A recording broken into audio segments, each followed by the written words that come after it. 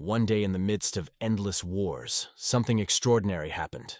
A man appeared who single-handedly defied the will of heaven and earth. He stood in front of the giant, who was scornfully looking at the one who, in his opinion, dared not disturb his peace. But when this warrior clenched his fist, the bandage on him flew into small pieces. He was a warrior with an indomitable will that did not fade under any circumstances. One-on-one with his fist and courage, he entered the battle. The demon of Hua Mountain, who ruled the world, is the story of a man who became a legend. His fist, the demon of Mount Hua. Let's start listening to this exciting story, immersing ourselves in it. Once upon a time, a demonic sect arose in the world and declared war on others, seeking to conquer their power. Their clashes led to the fact that the masters of martial arts were forced to unite to fight against a common enemy. After 3 years of war, the long-awaited peace came. The martial arts alliance was victorious, erasing the demonic sect from the face of the earth. However, the losses of the winners were immeasurably large. The Taoists of Mount Hua believed that this was a real curse. They were outraged that for incredible losses they received only a pitiful piece of land. The head of Mount Hua, Senior Monk Haiyun Cheong, decided to rise to such a level of strength that no one would even dare to look towards the mountain. Behind him stood another senior monk, wary that his master might decide to do something unexpected. He kept closer, fearing that the master might decide to do something extraordinary. The monk approached, not knowing what the future held for their sect. But when he looked up, he froze in shock. A terrible picture opened before him. The area was destroyed, houses were burning, and the thick smell of blood filled the air. Someone dared to kill all these people. It seems that the village was attacked by local bandits. One of the people present said that recently there were rumors about the rampage of bandits. The senior monk moved closer to the corpses, examining them carefully for clues. He started it because he was sure. Somewhere in the crowd he heard a faint moan. He loudly declared that he heard a sound, as if someone was still alive. The chief understood that in such conditions the chance of survival was slim. The elder monk began to sort through the bodies, trying to find at least some signs of life. He threw corpses and debris in different directions without stopping. Suddenly, under the rubble of blood-stained boards, he found a living person. It was a child with black hair who survived in the middle of the ruins. Looking at it, they couldn't believe it was possible. It seemed to them that his lust for life bordered on madness. The elder monk immediately picked up the boy, whose body did not have a single unscathed spot. The boy clenched his teeth and blood streamed down his face. The boy's body was riddled with debris, and as soon as he coughed, a large pool of blood came out of his mouth. The child began to regain consciousness, but when he opened his eyes, he saw a terrible scene. His companion lay beside him, cold and dead, with an unhealed wound on his neck. The boy's world seemed to have collapsed at his feet. Despite his condition, he fully felt the pain of loss. 5 years have passed among the mountains, like swords stuck in the ground. These sword-like peaks seemed to direct the heavens themselves. Their peaks resembled blooming lotuses, which is why this mountain massif was called the Lotus Ridge, the resting place of the Mount Hua Sect. The same boy who had been rescued 5 years earlier was climbing the great 100-foot staircase. His legs were shaking, but he was walking forward. Ahead was a difficult distance, 3 kilometers uphill. Through the pain, he continued to climb without stopping. He kept looking at his leg, which was covered with wounds. But despite this, he convinced himself that he would be able to endure. For him, these wounds seemed like trifles. He repeated to himself again and again that he would definitely be able to reach the top. Step by step, he reassured himself. A little more, a little more. He was watched by Master Dan Ho, elder of Mount Hua, and senior monk Hunzo. 5 years have passed since I first met Dan Ho. Since then, every day without exception, he climbed these stairs. When he said he wanted to climb alone, everyone scoffed and called him crazy. Even martial artists have been known to have difficulty on these stairs, and with an injured leg, it seemed impossible. Even with healthy legs, climbing a 100-foot flight of stairs every day is incredibly difficult. One day, Dan Ho was climbing in heavy snowfall. He fainted from exhaustion, but the next day, although ill, he set out again.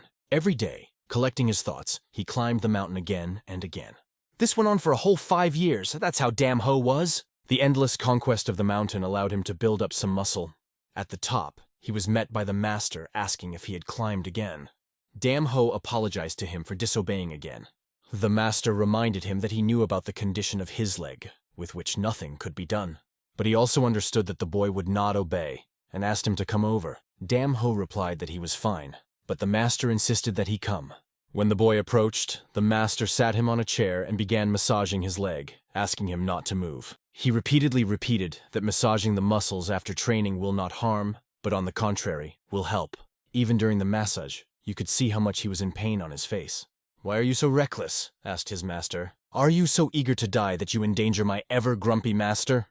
"I'm sorry, I didn't mean to," Dame replied quietly. "In the martial arts of Mount Hua, footwork is of the utmost importance. If you pass the exam and become a student, you will have to learn Gugunbo. This is the most difficult technique of footwork, which even the most capable students master with difficulty." Master understood that no matter how much he practiced because of Dam's leg injury, he would never master Gugunbo. Then the master told him, "For happiness, a person needs a hardened heart. If your heart is hardened, fate will see to it that you don't suffer anymore." The lady understood these words completely. However, he lost faith in fate a long time ago. Intense training was taking place on Mount Hua. The students were told not to relax and to learn the art of Bukhovan in order to resemble a tiger attacking its prey. The master demanded to use all the muscles of the body for a powerful blow. He demonstrated how punches should carry power, showing it with his movements. Suddenly he stopped, noticing who had come to him. "Finally decided to congratulate the elder?" Dam replied that she was just heading to Yangbo Palace. It became clear to them because all the martial arts of Mount Hua were gathered there. The master appreciated his persistence, understanding how it was not easy for him, although he knew that this was a real test for the boy. Then the master said to the lady sincerely, he noted that if Dame continues training, she will eventually become a real master. In response, Dam only asked if he could continue on his way. After that, he headed in the given direction. The other students looked up to him as Gong Gyun's main student. They believed that this lame boy had become the head disciple only by chance. How is this possible? Is he even capable of practicing martial arts? The students were surprised, watching Dam. Master forced all these skeptics not to waste time, but rather to start training. Mount Hua espouses the idea of disciple unity, but only Dam seems to understand how illusory it is. Whenever these thoughts came up, he tried to push them away and not dwell on them. Soon he reached Yangbo Palace. At the top of the stairs, one of the swordsmen met him, expressing respect for his steadfastness. They invited him to pass without being shy. As head disciple Gonggyun, he was allowed through without a hitch. However, every time he realized that all these Hua mountain techniques were useless to him. Then he picked up a book called Yukyopsu, the basics of Mount Hua's martial arts distributed to all students. It was written that with the help of this technique, one Taoist was able to split a giant boulder in half. But even this was considered a basic art. All Dame could do was practice this technique for years. He honed his moves until the air flew around him. His direct hits sounded like a loud thump. Energy was gathering around him, and his long hair was blowing in different directions. He accompanied each blow with characteristic words. Yukapguan, Buhogwan, Jukyopsu. These were the basics for him, but they were all he had. The two swordsmen outside the palace debated Dam, wondering that he was allowed to enter when they could only stand guard. They believed that any external student was vastly superior to him. In their opinion, he should have realized his limitations due to his leg injury a long time ago. After completing the training, Dam went home. On the way, he met acquaintances. They were Han Su on the left, Mu Ken in the center, and the big man on Jen on the right. They praised him, though Mu teased him more as they noticed him coming back from Yanbo's palace. Dam greeted the elders, whom he had not seen for a long time, and they called him younger brother. They asked how he was doing and how his teacher was doing. Mu explained that he was too busy and hoped it didn't look like he was neglecting the teacher. To all these words, Dam answered only with silence, or briefly explained that his teacher understands everything. When they inquired about his legs, he replied that they should not worry. The big man was annoyed that Dam was still continuing his training. He advised him to finally put aside his pride and become a scholar, gaining fame as a respected Taoist without a difficult path. The lady only replied to the older brother that he should also give up martial arts and become a scientist. The big man immediately grabbed him by the collar. The nurse tried to calm the angry big man. Then Mu also intervened and asked him to stop. Zdroviak justified this by the fact that Dame was wasting time and did not understand what was best for him, assuring that he would still remember these words. "Don't worry, your words will stay in my heart forever," Dame replied calmly. Sayu asked not to take his words seriously. She pointed out that Ongun is not saying this out of hatred, and she offered to turn to them at any time if he faced difficulties. They promised to always help him, to which Dam bowed and said that he had better go. They did not detain him. When the three of them were left, Mu asked the healthy man why every conversation they had with Dam turned into something tense. He added that even unconsciously, it is worth remembering how much pain Dam feels every day. Zdroviak did not care about this, considering that he was just giving him friendly advice. because training only postponed the inevitable. He was sure that nothing would change in tens of years. At worst, a martial artist with an injured leg will not last long in the outside world. Hyun watched as Dam walked. He thought that nothing in this world could convince this boy. He remembered how he once wanted Dam to follow his path and become a scientist. But he changed his decision a long time ago, seeing the strength of spirit in the young man. At Hyun Seo's apartment, they had dinner together, and Dam thanked the teacher sincerely. Hyung admitted that he was lucky to have a student like Dam. Dam understood that this was the most he could do for the teacher. Because if it wasn't for Hun, he wouldn't be here. It happened 5 years ago.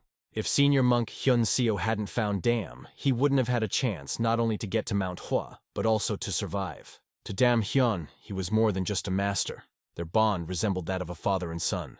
At dinner, Hyun asked Dam, "Do you still want to do martial arts?" The lady answered emphatically that she did. Hyung then asked if he knew who his master was. Dam guessed that it was Elder Jeong Gunja. The answer was correct. Jeong Gunja was the strongest genius of Mount Hua, and Hyan was his disciple. Although he is now little remembered, it was thanks to him that Mount Hua once reached the pinnacle of power. His presence suppressed enemies and inspired allies. It is a little surprising that the most outstanding genius of the sect became the teacher of a person without special talents. Because of this, among the disciples of Mount Hua, there were rumors that reached the point of absurdity. "Aren't you wondering why my master chose me out of all the disciples of Mount Hua?" Hyun asked. The lady waited impatiently for an answer. One day the master shared with him a simple truth. The true power of the sect requires not only martial arts masters, but also those who are strong in heart. The master was looking for someone who would pass on his will to the disciples of Mount Hua in future generations. He made his choice and wanted Hyun to become that man. Since then, Hyun has given up martial arts and focused on his studies. "Now I understand, teacher. Forgive your student, for after all I may have disappointed you." After these words, Hyun asked Dam not to be so serious, explaining that he did not tell this to accuse. He asked if Dam knew what scientists did. Dam assumed that they were studying ancient records and learning about Taoism. However, Hyan explained that they have another task. They preserve the knowledge of the sect's martial arts. He walked over to the book wrapped in cloth. He said that although he himself is not a great master of martial arts, his knowledge gave him some experience. Somehow he came across this book and opened it. It was the heavenly cultivation technique. This technique has existed since the founding of Mount Hua by their ancestors. Mount Hua's martial arts did not stand still, constantly evolving and becoming more and more complex. Hyun knew that, with his injury, he would never master them completely. Dame had also realized this for a long time, but still said that she had no intention of giving up. Hyun thought that this cultivation technique could help, and asked Dam to take the book since he had already strengthened his body enough. But as he handed over the book, Hyun urged caution. This book has long been a legacy of the ancient times of Mount Hua. Since Dame did not find a solution in modern techniques, let the ancients help him find the way of the warrior. As the teacher said, his muscles are already well developed, thanks to the daily climbs to Mount Hua. However, his inner strength was still weak. Imagine heaven in your mind. Feel its heaviness and clarity. Discard unnecessary thoughts, unite with heaven. Rule the heavens only with the power of thought. Meanwhile, So was standing by the 100-foot path with another student. They were surprised to notice Dam's absence, because he never missed training. And today, he disappeared somewhere. Seo was worried that if he didn't show up, she wouldn't know about Master Hyunggim's selection. Her friend offered to find him on her own, and Seo thought Chunggyun would appreciate it. At this time, the lady was approaching an old house with a thatched roof and wooden walls. He opened the door and stepped inside. He collapsed on the floor, barely breathing. Hyun had already woken up and started to stretch. Hyun walked over to Dam, realizing that he was extremely exhausted. At the door, he picked up his shoes. Looking through the crack, he saw that the lady was sleeping. He immediately came over and started massaging his painful leg. It was all he could do for him at this point. The next morning, clouds slowly floated over the mountains. Under one of the waterfalls, Dam sat in meditation, thinking that for the first time his body did not hurt, even though he had trained to exhaustion. He guessed that the master had helped him in some way, perhaps by transferring some of his energy. While he was meditating, Brother Vaughn approached him. Vaughn interrupted his training by calling him over. He looked down at Dam's feet, thinking that he would have to call this crippled elder. In general, he was never ready to accept Dame as an equal. He envied that this boy had only become a head disciple through luck. One asked himself why, when everyone in the sect despised him, this circus was still going on. Finally, he handed over what he had come for, reminding Damo not to forget to show up for selection. At that moment, Vaughn looked into Damu's eyes and felt fear. They were completely black. The lady was a little surprised. Did the master really decide to conduct the selection? After that, he turned around and started walking. He did not understand what was happening. He wondered why Dam was walking so fast. Despite the injured leg, Dam was still faster than him. The lady was already approaching the Jimnu Palace, the symbol of the power of the entire Mount Hua sect. When the students saw him, they immediately asked themselves what he was doing here. Behind his back, they discussed that the lame man had no place here, and that perhaps he too wanted to acquire the master's techniques. Looking at him, they remembered that as Zhonggyun's head disciple, he had the right to participate. The students whispered that Dam, with her injured leg, would not pass the selection, which is held through a duel. Sayu was happy when she saw that he still made it. She asked him not to listen to his stupid brothers, who were just jealous of him. Dam bowed to her, admitting that he had not even expected such support. Suddenly, a man entered, ordering everyone to shut up and greet Master Yonggim. Everyone lined up in front of the gate, which began to slowly open. The students showed deep respect for the great master. The gates opened wider and wider, enveloping the atmosphere with tension. The master's face approached, which became visible behind the gate. When the master came out completely, he immediately greeted the students. He introduced himself once again for those who don't know him. I'm Hyunggim. He explained that he was here on the orders of the sect head, who wanted him to train as many disciples as possible in his techniques. However, the master didn't want to waste time on garbage. He didn't care if it was a head disciple, an outsider, or even a bastard. He will teach only the most talented. The students wondered why even external students were allowed. But isn't it too much to allow everyone? Some doubted whether the sect leader was afraid of their techniques being leaked. At that moment, the master announced, "Let the selection begin, and let the most worthy win." Dame realized that everyone has a chance to win, regardless of background. He clenched his fists, hoping that even with his leg he could hold on. Then Mu-kyung approached him with a question. He asked the master how he would choose the most worthy. The master immediately warned Kion that his legacy might be useless to him, but Kion replied that it would be strange to ignore such a possibility. After all, with a high probability in the future, his student will represent Mount Hua. The temptation is too great. Kyung also said that he would still continue to study the art of sunset purple sky. Your heritage conflicts with my training, and I am not ready to give up my years of work, Kyung spoke. And the master knew he was well informed. The master explained that those who wish will fight among themselves, and he will choose a student based on the results of their performances. After hearing this, Mu Kyung decided to give up, preferring to avoid a fight with his siblings. Then the master ordered the conversation to stop and the selection to begin immediately. He summoned Eungyong and Somgyong first. Yes, master, they both agreed. The man swung his stick to hit the drum. As soon as the shot sounded, it was the signal to start. They faced each other, Yoon Kyung with the plum flower fist art against Som Kyung's 7-star sword technique. Mu and Sayu debated which one of them would win. Som Gayong, a swordsman, believed that only he deserved to receive the master's legacy, clutching a wooden sword in his hands. Yoon Kyung clenched his fists, reminding himself whose legacy was being fought for. It will not be easy to acquire the techniques of a master. He invited his opponent to see which of them is stronger. Soma's 7-star sword technique was based on speed, and he planned to end the battle quickly. He swung his sword, shouting that it was nothing personal. At that moment, he swung his sword. His strike was incredibly fast. Un was ready for Soma's swift attack. It was hard to believe that in his hands was an ordinary wooden sword. Un decided to counterattack by attacking with his fist, which was not easy at this speed. He noticed that Som had opened up and decided to seize the moment. With one eye through his hand, Som saw Un's fist coming towards him. In a split second, he ducked his head, avoiding a blow that was as hard as a rock and as fast as a bullet. How did Un become so fast? Thought Som. He then decided to show off his speed by swinging his sword, which flew past Un's head. Un's main goal is to keep Soma from getting away, as his plum blossom fist is only effective at close range. But probably Som guessed that Un wanted to close the distance. Swinging his sword once more, Som exclaimed that Un was overestimating his strength. What incredible power!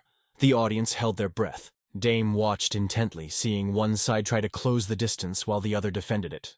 It would be good if Dam could watch all the fights, because due to the long training alone, his actual combat experience is almost zero. On the battlefield, both fighters were not going to give up. Some decided not to hold back any longer. Just like him, Un pushed off the ground, both of them walking towards each other.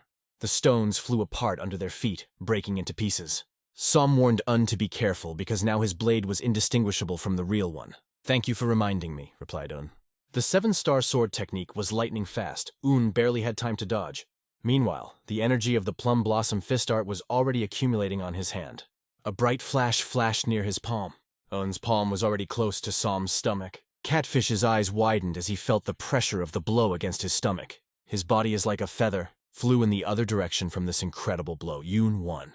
The spectators shouted, raising their hands, and the master began to descend to the arena. One of the spectators was pleasantly surprised.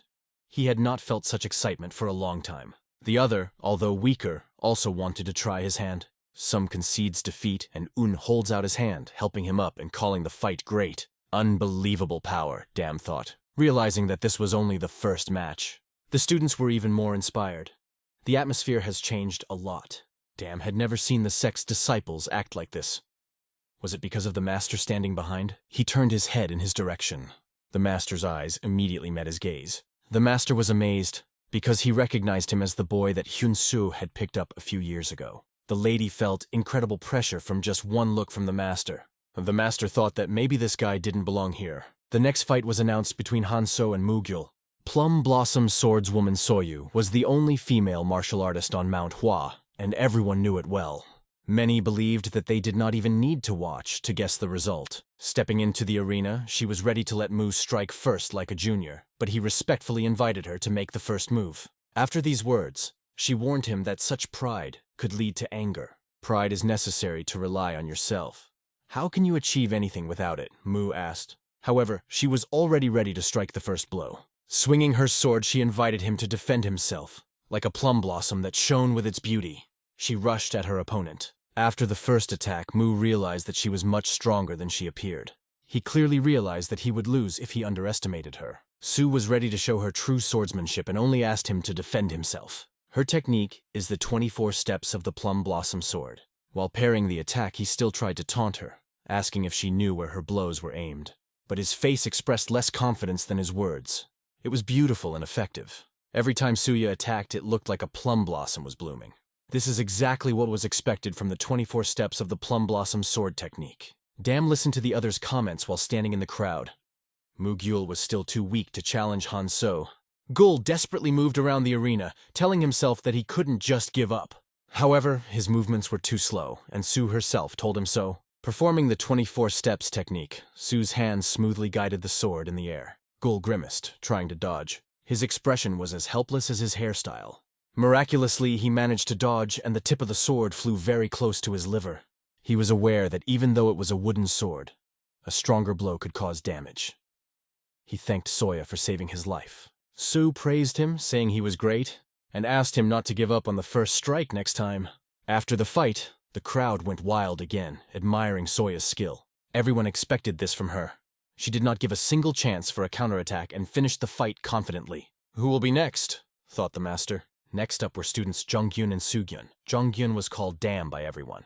The master was interested in what would happen next, and what to expect from the lady. Sugyun, seeing that Dam was going against him, thought, why him? He wanted to demonstrate his skills in front of the master. "I thought that I could not overcome such a cripple. If he beats someone as weak as Dam, he will have nothing to brag about." Behind his back, the audience discussed that Dam would not succeed. They believed that he should have understood this and withdrawn from the competition. The lady immediately greeted with a benevolent sword, but the master intervened, asking Dam if he was the same disciple that Hyun had taken in. Coming closer, the master indicated with his hand that Dam should leave the test. Swallowing saliva, Dam did not understand why. He dared to ask the master, when he was already standing with his back to him, why he had to leave. "Are you asking because you really don't know?" answered the master. The lady asked if it was because of his injured leg. Then the master emphasized that there was a serious reason for his disqualification as a warrior. The master explained that his techniques are not so easy to master for someone with limitations. The lady remained silent, not knowing what to answer. The master continued, adding that if he is a student of a scientist, then it is more logical for him to become a scientist as well. Dam asked if that meant he had to give up martial arts now. "Don't you know your limits?" asked the master. "Are you just trying to overcome your physical limitations?" The master explained that it was physically impossible to overcome such an injury, no matter how hard he tried. He said that Dame would never be able to reach ascension. He advised to follow another path. the path of natural light that can give him. The lady firmly replied that she could not do that. He wanted to be treated the same as the others, and he told the master this directly. Although the master emanated powerful energy, he agreed and listened to the boy. He then announced that the battle was about to begin. He appealed to Soo-gyun to bring Dam back to reality. The disciples considered this the best thing that could be done for him. Soo-gyun asked Dam not to take offense as they faced each other, and Sayu immediately noticed that Dam was using a jukyopsu technique.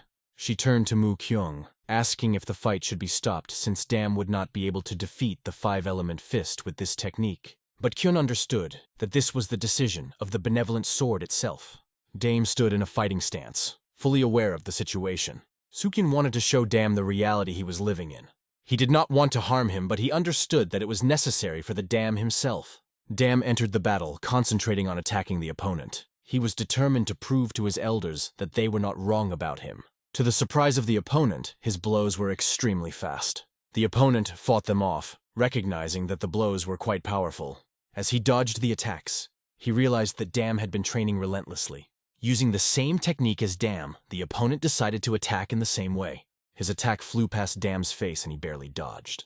After that, the opponent switched to his technique, the technique of five elemental fists. Dam barely had time to place blocks under powerful blows. The opponent began to attack with his legs. Dame blocked the first kick with a knee. However, the next blow was even faster and stronger. Despite this, the shot did not go through Dam's block, surprising his opponent. The opponent began to get angry because Dam was dodging his attacks. Has Dam always been this good at blocking Soo-gyun's punches? The other students began to discuss, watching the fight. At this moment, Dam felt an incredible pain in his arm, realizing that the blows were normal, but it seemed that the arm was about to fall off. Mu-kyung, with his sister by his side, admitted that Dam was doing better than he could have done on his own. However, Sayu doubted that he would be able to defeat the technique of the five elemental fists with his technique. At this moment, Dame decided to give it her all, but the situation did not allow it. Soo-gyung launched his attack and punched him hard right in the chest. The blow was so strong that Dame flew back and fell on her back. Dame clenched her fist and began to rise. Spectators did not believe that his equipment could stand up to the enemy's equipment. Soo-gyun walked up to Dam and asked if he understood the elder's words now. "No matter how many times you climb Mount Hua, the impossible will remain impossible," he said, urging Dam to accept it and give up. But Dam was not going to back down. He did not accept the option of following the path of a scientist just because he was told so. Dam was determined to prove that he had made his choice not by mistake. Even with a weak leg pulling him down, he saw no way to give up. Seeing Dam moving forward, Soo-gyung warned him once more. Dam was not going to use the five-fist technique, but since the elder was watching, he decided not to waste time. The moment came when Soo-gyung used the five-elemental fist technique. With this attack he went forward, and Dam was left to take the hit. It was incredibly difficult to withstand this pressure. Aside from the power of the punches, Soo-gyun's trained fists were as hard as steel. Dam's only option was to dodge the blows instead of taking them on the block. The other students noticed this and began to discuss how skillfully he evaded it. They were amazed at how he, despite his leg injury, seemed to fly around the arena, avoiding blows. He put his foot on the ground, creating a point of support. This allowed him to fly like lightning with a clenched fist straight at the enemy. The impact was so powerful that the energy flew in different directions, creating an echo. Soo-gyung felt the full force of this incredible blow. He could not even imagine that Dame was capable of such a thing. The lady showed strength that no one expected, surprising everyone. The audience was so enthralled that their faces showed genuine delight. The crowd started chanting his name, but it didn't last long. Soo-gyun jumped and kicked Dam, interrupting his moment of victory. The lady could not withstand this onslaught and fell to the ground. Splashes of blood flew in different directions, and his back felt the cold hardness of the arena. "This is the end," Soo-gyung spoke as he ran to finish off Dam. Dam saw his opponent's knee fly straight into his head. He exhaled and set up the block, crossing his arms to stop the blow. Soo-gyun noticed that Dam was blocking all the decisive blows, and it annoyed him. He remembered how he looked in the eyes of the elder, the one who was dragging out the fight. The lady fought heroically despite the great pain. Soo-gyung realized that even though he didn't want to use his power against the cripple, now he had no choice. The audience realized that something special was about to happen. Sayu noticed that he was starting to use the plum blossom steps. Dam's martial art cannot be compared to this, but Dame was not going to stand aside. He clenched his fist and charged. However, his powerful blow, like steel, flew past the target. He tilted his head down and saw a bright glow. This glow came from the energy of Su-gyung, who had used the gold-suppressing flame technique. The technique uses the energy of fire to suppress the gold inside the opponent, which can prove fatal, hence the name. In Taoism, there's a cycle of 5 elements: fire, gold, wood, earth, and water. Each element suppresses the other, creating a balance. Is that all? The students discussed, shocked that Su-gyung had used the gold-suppressing flame technique against Dam. Dam was lying on the ground, barely breathing because of the unbearable pain that pierced his body. Coughing, he spat blood from his mouth, but, clenching his teeth, he continued to repeat to himself that he could not give up. Su-gyung didn't believe that Dam would be able to get up after the 5-element technique strikes and the plum blossom steps. He understood that the pain of being hit by the gold-suppressing flame must be unbearable. But Dam, even though he was crawling on his knees, was sure that he would be able to find a chance to win. As he got down on one knee, Su-gyung urged him to stop. "Junior, stop!" The call sounded, but Dame only answered, "I can't give up now." Master at this point ordered them to continue. Su-gyung was confused, not understanding how Dam was still holding on, barely moving.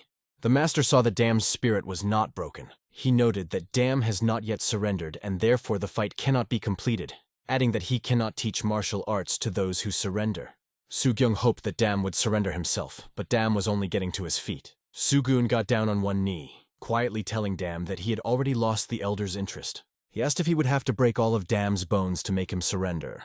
Su-gyung was ready to risk everything and pushed himself off the ground and rushed into battle. The next attack was the plum blossom sword technique. Dam fell to the ground, pierced with pain from this powerful blow. The other students were even more amazed that Su-gyung had to use the plum blossom sword technique to defeat Dam Su-gyung. Amazed spectators understood how seriously Su-gyung takes the fight. Dame gathered herself, put all her strength into trying to avoid the line of attack. But Su-gyung followed him everywhere, noticing his every move. Blood splattered in different directions from forceful blows.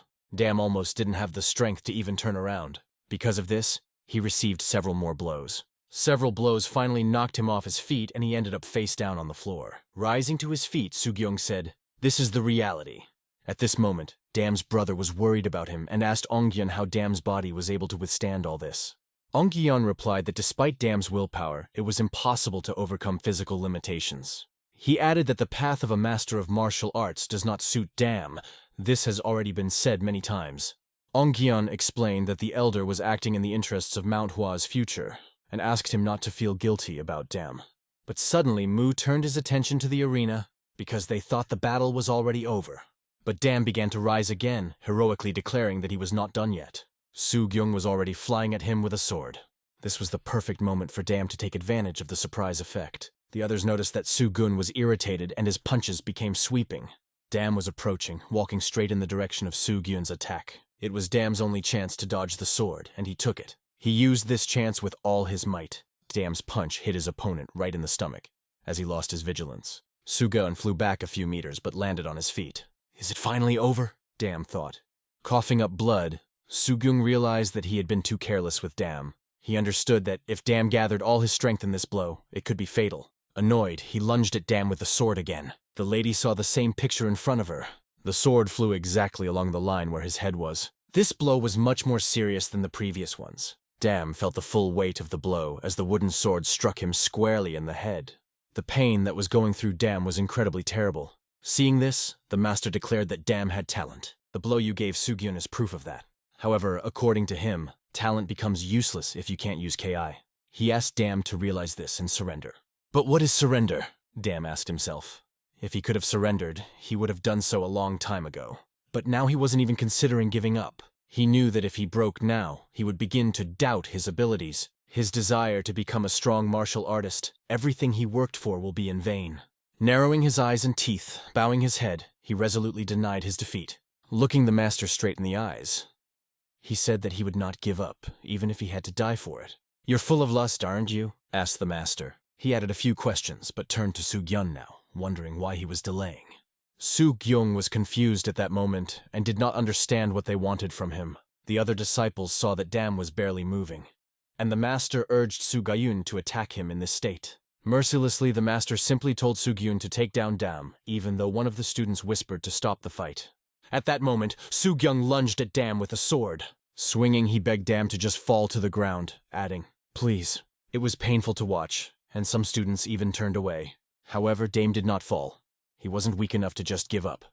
He took a blow right in the stomach. The blood became more and more, flying in different directions. No one understood why he was in such pain.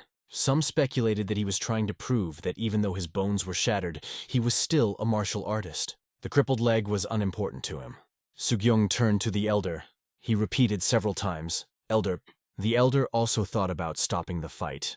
He knew that if Dam took another hit, he would not only be unable to be a master, but also unable to do simple work. However, the desperation and determination in Dame's eyes spoke for themselves. The master noticed the endless anger burning in the lady. Blood trickled down, dripping at his feet and trickling down them, each step leaving a trail of red.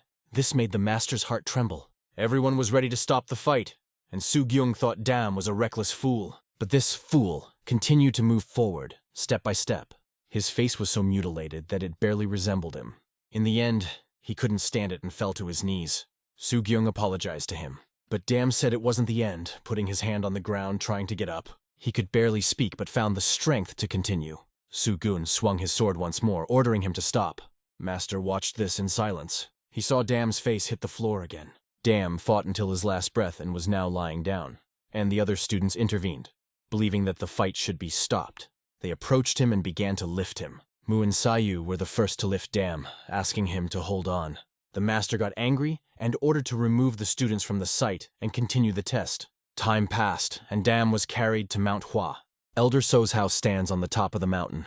The barely alive Dam was brought straight to Seo's house, loudly calling out to the elder. The door opened with a bang. The elder, seeing the crippled boy in front of him, almost fainted. He did not understand what had happened and asked the person who brought him. The student explained that it happened during the test. It seemed to him that Dam's body looked like he was participating in a battle to the death rather than a trial. He asked again who had brought him to such a state, but he was asked to calm down. This was definitely not the time to find out. In fact, it was a miracle that Dame survived at all. Hyunseo began to bring him back to his senses, asking if he could hear his voice. He took some pills out of the box. The elder didn't care what happened, he just wanted to save Dam. He begged him to survive and not to leave his master. Even Hyun couldn't hold back the tears that rolled down his cheek. Suddenly, Dam coughed, giving hope to the master. In the Chuan Palace on Mount Hua, they discussed how the elder had overcome many obstacles. They finally have martial arts masters they can be proud of. Chang Munnin, a leader in martial arts, said that their students' achievements were significant, even compared to other sects. However, the master opposite noted that there is still a long way to go. Reviving Mount Hua to its former glory requires more dedication than ever. Chin said it takes an extraordinary talent to restore a monpa, something that happens once in 1,000, not 100 people. The only thing Mount Hua needs now is one talented Gosu. All this is thanks to the sacrifices of the elder. If it wasn't for him, our sect that was left in ruins would never have recovered so quickly, said the master. 20 years ago, after the war with the demonic sect, Mount Hua faced many problems. The masters who were supposed to lead the new generation died and the Moonpa was on the verge of collapse. During this difficult time, the elder put all his strength and time into restoring Mount Hua. Because of this, he did not have the opportunity to continue practicing martial arts. He made a choice to give up martial arts for Mount Hua. With the greatest potential among the disciples, he sacrificed everything he had for the sake of the sect. However, he did not receive the miracle pill that only Chan Muninums are given. He gave Hyungjim the liquid elixirs of Mount Hua. Hyungim reached his level thanks to the sacrifice of his senior. Qingying immediately began the restoration of Mount Hua, devoting 20 years of painstaking work that allowed Mount Hua to become what it is today. Qingying knew this better than anyone. Over time, the master acquired a desire to create, for which Qin Yin was grateful. Even his words seemed trustworthy. But Qingying advised him to take a disciple to convey his will. He asked how the selection of the successor was going. "No problem," replied the master, promising Qingying to give the plum blossom pill to his student. Qingying then asked if the one who caught his attention was among the top students. For some reason, the master remembered Dam's face. However, he told Qingying that the best students had almost completed their training, and it was difficult to teach them new techniques. Qingying asked if he was planning to look for a disciple from the regular disciples, or even outside disciples then. The master emphasized that talent does not depend on place in the hierarchy. To become the sword that represents Mount Hua, one must have outstanding talent and effort so strong that blood and sweat will come out of them. At that moment, Hyun Seo ran into the room addressing the elder. Hyun Seo was panicking, but Jinin asked him to lower his voice, reminding him where he was now. Hyun came here after hearing that the elder was here.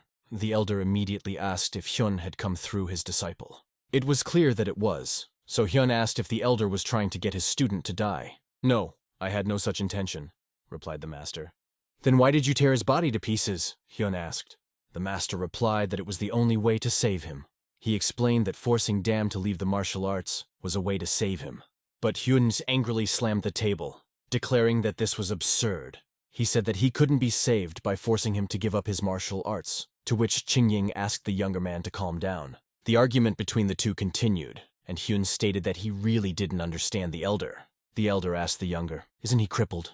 He added that he did not know what a cripple could achieve by learning martial arts, although he also regretted his talent. Annoyed, Hyun asked why Dam couldn't learn martial arts because of his disability. The master believed that the Hua Mountain martial arts were too important for a cripple to master. Hyun, disappointed, told the elder that he did not expect such words from the greatest swordsman of Mount Hua. However, the swordsman disagreed, saying that he would do anything for Mount Hua. He emphasized that the pain his student suffered was for his own good. The swordsman believed that giving up stupid dreams was the best thing for Dam. Hearing this, Hyun declared that his words were complete sophistry. The swordsman asked if Hyun was aware of how cruel and difficult the path of martial arts was.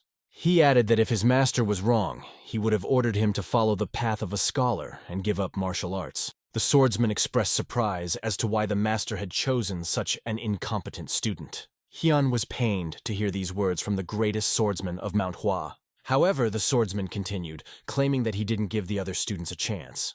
He said he wanted to show that the martial arts world was not a place where someone like Dam could survive. Mechnik emphasized that he does not regret his choice and decision even now. Hyun realized that him was still holding a grudge because of that incident. Hyun then turned to Chin-in. He asked Chin-in if he believed Jum's words to be true. Chin asked Hyun if his student was the guy he picked up 5 years ago. Hyun confirmed that he was, and added that Dam is part of his Reihua, asking if it's so bad that he studies martial arts. Chin began to doubt which path to choose for the prosperity of Mount Hua. Hyun Seo, seeing Chin's silence, once again asked him to answer. Finally, Chin stood up and said that it was a mistake to allow this boy to climb Mount Hua 5 years ago. For Hyun, these words were a blow to the heart, unexpected and painful. He remembered the day when Dam regained consciousness, and his eyes were burning with determination and lust for life. These were eyes that no ordinary child could have. Chin believed that if Dam mastered the martial arts, he could bring disaster upon them. He added that if Hyun hadn't begged him then, he would never have allowed Dam to become Mount Hua's disciple. To Hyun, this seemed like absolute nonsense. As he closed the door, he blurted out that teaching Dam martial arts would be a bad choice. On the way home, Hyun just begged them to wait. They waited for the moment when Dam would prove how deeply they were wrong. Hyun would never give up on him, and the tears running down his gray mustache and beard showed that. Dam Ho was in critical condition. His body was so severely damaged that if it weren't for the training, he would no longer be able to walk. He will need at least 3 years of rehabilitation for the wounds to heal.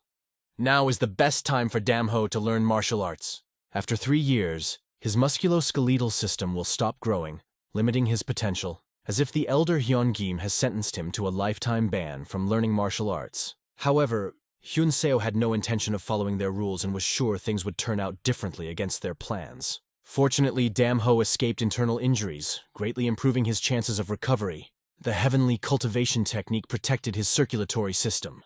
Without it, he would have remained in a coma for the rest of his life, unable to move.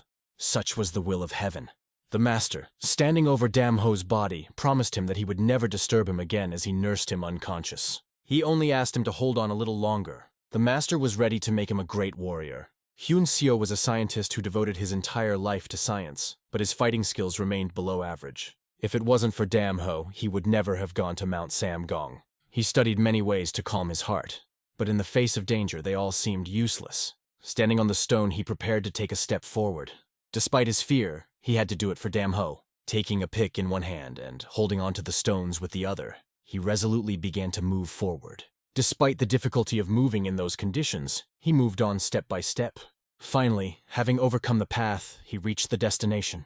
The next day, Dam Ho was still lying on the bed, resting from what he had been through. The master sat in the courtyard enjoying his tea and pondered his next steps. He pondered how to help Dam Ho regain his strength as soon as possible. The master prepared the medicine, which he later gave to his student. When he turned to Dam Ho, he barely uttered a few words, too weak to speak. The teacher was deeply moved when he saw that Dam Ho had regained consciousness. He ran up to him, asking him to stay calm and not to stress, and Dam Ho said in a weak voice, "Teacher." But Dam Ho immediately started apologizing, worried about his powerlessness. The master reassured him, explaining that he had done nothing wrong and asked him not to worry. He assured that Dam Ho's rehabilitation is going better than expected, promising to do his best. Taking out the beneficial pills, he prepared them to support Dam Ho's health. It was then that Dam Ho noticed that the teacher's hands were scratched from hard work. Dam Ho couldn't understand why the teacher's hands hurt because he only reads scriptures and does science. And then he realized that the teacher had gone to great lengths searching every stone on Mount Hua to get these pills for him. Probably, under his clothes, he hides even more wounds received in this hard work. And the master himself only asked that Dam Ho take the pill as soon as possible.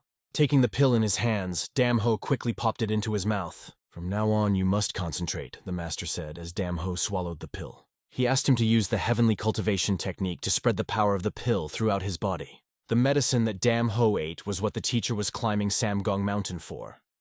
At its peak, he obtained a valuable herb and created cultivation pills from it called Unyandan. Known only to select scholars, the cultivation pill was a secret that few knew.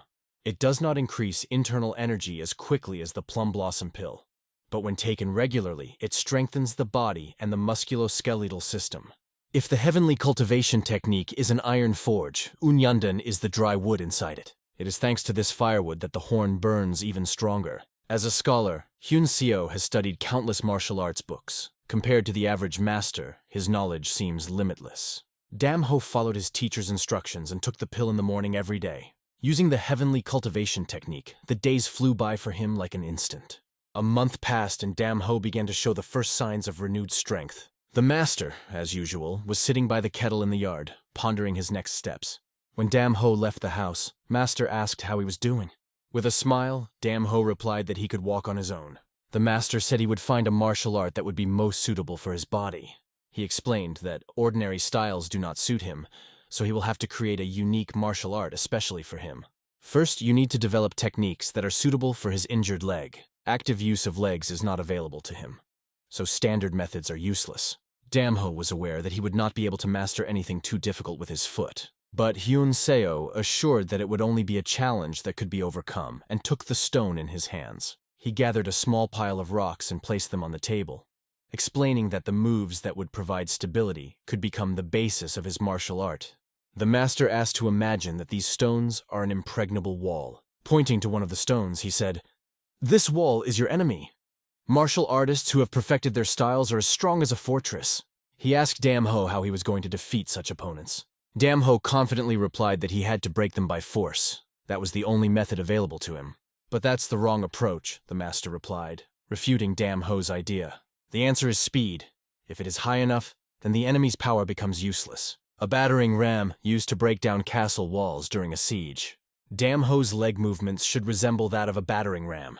He should move incredibly fast, concentrating all his strength in one point. It is necessary to develop such a technique of leg movements. This is what it means to conquer change through simplicity," said the master, explaining the essence of the idea.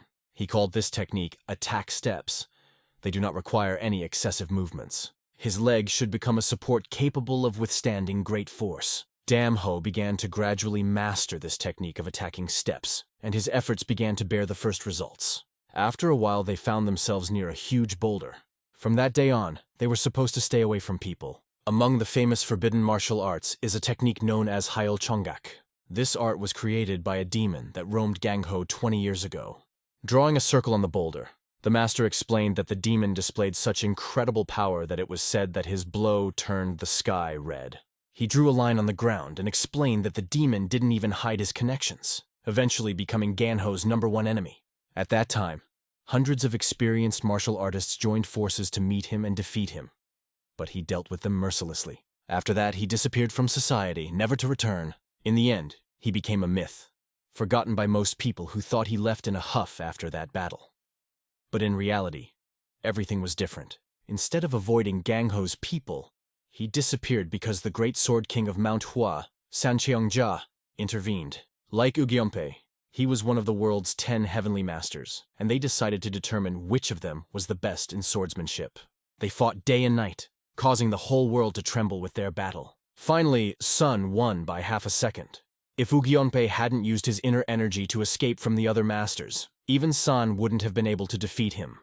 He was that powerful. He wanted to destroy the book, but after looking at its contents, he changed his mind. Although the knowledge in it could be used by evil people like Ugyonpei, the martial arts described in it were impressive. Then, having no other choice, he hid the book from the public, handing it over to scientists. This is how this book ended up in the hands of scholars, and this story has brought them to the present time. By studying this knowledge and experimenting with it, you can create an ideal form of attacking moves. After hearing this, Dam Ho asked the teacher what he should do now. The teacher explained that from this day on, this would become his task. He must reach the mark on the boulder in just one step. The distance to the boulder was about 20 feet, or about 6 meters. Dam Ho judged this distance to be too far for even a martial artist to cover in one jump. Since the left leg had to be used for the jump, the master drew a line. He explained that Dam Ho could not leave this line under any circumstances. Master understood that such a distance seemed impossible for the human body, but Dam Ho had to do it. Even though he is a cripple with an injured leg, successfully completing the training will leave his body feeling perfect. At this point, the master ordered him to begin. Dam Ho, finding support under his foot, pushed off and flew forward. But, as they say, the first pancake is lousy. It landed unsuccessfully on the leg. Master noted that this only confirmed that his body was leaning to the left. Was told to start over to adjust my stance. Dam Ho pushed off the ground again, preparing for another jump. He jumped, but failed again. Getting up after falling, he pushed himself off the ground with his fist, repeating the attempt again and again. The distance to the boulder seemed too great and almost insurmountable. To be honest, he even began to doubt whether he was capable of doing it. The master only explained that his task now was to jump to the boulder again and again, regardless of the difficulty. Of course, Dam Ho agreed and said he would do it as many times as he wanted. Day after day he jumped to the boulder again and again, training his body and spirit. At first his fist was too far to reach the boulder, and it deviated from the line on the ground. It only took 1 month to move in the right direction. After that, he began to notice an improvement in his approach to the boulder, and from then on, real hell began. Hitting the ground with the damaged leg brought unbearable pain. It seemed that the muscles were tearing into pieces. Jumping 10 feet took another month of hard work, and it took him another 2 months to cover the last 10 feet. And so the day came, to which he had been walking for so long. Dam Ho finally reached the mark painted on the boulder. He finally got over the first step, but he understood that simply reaching for the boulder was not enough. It was necessary to do it faster and with more force. He needs speed and inner strength enough to break this boulder.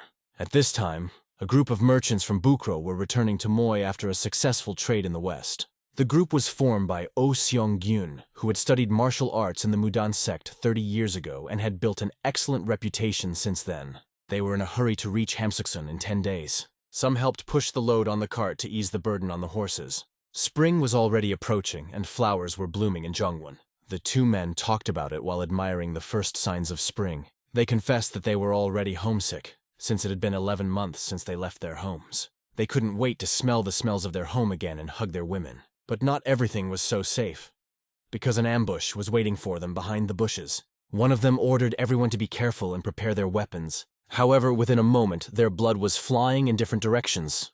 One of the comrades was killed right in front of the other. He ordered to defend against the enemy and protect the cargo. Then the captain asked who sent the attackers. One of the men replied that they did not know who exactly was in front of them, but they turned out to be very skilled. "I am Oh Sung-kyung, Mudan, inner disciple, and leader of the Bukro delivery team." He introduced himself to the enemies. He turned to the attackers, asking who they thought they were to attack Bukro's delivery team like that. The man with the tattoo on his shoulder mockingly asked if Oh Sung-kyung was proud of being a member of the Mudang Sect. Oh Sung-kyung felt that they were being treated like trash, and this made him indignant. He could tolerate insults directed at him, but he would not allow anyone to insult the Mudan Sect. The painted man said that Oh Sung-kyung's pride in Mudang looks ridiculous. Then he pushed himself off the ground and rushed towards them. "Your sect turned on its tail after confronting us," he exclaimed contemptuously. 30 years have passed since the world believed they were destroyed. The man pointed to the tattoo on his shoulder, a world-famous demon mark that looks like an explosion of fireworks, and asked if Oh Sung-kyun still didn't understand who he was dealing with. Oh, Sung Kyung saw that this firework was shaped like a flower, and then he understood. In front of him is a demonic practitioner. The man smiled in satisfaction, glad that Song now understood who he was, and asked if he understood why he said that the Mudan sect feared them. Sun did not believe that he was facing a real demonic practitioner, but he decided to prove it by killing him. He ordered his men behind him to reveal who they really were.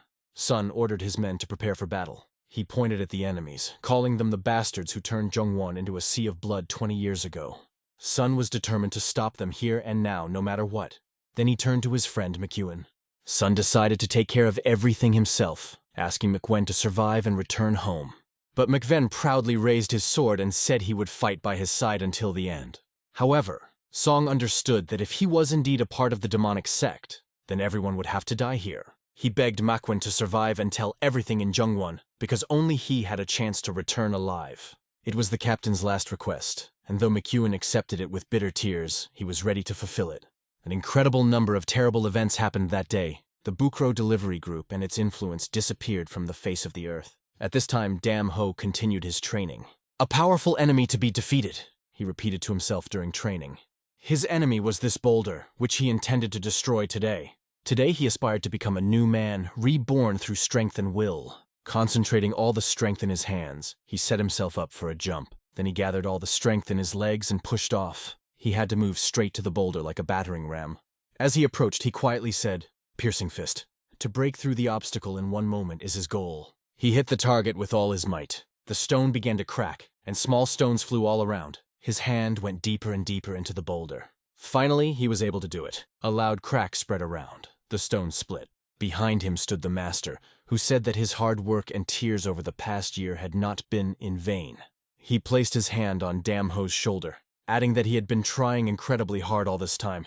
Master understood how much effort Dam Ho had put in more than anyone else. However, he also reminded him that this level was only the beginning of what others were already at, and asked him not to let it cloud his mind. Dam Ho understood this, and even such a success was significant to him. At that moment, the master noticed how a special aura began to form around him. Master guessed what he was thinking. Dam Ho thought that he would never allow himself to be humiliated again.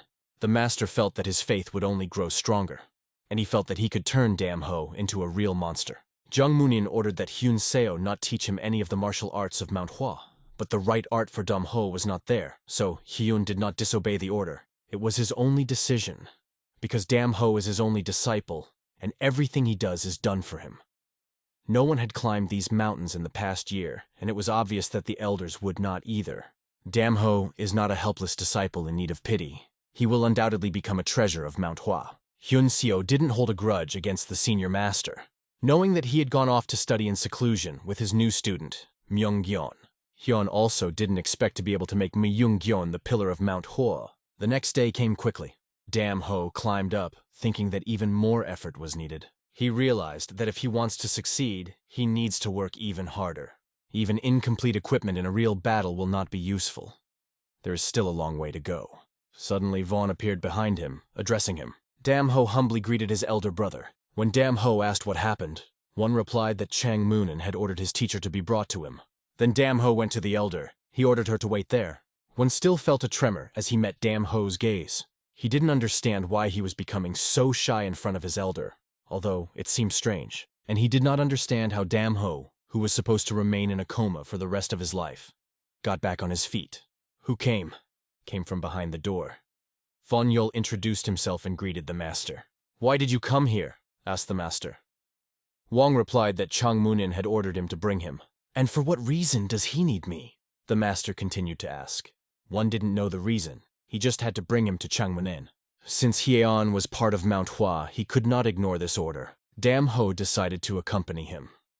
It had been 5 years since Hayun had last seen this view, standing in front of the beautiful scenery. He said that the world had not changed at all, unlike his heart. He explained to One that he would first go to the Chuan Palace and ask Dam Ho to follow him.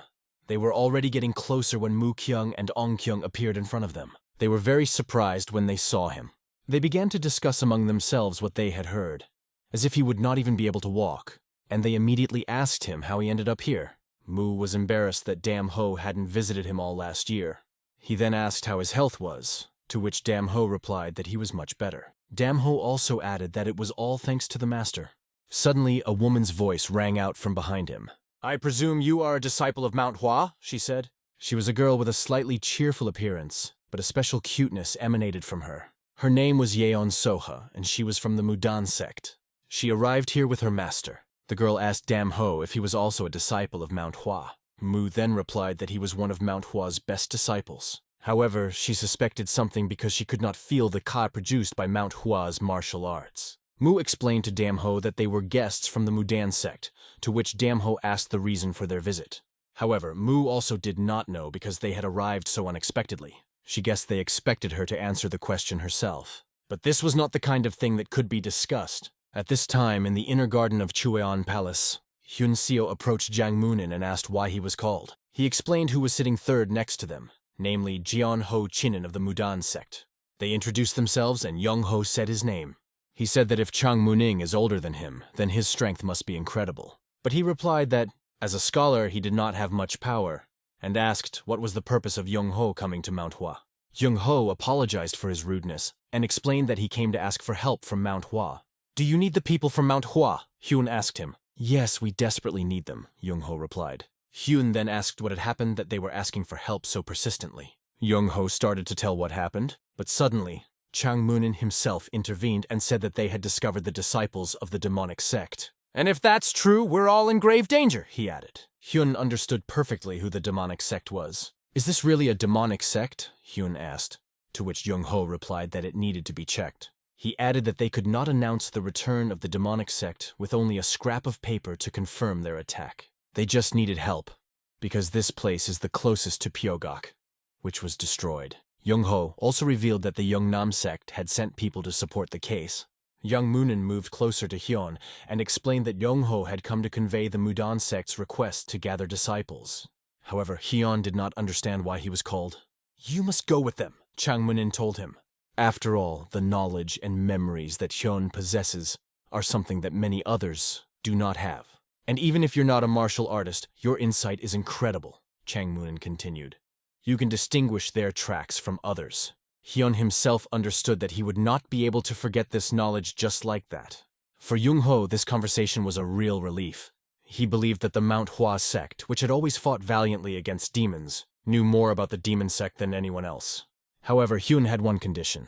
He must be allowed to take a disciple with him on this journey. That was his only condition he voiced. After a short pause, Young Ho's request was confirmed and they all headed forward together. All he asked was to follow him. From time to time he stopped, fascinated by the incredible scenery of Mount Hua. The girl walking behind Dam Ho noticed him dragging his leg. Is she injured? Thoughts swirled in her head. Even with a strong body, reaching a high position in the world of martial arts is more difficult than passing through the eye of a needle. This is what this world is like, and occupying a high position with a crippled leg is even more difficult. Eventually, they reached Hyun Seo's house. He offered to bring something to eat, asking them to sit down and wait. Instead, he took a flask from his inside pocket, saying that the scenery was beautiful and the wind was pleasant. "So why food?" "That's enough," he said, holding the alcohol right in front of Hyun's face, who of course refused. "We're not drinking, we're enjoying nature," Chongo replied with a smile. It was a kind of test. Meanwhile, Dam was walking beside Sue, who was begging for her teacher. She then asked when he joined Mount Hua. In response, he remembered that it happened 6 years ago. It seemed to her that it was very recently, but at the same time, she had the feeling that he felt lonely, staying here alone in this lonely place. However, he assured her that everything was fine because his teacher was always there. During the conversation, she noticed that the relationship between him and Mount Hua did not look ideal at all. He and Hyun seemed to be spending time alone without the other students. And against this background, only praises about great alcohol sounded. Coming closer, Dam saw that his teacher was already holding a bottle of alcohol. It seems that he could not deny himself, and his eyes were already shining like a mirror.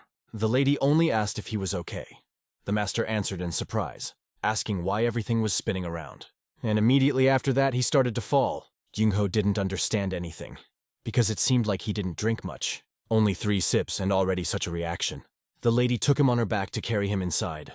Sue also asked her teacher, So, to cut down on his alcohol consumption. The master turned and walked away, explaining that it was time to clear the mind. and then he asked his student what she thought of Dam Ho. She replied that he seemed quite normal to her. The word normal really surprised Jung-ho. She explained that his crippled leg is just a detail, but his personality seems a bit cold and doesn't seem threatening.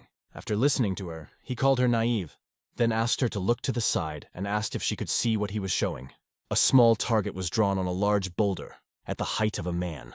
He pointed to the effects of the strike that remained on this target, and the footprints found only 20 feet from the boulder cannot be ignored, even with those directly in front of them. Jung-ho explained that Dam Ho was not the child who needed help like she thought. He added that one should not sympathize with someone who has trained more than 10,000 times. The power of Mount Hua is as vast as it is profound. She wondered if it was really possible to practice 10,000 times. It seemed incredible to her. And at the same time, she wondered why she hadn't noticed this obvious fact until now. All because she focused only on his leg and his lameness. Usually, when she meets martial artists of the Mudan sect, she observes them closely and can easily identify their fighting style. Looking at this boulder now, she understood why the teacher had brought her here. Meanwhile, behind the Rocky Mountains, Chuan Palace rose. Everyone was in a hurry to prepare because the departure was already approaching. Several disciples lined up in front of the elder, preparing to accompany him on his way. Muken and Ongen assured that they would protect him. Just imagine that on a journey where unseen dangers may await them. They are ordered to accompany him. Because of this, Hyun-chan considered the elder to be very considerate and circumspect in this matter. Ching himself was willing to do anything for the welfare of Mount Hua. At that moment, the master asked Dam Ho to come to him. He stood behind him and took a few steps forward. Zdrovan frowned and asked if he was going to go with them too. Dam Ho approached the elder and expressed his desire to go on this journey. Zdrovan turned to the master, explaining that it was too dangerous and it was better to leave Dam Ho here. He added that it would be difficult for them to follow both if something went wrong. Mu immediately calmed the healthy man, explaining that such words are unacceptable in the presence of an elder. But he insisted that he was only telling the truth. The master, unwilling to listen to these arguments, announced that the time had come. Everyone got ready to go. Their next stop was Cheongnan. Without rest, they set out on the road. The group that Hyun was accompanying had already arrived at Yonggangjang. It was here that they were to meet with representatives of the Cheonam sect. This place had a connection with the Mudan sect because there was an incident that left the owner of Yonggangjang indebted to them. Jung-ho explained that they cooperated with them because of this debt. Mu realized that Yonggangjang had once been under the rule of Mount Hua, and he couldn't even imagine that another sect would set up their post here. Mount Hua's influence has weakened too much, the big man said, and the two decided to move on. They got to know each other, exchanging greetings. Jungwon introduced himself and greeted Jung-ho's older brother. "Are you the one in charge of affairs in the Cheonam sect?" Chongo asked. Afterwards, he thanked him for how well everything had been organized. Sitting around the tables, some people were discussing the arrival of the great martial artist of the Mudan sect, who was considered to be the greatest swordsman in the Hubei region, Jonghae Chinin. At that moment, Jungwon walked in and told them that they should come out to greet him. They went outside and bowed low, greeting the master. It was a great honor for them to be able to greet the greatest swordsman of the Mudan sect. The blindfolded man said that he looked forward to learning from him in the future, but he replied that it was not a merit worthy of praise. He then introduced them to Hyun-seo and introduced the others. During the introduction, he said that Chong-ho came from Mount Hua, a sect known for their harshness that settled in Shaanxi, where they operated in a similar manner. The man with the blindfold was called Junhwa. He expressed that he was glad to meet you. Another introduced himself as Gim Hansu. Gum and Mu exchanged glances. Gum knew that before him was the best disciple of Mount Hua, and Mu understood that this person was the hope of the Cheonam sect. At this moment, Jongwon remarked that it was time to end the acquaintance. He turned to the elders, suggesting that they leave the youth alone and drink themselves. After all, they became friends who will travel together from now on. Him, understanding the importance of finding a common language, offered everyone to drink a glass. Meanwhile, as the conversation between them continued, Dam gazed at Mount Thebek, whose majesty could be seen from afar. His heart was racing because he was back here again.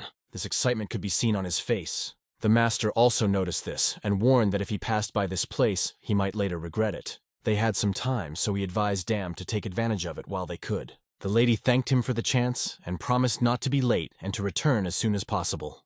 The lady was walking towards the gate, and Soka noticed it. She immediately approached him and asked where he was going. He didn't answer, so she asked if he was okay. The lady turned and asked what she meant. She assumed that he was upset that he had not been invited to the table. But the matter was different. If he was embarrassed to stay here, She suggested he go to the Mudan Sect, as they had also reserved an inn there. He thanked her, but explained that he had business that needed finishing. So he headed for the gate and exited the grounds. The guard standing there also asked why he was going out and if anything was bothering him. The lady made a request, asking if there was a horse he could take. He asked if he was allowed to use the horse. The guard agreed without hesitation, because the master ordered to help them by all possible means. He showed him 2 horses and asked him to return before night. As he mounted his horse and headed uphill, Dam remembered how his father had always told him to look for Mount Thebek as a landmark to find his way home if he ever got lost. It was his first time riding a horse, and he was orienting himself to the majestic mountain in front of him. There was no hint of fear in Dam Ho's eyes. Some time passed, and he found himself among the trees growing on the mountain slopes. He lightly patted the horse on the neck, saying that it was well done. Driving along a nameless mountain path, he stroked the horse and asked him to wait here. This place was filled with memories of him following his father everywhere. Many years passed, but Dam remembered even the trees that grew on both sides of the road. Leaves rustled under his feet as he crouched down and touched it with his hand. From a small cliff he looked down. Everything in front of him was covered with grass and ruins. But people once lived here. Silhouettes of his father and mother appeared in his imagination.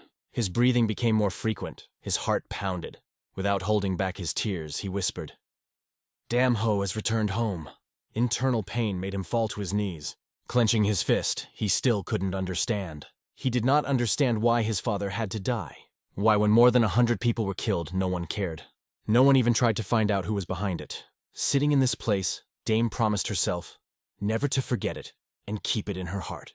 The horse's hooves pounded the ground, and everyone hurried to reach the pass as quickly as possible. They went forward, spurring their horses. The Mudan Sect had already prepared the way. All that remained was to hurry to Yeoman Pass. It was a haven for weary travelers. Dam Ho was sitting on a horse with the others just in front of the entrance. But they were warned to be careful even in the hotel because the Magyo clan was already very close. They were told that they might not return home for 6 months or even a year after they left that place. And with luck, there might be no return at all. This was the gate between Zhongyuan and the outside world. At that moment, Young-ho approached Hyun and said that they should meet whoever sent the letter from that area. However, he also noted that contact with him had been lost since the last letter. Young-ho hoped that he would lead them to the city where the battle with Magyo took place. He added that students should be allowed to rest. Since the future was uncertain, Hyun suggested that everyone take a break. The 2 Jung-ho fighters sat down and began to discuss how Dam had become one of the best students with a body like that. One of them remarked that on Mount Hua he is still called the limping mongrel. In other words, he's a dog that can't run. And one of the fighters just hoped Dam wouldn't mess anything up. At that moment, Hyun was climbing the stairs with Dam Ho. The master explained to him that this world is too cruel when others are judged only by their appearance. It is frightening. "Sorry, it's all because of me," Dam said. Hyun replied, "I'm so weak that I couldn't help you." He felt that even here he was treated with hostility because of this. Master knew it was time to make a decision that would allow Dam Ho to move forward. He addressed him, saying that Mount Hua was high enough to touch the heavens, but not wide enough to embrace him. Master recognized that he had no choice but to stay on Mount Hua whether he wanted to or not. But Dame is different.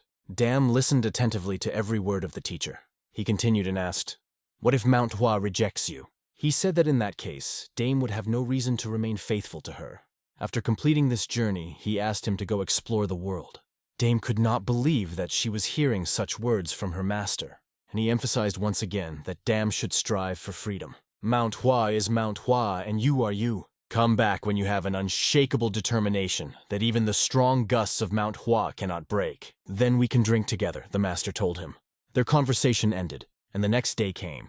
Young-ho walked into the seemingly empty barn. However, while there, he uttered, "I know you're watching me." Then he said his name, "I am Jong-ho of the Mudan Sect."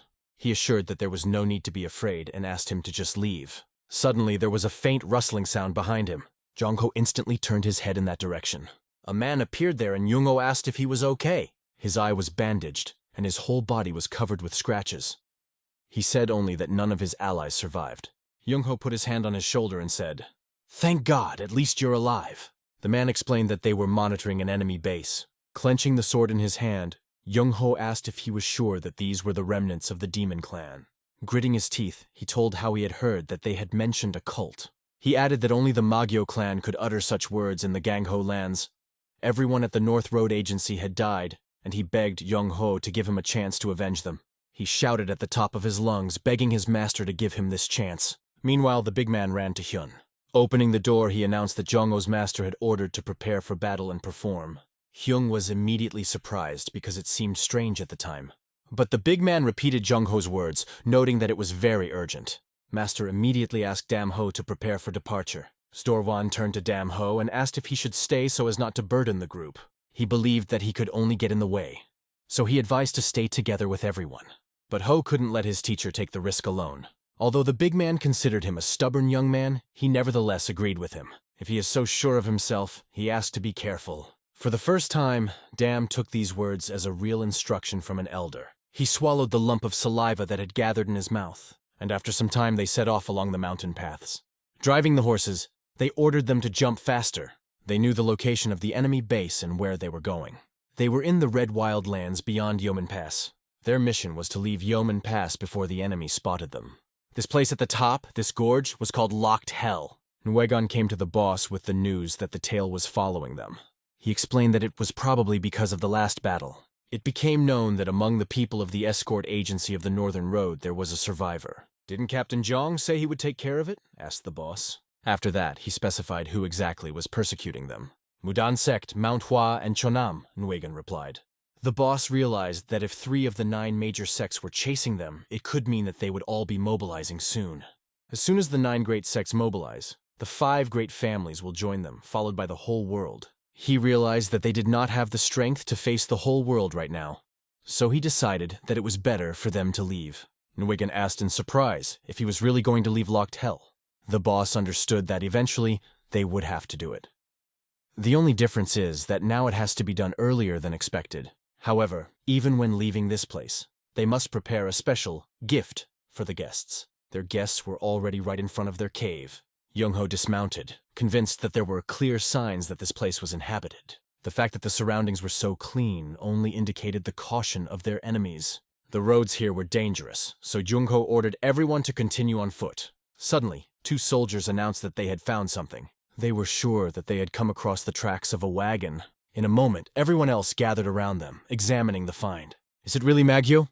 There was only one question in which they were almost 90% sure. Mu then ordered Dam-ho to protect the teacher with the other students. He asked the host to leave as soon as it was confirmed that it was Magyo. Hyun-seo was doubtful. But Mu explained that this was an order from his master and asked him to leave the fight to the Mudang sect, making safety a priority. As a commander, Mu said that when the battle starts, there is no need to be shy about running away. Hyun-seo agreed with his words, even though he didn't really like it. Others were filled with admiration. Everyone was eager to show their worth, hoping to make their names known throughout the land of Gangho. One of them was boasting that he could kill the Magyo leader with 1 blow when the other heard a strange sound. The sound resembled the whistling of air. Gifts from Magyo were flying in their direction. One of the students was felled by a razor-sharp blade that hit him directly. It became clear that it was an ambush. Everyone was told to be careful. When they realized it was a trap, they were ordered to lie on the ground. The problem is that not everyone had time to do it. Another fighter fell right in front of them. Ho turned around and asked Jung-ho what to do. Seeing the group of people, Jung-ho ordered his men to stay calm. Ahead of them stood Nwegon, laughing eerily. Jung-ho asked the soldier who had seen them before if these people were definitely from Magyo. He answered without hesitation that it was them, recognizing them immediately. Enemies attacked them and took away their goods. The fire of revenge for his brothers was kindled in him. Nwegon calmly laughed at the actions of the man who rushed into battle. Jung-ho, realizing that he couldn't be let go alone, ordered the others to follow him. They were ordered not to spare their enemies and part with them once and for all as one rushed forward, clutching weapons in their hands. The first was a fighter who, despite the loss of an arm in a previous battle, was eager for revenge. However, the enemies were not going to leave their swords aside either. Mu stood in front. Behind him was Vongyol, whom he asked to protect Dam-ho and his companions. He warned that the master must stay alive. At the same moment, the representatives of Magyo were eager to show their power. The battle was heating up more and more, and Mu was ready for the inevitable, to kill. But one thing worried him, the anxiety that was growing in him. He prayed to God as he went into battle. Mu begged for forgiveness for these murders, because all this was for the sake of peace in Gangho. The representatives of the demonic cult were confident in their abilities. They believed that death is the only thing that awaits those who stand in their way. Mu fought back one after another with a steadfast face. Suddenly, the enemy appeared from the other side. By scattering them, Mu saw it as an opportunity to show that Mount Hua was still capable of something great. He did this in order for Mount Hua to regain its lost influence. Blood splattered all around, leaving bloody trails. With a steadfast face, he confidently moved forward. "This is the sword of Mount Hua. This is her real power." Among the fighters, Master Chongho displayed incredible swordsmanship as expected from Hubei's strongest swordsman. Every time he swung his sword, someone fell to the ground. The lines left by his blows in the air were remarkably even and smooth. At the same time, they were deadly, forcing the enemy to stay in line. His stance radiated courage and strength. Although Magyu are dangerous, Zhongyuan still has its elite. Yonghua, as the commander, ordered Geum to clear the way. He couldn't let the Chanam sect fall behind. Him immediately rushed to carry out the order. He did it with complete dedication, just as his commander fought against the enemy. Showing the power of his divine water blade to his enemies, he acted without remorse. Even in battle, he told his enemies that if they wanted to survive, it was better to run away from here. There was no room for mercy in Cheongnam. Zhenhua proved this by simply chopping off his opponent's leg. The battle was gaining momentum, and orders were already being given not to leave anyone alive. Damho clenched his fist with determination. He was asked to leave, assuring that the students would protect the master. He was ordered to retreat with the master and ensure his safety. He wanted to show his skill this time. He decided to defend the master in the name of Mount Hua against this mob of merciless killers. The battle had reached an unheard-of scale, and the gorge was becoming more and more bloody. But suddenly a mysterious figure appears. Her energy was felt by everyone around her. It was incredibly powerful. Damho also took note of this. "Who is this?" others began to ask, full of curiosity. Some even swallowed saliva from cold fear. The creepiness of this approaching figure was overwhelming. The disciples were ordered to hold their positions and gathered into the 7-star blade formation. But it seemed that the stranger did not care about this. He simply charged at the crowd in front of him, aiming his swords at the enemies. As soon as he got close, incredible heat began to emanate from his hand. This heat was the radiation of his energy that he used to attack. It was simply impossible to withstand these blows. He knocked down one after another, as if nothing could stop him. Everyone who got in his way saw only the incredibly fast movements of his hands. He controlled his body with such skill that it seemed to obey his every intention. He only scattered the enemies, leaving them lying face down on the ground. Even though he was trembling, he held the sword firmly in his hands. He tried to hit the opponent, but missed. His feet pushed off the ground and he flew up. The stranger was preparing to attack from above. He just watched as it quickly approached. But suddenly, a familiar rack appeared in front of him, honed near a large boulder.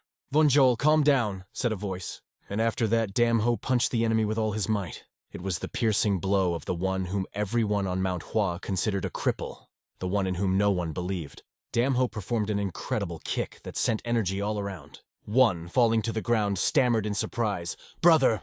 All the students watching this were equally stunned. None of them could fathom how he was able to perform such a powerful technique. Damho began to approach the enemy. The stranger himself did not understand how anyone could stop his attack. From under his mask, Dame heard a woman's voice say angrily, "How dare you!" She pushed off the ground, and concentrating even more ki in her hand, flew straight at Damho. Master Haiyan shouted to the disciple to be more careful. It was Magyo's flaming fist of dusk. Her movements doubled in her eyes, and she was already quite close to Dam. Damho set up a block with each blow, deftly maneuvering his hands. However, the pressure from her side was simply incredible. Behind his back, the master remembered that 20 years had passed, but he was sure.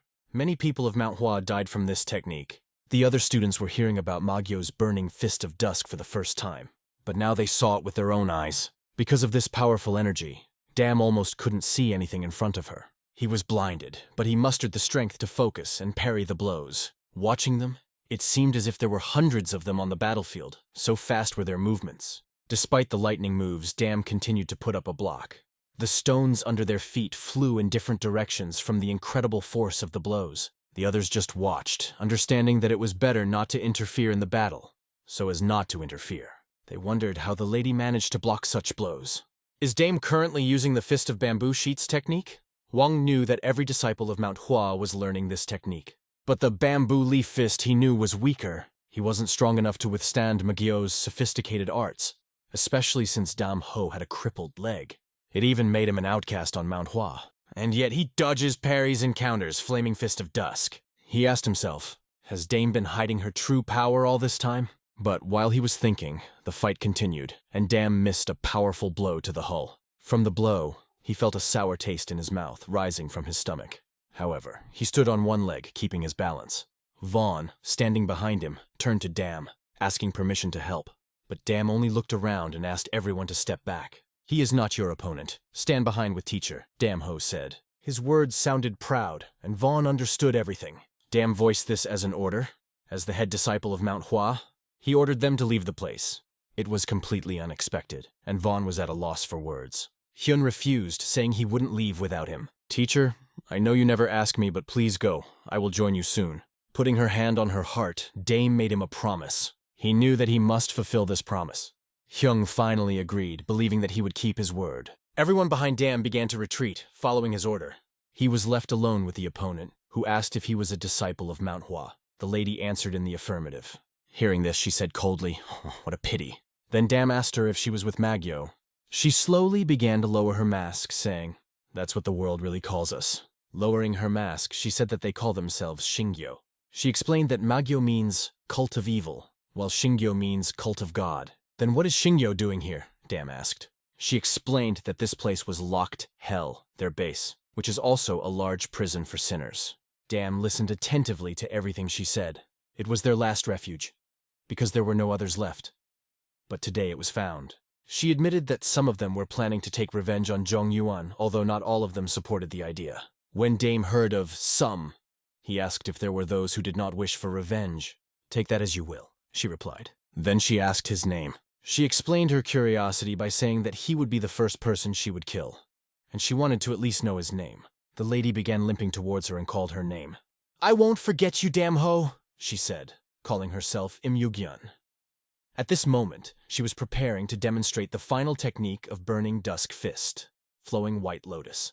It cannot be said that Dame did not want to see this reception. Like a battering ram smashing through a castle gate, Dam began to move forward. He gained a charging stride, increasing his attack with each movement. He pushed back exactly as he had done thousands of times before the boulder.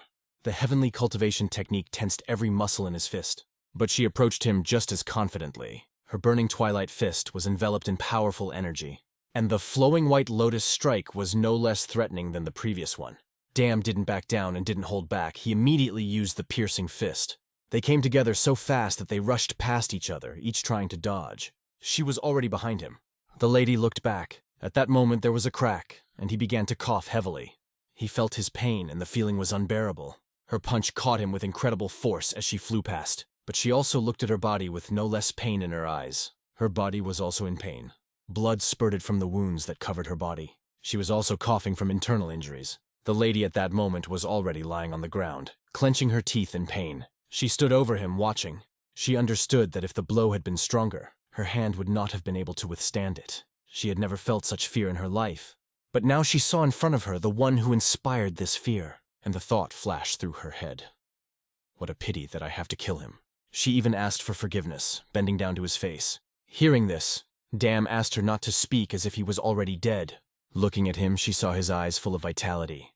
Incredible will shone in his eyes. She was surprised that he could even move in such a state. She thought again, sadly, what a pity I have to kill him.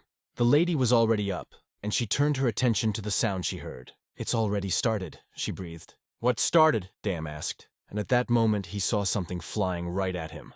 This something hugged Yugyeon around the waist. She only managed to whisper, "It's time for me," when Wagon appeared on the mountain nearby and quickly pulled her to him. He warned her that it was all over and told her to get out of here as soon as possible. The lady was standing and looking at them, when suddenly she heard a crack. Stones around began to fall from different sides of the gorge. Not far away, Jung-ho realized that they were bombs. A representative of Magyo stood nearby and said, "We will all die here. We still have no place in this world, so we will die together," he added. They crossed their arms and turned to the divine flame of eternity, asking it to set them free. They stated that they are dedicated to this and will be by his side. Jung-ho was stunned, almost speechless, not believing that they were serious. But they continued to pray to the divine flame of eternity for liberation. Their bodies radiated incredible power that lifted the stones beneath their feet, and they were ready to destroy themselves. The disciples and masters realized that the only way out was to flee from here immediately. It was necessary to get up now, without any delay. Mu ordered his brother to lead the disciples to safety. They would have died here if they had stayed for even a second. They had to leave immediately. As Soha ran away, she couldn't stop thinking about Dam Ho. She closed her eyes, whispering, "I'm so sorry." Young Ho, looking back, saw Dam and his condition, but he knew he couldn't help it. Not a moment could be lost, when suddenly the big man saw Dama. He immediately said that it was necessary to save him, but Mu put his hand on his shoulder and replied that it was too late. Strovan turned and said that Dam is family for them, and they cannot leave him. Mu objected, saying that Dam was important, but not more important than others, and there was nothing more valuable to him than Mount Hua. At the same moment, Mu pulled him by the shoulder, ordering him to get out of here. Strovan silently asked Dam's forgiveness, realizing that this was precisely why he did not want him to go with them. He knew that he could not hope for forgiveness from the lady. The lady was left standing on her knees with a bitter realization of the situation. He was overwhelmed by the feeling that he was left all alone to the roar of falling stones around him. The whole mountain was collapsing, and the word hell became a reality for him. The lady was lying, covered with earth and stones. He didn't know how much time had passed. When he opened his eyes, the first thing he felt was excruciating pain. His body seemed to be torn apart. Fortunately, he was able to move despite the pain, but all he saw in front of him was complete darkness. He could not see anything around him. His first words were, "Well, where am I? Who remained and could not get out of here?" The rest of the representatives of the masters and students just looked at the rubble. They were the only ones left from the Mudan sect. Young-ho couldn't believe that the enemies had launched a suicide attack. He clutched his sword in his hand, looking at it with bitter pain. Him tried to find at least something positive, noting that, on the other hand, it was possible to prevent the enemy from gaining strength. Junhua agreed, saying that it probably wiped out the remaining Magyo members. At that moment, Haiyan was standing on another cliff, on his knees, screaming in pain. Behind him, Mu apologized, explaining that they had tried to save Dam, but it was too late. It hurt Strovan to hear it. This pain was transmitted to him through the screams of the master. He understood that if it weren't for Dame, they would all be dead long ago. All of them would be buried underground because of their weakness. He could not hold back his tears, but Hyun refused to believe that Dam was dead. He told himself that his boy would not die so easily. He looked down with hope in his eyes. He whispered, "You wouldn't have died so easily." Meanwhile, under the rubble, Dam didn't know how much time had passed since everyone left. It was a real test, but suddenly in front of him, he saw a stone of night glow. They say these things are priceless, but he looked extremely unusual. Is this the work of human hands? Dam thought. Then remembered Yugyeon and realized that this was their base. The lady also remembered the words she had spoken, about how they called themselves Shingyo, not Magyo. He remembered their entire conversation, as they stood facing each other, and his question when he asked her what Shingyo was doing here. She said, "This is the locked hell, our base here, which is also a large prison for Shingyo sinners." Struggling to get up, Dam began to realize where he was. He realized that not a single ray of light penetrated from the outside, and of course there was no access to fresh air. It was clear that getting out of here would not be easy. Fortunately, he could see the way thanks to the night glowstones. Water and food are essential when you are locked in an enclosed area. Since this is Machio's refuge, there must be something here that will allow it to survive. Wandering around, he noticed that this city was much larger than he had imagined. Continuing on, he noticed signs of life. He came across a training hall. After walking around, he examined the entire area. Thanks to past training, Dam managed to regain his strength and somehow stay on his feet. He noticed boxes to his left. He began to pull back the lid of one of them. Inside were small balls that looked like pills, one of which he took in his hand. Bringing it to his nose, he smelled a pleasant smell. This pleased him, although doubts about its edibility could be seen on his face. Apparently, they were kept in storage just in case. There were a lot of them, so this should be enough for a certain time. At that moment, Dame remembered the master's words. All that is needed is an unyielding will, and then the heavens will open their ways. Dam didn't know how much time had passed, a week or a month. Maybe even a whole year has passed. A snake that accidentally got here crawled among the ruins. She let out a barely audible hiss, but her path was cut short when Dam simply crushed her with one hand. Dam thought that at least 5 years had passed since his body seemed to have stopped growing. Although he did not know his age, the fact that he had stopped growing indicated that he was already an adult. Most importantly, despite all the time that had passed, he was still underground. This snake he caught became excellent food for him. The eerie sound of footsteps echoed in the narrow cave, creating an eerie sense of the presence of an unseen guest. It seemed that this sound was coming from under the stones, increasing the tension and sense of danger. The lady walked slowly, taking each step carefully in the cold, semi-darkness. Only the movement of his right foot, which rhythmically touched the ground, leaving the left behind, was clear. His left leg trailed behind his right, adding a strange, disturbing rhythm to his gait. The unusual frequency and rhythm of his steps made his gait even more strange and menacing. Time passed, and the exit continued to be filled with earth and stones cutting off the way back. The cave was cramped and dark, but it didn't matter to Dam Ho. He knew the path by heart. The lady walked this way, thousands of times, memorizing every pebble and every stalactite on the ceiling. He stopped at a cellar where 10,000 gold coins lay hidden by the Magyo warriors, the former masters of this cave. After the mage moved to the closed hell, this place became a storage for martial arts tomes. Of course, they took most of them with them, leaving only the techniques they deemed unnecessary, such as the explosive triple shadow kick and the wide crushing lunge. The lady carefully picked up the book Explosive Triple Shadow Strike, which she had already read thousands of times. Everything related to this technique was already firmly rooted in his memory like an old friend. Dam Ho was pleased that at least something was left to occupy his time, distracting himself from his loneliness. A long time passed, and Dam Ho left for a place even darker than the 10,000 gold coin dungeon. Fragments of boulders lay everywhere, scattered as if they were traces of a former confrontation. They were not destroyed by nature, but by someone's hand, which made an effort to destroy them. A strong gust of wind suddenly pierced the cave, hinting at an empty place behind the stones. The wind was cold, like a demonic whisper that whispered past Dam Ho like a secret warning. Despite the cold that must have pierced him to the bone, Dam Ho's face remained emotionless, as if he was devoid of all feelings. Dam Ho smashed the rocks in front of him, opening the way to the unknown. A new area opened before him, spacious and dark, full of unsolved secrets. In front of him lay a wide, dark lake, about 10 meters deep, so deep that even the stalactites disappeared in its darkness. This meant that the water was leaking somewhere, but its movement was hidden from view. Dam Ho found this place when hunger was eating away at him from the inside, pushing him close to the edge of survival. When the food supplies for the cultivators ran out, he began to eat moss to somehow satisfy his hunger. The hunger was so strong that he even thought about biting off his own hand. After going through blood, sweat, and tears, he finally found this vault. In the dark pond, strange, glowing fish swam with transparent bodies, through which even their bones were visible, like mysterious, ghostly creatures. Dam Ho didn't know how long these fish had been in the pond, or how they got here.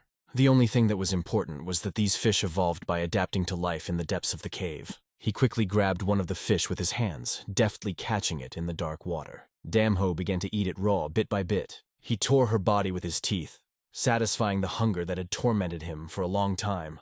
Only bare bones remained on the ground when he was done. But it turned out that the choice of food was not limited to fish. Sitting on the cold ground, Dam Ho suddenly caught a new sound. His hearing picked up a low, lingering sound approaching. It was a strange, scarab-like beetle that appeared in the dusk of the cave. The beetle, like the fish, emitted light, which made it possible to see it even in the dark. Because the cave was closed, every sound was amplified, reverberating. And when the scarab broke the silence with its movement, at that moment, something else, even stranger, appeared from behind the stones. It was a huge, praying mantis, whose body also glowed like fireflies in the dark. The praying mantis's eyes seemed surprised. It was as if he did not expect to see anyone in this desert darkness. As food was scarce, the insects often competed for survival, which piqued Dam Ho's curiosity about their battle. The praying mantis attacked first, its predatory sickle-like legs swiping mercilessly martial arts style. Without the slightest hesitation, the paw landed directly on the scarab's neck, kissing its victim with a death blow. But the scarab's body bent at an angle, deflecting the attack like a skilled warrior. The scarab's hard carapace parried the blow, neutralizing the mantis's power with a clever defensive maneuver. The battle continued, intensifying the desire of each to defeat the other in the struggle for survival. The praying mantis swung its paws furiously, trying to destroy the opponent with one powerful movement. Suddenly, the scarab opened its wings, adding a new element to its defensive tactics. His wings moved so fast that the human eye would not be able to see them, deflecting the blows of the praying mantis. Dam Ho, watching this battle, was amazed at the perfection of such defensive skill. Even in this cave, while honing his technique, he was rapidly improving his martial arts skills. The underground dungeon, filled with traces of former fights, became the only place for him to rest and train. He slept on a cold tile, forced to keep his blood circulating constantly to withstand the biting cold. The words, "I buried my friend here," were carved on the wall, a reminder of who had been here before. He saw this inscription every time he opened his eyes, as a silent companion of his loneliness. Ho didn't know what happened to whoever left those words, but the only thing he cared about was surviving and getting out of here. Leaving the lair, he descended to the platform and stopped in front of a large boulder that blocked the way like a sentinel. Many dents, traces of former battles and training were visible on the boulder. Until recently, the boulder was as smooth as a mirror surface, but now it is covered with traces of time and effort. The reason for these dents quickly became apparent to Ho, who examined the stone with understanding. The stone flew in all directions, like dry wood cracking under pressure. The punches were not delivered with his right, but with his left foot, demonstrating Ho's skill. And so, gaining speed, he turned this boulder into a pile of debris. Pieces of stone flew in all directions like sharp shards. Heavy screeching echoed off the cave walls, intensifying the sense of danger. Cracks spread further and further across the boulder, engulfing it with each new blow. With each subsequent movement, these cracks became thicker and spread further. Ho's final blow was his fist, and it was the final chord of his attack. The blow was so powerful that the crack went through the entire cave like an echo of destructive force. The boulder cracked like a shell, but Ho's fist remained completely intact. This incredible strike was the result of a combination of a piercing fist, a triple shadow strike, and a devastating lunge step that created a new, extremely powerful technique. The level of his divine cultivation took on new dimensions, merging with Magyo techniques. Despite the great difference, the martial arts of Mount Hua and Magyo merged in his hands. His thirst for learning forgotten techniques made him stronger and stronger. The techniques he was learning with Hyun-So had changed so much that even Hyun might not recognize them now. The darkness and loneliness made Ho even more gloomy and withdrawn, drawing him into deep thought. He did not know how many blows he had taken to achieve what he so passionately desired. The only thing he had in this cave was time, and he was even glad for it. The desire to crush everything around him grew. The only goal, to make a way out, gave him the strength to move forward. He felt a sense of duty to Mount Hua, but there was not an iota of mercy or righteousness in his battle techniques. The essence of the Magyo techniques completely merged with Ho's techniques, forming a new, dark force. He repeated the blows again and again. It was the only thing that saved his mind from the brink of insanity. And one day it happened. While practicing the strokes, he froze, feeling an incomprehensible sound. He listened, trying to discern the source of the noise. It seemed to be similar to the buzzing of insects. And he was not mistaken. Dozens of wasps appeared near him and began to fly out from all directions. Seeing them, he immediately felt threatened, ready for a possible attack. The wasps did not stop flapping their wings, flying towards him in a relentless rhythm. They flew out of the very hole that he punched in the boulder, awakening the anger and danger of the cave. The situation was critical. It was necessary to act immediately.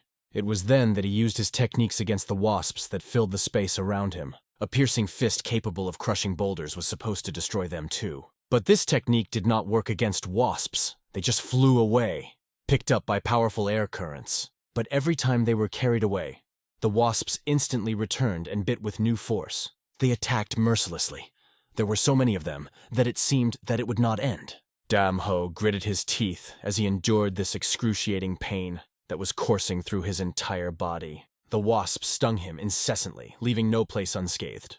It was then that he realized that these wasps are unusual. They are not simple. Are they poisonous? Damn it, are they really poisonous wasps? Flashed through his thoughts. He tried to brush them off his body, but their number was simply countless. Ho made up his mind to run, and he rushed in the opposite direction. Where the water fluctuated, he saw the only way out, to dive. Plunging into the water, he felt relief, albeit temporary. The poison was so strong that it seemed beyond his understanding and endurance. His body writhed in agony, and his eyes were red as if bloodshot. Veins swelled and appeared all over his body, emphasizing his suffering. Ho could bear the pain, and thanks to his incredible fortitude, he held on. But there was one nuance. The itching was unbearable, much worse than the pain itself. Itching and agony consumed him, and he began to count the minutes to his eventual demise. Clenching his teeth, he barely restrained himself from tearing the skin off his body. With all his might, Ho fought the poison seeping into his body. He called these creatures hell wasps, convinced that they came from the depths of hell itself. The problem was that he didn't know how to fight them off at all. No matter how high his martial arts were, it was almost impossible to touch them. He was lucky to have some fish left, but sooner or later, they would run out. The only way out is to find a shield that will help you pass through these deadly insects. A shield that would come in handy in this situation. A shield to stop them is his best defense in this hell. Damn Ho tried again and again to break through this dense swarm of beetles. They were extremely numerous, and their buzzing created an eerie echo. He swung his arms, trying to fight them off with his punches. At first, it seemed that he was successful, but over time these attempts ended in failure. The only salvation for him was water. But every time he faced itching and bites again. Damn Ho pressed his forehead hard against the stone, looking for some comfort. Pain tore through his head, piercing like sharp thorns. His body was covered in blood that kept coming from the endless wounds. Time passed madly fast, as if the cave was eating away at his life. Damn Ho used his piercing fist again, putting all his strength into it. A small part of the insects died from the impact, falling to the ground. But most of the swarm survived and fell upon him like a deadly tsunami. He got into a fighting stance, preparing for the final confrontation. And so he assumed a new pose. His hand, heavy as an anvil, smoothly glided through the air.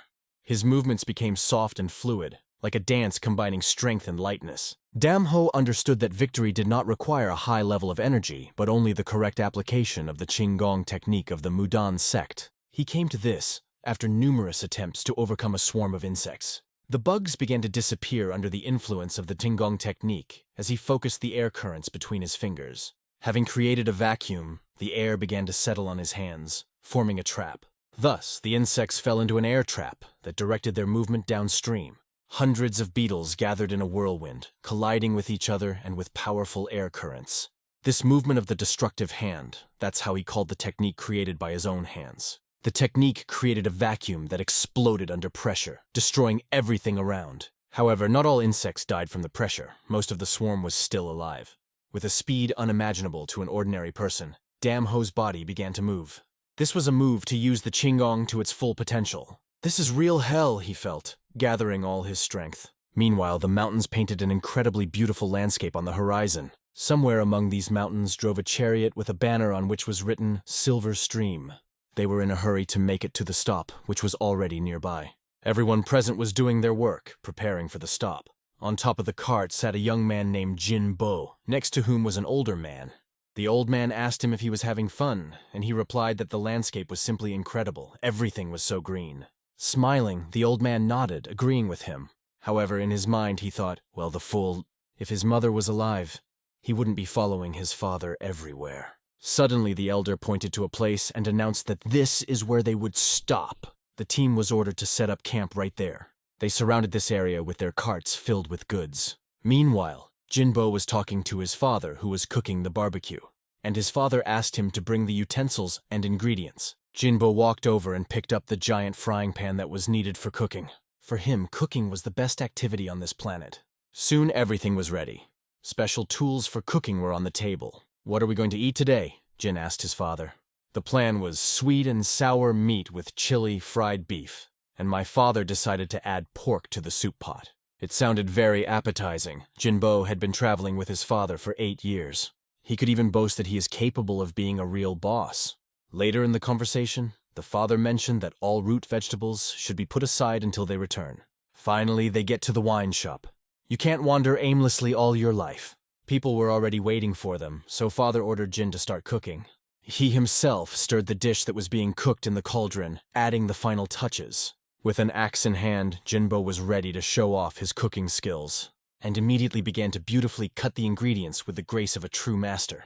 He did it so clearly that everyone around was mesmerized by the sight. Every vegetable sliced by his hands seemed almost perfect. Jinbu dreamed of showing off his skills to everyone, but that could only happen when he and his father finally opened their wine shop. The father noticed his son's joy and asked him if he was really that happy, to which Jinbo replied that opening a wine shop was his dream.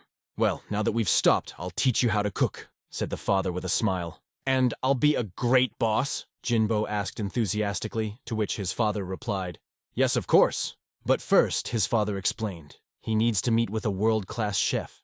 It was from this master that my father learned his culinary skills, which he still retains. Jinbu had a premonition to learn how to cook delicious dishes like his father. he asked if his father promised, to which he replied with a laugh, "Of course." Meanwhile, the others had already smelled the appetizing smell that filled everything around them. The smell was delicious, and there was no doubt that Chef Ban had cooked up something special again. The mustachioed man asked what goodies would be served today. The chef explained that he had decided to cook pork and beef gathered on one of his recent trips. He also took care of specially roasted pork for gourmets.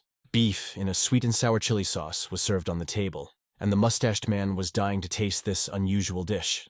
Inhaling the aroma, the mustached man turned to Jinbo, saying that he should follow in his father's footsteps. Father walked up to Jin, put a hand on his shoulder, and told him that his intuition was even better than his own. Everyone sat down at the table and enjoyed the delicious food, silently surrendering to the taste sensations. Their conversations were only about how the meat literally melted in their mouths. The swimming silver squad was preparing to be sent the next day. They were still a long way from Yongwon, but they were all determined. Having set out on the road, they remained vigilant, ready for any surprises. Everyone took their place. Jean's father sat next to the riders watching the road. Jean lay in the chariot thinking about how quickly the last year had gone by. He looked forward to the next day when they would finally reach Yongwon. A recipe book lay in front of him because he knew he had to master all the culinary secrets his father had passed down to him. But suddenly the expression on his face changed. Something strange distracted his attention. He even got up from his seat after sitting down, not understanding what kind of strangeness it was. Meanwhile, the riders stopped, staring intently ahead, amazed, because before them was Hell Valley itself. There was a loud explosion that made Jin jump on the spot. He asked his father what was going on, but he too was confused and didn't know what to say. "What the hell is going on here?" muttered the mustached man, looking in the direction of the explosion. Another warrior replied that there seemed to be serious trouble brewing in Hell Valley. He asked the others to stay put, while he himself went to check the situation. Taking Yupo and Chunho with him, he ordered the rest to keep their formation. There was once a Grand Canyon here, which collapsed, turning the area into a plain, now called Hell Valley. Troops and armies passing by always tried to bypass this dangerous valley. And so, on horses, they came to her, amazed by what they saw. The whole valley was razed to the ground like a field after a battle. In front of them rose only lonely rocks that reached into the sky. But suddenly, something extremely unusual caught their eye. A man stood in the middle of the rocks. His muscular back was exposed, and his long dark hair fell to his shoulders. He was breathing calmly, standing with his back to them, as if not noticing their presence. He only slightly turned his head in their direction and looked at them with a cold expression. A strong murderous lust flashed in his eyes instantly. Just looking at him made the warrior feel a shiver run through his whole body. His eyes read, "Just look at me, and I will kill you." "Who are you?" Damho asked as they approached. He, not daring to look Damho in the eye, replied that he was one of the commanders-in-chief of the Flowing Silver House. Damho had never even heard of this house before. He briefly explained where they were from and where they were going. In conversation, they mentioned that their journey leads to the west. Damho was immediately interested in this. Approaching them closer, he apologized for his strange behavior. Soon he was already sitting with them in the chariot accepted for their journey. The mustachioed man looked at him suspiciously and asked the others who he was. He was told that they would tell him later. But for now the only important thing was that they decided to take him with them. Mustache had never seen anyone like him, and the man gave him goosebumps. Damho was in the chariot next to Jinbo. Jin, smiling, begged him to wake up, jokingly calling his name. Damho lay fast asleep and did not respond to his words. As Jin repeated the question over and over, Dame muttered softly, calling him a nagging little boy. Mistress Heng was suddenly awakened, roused from her sleep. Before him stood a smiling boy who called himself Jimbo. Heng wondered for a moment if his name was really Jimbo, so strange did it seem. The boy began to annoy him with his meaningless chatter. Sitting on the chariot, Heng could barely contain his anger. After all, this impudent young man will not let go of him. Actually, Jimbo just wanted to ask if Heng needed anything, but Heng refused. He is only interested in what the boy knows about the mysterious Colin Mag. Hearing this name, Jimbo became alert and his face changed. Looking down, he said they were horrible people he knew all too well. It has been a long time since the mage clan disappeared. Jimbo had nothing to tell the young student about them. The boy was approached by an old man who called himself his spiritual mentor. He said that 30 years have passed since the disappearance of the clan of magicians, if his memory serves him well. The old man clarified, perhaps even 32 years have passed. Heng realized that he had spent about 12 years in that cave. He thought he had only been there 5 or 6 years. This means that he is now about 30 years old. He was stunned that he had lost his youth in a cursed cave. 12 years was an absurdity, an injustice. He spent all these years in complete solitude, perhaps to master the techniques to perfection. A faint smile appeared on his face, but his body radiated a dangerous, violent energy. This energy could suppress everything around, caused tremors in the air. People and even animals felt its destructive power. His demonic laugh made everyone afraid. People, hearing this laughter, covered their ears so as not to hear it. They begged Mistress Heng to stop, at least to calm down. However, the devilish aura did not leave him. Jimbo felt an unbearable pressure crushing his consciousness. The mentor was also powerless to help him because he could not resist this influence. Everyone around, seized with horror, covered their ears, and from the hollow sound it seemed to them that the eardrums were about to burst. Only one question raged in the air. Who created this nightmare? And it is clear that this is not just a guy, but a real demon in human form. His energy was so powerful that people believed that death was approaching them. However, the young master did not pay attention to this, radiating incredible strength. Even the battle-hardened warriors could not withstand such pressure and begged him to stop. They shouted from all sides to suppress him at any cost. Everyone begged the hostess for mercy, but his energy remained boundless. And it wasn't until Hung exhaled that the heavy atmosphere eased a little. Relief finally appeared in the souls of those present, and the deep terror subsided. The master calmly got out of the chariot, firmly stepping on the ground. His steps on this road created an atmosphere of ruthless fear. The people who saw him could not control their trembling bodies. They did not understand why this boy was going to a place of darkness. The master reached into his pocket, where the mysterious object lay. He did not take it, but showed it to the man standing before him. He offered to buy this stone, which had great value. The merchant, looking at the stone, realized that he had quartz in front of him. It was a rare and extremely expensive thing that caused admiration. The merchants had never seen such a precious item before. The merchants wanted to at least check if this stone was really real. They understood that this treasure could not be bought for any money, and they could not collect such an amount. However, to take him to the big city of Chang'an, the rich man there could pay at least 10,000 gold. After all, every rich man dreamed of such a rare stone. The merchant smiled slyly, considering whether to kill the boy and take the stone for himself. But Dam Ho watched him carefully, understanding the true value of the stone. He loudly announced that this stone was honestly worth over 30,000 gold coins. Dam Ho pretended not to pay attention. The merchant continued that this stone was a real fortune, and a rich buyer could pay even 100,000. Dam Ho, wanting to make a profit, asked for help selling the stone. The merchant promised to deliver it to Zhongwan, where the sale would be most profitable. Dam Ho asked if the merchant could purchase the stone himself. Hearing this question, the merchant was a little confused. The fact is that he only had 10,000 gold with him, because he was a simple merchant, but with his honor. Dam Ho agreed to sell the stone for that 10,000 gold. The merchant's face changed. In front of him was not a demon but a real angel. Dam Ho was also grateful for the comfortable journey and therefore sold the stone. The merchant offered to celebrate the deal and have dinner together. Jimbo was ordered to prepare dinner for them. After hearing the master's instruction, Jimbo carefully set about the implementation. The merchants, counting the money, wondered, is this demon in trouble if he is selling such a valuable treasure for such an amount? Soon, Jimbo cooked pork and rice, adding some spices. He brought the spices, warning the young master in advance to use them carefully. Jimbo apologized if the dish was not to his liking, and asked him not to be angry. Dam Ho picked up the rice spoon and tasted the first bite. He carefully savored each piece, not believing his senses. It was his first meal in 12 years, and it seemed unreal. When Jimbo asked if he liked it, Dam Ho replied that it was not just delicious. It was flawless, utterly delicious, almost unbelievably delicious. Soon after, the merchants settled with Dam Ho for the jade stone. They can be said to have given away all their money, hoping for a future benefit. After receiving the money, Dam Ho explained that he was leaving it because many people did not support his decision.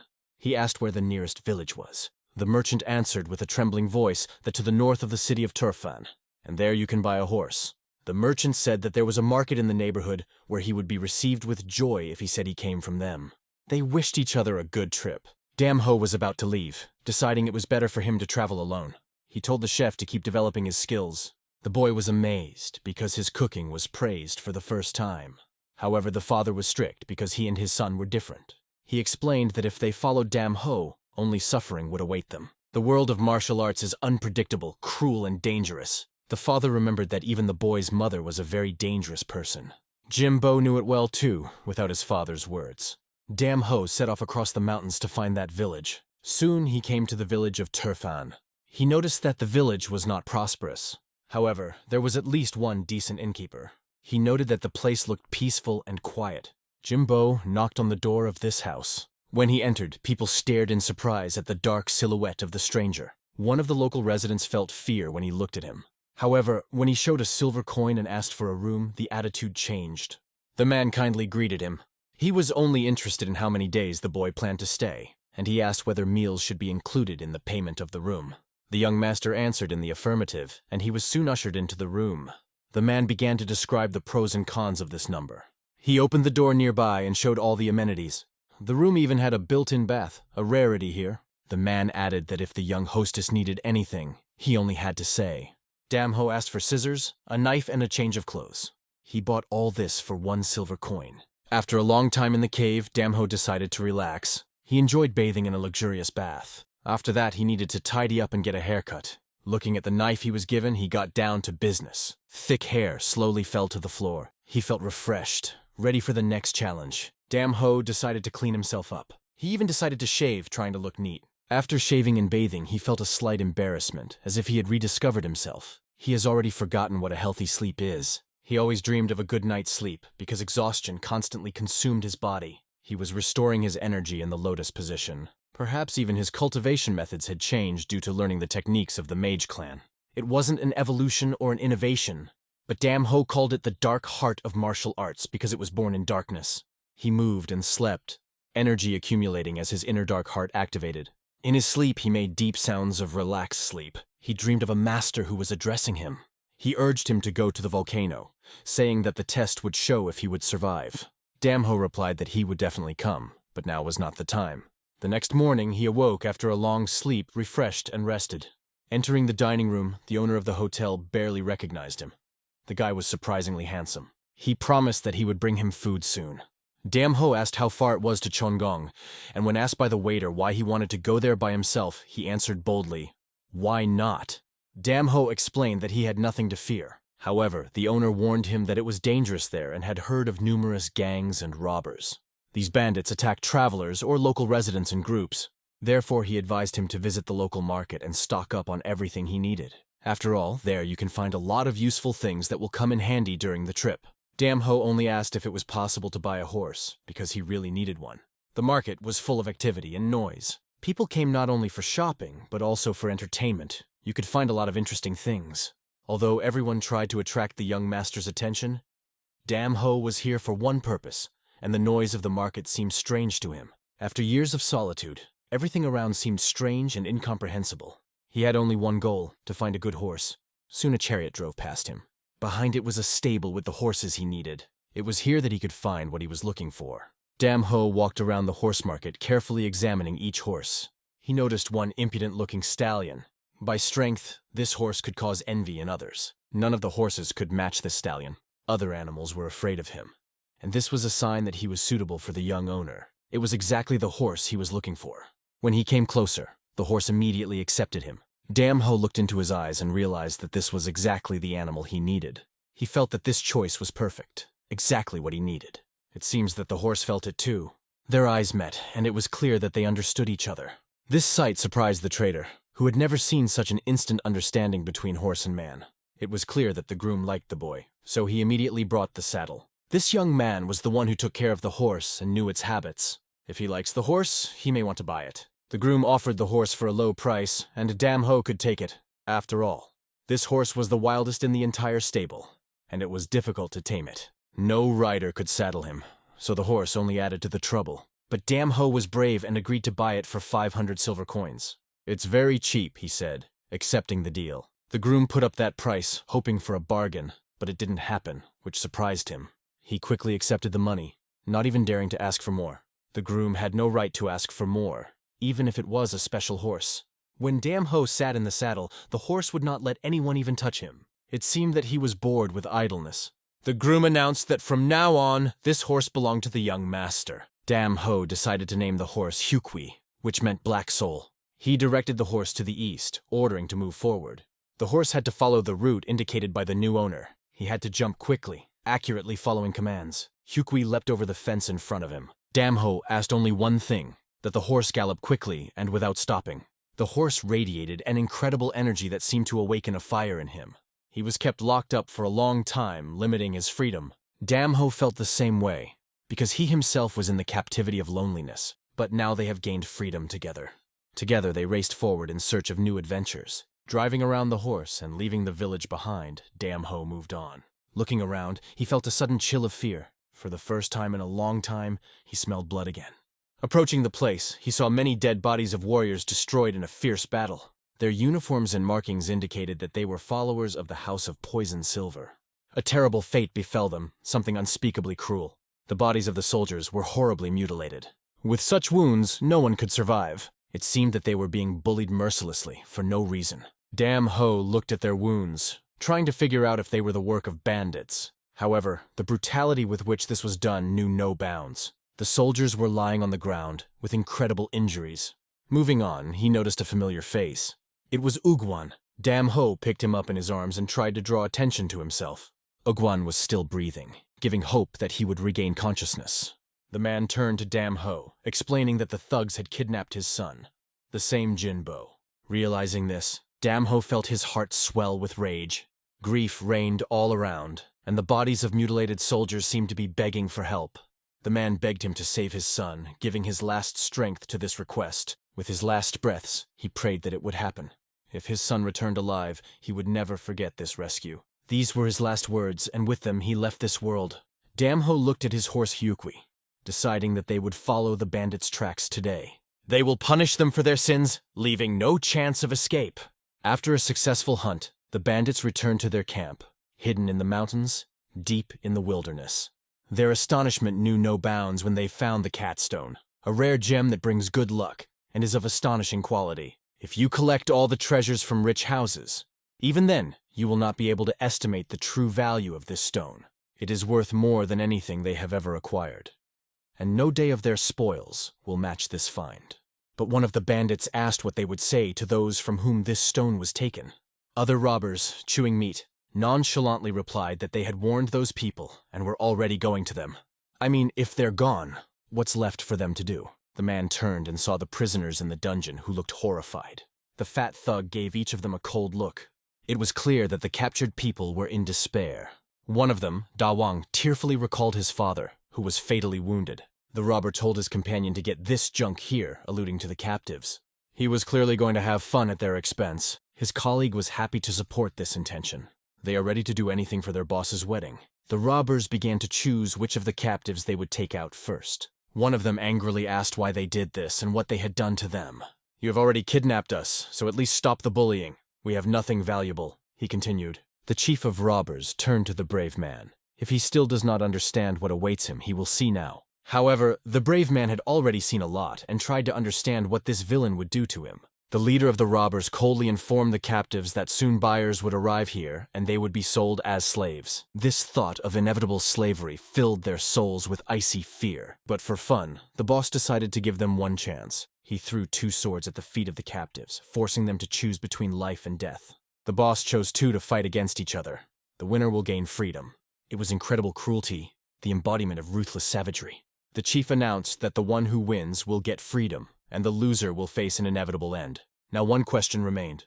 Are they ready to fight? One of the men began to shout that he must fight. He would not allow himself to die a slave. He remembered his family, children, wife, and decided to survive at any cost. His colleague did not understand where such passion came from. But this man clenched his teeth and shouted that he would not die here under any circumstances. He picked up the sword, promising himself that this fight would be his chance to return home. He shouted at his opponent, urging him to raise his sword and fight for his life. But his friend could not raise his weapon. Tears clouded his eyes. He could not fight with his friend. A robber was hanging over him, threatening that if he did not take the sword, he would die on the spot. The man seemed to be ready for anything, even death. He didn't care. Those who watched this spectacle from the dungeon were amazed. They saw real beasts in front of them. The robbers forced the unfortunate people to fight against each other just for their own amusement. Lives were at stake. One of them could go home, and that was just terrifying. This man, facing the threat of death, finally took up the sword. Despite his fear, he gathered his spirit and prepared for battle. The robbers began to make bets on which of the captives would win. One of them was sure that the old man would win. They raised their stakes, wanting to prove which of them was right and that one of the captives was bound to lose. Both warriors looked into each other's eyes, saying goodbye and apologizing to each other. One of the men raised his sword over his friend, swung and shouted that he was fighting because his family was waiting for him. Despite the advantage, his opponent managed to block the blow, continuing the fight. After overcoming the pain, he suppressed his emotions, held on tight, blocking the blows, and asked his friend why he was doing this. He apologized again, saying that he had to keep fighting because he had no other choice. It looked silly from the outside, and the way things turned out was incredibly sad and absurd. The boy chastised himself for not knowing how to fight, remembered his father who had died, and now he had to fight a friend. It became a nightmare. They fought not for life, but for death. Their rage grew to a terrible level, as if all the dark powers had awakened within them.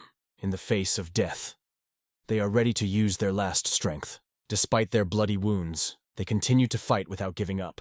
One fights to return to his family, the other because of the betrayal that hurt him. Finally, the sword ends up in the body of one of them, piercing him through. The one who struck a blow punishes himself for what he has done. Prisoners from the dungeon understand. This is not just a nightmare. This is a real hell. A man who has just wrestled a friend stands watching him fall. He sees his friend fall to the ground, breathless. Leaning over him, he apologizes and asks for forgiveness. The robbers laughed, pleased with the spectacle they had made. They were comforted by this cruel spectacle. However, for their leader, this battle was boring and did not arouse much interest. Soon the robbers began to organize new rounds, now choosing stronger people to please the boss. They looked forward to the next battle, eager for new entertainment. The robbers evaluated which of the captives was worthy to enter the arena. One of the prisoners asked to let them go, wanting to avoid this fate. But his friends silenced him, determined not to stoop to such humiliation. The robber chose the one who looked the most frightened, drawing him out for battle. He found himself opposite Da Wang's brother, preparing for a tragic duel. In his thoughts there was one cry: if only he had not been chosen. The robber was staring intently at the boy, who was clearly frightened. Genbo hoped he wouldn't be chosen to fight. He was not ready for such tests of fate. However, the robbers needed entertainment. They, according to the old scheme, threw swords at two chosen warriors.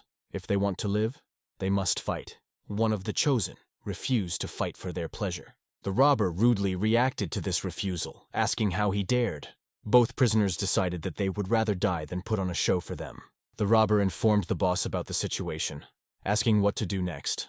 After all, the captives seemed to have begun to forget their place, and these two dared to defiantly refuse. The chief viewed them with derision, considering them brave for such a refusal. He ironically repeated how brave they are if they refuse to fight. One of the men said that it was inhumane to force them to kill their loved ones. He refused to fight, even if his life was at stake.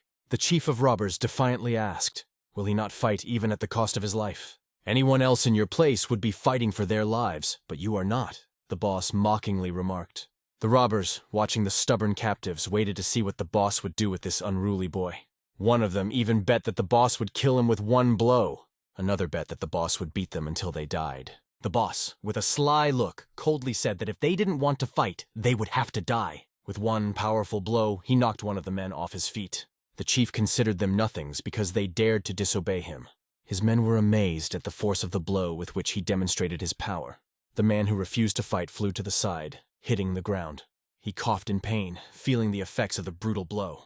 The boss continued the abuse, picking him up by his clothes, preparing another blow. Swinging his fist, he reminded that everyone should know their place, and bravery is only punished here. A defiant blow hit the boss right in the face, knocking him off his feet.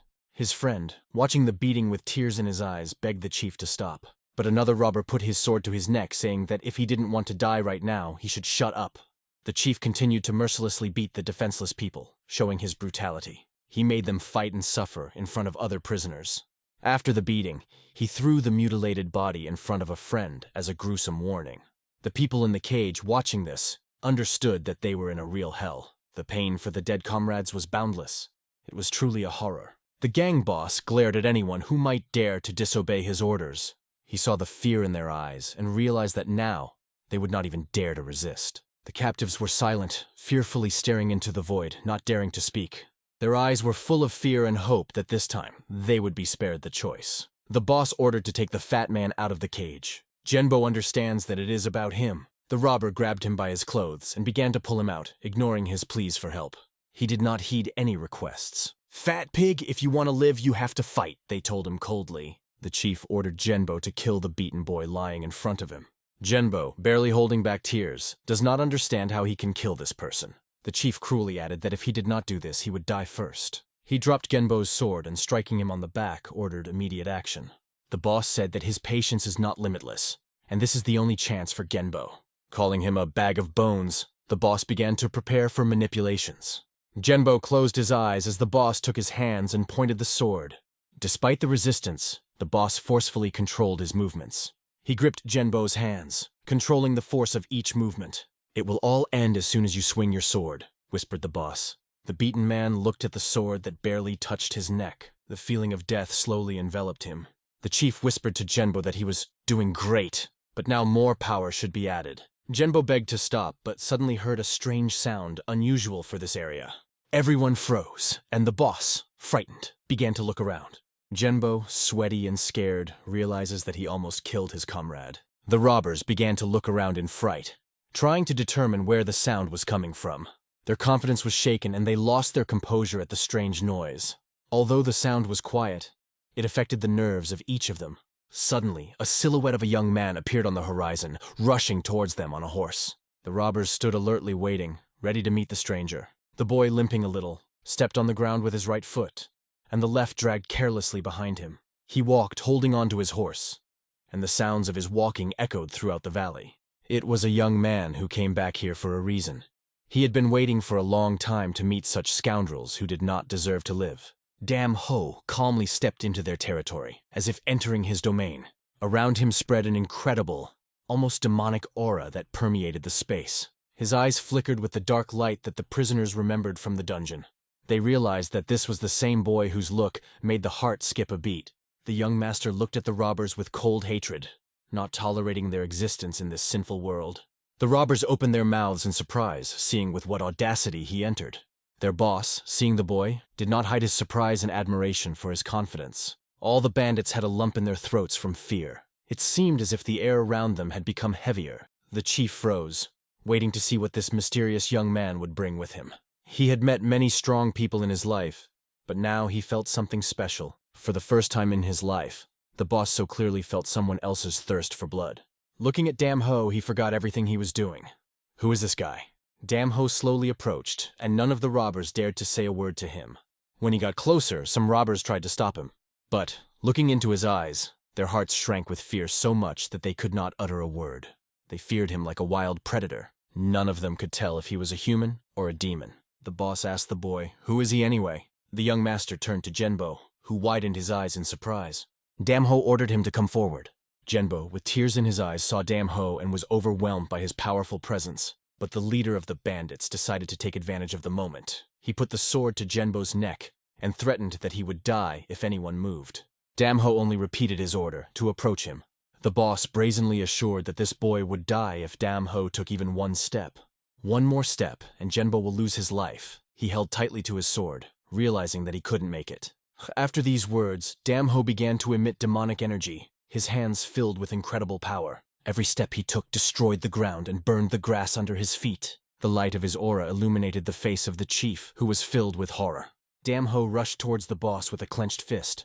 His goal was one devastating blow to reduce this scoundrel to ashes. The huge figure of the boss, known among the robbers as the Big Bump, clashed with Dam Ho's fist. The collision caused a powerful explosion that spread all around. The chief was left with only fragments, and in a second he ceased to exist. The young master's fist blew him to pieces, turning him into dust. The loud sound of the impact almost deafened everyone, and sound waves seemed to cut through the air around. The robbers began to look around, shocked by what they saw. The place where their boss stood was now nothing but a clump of dust. They saw only the remnants of his miserable existence. It seemed impossible to them. Is it possible to turn the boss into a pile of rubble with one blow? Dam Ho said that they had chosen the wrong road. After the blow, the young master turned to Genbo, asking if he was all right. Genbo came up, hugged him, and asked him to close his eyes for a moment. Those who remained did not understand who destroyed their village, and asked who he was. Dam Ho coldly answered their question. "And who are you?" One of the robbers, drawing his sword, shouted that he was a sergeant of the Bloody Jobuks. After hearing the word bloody, the young owner realized that it is not worth making a ceremony with them. The sergeant declared that they were bloody beasts, the legendary robbers of these lands, and if Dam Ho surrendered, they would let him go. Dam Ho only smiled, responding ironically to their words. The sergeant continued that his brothers were ready to draw their swords and make the boy die if he did not obey. They promised to show their strength because they belonged to the squad of bloody beasts. The robbers decided to take revenge for their leader and for disturbing them. A huge army of robbers with swords and cold weapons began to surround our hero. Dam Ho, alone against an entire army, bravely entered the battlefield. Having gained incredible strength, he decided to go straight at them.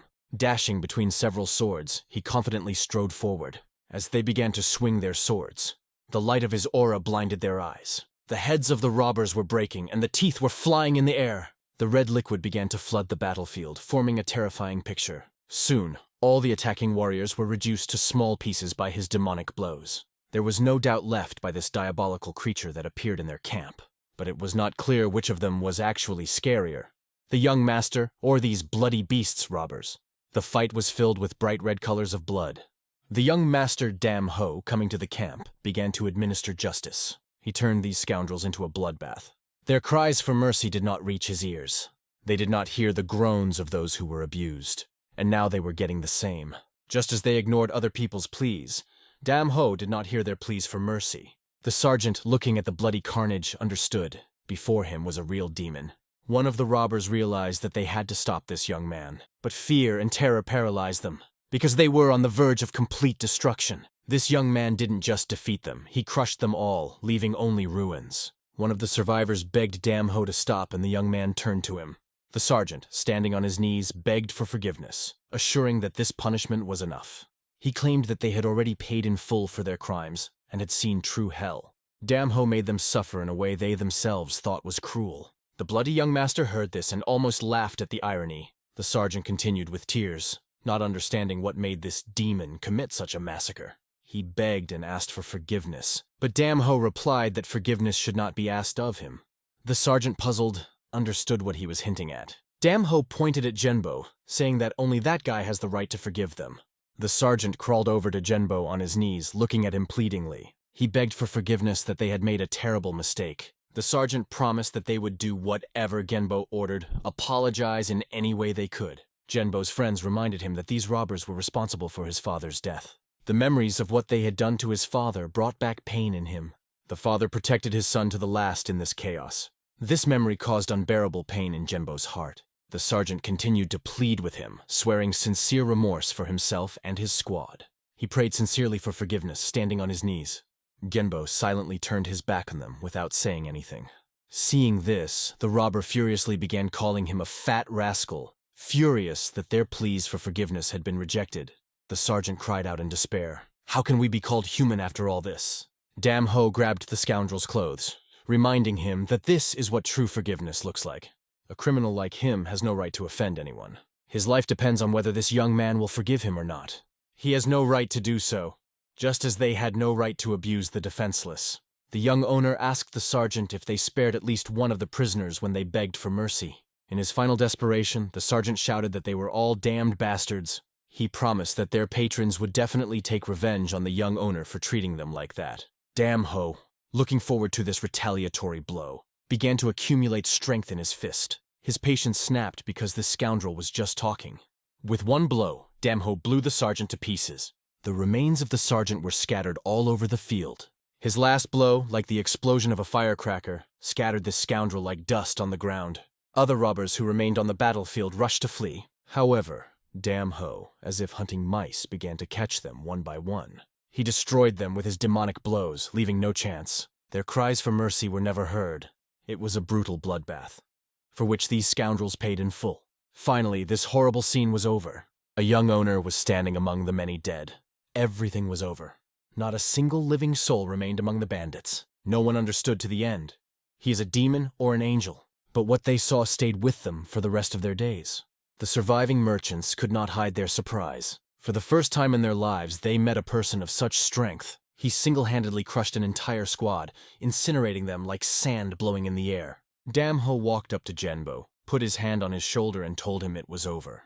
Genbo, with tears in his eyes, could hardly contain his emotions, feeling deep gratitude for his rescue. The merchants finally came out of the dungeon, begging and thanking their savior.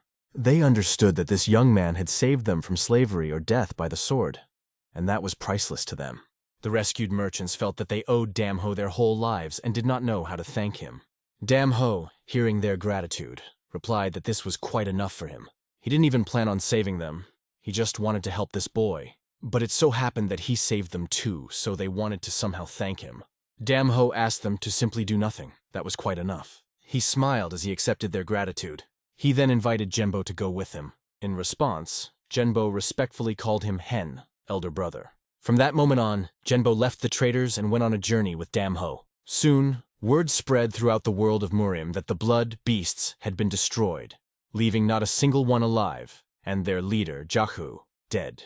Those who crushed these bandits smiled, having lost a valuable dog that will no longer benefit them. In the place where the bloody beasts were destroyed, crows appeared.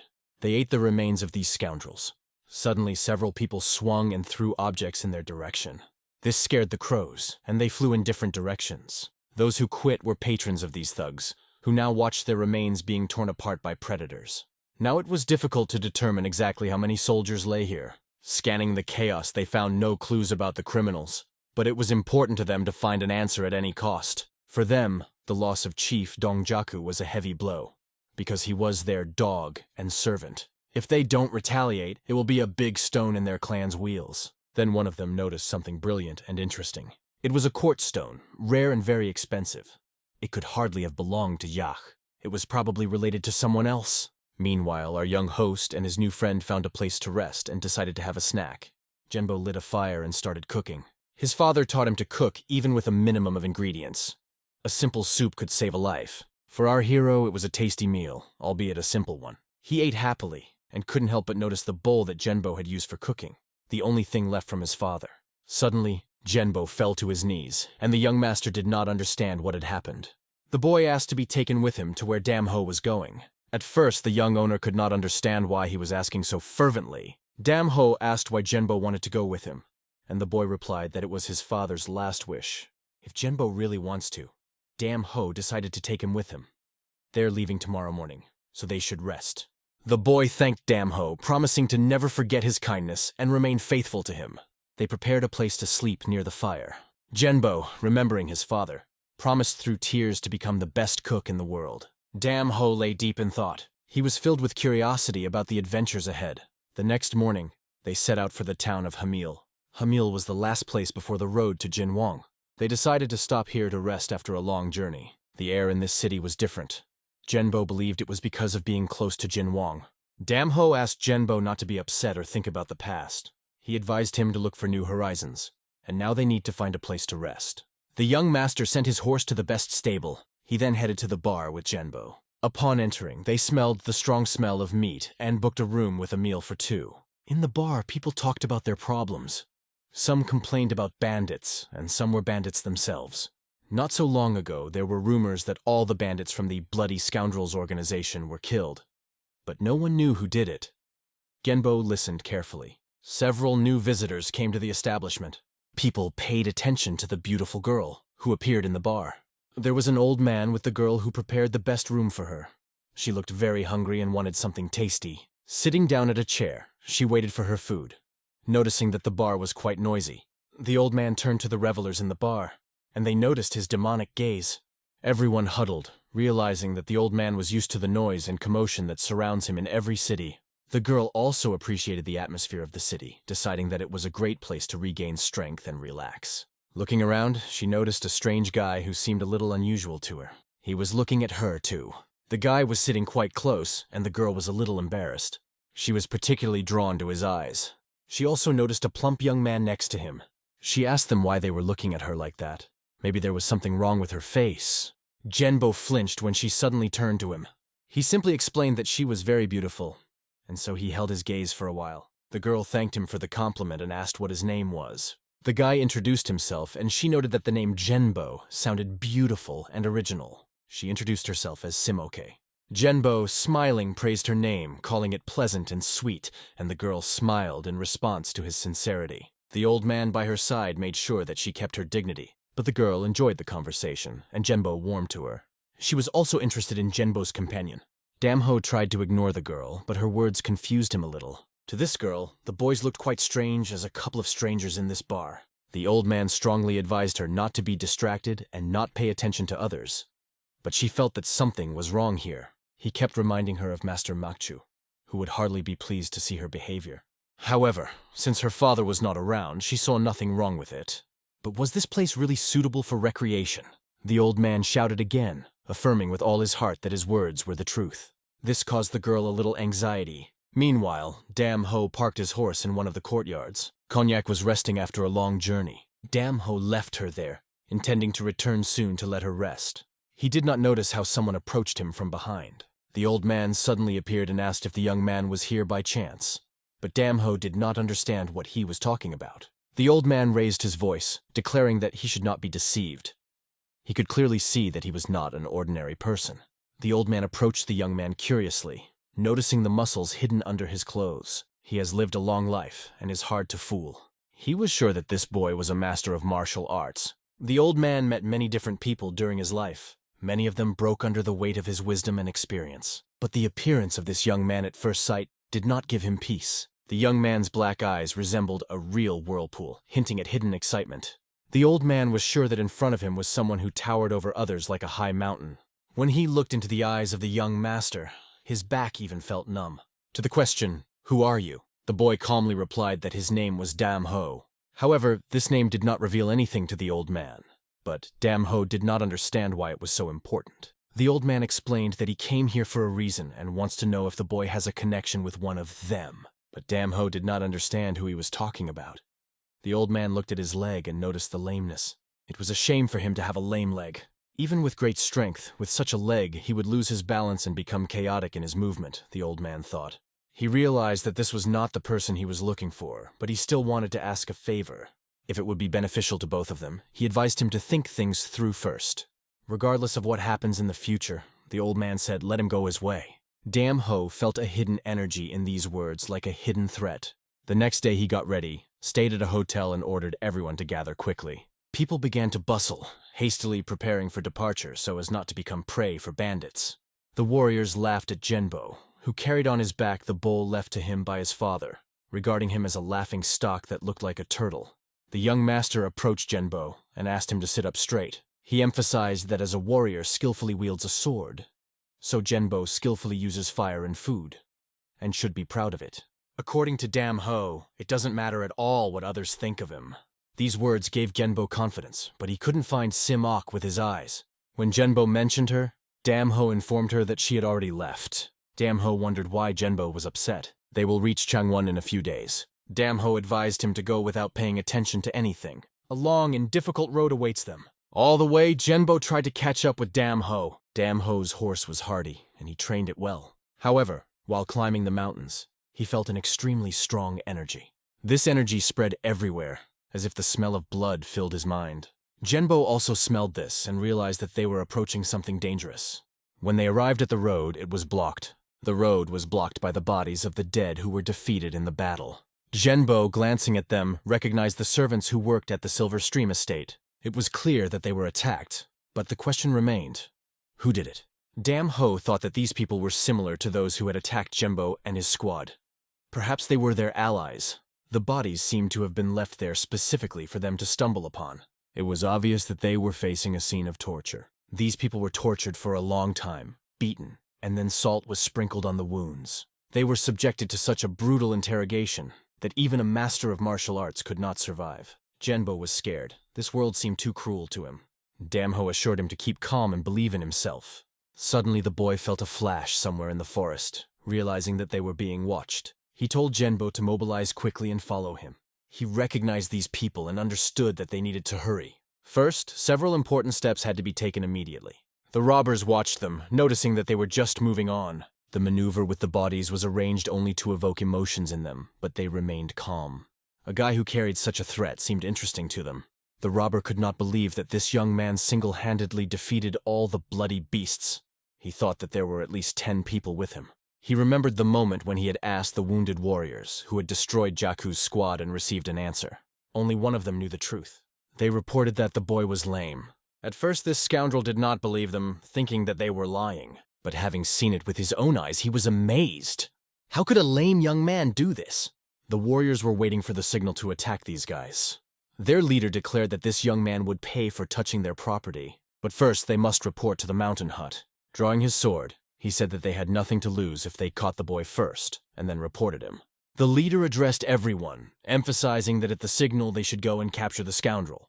Their squad was located in rough, nearby mountainous terrain, and they needed to send a signal. One of the soldiers pulled out a whistle and gave a loud signal. The sound echoed throughout the valley, and the entire group heard it. However, this sound was also heard by the young master, Dam Ho. He realized that they were probably people from gangs. Genbo drew attention to the fact that they were in a difficult situation. Their road was blocked. Sensing the danger, Dam Ho ordered Genbo to stay put and not to come forward. An incredible, demonic red explosion occurred at the place where Dam Ho had gone. In his path appeared a bunch of warriors armed to the teeth who were defeated, despite the numerical superiority. Their leader, with wide eyes, looked on and could not understand how a whole group of people could lose to one person. For him, it was an incredible, incomprehensible phenomenon. He thought that the information about this young man was just fiction, but now he saw with his own eyes that it was true. People did not know what to do. They could not keep calm and self-control because of the young man's powerful energy. If this continued, and he continued to smash their warriors, they would be left with only corpses. Dam Ho wouldn't let anyone get close, and anyone who approached with a sword couldn't defeat him.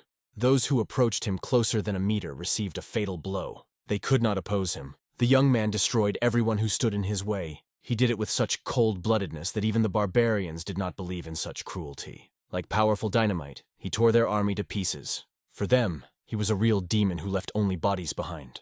The leader of the bandits saw many masters traveling along the Ganges, and many of them were not only warriors, but also leaders. However, when he faced this demon, he had never felt such a terrible power. Dam Ho left the leader to look at what had happened to his warriors, and asked why he killed the innocent followers. The man replied that each person has his own value. The man explained that in their world these people deserved this fate, and it was only part of the script. Their life or death did not matter, so they died. Dam Ho understood his point of view, but believed that their squad were the same thugs who did not deserve to live. It was difficult for the leader to agree with this directly. However, he understood that he would have to solve this issue himself. Dam Ho warned that if they really thought so, he would show them where they belonged. In the meantime, we delve into history. On the eastern slopes of the Tian Shan mountain range, Sacheon Sanyang is located, a place belonging to the Bagda clan. 3 years ago, the most powerful faction in the region united to oppose the bloodthirsty bandits, but were defeated. And since then, the bandits have become the masters of these lands. They have since been recognized as a faction within the syndicate. The leader of Sacheon Sanyang, Yong Hansong, wanted to know more about the Gun Chunsun group, but did not receive any information. He was worried because their people were delayed. The leader's advisor was sure that nothing serious had happened. The leader heard about the situation in the Tomb of Evil, and was waiting for the return of Yung San, who was supposed to fix everything. The counselor assured him that everything would be fine after Yung San returned. They understood that just one squad might not be enough for the task. However, the leader did not want to reduce his ambitions and looked forward to the return of his warrior with the squad. Returning to the battlefield, the sounds of swords echoed through the valley. Dam Ho dealt with the bandit leader as he did with his victims, proving that he deserved to live. A squad of bandits saw what had happened to their leader. Together, they swung at Dam Ho with their swords, aiming to destroy him.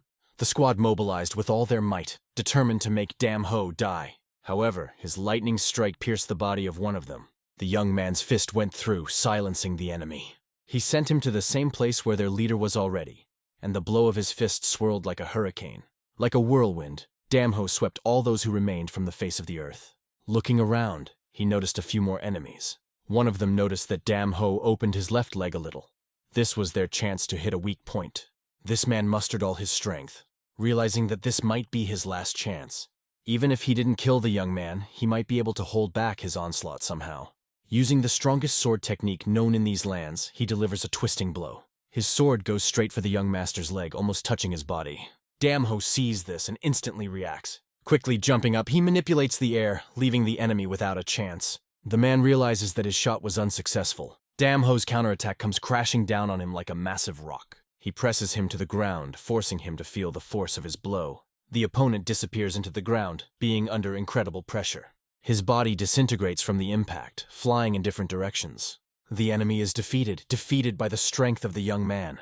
Dam Ho repaid him for the self-confidence with which he had come to battle. We returned to the old man who was on his way to Sanyang with Simok. They went to their leader, and the old man wondered what they should find here so important. Simoke noted that this place is unique, surrounded by huge walls. These were incredible fortifications and would have been great for protecting their holdings. The old man understood that high walls meant that there was something important here that needed protection. Simoke knew that everything they were looking for had to be right here. They planned to explore the place and find what they needed.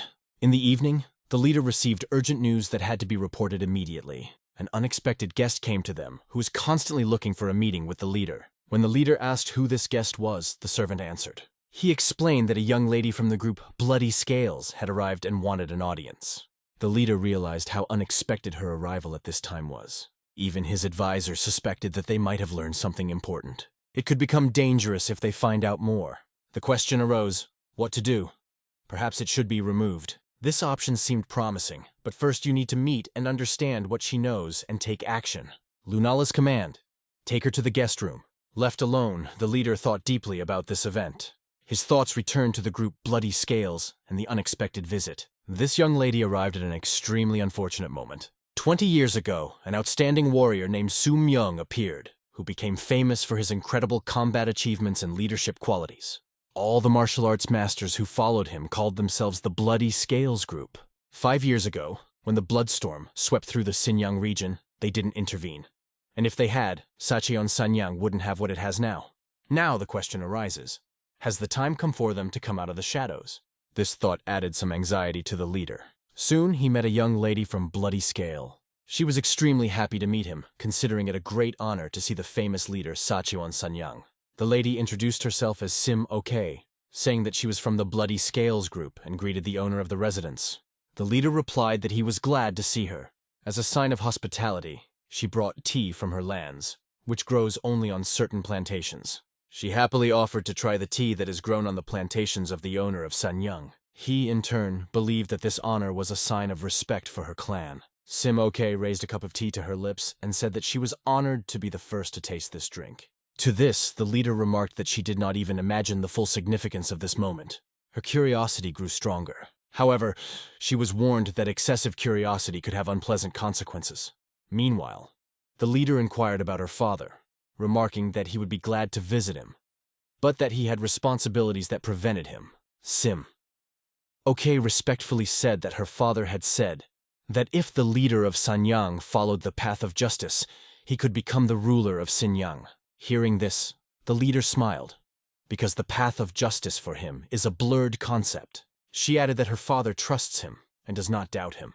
The leader admitted that he did not feel worthy of such words, but promised to justify this trust one day. The leader asked if that was the only thing her father had passed down through her. If that was all, he offered to meet her father and would do what he promised. Soon in the residence, the leader ordered to prepare dinner and leave it for the night. It was real hospitality on the part of the host, and she was grateful for it. Our story reveals the meaning of confident steps that can destroy stone walls. A twisting blow that always hits its target. 2 creepy movements, and in a moment everything was destroyed. In the blink of an eye, Ginchunsen and his subordinates were defeated. All bandit connections in these lands were completely destroyed by the young master. Perhaps due to the shock of this event, but soon afterwards, Genbo became very ill, and they stopped for a rest stop near the town of Hami. Due to the intense heat, Genbo lost consciousness and sometimes suffered from hallucinations. His eyes lost their lively luster, he convulsed, suffering from a ringing in his ears. He passed out again and again, not regaining consciousness for 3 or even 4 days. It was a real test for Genbo in his younger years. Damho understood that he could have given him chi energy to speed up his recovery, but his energy based on dark martial arts was too dangerous and destructive. If he injected this energy, Genbo's body would not be able to withstand it, and it would tear his internal arteries. So another, safer way had to be found. The young man decided that he might have to go in search of a doctor. Dam Ho was approached by one of the grooms who had spent his whole life at the stable, but had never seen such beautiful horses. Dam Ho thanked him for allowing them to stay, especially considering his companion's illness.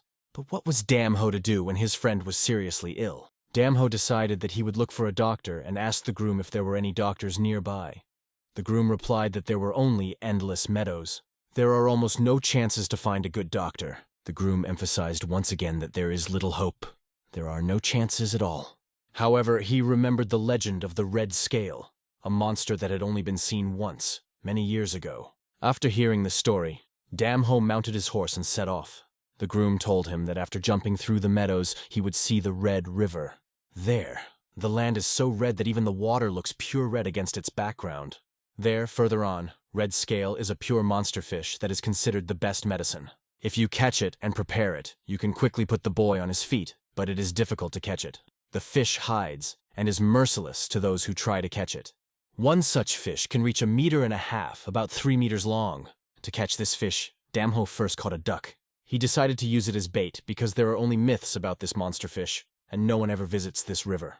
First, you need to find the habitat of this fish. When the young owner threw a duck into the water, the blood was supposed to attract hungry fish, and this method gave a chance to catch it. It seemed that a quick result should not be expected.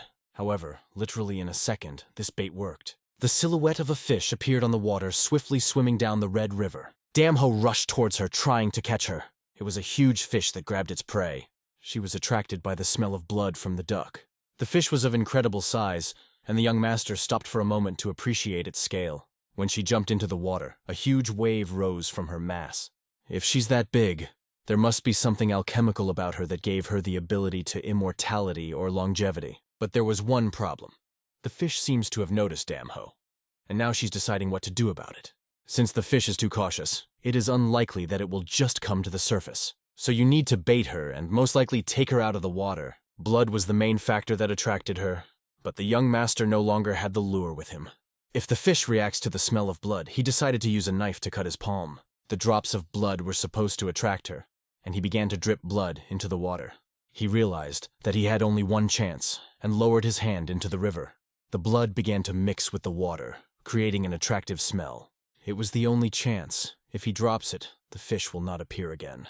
Soon it became apparent that she was beginning to swim towards him. He couldn't miss it. Let's return to the night Sachon Sanyang. The leader realized that Red Star was the name of the sword. He got this sword with great difficulty. It took 5 years for him to be able to take possession of it. He invested considerable effort and wealth to find it. And there was nothing in the world that he could not cut with this sword, which makes its owner the ruler of the heavens. Now he had nothing to fear, because nothing could stop him, the ruler of Junghausen. Councillor Hausen soon broke the silence. The ruler let him in. There was something important that prompted him to visit.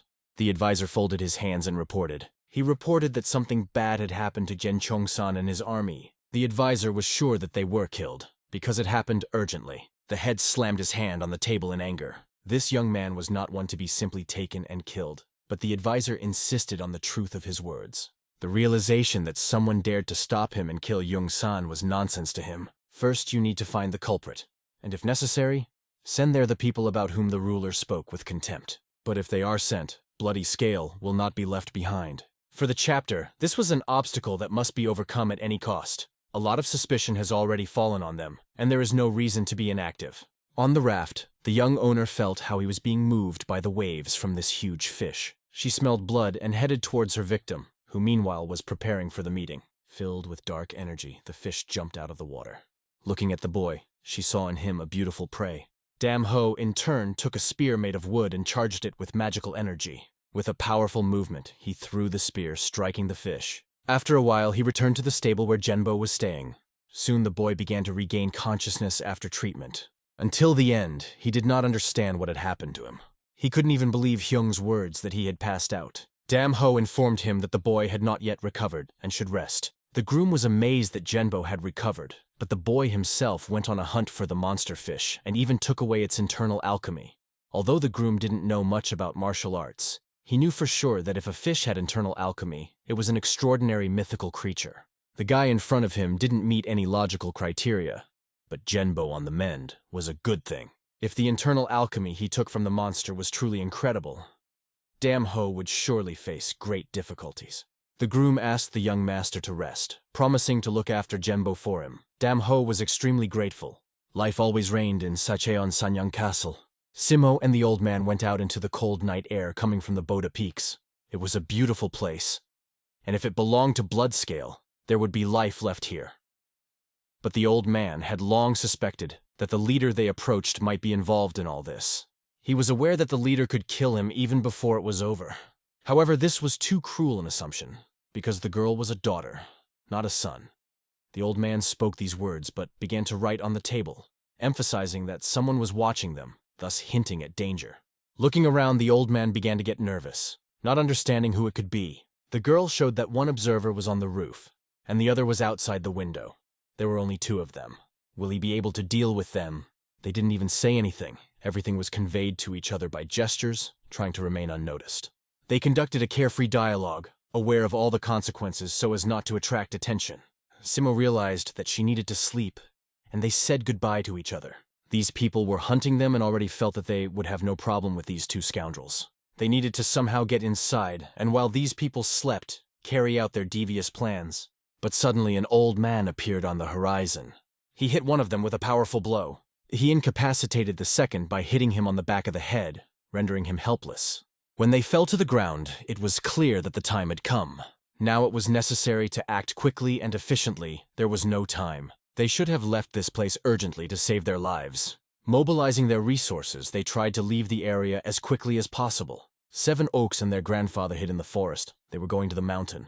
They wanted to look into a strange cave in the mountain. The warriors combed all the caves around and could not find them. They tried to be as careful as possible because a whole army was watching them. The old man, using his inner strength, cleared the way. Right now, he takes sharp objects in his hands and is about to jump.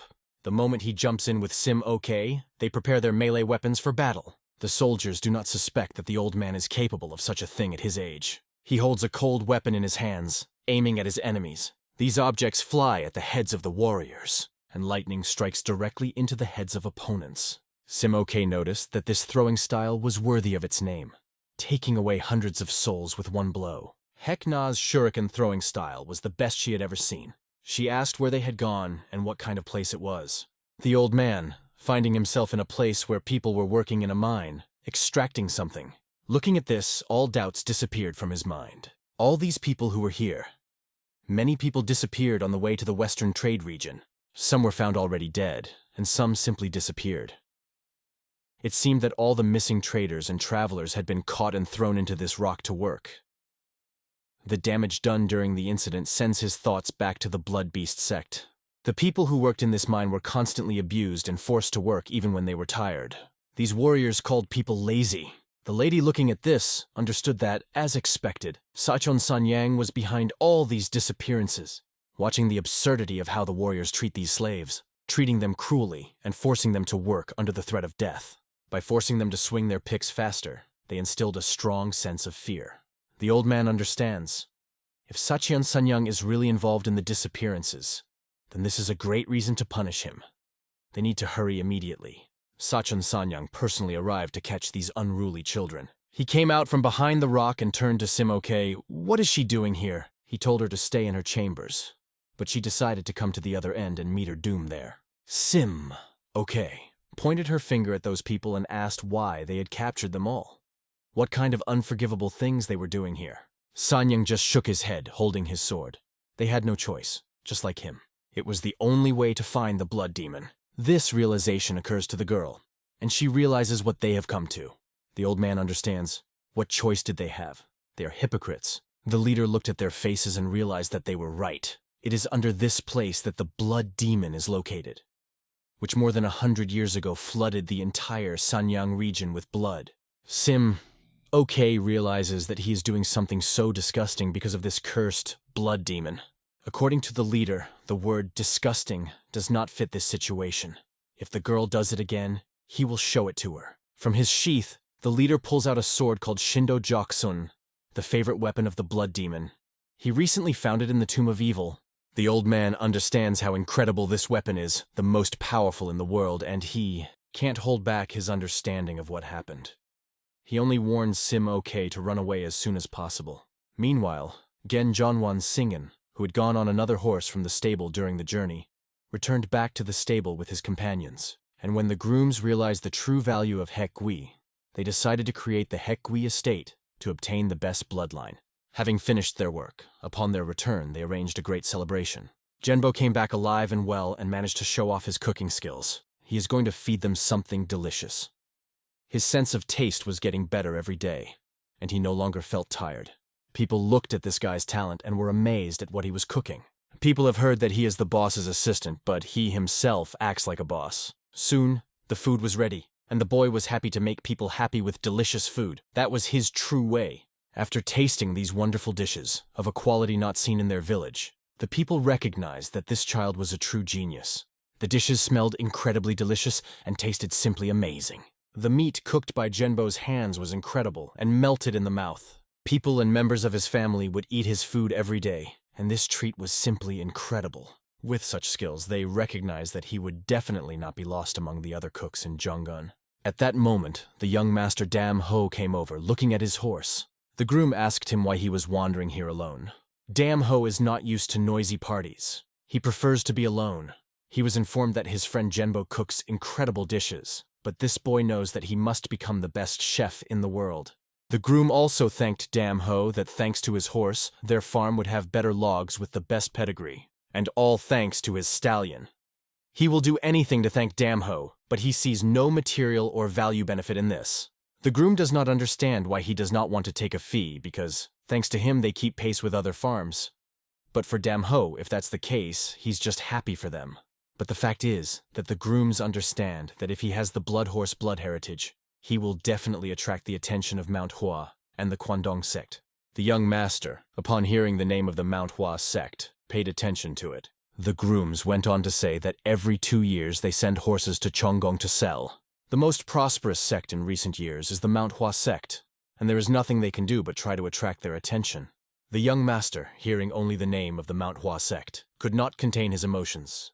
Walking around the stable, the groom talked about the old dragon, going back to the story of the most promising martial artist in the world. The people of Zhongguan called this area blessed, all because this place was a center for 9 talented personalities. The best warrior, Jin Myung, was raised by the shamans with all the care and incredible effort. The Shaolin warrior monk Sochon is another outstanding representative of martial arts masters. A world-famous warrior from Mount Hua named Nia Geni. These are representatives of the old dragon martial arts masters. Dam Ho understands that Chang Mooning is the title of a leader, and the elder of the Hua Mountain sect now holds it. The groom knows little about the disciples of Mount Hua. All he heard was that the young warrior Mugxian had risen to the rank of an old dragon, and their citadel had become much larger than before. It seems to be the peak of the sect's prosperity since Hyunchong Chinin became Chang Moonin. But the young master doesn't fully understand why the masters do this. We return to the territory of the mountain, where incredibly cruel events are taking place. Mrs. Semak runs through the forest, panting from exhaustion. She realizes that what happened is simply incredible. Badly wounded, she escaped from the camp on the mountain. She remembers the moment old Heknu sacrificed himself for her. He warned her to run as hard as she could, using the last strength in her legs. After all, she would not be able to compete even with the swordsman Yon Hassan. The head, holding the legendary Blood Demon sword, declared that it was too late to flee. The old man rushed forward against this incredible sword, to somehow hold it while she had to run away. Crossing his swords, the chief yelled at the old man that he couldn't do anything. After all, if Yen Hasten raises his sword, his aura will overshadow everything. In the abode of evil, heads fly off their shoulders, and the power of this sword is simply incredible. Simak understood that the whole forest was teeming with warriors looking for her. Looking at the warriors below, she knew she had to knock them off their trail, even though she was wounded. In her mind, she apologized to Hekna and promised to return for him. An incredible number of soldiers were in a hurry, because the girl could not run far. From the traces of blood, they realized that she was somewhere nearby. They couldn't believe how she managed to escape with such a wound. This explained why she was second in the dynasty of the Blood Beast sect. The question remains, if she escaped, what should they do? Because the situation is dangerous if she returns to the sect. They must get rid of her at all costs, whatever the cost. After all, now while their leader has the sword of Hulma, if a leader masters the swordsmanship techniques and secret techniques of Hulma, none of the 9 great clans will be afraid of them, including the Blood Beasts. With this plan, they must buy time, because if everything goes wrong, the consequences will be incredible. Soon, one of the soldiers, who knows the area, realized that there must be a farm nearby. The counselor realized that if there was a farm, the girl could hide there or take a horse. If she followed the path, their plan would go to pieces. Everyone must follow the path, find the farm and the girl as quickly as possible. After some time, the girl, walking along the path, with pain in her eyes and body, she came across the farm. Although she did not know where she was going, numerous horses appeared before her. She understood that this is wonderful. You can hide here. She approached one of the horses and began to saddle him, although he resisted. She asked him to be quieter and not to delay, he should go with her. After all, the fate of the Xinjiang region depended entirely on her, and she begged the horse to help. Soon she was on him, and it was great. "Good girl," she whispered to the mare, trying to calm him down. The groom, returning to the farm, saw an unknown woman taking his horse. He shouted, "Who the hell are you?" She explained that she had problems and asked to give the horse temporarily. The groom shouted to the whole yard that a thief had appeared on their farm. Someone is trying to steal his precious horse. Simok understood that this was a real mess and did not know what to do. Soon, numerous men gathered around her. This is unacceptable for the groom. If there is a thief on the farm, he will deal with him. Simok begged them to understand, apologized, but did not have time to explain. They must leave. But these people looked after the horses and were not going to retreat. "What kind of shameful thief?" shouted one of the strong men, but the girl begged him to back off. The groom kept repeating that she couldn't just walk away saddled with their precious possessions. The girl explained that she would compensate all the damages later, but there was no time. Taking the horse, she understood that the safety of the Xinjiang region came first, so she asked everyone to leave in a rude tone. She forced people to step aside, moving on a wild horse. The villagers realized that she was really crazy. Left with no choice, she charged at them on horseback, yelling for them to be careful. And as soon as she saddled the horse, a beam, like an arrow of light, flew right at her head, and she could not dodge. This beam pierced her hat, almost taking her head off her shoulders. The arrow flew past Mistress Simok's head and hit a tree, piercing it. She looked at the fact that she almost died because she couldn't react quickly. And the soldiers surrounded her and were not going to let her go because there would be no mercy for her. They quickly caught up with her, and it is not clear how they followed her footsteps. Warriors surrounded her from all sides, and the groom did not know what to do. One of them said that Sacheon Sanyang suffered great losses because of her, and it is better for her to go with them without resistance, so as not to create big problems in the future. Simok shouted that she would not go with them for any money or anything in the world. But the Lord's advisor understood that she did not want it in a good way, and then he orders his warriors to treat her with all honors, and they sharpen their swords and attack her. The girl stands on the horse and pushes away from him, holding her sword. She wonders what happened to old Hekne. But if she wants to know, the warriors suggest that they surrender and not cause trouble. For her, these words sound ridiculous. She wasn't going to let them bully people knowing what they did. The hostess rushes past one warrior and strikes him. And then the soldiers accused her that Simok did not even care about the lives of her people, and she is a real heartless woman. In turn, Simok, waving his sword, gets to this witty fellow and advises him to think better of himself. And the battle unfolds in an incredible way on the field of the groom, who understands that these are the warriors of the dirty. And if this is true, then they do not understand what trouble has happened in their land. So they need to get their people out of this place quickly, because these bastards will cut down everyone in their path. One of them looked around and noticed that there were a lot of witnesses. His soldiers will take care of all that. After all, no one needs these witnesses, and they will not go far. The groom's warriors were not to blame for anything. They just didn't know what to do when these armed creatures attacked them. Sanyan's warriors began to destroy everyone in their path. People immediately began to flee, because if they stayed, they would all die. Realizing this, Sanyan's warriors shout at them that if they don't escape now, it's the end of them all. One of them could not run away from fear, and this warrior crushed him like a nut, admitting that today doesn't seem to be his day. Well, what a miserable day in the village. This is some kind of extermination of ordinary peasants who cannot even oppose anything. One niece sees how her grandfather is simply destroyed with one stroke of the sword. The groom looks ahead and sees that the girl has not been able to hide. She asks the warrior who approached her to spare her. She is not guilty of anything. In turn, the groom ran up to her and began to defend her. Because this girl is not guilty of anything. How dare they? Let them stop. Looking around, Simok sees that it is simply incredible. She asks them all to stop. After all, these people are not guilty of anything. They did not touch anyone, and they do this to them. And from afar, the groom looks at his niece and just can't contain his pain and can't do anything. One of the warriors, holding a sword, doesn't even tremble at what he's about to do. He simply asks to blame the woman who brought trouble to their village, and called it a misfortune for them. The girl trembles convulsively with fear, even before the sword approaches her. But she has already said goodbye to her life. And then suddenly they heard the rumble of the earth. The rumble of the lame foot began to be heard all around. The demonic energy cut through the membranes of these warriors and stopped them. A suffocating aura rose above the battlefield and made everyone stop in place. With fear in their eyes, the Sanyan warriors looked at this boy. The sound of his steps made the heart of one of the leader's advisors freeze in terror.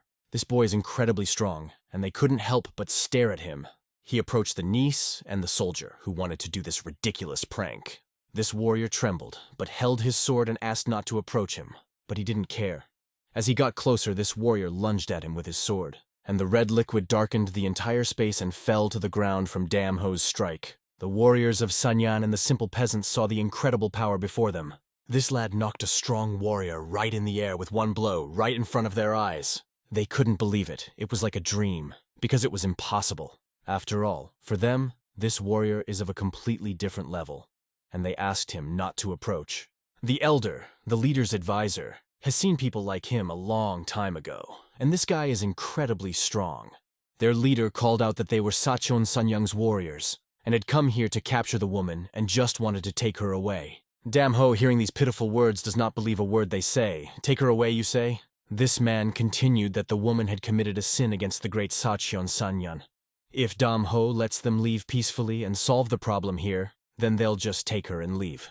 Damho listened to their words and realizes that they became afraid of him after the power they saw, and want to say that they want to leave after maiming and killing so many innocent people in this village.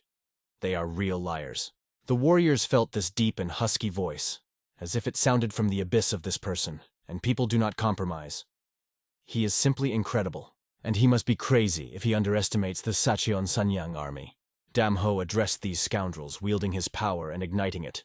If your lord Sachon Sanyang is so great, let him meet him in battle. The advisor realizes that it is necessary to go on the attack and kill this scoundrel, and orders his soldiers to attack. They must raise their swords and attack him from all sides and kill him. But the boy, not restraining his rage, begins to rush into battle. Against an incredible number of warriors, he begins a brutal bloodbath, forcing them to pay for their actions against ordinary people. We return to Mount Bagda, Eastern Tanshan. Sachon Sanyang's head receives the news that something has happened that needs his quick attention. After all, they finally found what they were looking for a long time. They found the same blood demon they had been looking for so long. Sachon Sanyang realizes that he finally has the blood demon, and when asked where he is, his advisor answers that they took him to the temple near the Cave of Evil. Subordinates will bring him at dawn. But the head understands that this is not the case, and this time he will go alone. The next day in the temple, which was near the legendary mountain, Sachon Sanyang Temple, where the same legendary artifact was brought, the soldiers bent down and waited for the chief to do what he came here for. It was the blood demon, about which there were many legends. From this sarcophagus, an incredible energy could be felt, which was coming from it. And then everything Zhong Sanyang asked about the workers, that they are all now resting in the tomb of evil. The leader admitted that he would not get anything useful from those worthless idiots, and let them take care of them until dawn. But there was a very important nuance. Did they catch that girl at all? And he was told that since the commander-in-chief had gone in search, they were waiting for good news. Sanyan understood that they needed to catch the girl to prevent this from happening to them, because if the Blood Beast sect intervened, it would all come to an end. And let the teams wait. Suddenly something happens. They must be on the lookout. Standing next to the great demonic chest, Laban kept repeating to himself that this was destiny from the beginning. Persimmon the blood demon must belong to him. No one knows as much about him as he does, and he knows everything about him, his personality, tastes, and habits. A blood demon will never allow a chest to be opened just like that. In order for him to allow this, he will receive his name because his path is paved with blood. Because of this, you can't even think about mastering the blood demon Persimmon until your hands are covered in blood. He pours an incredible amount of his blood on this sarcophagus. Laughing, he repeats that he can drink as much as he wants, and the light begins to penetrate his eyes. Light begins to appear from all sides of this sarcophagus. The head looked at it and understood that it had finally worked. And something appeared near this sarcophagus, an open chest. In the open trunk lay objects that were incomprehensible to him. Although incredible energy emanated from them, there was a book, and something that looked like an apple. On one was written, Blood Demon, Book of Jin Ken. And it was the same secret book that was inaccessible to anyone. And now she appeared in the hands of the head of Sachon Sanyang. And it turns out he also has the elixir of divine power that comes with this book. It was even better than he could have imagined. They even prepared an elixir for a person to inherit the power of the blood demon. He immediately swallowed it and felt this power. He felt sick for a second, and his stomach twisted so much that he almost died. He falls to the ground clutching his stomach, pain shooting through him. It felt as if his stomach had been pierced with a flaming blade, and his body began to penetrate the hellish flame, and it seemed to flow through his veins. Due to the incredible amount of energy, the head felt that he could not stand it, and in a few minutes, if he used this power, his head would explode. Looking at his body, he sees that the blood demon is a real creature, and he began to overshadow the man's body, tearing it apart and filling it with his power. The whole temple was enveloped by an incredible glow of energy. And we returned to the battlefield. Damho fought the army using deceptively simple attacks and moves. Warriors who faced Damho became as soft as rubber dolls. Damho's piercing blow became many times stronger, and Sacheon Sanyang's warriors felt that their attempts to fight back were nothing more than futile. His blows, like a billion fireworks, bounced from person to person and washed everything with blood. And in an instant, every attacker was thrown back by a rushing storm. Just one look at Damho in action would terrify anyone who happened to be on the farm at that moment. Seamok looks at this guy and admits that he is a real devil. How can he kill people so easily? After all, the incredible elite troops of Sacheon Sanyang were defeated in the blink of an eye, and their commander-in-chief of the army, Sachon-san, was left alone, and he asked not to come near him, and if the boy knelt down and raised his hands, then he would spare him. Damho looked at him and asked, "What is so special about them?"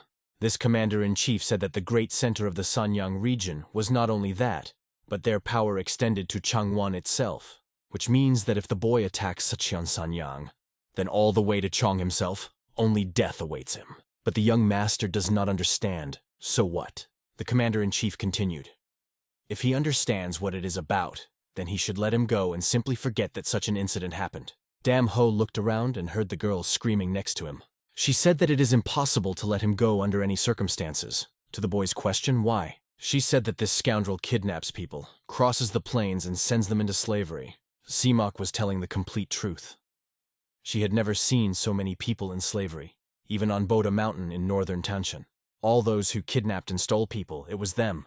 If it is the work of their hands, then her father, Jinabo, was killed by their hands. It meant that these guys were real devils. The commander-in-chief understood how much of a predicament he was in, but it was too late to convince him, as he shouted that Damho was not the cause or the main problem for them. He had no choice but to run away from here and report to his mistress. Looking at the boy who was lame on one leg, he does not believe that this is a cripple. Uses the Nanjgong technique, and even if he doesn't kill him, it buys him time to escape. The commander-in-chief hoped for this, and wanted to use the trick to escape. The commander-in-chief of this army takes 4 shurikens in his hands, and throws them in the direction of the young master. They pierce the air and aim at him, because this warrior has applied the art of shuriken. But all his attacks were repelled by the young master, who rushes to meet him. Taking his strong hand by his clothes, he spins this commander-in-chief in the air, and, using his extraordinary strength, smashes it on the ground, forcing it to ferment like a grain of sand. At the place where the boy put this commander, an incredible chasm of great depth was formed, and this warrior, feeling the incredible power of this extraordinary man. By the way, I lost forever the memory of the soldiers in Sachan. A bloody bath took place, and the silhouette of the young master was covered in it. Seamok had never seen such strong people and such cruel people. The people from the stable did not understand how a person could kill so easily and powerfully. This guy is a real monster. He is incredibly strong. And at that moment, their skin was covered with ants that crawled to their bones. They understood that Damho had saved them, but he scared the hell out of them. This boy is not just a devil. He is an extremely strong person, about whom you can even make legends. And when Damho turned around, he saw a bunch of frightened people, who looked at him and saw that he was completely covered in the blood of their tormentors. Seamok approached him, and she needed to explain something. The young master gritted his teeth because he couldn't stand why this girl had come to this village, but she had no choice. She needed a very strong horse. The young master asks her, did she know that thugs were chasing her? But the girl repeated that she had no choice. But what does it mean, there was no choice? These words must be explained, and she explains that she is obliged to protect peaceful life in this country. Damho only asks, why? Is it more important than the lives of these people? Seamok, with tears in her eyes and a bloodied face, says that she is very sorry that this happened. But the fact is that sacrifices for the sake of peace in this country could not be avoided. And she asks for Damho's help, as his power can help stop Sacheon Sanyang, and she asks for the peace of this country. Damho slaps this girl with all her might, saying it's wrong. People open their mouths wide in surprise. Seamok recovered after the blow and says, I apologized. Dam Ho turns to the people and says, "First she will have to apologize to all the residents." She, crying, says that the fate of this country rests on her shoulders. But the boy does not think that the country is worth the lives of all these people. Simak does not understand how he can talk like that, but it was clear that everything was lost in her. And he says to his friend Jimbo, "You two?" He asks for the horses to get out of here. When the horse was in his hands, he thanks the townspeople for what they have done for them, but the groom was very worried. After all, Sacheon Sanyang is very influential, and if he decides to level their land with a farm, and the guy just said that they won't compare. The groom thought it was very high-minded. Dam Ho was telling his friend that they were leaving immediately. But where are they headed? In the same city of Zhongwan? Dam Ho informed him that their path had changed a bit. After all, they are going to Sacheon Sanyang to solve several important issues, and approaching their main fortress. The boy was walking past their security. The soldiers were on guard because the master had given an order not to let anyone in. But suddenly something appeared on their way, and all guests were supposed to arrive only in the morning. Who is this man? And what does he do? Why is he going straight for them? The fact is that this young man radiated an incredible aura, and it only scared him away. And for warriors who have never felt such strength and such pressure, it was scary. They ordered everyone to stop, those who were walking towards them. The thing is, this is not an inn, so let the guy introduce himself. The young master turned to these warriors and asked, "Is this Sacheon Sanyang?" They confirmed this information to him and said that this was not an inn, so let him come at dawn. Dam Ho dismounting from his horse, he said, "If their master is here, then let him come to me." The soldiers said that he does not receive any uninvited guests, and then this warrior with a lame leg begins to walk closer and closer to them. And the warriors don't understand how this guy can be dangerous if he has a lame leg. Dam Ho says that if they don't bring him to their leader, he will go to him himself. This man replies, "A little thing like you says such words?" Dam Ho, smiling at these words, delivers a devastating blow that shatters this warrior into atoms. The walls of the incredible building of Sacheon Sanyang were crumbling. Along with the ruins and their gates broken, the warriors did not understand what was happening. It was as if a hurricane had entered their territory and began to destroy their defenses and hit their squad leader with one blow. Turning him into a dead fighter, the warriors thought it was some kind of ambush, and maybe this guy stole their animals. And it was clear that the enemy was attacking, and it was necessary to ring the bells. Alarm echoes throughout the building, and the soldiers did not believe that they had destruction on the territory. They shouted at this scoundrel, "Who the hell are you?" Dam Ho only said, "Where is their leader who rules this city?" The warriors informed him that their chief was not here now. If this person attacked Sacheon Sanyang, then he must not go.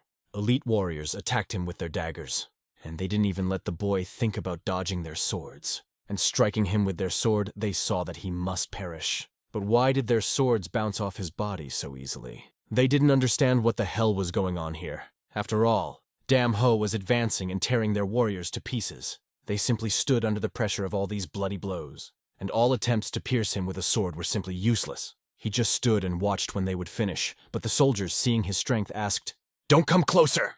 Dam Ho bathed in his demonic energy and could smash anyone with a single blow. His eyes filled with the fury of the divine technique Dam Ho used. To break through to Sacheon Sanyang's main base, he used a piercing fist and a demonic beast attack step. And now the walls of this place reflected piercing sounds like the roll of thunder, after which people fell and scattered like falling coins.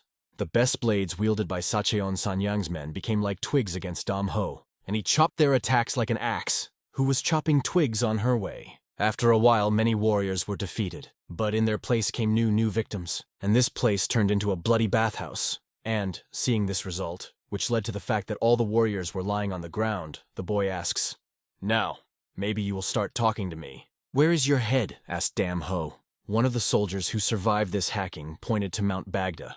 The young master understood that he had heard something like that somewhere. If he's on the same mountain, then they are on their way. In this temple, where the head of Sacheon Sanyana was, the head was gaining the power he got from the blood demon. After drinking the elixir of divine power, he gained incredible power, and she took root in his body. The elixir allowed him to study and master the forgotten techniques of the ancient art of the blood demon. And in return, John Hansen experienced hell. His muscles were torn and grew, and then in a circle again and again, 1,000 times in a row. Every bone in his body shifted and realigned, causing him to struggle through the night in agony. But in the end, his whole body acquired unprecedented strength and endurance, incompatible with human endurance. And having this power, he felt simply wonderful.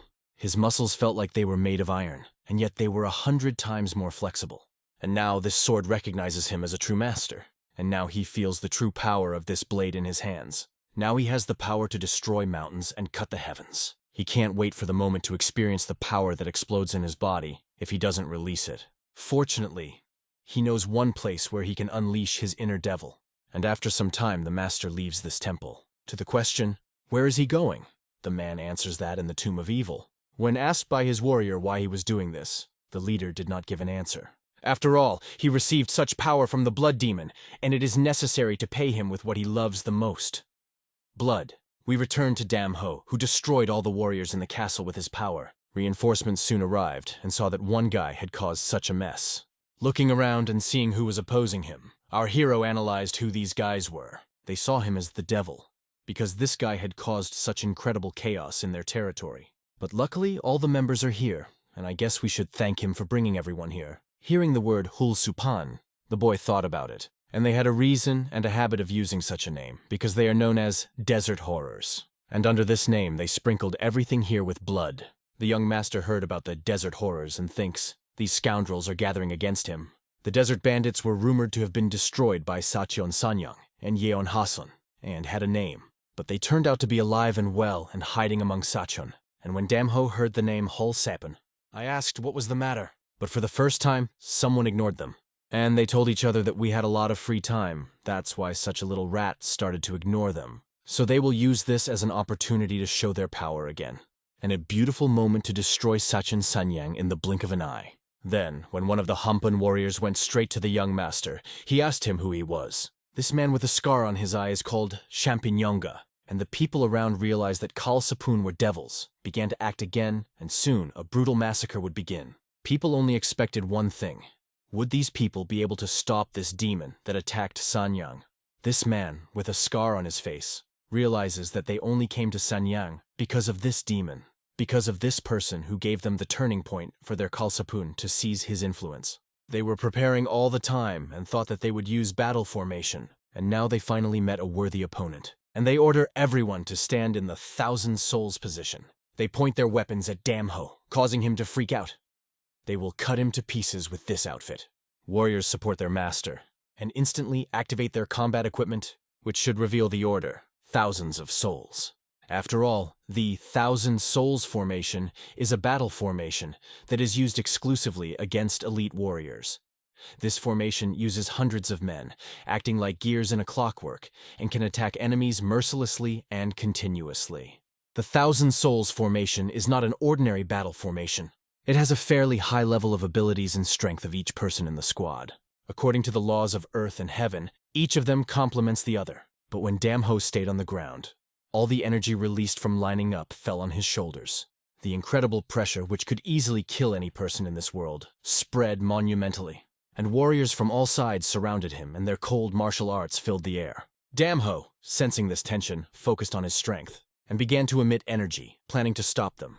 Using Damho's attack steps and piercing fist, he rushed at the enemies without problems or delays. Clatters and screams echoed all around as Damho's blows reached their targets, the warriors' bodies collapsing under his onslaught.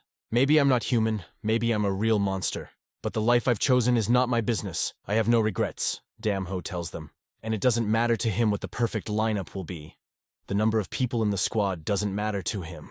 A maximum of 6 people in a squad to be killed at once. Even if 200 is divided by 6, it is 34. And all in order to destroy them, you need 34 repetitions of his blows. And this is the easiest way to count. Just like that, the lineup of 1,000 souls of legendary strength was destroyed. Warriors lost their lives, and their swords missed the mark. But Damho didn't even get hurt by the swords without a doubt. And one day, 6 swords rushed into Damho's body, and when the faces of the warriors showed joy and satisfaction, the back suddenly bent like a beetle's shell. The guy used the Hemguja technique, which was inspired by the body of a beetle that was fiercely fighting off a praying mantis.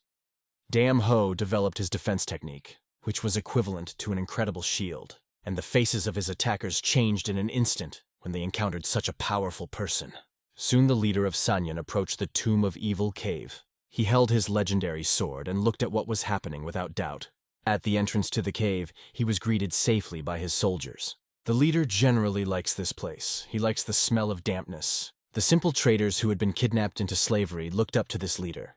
Hekno, an old man, was mutilated and lying on the floor after suffering many severe wounds. He turned to Jan Hansen, the leader of the Sanyang. How dare he commit such atrocities in the first place, and is he not at all afraid of the wrath of heaven? The Sanyana leader asked. Where are those people who believed in these heavens? The old man told him that the Blood Beast sect would be here soon, and he would regret his words. But for the leader, the main question is, who else among them will regret it? Because the bloody creatures have already fought with him once. But now he has the blood demon Persimmon, and there isn't a single living soul that can stop him. And then the old man realizes that this scoundrel has finally found the blood demon. Pulling out this sword, he replies that the blood demon nobly left the elixir of divine power to its receiver. And thanks to him, his strength was now equal to his. And now with such a legacy, he has singled out several surprising factors for himself. Johnson's blade can strengthen the bearer. It absorbs other people's blood. And then he used that blade to drink strange red liquid that spread over his sword. The blood demon was a true genius and made such an impressively evil weapon miraculous.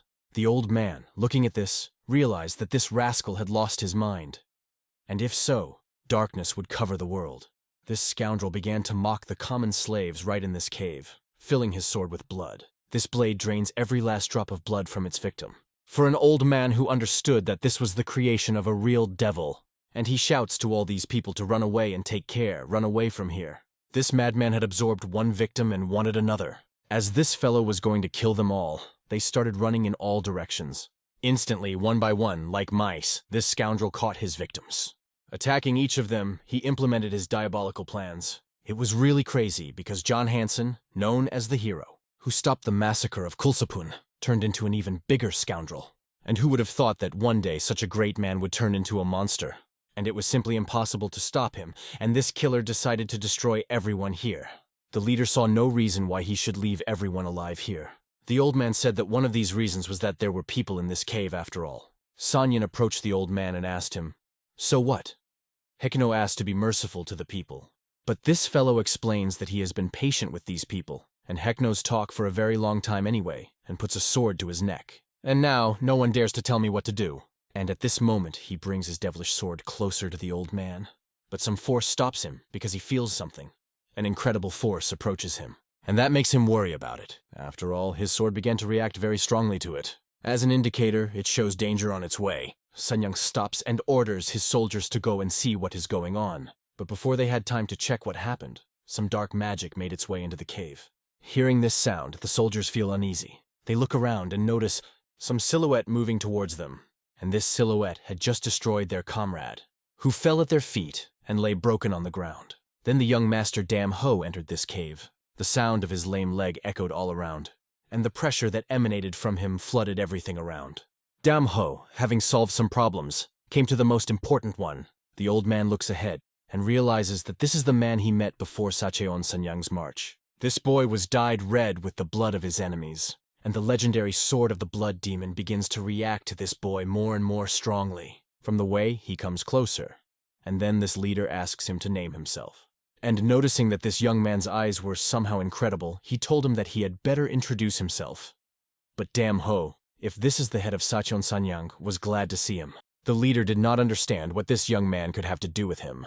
Dam Ho told him that they finally met, and began to approach him closer, and the tension in the cave grew. His lame leg, walking along the rocky cave, made the ground move. Without warning, he pushed himself off the ground, jumping up, rushed towards the leader, who suddenly did not know how to react to it. Using his devil sword, he blocked Dam Ho's strike. The strength of this young man was so incredible that he was simply shocked to the core by it. Soon a bunch of soldiers ran to the leader's residence.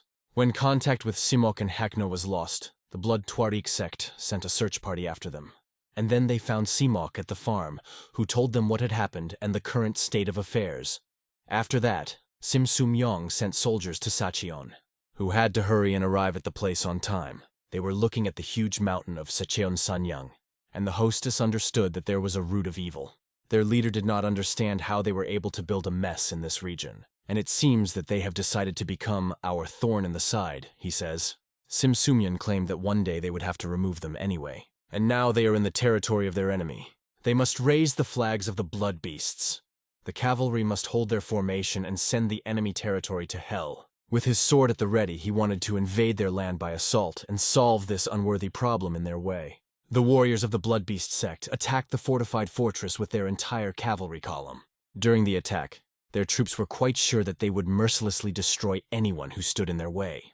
However, when they reached the main gate, they encountered no obstacle and were surprised by the silence of the place. No one resisted, but as soon as they set foot on the territory, they saw that all the soldiers and inhabitants were dead. The place resembled a scene of horror. Mountains of corpses were lying everywhere, and it seemed that something incredible had happened here. It seemed as if the devil himself had visited here, and the only question remained, who could have committed such a terrible thing? In order to gather at least some information about what happened, they had to find at least one surviving witness. Simok realized that only one person could do such a thing, and it was the same young man. However, the squad leader did not understand who she was talking about and asked her about it. In response to his question, the girl explained that it was about the person she saw, the one who saved her. Suddenly, one of them discovered a surviving man who was barely able to stay on his feet. They quickly approached the kneeling man, and the leader of the Blood Beast sect asked him, "Who are you? What happened here after all?" he added indignantly. The wounded man with a scar on his face, although he was badly disfigured, recognized the guild leader. The leader asked himself in surprise how this stranger knew his name, but how could he not know? After all, in front of him is the leader Hellsapun himself. Simok was amazed by the behavior of this man, who, although wounded, was laughing for some unknown reason. The guild leader was surprised because Hellsapun was a Seochan Sanyang organization, but he still didn't understand what the hell happened here. The man whispered through the pain, "The devil himself came here. All soldiers and residents died at his hands. Absolutely all without exception," he added. "He represents a new level of power and has a colossal advantage over all of us," said the wounded man. When asked who this devil is and what he looks like, the man answered, "You will understand everything yourself." After these words, he began to cough, suffering from his wounds. Struggling for breath, the warrior called that young man a bastard full of hatred. In the last moments of his life, he said, "I don't understand how we could lose so easily. We kept all of Yin Yang at bay. How could he do this?" The leader decided to personally check everything and go to the tomb hall. He asked his daughter not to doubt him, because only he can destroy everything here. He didn't get the title of Phantom Swordsman for nothing. After all, this honor was given to him after hundreds of battles, from which he came out alive. He will ruthlessly wipe out anyone who dares to stand in his way. He ordered all his soldiers to prepare for an attack on Bodan Mountain. Gathering together, they quickly rushed to the mountain without wasting a single moment. They headed to the mountain to personally investigate the situation and see everything with their own eyes.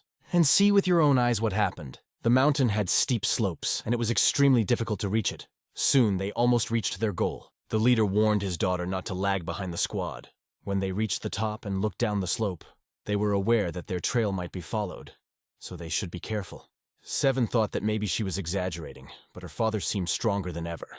She hoped that at least everything would end well. When they reached the damp cave, they felt an incredible energy radiating from within. It wasn't just a cool breeze from the depths of the cave. It was an incredible, extremely powerful energy. Suddenly there was an explosion of incredible force. The explosion caused stones to fly in different directions, breaking away from the mountain. The warriors looked up to see the leader of Seochan Sanyang breaking through the stone wall, and he appears right in front of their feet. Holding a devil sword, he takes a heavy blow. After an incredible wound from an unknown assailant, he begins to suffocate. He tries to regain consciousness after the blow and get up. His eyes blazed with rage, and the sword radiated the diabolical energy of a blood demon. The leader of the blood beasts, looking at him, understood who was in front of him, but the question remained. What happened to this man? Why did his body become so powerful, and why does he radiate such power? Their eyes met, and they looked at each other, and they heard unusual steps approaching them. They looked around, trying to determine the source of the sound. They felt an incredible energy emanating from this person's steps. The Seochan Sanyang leader asked the attacker, "Is there an old enmity between us, or why did you attack me?" Dam Von replied, "I have no enmity towards you." The leader couldn't understand. "Then why the hell did you attack me?" The young man was getting closer and closer, step by step, and said to him, "It was you who provoked me." Closer and closer the young master approached this scoundrel. People looked around as the Sachon leader was afraid of him. The warriors looked at the cripple and did not understand how he could be so strong. Sachion asks him, Is that a reason to riot just because he instigated it? For it to stop, one of them must die. And he, as a leader named Yoon Hasan, will try his best to make it not him. Damho was sure that his opponent had to go all out. From the Seven's side, they looked at this young man, the leader with the blood demon sword, and saw how much energy there was in this sword. And that energy in Yeon Hasong's sword became so strong because of something, and he was sure that he would finish off Damho with just one stroke of his sword. So, to win, it will be enough to hit once and cut that guy in half. Besides, how can he lose to a mere cripple? Yeon Hasong's heavenly wind step technique was incredible, and people all around understood that this wonderful technique could disable any opponent. And the blood beasts watched as Yeon Hasan grew up in their eyes, and did not understand where he had learned such a martial art. Our hero looked at it without fear at all. Yeon Hasan was sure that if the young master who met him in the field could not work his legs properly, then his strength would be reduced by half. Damho in turn accumulates incredible energy in his fists. Yeon Ha-sung shouts that he's going to kill this guy and head to Youngwon, and using the heavenly blade, with boundless fury, he unleashes this blow. People see that this is a special technique, one that only one legendary warrior, the Blood Demon, uses. This incredible force falls on the young master, who stops this sword in an incredible way with his hand. And looking at this, the question remained, how is this possible? This guy easily blocks the blows of such a powerful technique, and despite this, opposes him. There was a huge gap between this man's sword and fist, almost imperceptible.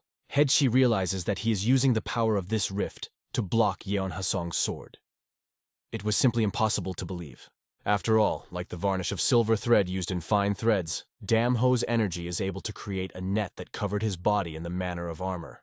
And this technique, this absolute, protected Damho from the Blood Demon sword. This technique was created by Damho in the image and likeness of the bamboo leaf fist technique, and he skillfully used it against such a strong opponent. Using this skill, Damho can block attacks without taking damage. And it is extremely incredible, and when the fist collides with Yeon Ha-sung's face, he is obscured by the flash of this light from the impact, trying to dodge a devastating blow from a maneuverable guy, which, like a hurricane, swirls and brings chaos to this territory.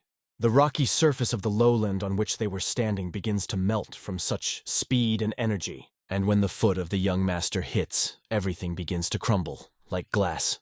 A huge explosion, like a storm of light that engulfs everything, rises, and people close their eyes. Leader Sachona cannot believe that such a shockwave exists, and he tries to oppose her because everything is very strong. To create such a shockwave, only the vibrational shock of one's own steps is used. It was like something divine.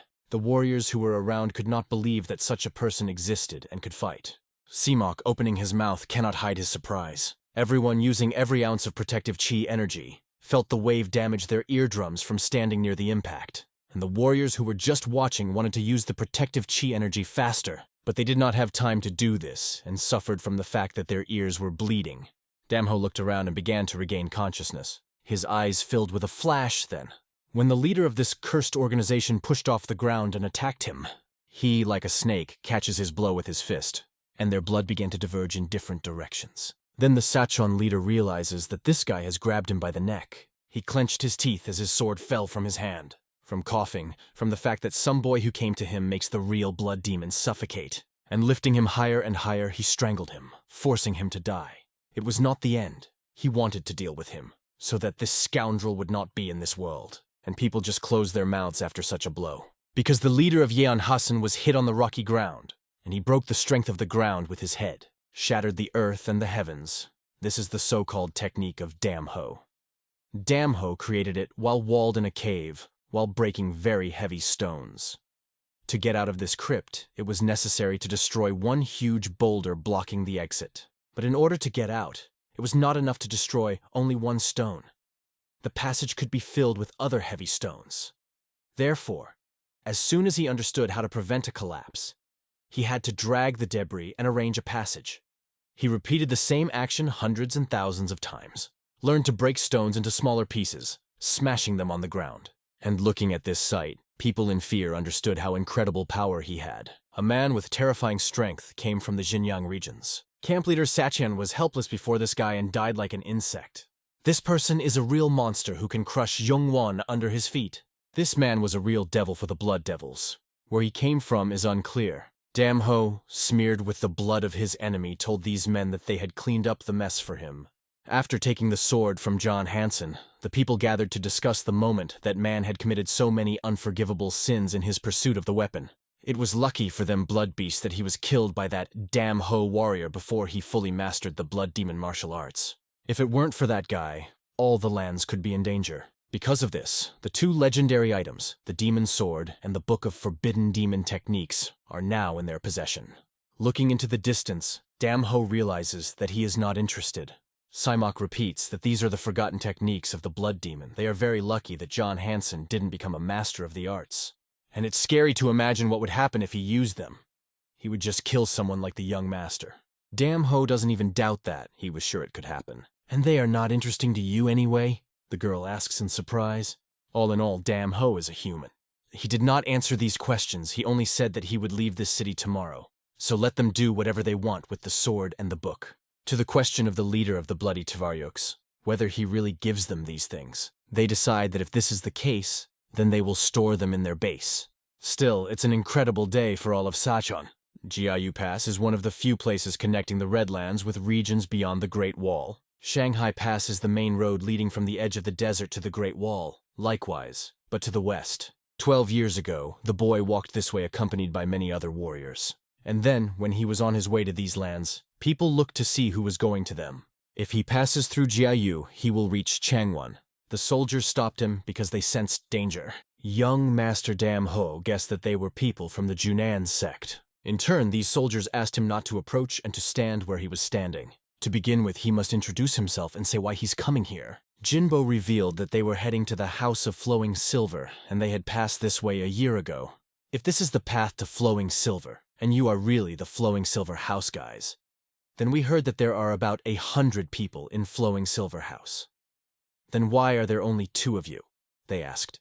They gave documents, reported that bandits attacked them, and this is a signed letter from the head of the Bloody Tvaryok sect. If that's the case, then the sect vouches for you. And it seems that this seal and signature definitely belong to leader Sim Sum-young. But the last phrase sounds rather strange. After reading this letter, the man understands that at any cost, these people must be missed. He was struck by these words in the letter. Still, if the House of Flowing Silver was destroyed by bandits, so the only question left for the guard is, how did these 2 survive? Dam Ho tried not to respond to the guard's words, but simply turned away from him. Then this guard got angry. Don't you hear what I'm asking? The energy of the young master begins to leave his hand. Dam Ho didn't even move, and the guard started laughing at this young man. He doesn't even react, but he used force.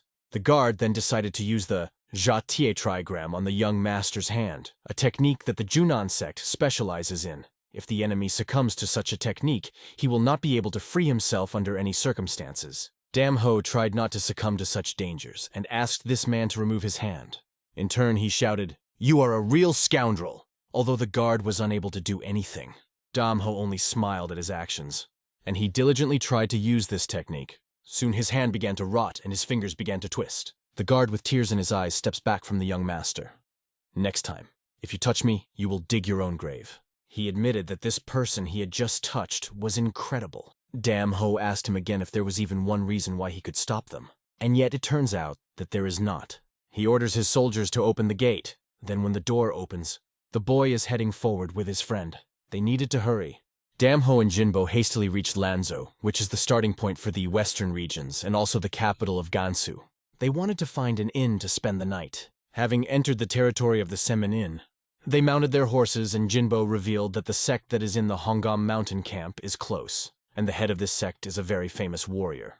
Also, his birthday is coming up and people are gathering here to celebrate. This is why there are so many warriors in this house. They sat down at the table and asked for the best dishes.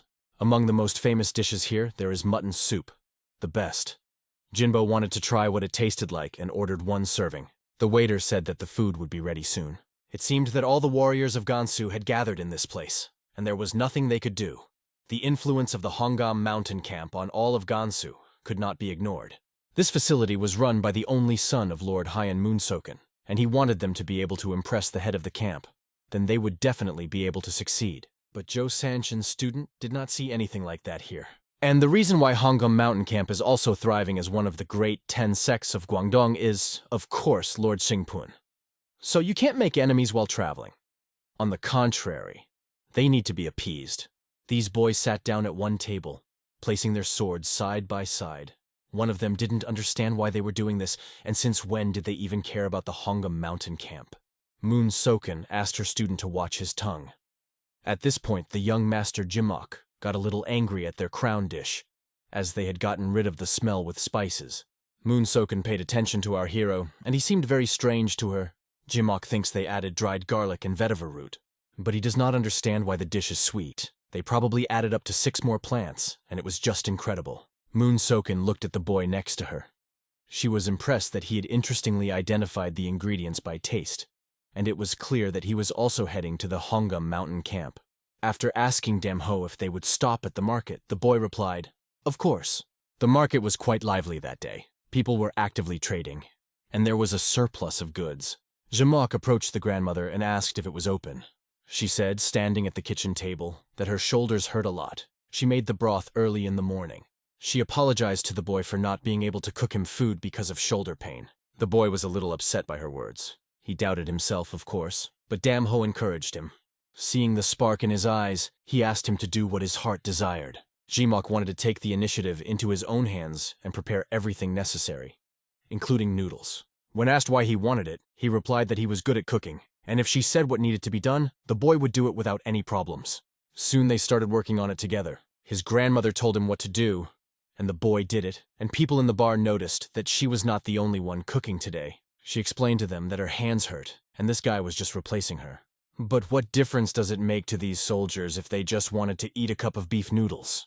The boy with a spark in his eyes began to quickly prepare the dish. He was good at it, and he was good with tools. Soon he prepared noodles with beef and served them to the soldiers. They were looking forward to it and were very excited to try it. They noticed that the boy coped with cooking better than the grandmother. They couldn't believe that he made these noodles. A real talent. Jimok was very grateful for these comments and hoped that his father would be proud of him, because he would become a great cook. Also, the author of this video will be very grateful to you for your warm comment. We continue further. It looked quite tasty, and the warriors assumed he must be her grandson. That man decided to watch him. If the boy will help for a few days, his name is Song Huang. He is the head camp chief at Mount Hongam. Jimok asked what help was needed from him. Song Huan revealed that there will be a reception in honor of their chapter's anniversary soon, and their hands will be tied. So it would be great if you could help them with the cooking. Jimok wasn't sure if he could handle such a responsible task, but for this man, if possible, he would be happy if the boy accepted the job. Feeling a little insecure, Jimok decided to agree. He decided to ask his brother if he could go at all. Damho was nearby and thought for a moment before letting him go. Song Huan, seeing that there were 2 of them, said that he would inform the head and supervisor, and they would both be allocated a seat. After eating, Damho went to his horse. He was met by a student of one of the masters, who asked, "Is this your horse?" Damho didn't particularly like talking to strange types. The man continued that the horse looked too elegant next to a non-warrior like him, and ordered him to sell this horse, because he would give a lot of money for it. Moon Soken was by her brother's side and was upset by his rudeness. Damho didn't respond to his offer at all, and no matter how much he offered, he refused. His sister decided to force her brother to withdraw his words and calmed him down. She apologized for her brother's rudeness, explaining that he was not so bad and had made a mistake by contacting an unfamiliar master. Moon Soken wanted to apologize for him and begged for forgiveness. Then her brother said that they were staying at the camp at Hongam Mountain. Jimok came to the young hostess and said that he had received an invitation from the chief of the camp at Hongam Mountain and would help with food there. Hearing these words, the girl was really happy for him and said that they would see each other soon at the camp. Her brother Moon Soken was looking at the horse. He thought that this horse would definitely become his because he considers Damho an unworthy owner. And it doesn't matter why, but this scoundrel is also heading to the Hongam camp, and he has an insidious plan. In Wuquan Mountain, there is a strange mystical story about a general named Guak Bun, who was able to use a whip to create 5 springs for his thirsty soldiers. Hongam Mountain Camp is located right in the center of Wuquan Mountain, and over the past few days the camp has seen a large influx of people, and all because the reception of guests for the 60th birthday of the head of the camp on Mount Hongam, Li Sunping, has begun. People from all over the world gathered for this moment. Soon some delegations arrived in this place. It was the camp of Mount Hongam, and with them came the young master with Jimok. Looking at this camp, they were amazed by its incredible beauty, and the location was simply wonderful. Everyone was preparing for this event. The hostess needed people in the reception, and they also said that they did not have enough guest rooms. Let's put it this way, if you roll into hell, they themselves did not have enough people, and it was necessary to hurry, because there were a lot of people, and prepare food for all these people. And as long as Jinbo works for them, he can stay in this building. He can walk around the camp freely, but do not make noise, because guests are gathered here. And always be careful, because there are a lot of people. This was addressed to young Mistress Dam Ho, who promised that everything would be without a problem. And then they sent women who should follow this commander. Soon they came to the so-called kitchen. They arrived here, and right there outside the door they were waiting for them. Chefs from all over the world gathered for this beautiful day. The commander ordered Jinbo to come in and make himself at home. Then, when the cooks saw that the chairman had arrived, he inquired how their preparations were going. They replied that everything is fine, and he decided to check what it tasted like. And taking one of the prepared dumplings, he tasted it and immediately felt better. Everything was just beautiful and very tasty. The cooks asked who the child was. He replied that it was a boy he had found. His cooking skills were incredible, so let him be in charge of the oven. These people were amazed because he is allowed in the furnace, and he looks only 13 years old. And they even jokingly laughed at him, because the boy is younger than their assistants, but Jinbo wanted to be trusted. The fact is that this guy's father was an excellent chef, and this kid works best in the kitchen, so trust him and let him be behind the stove. The child even had his own equipment and tools. He unfurled his knives and demonstrated that he was ready. His appearance was good, but he showed the furrows of very hard work. And despite the fact that he is a child, the chefs admitted that he is still a little experienced, and it was visible from the quality of its preparation. Watched closely by the cooks, he handled everything perfectly. And they were even pleased that such a boy works as well as ever, and he is worthy to stand by the stove. But one of the cooks could not accept that this scoundrel had taken away his workplace. If it weren't for him, his life would have turned out differently. The reception on the occasion of the anniversary of the head of the camp in the mountains is not just a magical feast. This event became something that united many sects and cults from all over Hansu. And all the people who arrived have to suffer a little while they find a place. Since the territory was small, and there were a lot of sects and warriors, after a while they drank all the drink to the last. And one of them thought it was a wonderful place. They drank it all, and as soon as a commotion started over one of the men, there were people who did not know what sect he was from, but it was clear that he had no money. This man asked for bottle after bottle. The waiter didn't know what to do. The master had already drunk a lot, but he claimed that he was not drunk, and said the famous phrase said by Lizzie. He began to tell me that life belongs not only to us, but equally to the earth and the heavens, and asked if the waiter knew what that meant. But how should he know? This means that life and death are predestined for him by heaven, and all he can do is focus on enjoying the moments of his worthless life. And this wise man so many years ago said such a great thing. How can you now lose the moments of life? And since human history is complex, there would not be a single sage, so that alcohol would be far from him. And yet after these words, the waiter decides to quickly bring him wine.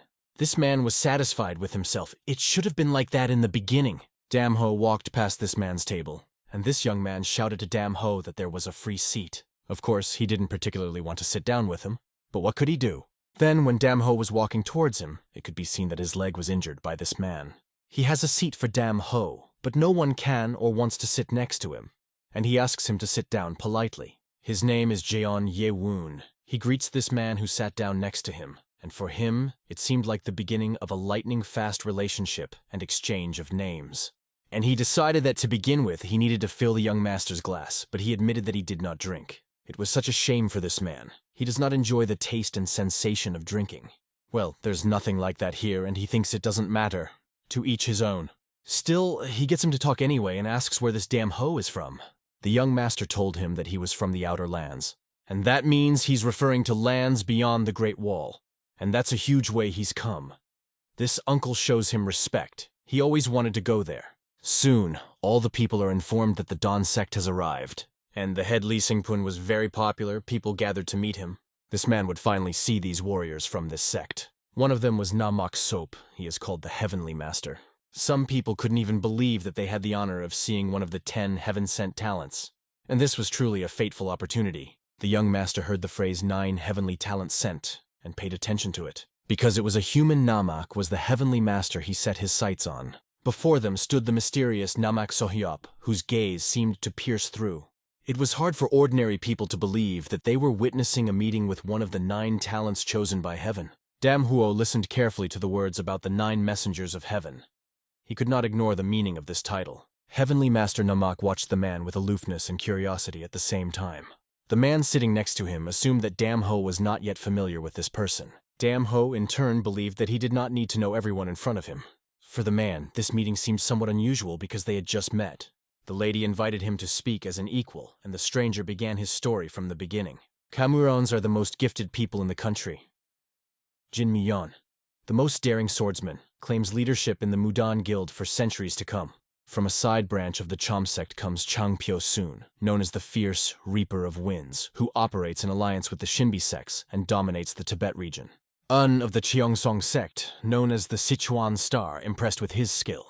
Raised by Shaolin monks, So Cheong is famous for splitting rock with a single blow. The flower of the ocean shores, Hai Sool, a warrior from the Hai Nam sect, has become a true symbol of strength. Kiom Nasu of the Jongnam sect is one of the most respected warriors. And the last of the Kamuyerons is Namak, a heavenly master from the Gongdong sect, who has high hopes. The 6 elders of the Gongdong sect were said to have sacrificed half of their ki to enhance Nakamak's ki. His ki was the strongest in the world. No one could match his energy. Even so, he explained that ranks don't matter among the Kamuyerons, as their powers are almost equal. Their conversation was interrupted by a man who kicked an empty flask lying on the floor. It was Namak himself who approached Cho Young-woon. Without thinking for a long time, he noticed that he seemed to be unable to close his mouth in time again. Cho Young-woon responded calmly, by noting that Nakamak's eyes were looking up and down, just as haughtily. Indignant at these words, Namak loudly called his name. Upon hearing Cho Young-woon's name, some turned around, whispering, "Is this really the drunken heavenly dragon? Is it true that this tramp is the drunken sky dragon floating in the sky?" Suddenly, a man stood up and said that even without the title of Kamwiron, Cho Young-woon had gained fame not less than them, but even more. Once upon a time, when the demonic sect declared war on the entire world, the warriors from Mount Hua were at the forefront, and their sacrifices allowed the other sects to gather strength and troops to fight. Many sects united under one banner, creating the Union of Justice Warriors in honor of the fallen. Among them was a man who stood proudly on the front line with an unwavering spirit. Yang Ilsan, a vagabond who created his own sword style. His courage united the other vagabonds, and they founded a new sect. The sect that had gone through more than 100 battles and always won was called the 100 Battles. He was given the name Blade that pierces gods and demons, and a banner was raised in his honor, a symbol of the indomitable power of the 100 Battles, which perpetuates the memory of Yang Ilsan and his invincible sect. The only disciple the 100 Battles sect leader had was Cho Yeon-woon, known as the Drunken Heavenly Dragon. Namak, standing next to him, asked him to be a worthy bearer of the victory banner. But Yeon-woon did not live to live up to other people's expectations.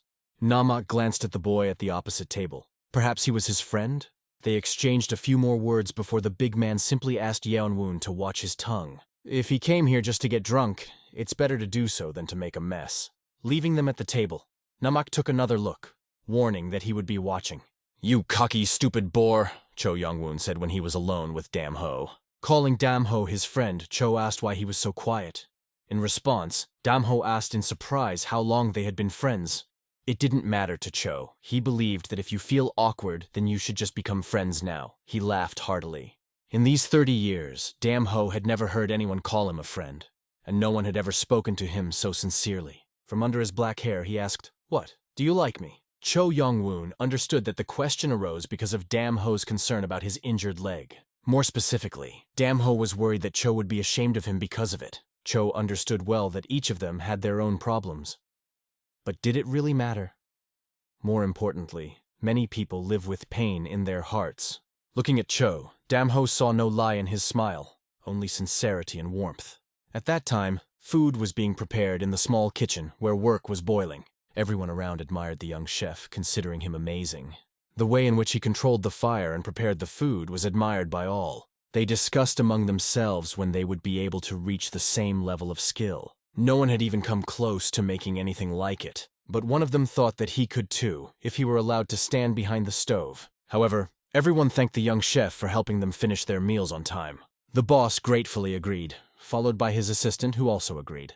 They were able to get some rest only thanks to the efforts of this young man. He was asked to go and rest because he was already tired, but he saw unfinished business in the kitchen. The assistants were asked to stay, explaining that there is a big difference between a boss and an assistant. And if you want to become a great chef, you must always remember this. After these words, he agreed to go and rest before tomorrow, because there was a lot of work ahead of him. On the way to rest, he remembered his father's words. Cooking is the art of fire. A good boss must understand fire. Looking up, he wondered if his father could see him controlling the fire. He was also worried about his younger brother, Damn Ho, because he must be hungry. He promised himself to prepare some snacks for him. Opening the door, he heard the sounds of a burning fire and wondered who was here at such a late hour. He was alerted by the power of the flames burning within, but then he realized that it was his brother Jinso. As he approached, Jinso quipped that if he hadn't appeared, he would have already been standing at the head of the stove. Jinso couldn't even hold the pan, and the whole dish just fell to the ground. However, he continued to exclaim that he had been waiting for the opportunity to stand behind the stove for 7 whole years. Why did you make it and I didn't? Am I not good enough? He asked painfully. The young cook noted that he would not stay here for long anyway, and accidentally ended up in the kitchen. But for Jinso, this place was a home, a native place. He tried to reassure Jinso, assuring him that if he worked hard, he would soon become the boss. Regardless of skill, Jinso stood his ground. He would never become a boss if he couldn't understand this cursed fire. First you have to feel it, and only then understand it, the young chef added. He even remembered his father's words, explaining that understanding the matter is quite another. Jinso had no idea what feel the fire meant, and the words seemed meaningless to him. However, the young cook patiently explained, madness or not, but fire must be loved. Jinso came closer and felt the heat coming from the fire. The young cook advised him first to open his heart and feel the flame. Try to hear what it was trying to convey. It is not easy, but if you listen, you will learn what secrets the flame hides. Standing in front of the fire, Jinso had already begun to complain that his face was burning like hell. The young chef stopped Jinso, asking him to calm down. He came closer and explained that it is very important to monitor the breath and flow of fire. Jinso almost put his hands in the fire, sweat dripping from his face, and he tried his best to hold on. The command echoed in his head again and again. Feel the fire. Feel the fire. The next day the weather was beautiful. The sun was shining, as if it wanted to embrace everyone who went outside. Indeed, the day was really bright and warm. On the street, everyone was preparing to meet the owner. The mood was high. Everyone was already impatiently waiting for the appearance of the master Sinpug. And Cho at this moment was completely immersed in the enjoyment of the food. He didn't care where the owner was. He just wanted another portion of meat. Noticing that Damn Ho had gathered somewhere, he turned to him. Cho felt that Damn Ho seemed to be carrying a huge burden behind him, and he himself became like an insurmountable rock. It seemed that he did not really need someone else's company. Cho regretted that he had learned so little about this mysterious friend who was always busy. However, he was wise and understood that time would put everything in its place. All that remained was to wait. If fate has connected them, then one day they will meet again. The young man immediately noticed Ho, and his sister, who was standing next to him, asked his brother to do without conflicts today. However, if it were not for the conflict, this one would not have turned to Ho at all. Finally, he spoke in his direction. Here we meet again. Then asked if Ho knew what respect was, implying that he should say hello in return. Ho did not consider this a greeting, so he remained silent after explaining it to him. And then he added, I didn't understand. I thought it was just some magpie barking. He immediately reached for his sword, ready for action. The sister continued to persuade her brother to observe decency. However, it was difficult for him to control the flame that burned in his chest. He returned the sword to its place, mentally promising that he would bring this bastard to his knees again. He will still beg, flashed through his mind. But his sister quickly extinguished this conflict. The tense atmosphere finally left the yard. The man with the mustache, tasting the soup, asked the other if he had heard the latest rumors. What are the rumors? Asked the interlocutor. Mustache began to tell that there had been a terrible massacre in Xinjiang. He mentioned the Socheon camp, but his interlocutor, as a follower from the outer regions, had not heard of the camp. Then the mustached man explained that the camp had become a victim of a bloody massacre, and Dam was listening attentively to his story behind his back. The interlocutors could not believe this story, because they considered Seo-chan to be one of the strongest cults, unable to become a victim. Mustachio continued, noting that the damage suffered is beyond all possible limits. Seokan was not destroyed by another sect, but by a single man. The bloody star of Xinyan, which recently rose in the sky. That's what the witnesses said about him. Dam Huo heard every word, and he especially liked the name Xinyang Bloodstar. It was at this moment that the host Li Xingpun appeared. All the people gathered to congratulate him on his birthday, wishing him long years and a happy life. However, the head of the camp near Mount Hongam, Li Xingpun himself, felt like a man who had not done anything significant and was already celebrating his 60th birthday. For all guests, he prepared a special event, the Pillars of the Labyrinth, from which it is impossible to get out. He added that there is nothing dangerous here, but in the center you can lose the sense of space, and all sensations will leave the participant. Everyone present listened carefully to his words. Li announced that the first person to escape the maze would receive the Azure Moon Sword, the great treasure of their camp. The Azure Moon Sword was interesting to everyone. It's been in use for over 20 years, but it's still razor sharp. To win, you need to believe in yourself. The head of the Noho swordsman entered first, and the pillars glowed red. Spectators watched this spectacle with delight. Warrior Jinpun was the next to step into the maze, with Dam Ho watching from the shadows. He wondered how people rejoiced at the spectacle of iron pillars. Dam decided she'd better mind her own business, or check on Hankwi. He immediately set out for his horse Hankwi. When he entered the stable, he saw a terrible picture. The horse was all cut up, and a drunken man was standing behind him. Dam Ho asked him sharply, "Who cut my horse?" Wing of the camp near Mount Hongam. 3 men were sitting at the table, enjoying strong alcohol. One of them, a little carried away, was glad to have a drink with his good old friends, as he called them. Across from him sat Zhan Hakyong and Yun Sunghan. He suggested to forget about the owner's birthday and just enjoy the drink. But suddenly his sister called him, opening the gate. "Oh, look who it is, our sweet little sister," he said. She came to ask what he was doing here, as he had to join the festive feast. "And why? Even if I go to the leader's feast, he still won't notice me. He doesn't care about Hyungmoon. No matter how much I bow to him, do you think he will pay attention to it?" His sister did not understand his words at all, but he explained that she had to grow up to understand this. In the end, he even suggested that she forget about her host's birthday and join them. His friends also invited her to keep them company. The fat man continued, joking that they weren't so bad, but she just turned away from them and sighed heavily. She asked her brother another question. Where did he go last night? Of course, he wasn't going to report his every move to her, although the thought of Dam Ho made him think of a purebred stallion. At this moment, Dam Ho was approaching the gate. Opening the wooden gate, he noticed his sister. She turned her head and saw a man standing in front of her. In her eyes, Dam Ho looked like Jinbo's mentor, someone who could lead by example. However, she did not understand what he was doing here. At this time, Namak Seoyop was asking about Yoon Sangan and wanted to know if he was really here. He was told that Yoon was currently at the branch, and was told that he was also an unofficial disciple of the Gongdong Sect and was very talented. Meanwhile, the arrogant man listened to a question from Ho. This question made him very angry. Getting up, he agreed that he had indeed come at night to look at his horse. He clenched his fist and approached Dam Ho. "What is he mumbling over there?" he added scornfully. And without hesitation, he waved his hand at Dam Ho. He thought he would be able to strike the first time, but Ho simply dodged his blow. Loud screams were heard that spread all around. They were screams because the brat was flying head down right in front of his sister's eyes. The sister understood that it was he who attacked first and started the conflict. She also saw him knock himself out after a single blow. It was hard for her to believe that this black-haired boy was so strong. Friends of the impudent could not understand what happened, because everything happened in a flash. But they were well aware that if their friend Joe did not use ki to defend himself, then his internal organs could turn to mush. Standing over him, Ho calmly explained, "If you dare to touch something that doesn't belong to you, be prepared to lose something valuable." Friends rushed to him, begging the black-haired boy not to come closer. Joe just coughed at that moment, begging for mercy, explaining that he just wanted to try to saddle his horse. In his sister's eyes, he had always been strong and confident, and his pride prevented him from appearing weak in front of others.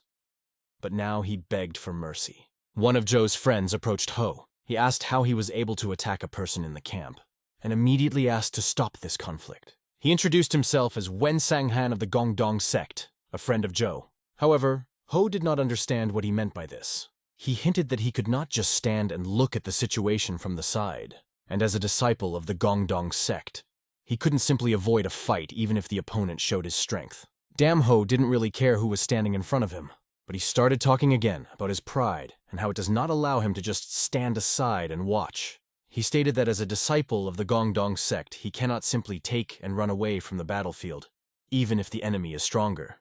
Tightening his fist, Yoon made it double its normal size. It was the Gongdong Sect's special technique. the divine piercing fist. It is unlikely that such a technique could be mastered by an unofficial disciple of the sect. Even his comrade Zhan was stunned to say the least, as he knew that this skill was only available to first-generation official disciples. You couldn't tell from Ho's face that he felt fear, but Yun had a completely different expression on his face. A wild determination seethed in him. This wild character became palpable in the air. Looking at Ho, Yun didn't see any killing lust in him, and couldn't understand why. Suddenly, such a strong energy emanated from Ho that Yun began to be pushed back. But he gathered his strength and went on the attack. With his fist, he was going to drive Ho's head right through and destroy him. The distance was so small that he simply did not believe that the enemy would be able to dodge. Ho wasn't even going to dodge, he just caught Yun's fist with his hand. He squeezed it so hard that Yun writhed in pain. Watching, the comrades were amazed at how Ho had used the block to avoid being harmed by Yun Sangan's technique. This had truly shocked them. How is it even possible to block Divine Impaling Fist? Only Ho knew the answer to that, and in doing so, he used the destructive power of his 5 fingers. Yun's hand cracked, the pain shooting through his brain. There was an even louder crunch. After that, Ho simply opened his hand. Yun flew back with a broken forearm, and his friend, together with his sister holding their chests, watched all this. It became clear to them that they could not even resist him. It was obvious that they were not his equal. Yun, crawling on his knees and spitting blood, asked, "Where the hell did this man come from?" Ho recognized that Yun was different from his comrades. At least he acted like a real man. And even on his knees, Yun declared that even though he had been defeated, it was not the defeat of the Gongdong sect. Yun promised that he would meet him in battle once more, to which Ho turned around and replied, "You can do it any time," and walked away. After a while, Yun lay in his bunk trying to recover. His older brother came to him. Seeing the bandaged leg, he asked irritably, "What the hell?" His gaze drifted to the hand wrapped in bandages. "Who did this to you?" asked the older brother, clearly excited. Yun explained that it was entirely his fault and nothing serious had happened. But the brother was determined to find out who did it, and promised not to spare the culprit. Yun insisted that it was his personal matter, and he did not want anyone to stand up for him. The older brother asked again if he really wanted it. I reminded that even though Yun was an unofficial disciple of the sect, his skills were not inferior to those of the first generation of disciples. Despite Yun's reluctance to speak, the elder brother decided to find out for himself. At this time in the kitchen, where delicious dishes were prepared, Jinbo started cooking while concentrating on his business. Ho visited Jinbo. A conversation started between them about who was doing. At this time, Zhan led the people straight to the kitchen, explaining to the master that the person they needed was inside. Opening the door, he ordered to leave immediately. Whoever he was demanded to appear, and a handful of people had already gathered in front of the kitchen. They sent Zhou, wielder of the Azure Moon Sword, who expected that by establishing a relationship with Li's master, he would gain even more fame. Jinbo peered through the gap, trying to figure out who had come.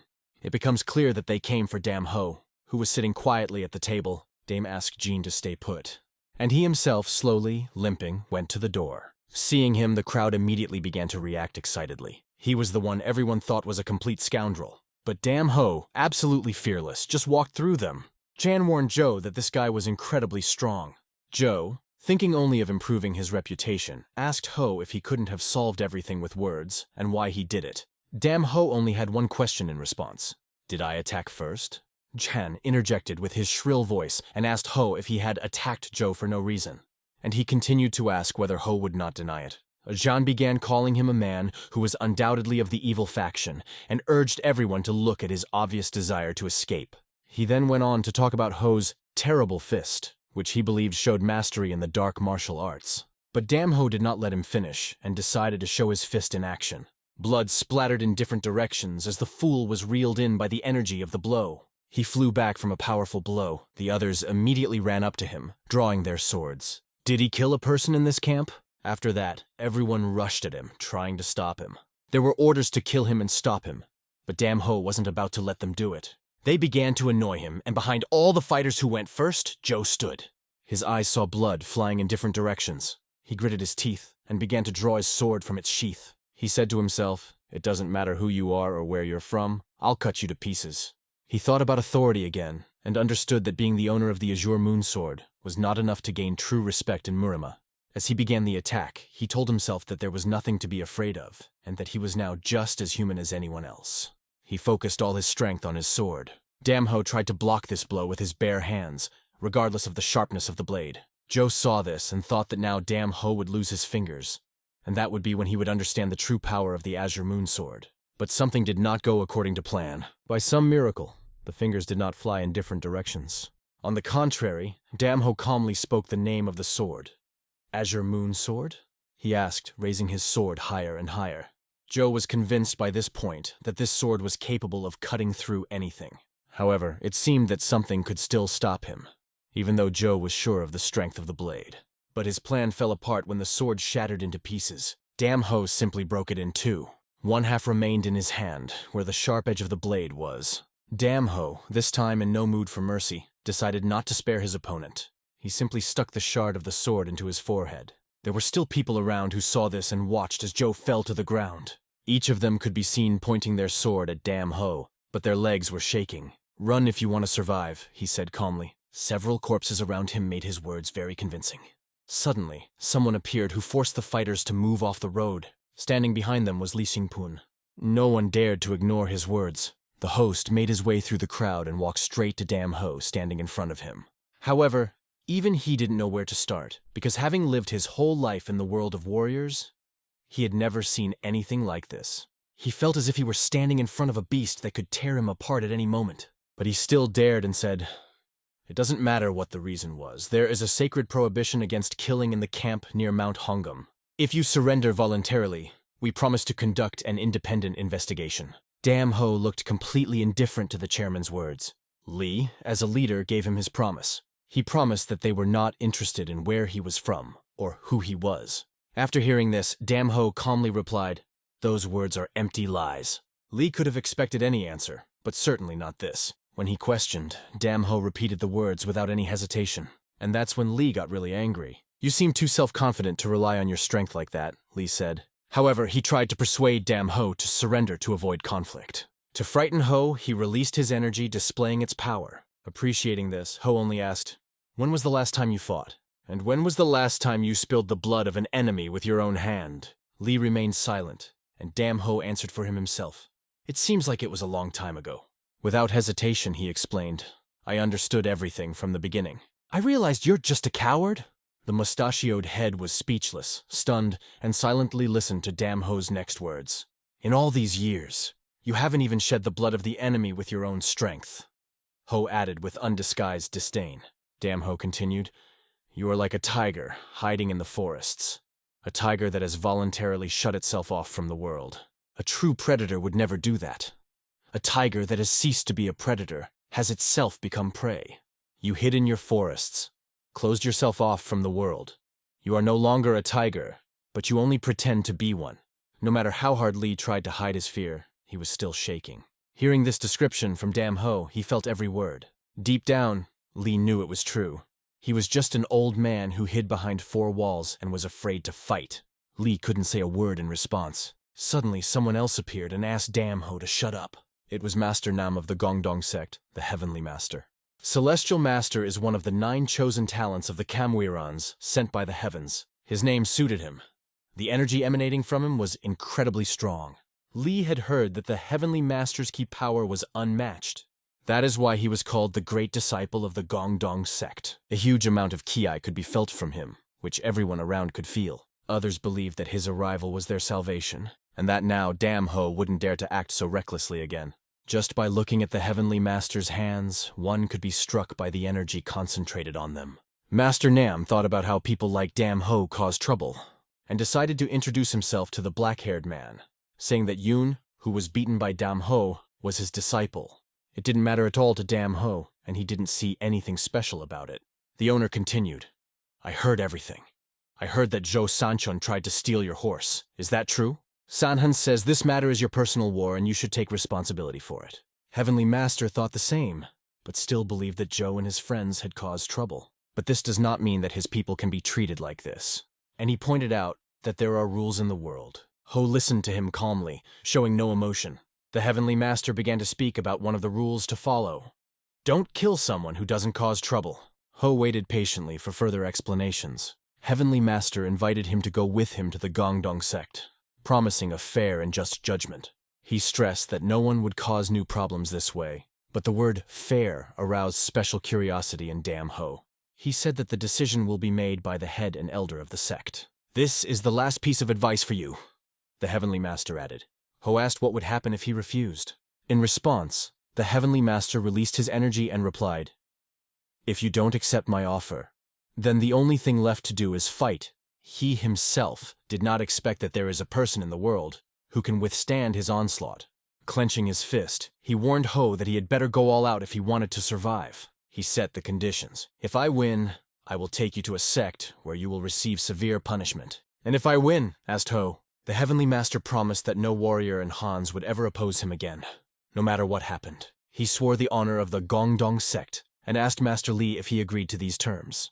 Li stammered, "Of course," and promised on behalf of the entire camp near Mount Hongam. They made a conditional agreement between themselves. The Heavenly Master concentrated on his breath, using the thunder breath centering technique.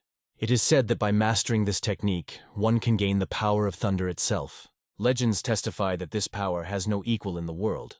Everyone around couldn't believe that he would actually use it, and were convinced that the Heavenly Master would win from the first strike. But something went wrong. The first shot missed. Damn Ho simply blocked the next two shots, putting in an elbow to redirect them the other way. The Heavenly Master's hands, strong as steel, only cut through the air. He had a plan B. He decided to attack with a knee. Observers began to change their perspective on this battle, marveling at Damn Ho's endurance. Damn Ho had just blocked the Heavenly Master's strike with his kyo. Master Nam then advanced to a new level by using the Gongdong sect's secret technique called cloud chasing. The technique lived up to its name, but Damn Ho responded with a powerful punch straight to the forehead. The Damn Ho movement did not involve any complications. It was a technique that involved a simple but extremely powerful forward movement. These were the attacking steps, the basis of this technique. Damn Ho's piercing fist and Heavenly Master's chasing clouds clashed. The impact was so powerful that it sent a wave around. Along with the wave, stones flew out from under their feet, flying far around. Everyone watching this battle held their breath. Heavenly Master was already blowing steam from his nose. His fist, hardened by grueling training, suddenly throbbed with pain as if it was tearing into pieces after colliding with Damn Ho's fist.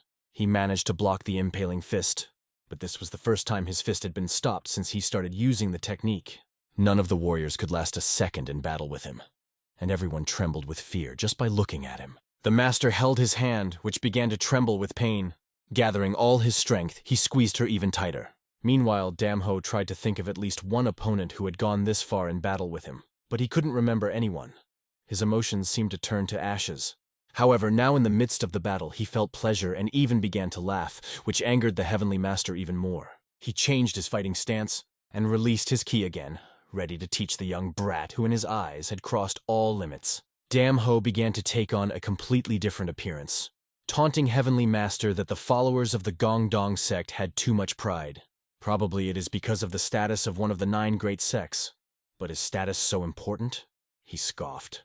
This mockery of his sect caused Heavenly Master bitter feelings. He definitely wasn't going to give the black-haired man a chance to survive after that. However, Damn Ho didn't care if it was the Gongdong sect or someone else. He expressed everything directly and without compromise. The Heavenly Master was no longer holding back, but Damn was sure of one thing. He knew that when you risk your life in battle, the only thing you can rely on is your own strength, and an insurmountable desire to defeat the opponent at any cost. They walked towards each other, ready for the next collision. The Heavenly Master recognized that this young man was unlike any of the warriors he had met before. It wasn't even about strength or weakness. Damn Ho had a power that made others literally fall to the ground. There was such a powerful energy raging around them that it seemed as if they were inside a volcano. It was extremely difficult to see anything in this stormy aura. But Damn Ho had already sensed and found Heavenly Master's weak spots and began to attack right there. He estimated that this technique was based only on direct blows. Its power was significant, but it required evasion. Dame used a step dispersal technique, perfect against such direct attacks. 10 illusions were created from the very first step. These illusions were supposed to distract the enemy, preparing him for the next blow. And then Damn Ho struck with such force that even those standing behind Heavenly Master opened their mouths so wide that it seemed that flies could fly into them. However, miraculously, the Heavenly Master dodged this attack. His face, however, was contorted with tension. Stones flew apart under his feet as he found his footing on the ground. Damn Ho began to scream so loudly that even pieces of saliva flew out of his mouth. He couldn't believe what had just happened. The Heavenly Master, running straight, suddenly turned 90 degrees. There were no people in the world who could change direction so quickly during a charged attack. Li stood trembling, just watching this battle. The question is not even whether it is possible. To change the direction of the attack at such a speed means to break the back and legs, because the bones cannot withstand the pressure. Everyone who watched the fight understood this, and everyone, even the strongest, saw that his abilities were beyond what was possible.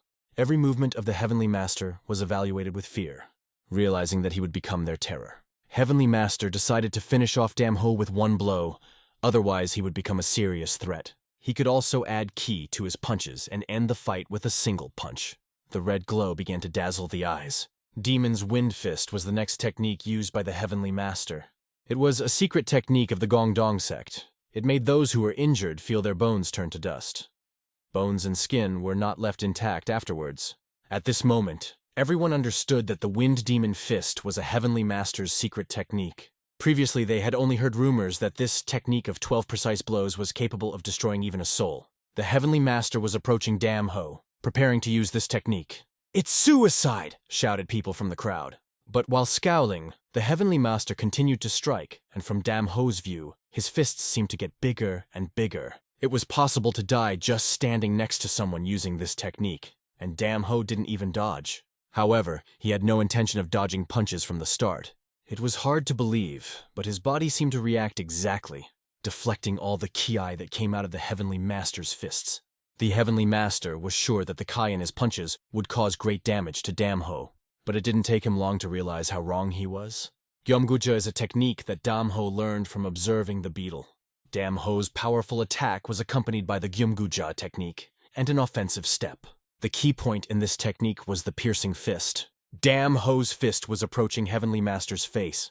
At this moment, the Heavenly Master tried to block his strike, but Damho's fist went through at an unusual and unexpected angle. Slicing fist is Damho's next technique. This technique allows you to easily control the bones of the hands. Therefore, it is almost impossible to predict where the slashing fist will come from. The first question that arose from everyone who stood nearby: how the hell is it possible? Predicting the trajectory of his attack is almost impossible. Everyone knew who the Heavenly Master was, but now they saw him knocked down with a single blow. It made you look at Ho in a different way, at the force of his blow and the sound of the Heavenly Master's jaw grinding, hitting so hard that the teeth began to often hit the tooth. While he was flying in the air, the Heavenly Master had time to think that he simply couldn't be defeated like a puppy. But perhaps in front of him was not just a warrior, but a real bulldog.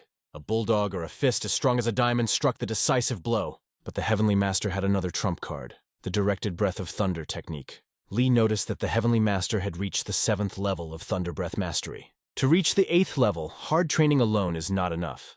They say for this you also need spiritual enlightenment.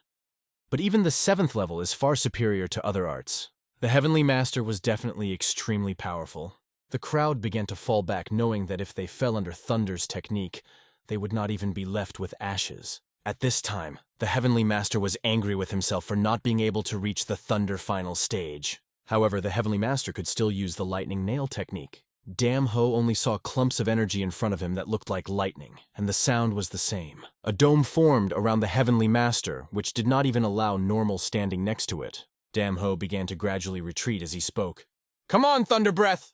Covering this attack with his hands, Damho tensed up. But he was not straining to escape, as everyone else would. Damho thought it worthy to attack the Heavenly Master, which others took as suicide. The Heavenly Master folded his hands in front of his beard, and then dispersed them in different directions, leaving the dome in front of him. In a moment, Damho's body trembled slightly, but this was not apparent to those who watched the fight. The lady remembered the sounds made by the praying mantis and the beetle, the shield that the beetle used to protect itself, covering itself with its wings. Vibration defense. A bug-inspired technique very similar to another Gyomguja technique. The unsurpassed shield looked incredibly beautiful. Damho stretched out his hands straight in the direction of the attack. Bolts of lightning, having collided with the shield, flew in different directions. People could only cover their heads and bodies with their hands, and then the lightning bolts disappeared like a mirage. What the hell did this guy do? A mystery to everyone, but not to Ho himself, who was completely sure of himself. Dark Destructive Palm is his next hidden trump card. The palm moved straight in the direction of the Heavenly Master's face, accumulating such an amount of energy that it was difficult to even imagine. One could only see this sphere and its incredible power. The sounds were as if the entire courtyard had fallen into an anomaly as the sphere collided with the Heavenly Master's body. The Master just looked down, noticing the glow getting bigger and bigger. At the same moment, his feet left the ground, and he himself flew far back, accompanied by a crackling sound that echoed around. Unbelievably, the Heavenly Master was falling to the ground, waving his hands in different directions. The fact that he was defeated was a real shock. A black-haired boy was standing over his body, watching him calmly. The senior disciple of the Gongdong Sect, a member of the Kamwirons, fell so miserably. Who is he, this black-haired man? The question that echoed in everyone's mind. This question did not give peace even to the head. The Heavenly Master's body was greatly damaged. He was asked if he was all right, but he could barely get up on his knees. The warriors present were not going to forgive Dam Ho for what he had done to their brother. Others have matured as well, Dam Ho thought with a hint of irony. But fear did not allow them to move forward. They stood still and trembled. Only the strongest surrounded him, swords at the ready. The Heavenly Master barely turned his head to the side, where he noticed 2 spheres of energy on Dam Ho's fists. The soldiers were ordered not to retreat, but did they want it themselves? Without holding back his voice, even though he couldn't shout, Heavenly Master shouted as loud as he could, "Stop!" And rising to his feet with difficulty, he ordered everyone to retreat back. After these words, he coughed because it was difficult for him to even speak. His clothes were torn and deep wounds were visible on his back. However, he was not one of those cowards who would sneak up on him like he did with his horse. Coming closer, he honestly admitted his defeat. Dam Ho was waiting for his next words, and in a moment they sounded. A promise that no one would ask again what happened here, and he himself will no longer behave like a coward, even if it is necessary to win. He asked everyone not to consider him a coward. Those present understood the Heavenly Master and accepted his decision with respect. His defeat did not mean the defeat of the Gongdong Sect. When I complete the Circle of Thunder Breath, I will definitely face you in battle again. Dam Ho was ready to accept his challenge at any time. Bowing to the black-haired boy, the Heavenly Master thanked him. After that, he asked Dam Ho his name. Dam Ho. My name is Dam Ho, he replied. Heavenly Master repeated the name several times, as if testing it for taste. But his body suddenly began to tremble strangely. And after that, he fell on his side, and everyone anxiously rushed to him. Only Dam Ho didn't join in. He decided it was better to turn around and leave. He moved to the gate to the shouts of the soldiers who were still behind. When he said his name, everyone immediately recognized him as the disfigured warrior. The man who destroyed the camp on Mount Siochon had the same name. Everyone was left with one question. Could this black-haired man be the same Bloodstar Sinyan? The Yangtze River, also known as the Zhongwan Supply Line, originates in the Blue Sea. It is a great river that flows through Zhongwan, giving life and culture to many peoples. Wide and deep, it allows large ships to pass through, including passenger ships that regularly carry thousands of people. These ships are called Unmatched. It is on one of these ships that passengers are disembarking now. Passengers are ordered to get off first, and everyone must wait their turn. People are asked not to push or create crowds. Sando's Security Company is one of the medium and small transport companies located in Xiangtao City, Hubei Province. This is one of the most famous and promising security companies in Hubei Province, with more than 100 soldiers operating under its banner. The head of the company, Kiom Jeon-kyung, warned his employees not to relax even while working at Uma-do, because you never know what could happen. The workers assured him not to worry, believing that they were always on guard and nothing bad would happen. They asked the owner to leave everything to them and urged him to go and rest. Their goal was to reach Dunton Lake in 5 days. The man liked working at Uma-do and would agree to travel like that every day. But suddenly the conversation turned to rumors. Rumors that there was a massacre in Hansa. Recently, the head of the Honga mountain camp was celebrating an anniversary, and everything there was destroyed by one man. It is said that there is now a great commotion there. Zhou, Master Hyun's senior disciple, is partially paralyzed. Master Zhang, the head of the Dewa trading house, Master Guo, and Master Mo all died. And that's not all. The senior disciple of the Gongdong Sect, the Heavenly Master, was defeated, and the person who did it single-handedly destroyed the Siochon camp. He was nicknamed the Bloody Star of Xinyan. However, it is said that this blood star is actually a cripple. It seems absurd. How can a person who is drawn to such stories be so clumsy? And it was this cripple they were talking about now that was approaching them. He just walked past them, not paying attention. When Jinbo and Dam Ho left Hongam, they headed south aimlessly, and 2 weeks later, they reached the Yangtze River. Looking at this river, they were amazed by its size. Jinbo had never seen such a big river before. Just like him, Dam Ho had never contemplated such endless expanses of water. An incredibly beautiful view opened from the river. But Dam Ho couldn't think about it calmly because his mind was occupied with the fact that he had killed so many people. Looking at his hands, he noticed that the blood on them had not yet dried. His teacher had always warned him to beware of the demons in his heart. Demons are always waiting for the moment to grind your heart, piece by piece. Or maybe it wasn't demons that captured your heart. Maybe you became a demon yourself, he recalled. At that moment, Jin asked Dam Ho what he was thinking. Noticing the anxiety on his face, he asked him to put his fear behind him and enjoy the beauty of the Yangtze River. At that moment, a woman's cough sounded behind them. "What interested you?" asked the girl, coming closer. She was incredibly beautiful and sweet, and it was clear from her outfit that she was not from a poor family. They both turned their heads in her direction, drawing their attention to her. Jin felt that her voice sounded like the song of a lark. She didn't understand why they were silent, and she asked about it and also wondered if it was their first time on the river. Stuttering, Jin managed to say a few words, explaining that it was the first time. "Are you shy? My name is Seo Cheong, and how can I contact you?" Jean, already a little bolder, called his name. It was nice to meet her. But the man, addressing her as Milady, said that she should not talk here. This man was a silver sword, but she explained to him that everything was fine. She assured him that nothing bad could happen on the ship, but it was more usual for him to always be ready, wherever he was. Ghost Hand Silver Sword, Jun Li Su. He agreed with Milady, who asked him not to worry. She then turned back to talking to Jean. He told her where they were going, to the best place in the world. Coincidentally, she was also on her way there with the Silver Sword. Silver Sword nearly fainted when he heard her tell their destination. She apologized to him, remembering that it was supposed to remain a secret. To her left, she noticed a cauldron that appeared to be used for cooking. This was an excuse to ask Jean if he was a cook. When she found out that he did, she was delighted, and started asking about his best dishes. And when he started cooking, she even asked him to somehow demonstrate his cooking skills to her. When he replied that if he could, he would. She took that as his promise. Then Dam Ho, who was standing nearby, turned to Jin. The girl also greeted him, and they exchanged names. Since Jin had called him her brother, she was curious, but assumed they weren't brothers since they looked so different. However, Dam Ho stayed out of the conversation, deciding to check on his horse, Black Demon. She stared at him as Jin explained to her that it was his horse. The girl also drew attention to his limping gait.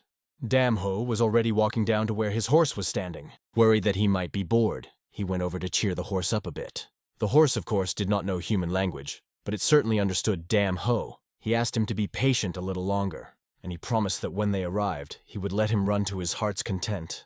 Their conversation was overheard by a man who looked after the horses. "Is your horse a friend?" he asked, coming closer. Then he praised the horse, calling it a wonderful foal. He said that he had been working on this ship for a long time, but he had never seen such a horse before. He advised to be careful, because some hands itch on such horses. Dam Ho was always careful. "You have no idea how many people have died just by glancing at that horse," Dam Ho said. Hearing this, the boy felt a slight fear in Dam Ho's voice. In the world of Murima, such people are called masters. Dam Ho asked the boy to look after the horse until it arrived at the wharf and feed it well. He also asked permission to ask one more thing. "Where can you find Haomen in Dongting Lake?" He was told one very interesting thing by handing a note right into his hand. He learned where to find the right person. To find her, you had to ask the bar owners. It is usually about hostess bars, local hangouts. Dam Ho went there to gather information. There he was told that only some of the owners were related to Haomen. That was all they knew. The end point of Unmadogensen's journey is the city of Yuyang, located in the northeast of Dongting Lake. The city of Yuyang was a center through which goods were distributed and transported, because it is located at the junction of the Yangtze River and Dongting Lake. It was famous not only for its developed roads and waterways, but also for military and commercial industries. Dam Ho and Jinbo got off the ship in the city, and Dam explained to Jin that he had to find out something. He asked him to find a room and rest. Jin didn't know what Dam was up to, but asked him to hurry. There were many bars on the main street. People in Yuyang called this place Dongmyeon Road. The lady stopped in place and listened to the various offers around her. He was also called by attractive girls who advised him to go to their bars and praised that their bar was the best in town. "Do you have high standards? How about our Cheongsan Hostess Bar?" "There is no better bar in Yuyang than ours," said one pretty girl. Dam Ho accepted her offer and decided to go to Cheongsan Bar. At the West Wind Inn, Jinbo looked around, studying the atmosphere filled with mystery and calm. He was reminded not to worry about the horses. They would stay here in the yard and be cared for while he rested. When it was time for lunch, he could go up to the second floor, leaving his mounts below. But he was also advised not to go up to the third floor under any circumstances, no exceptions. It turned out that the entire third floor was occupied by the powerful Yuyang sword sect, who had rented it for an important gathering. The Yuyang sword sect is the largest in the entire region, and something extraordinary and mysterious is currently happening here. This story intrigued Jinbo. He really wanted to know what was so special about this sect. The hostess of Jiaqianchang Bar, a girl named Dam Ho, happened to be nearby and politely invited him in.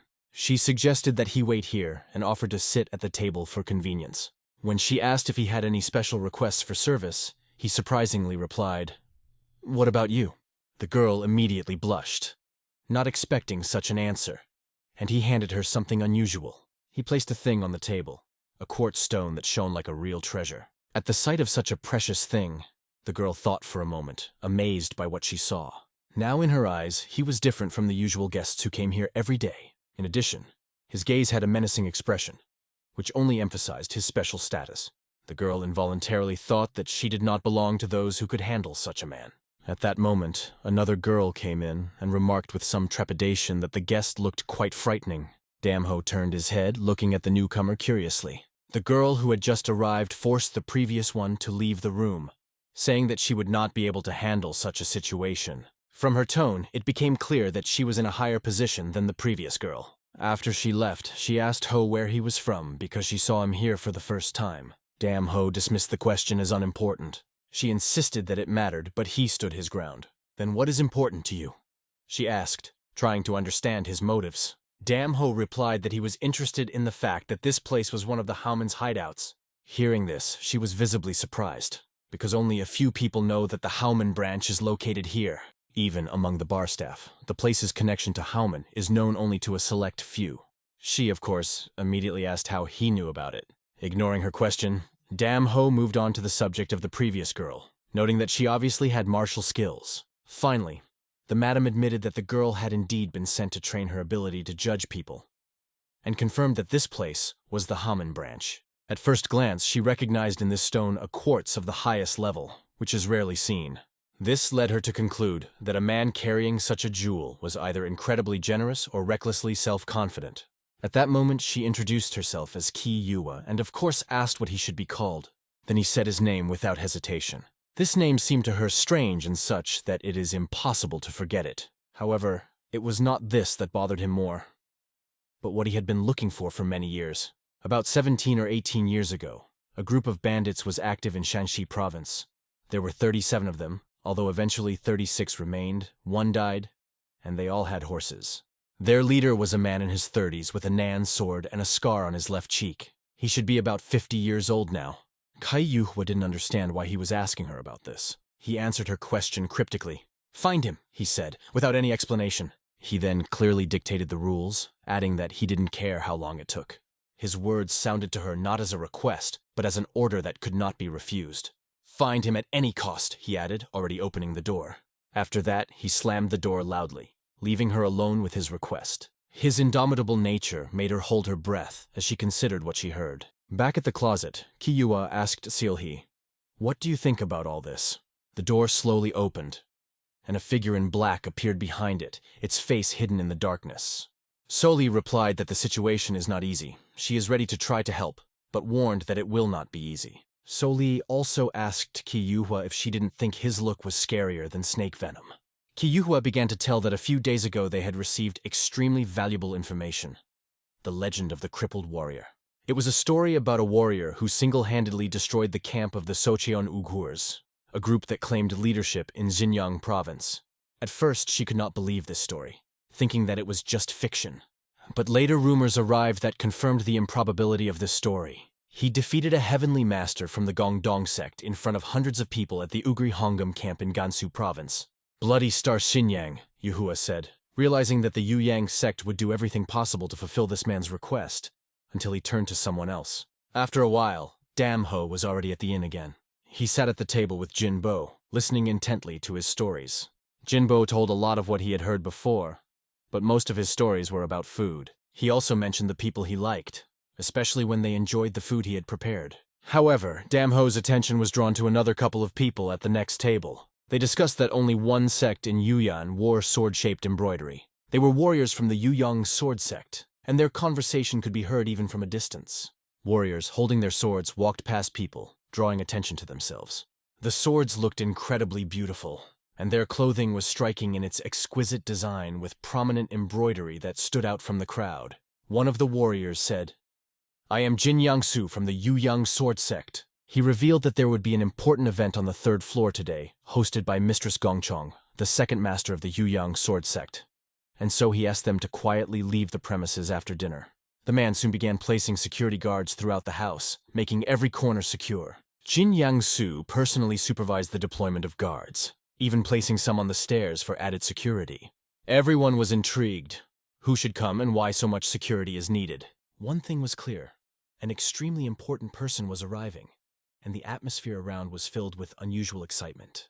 Like everyone else, after tasting the food here, Jinbo also realized that this person's arrival was of great importance.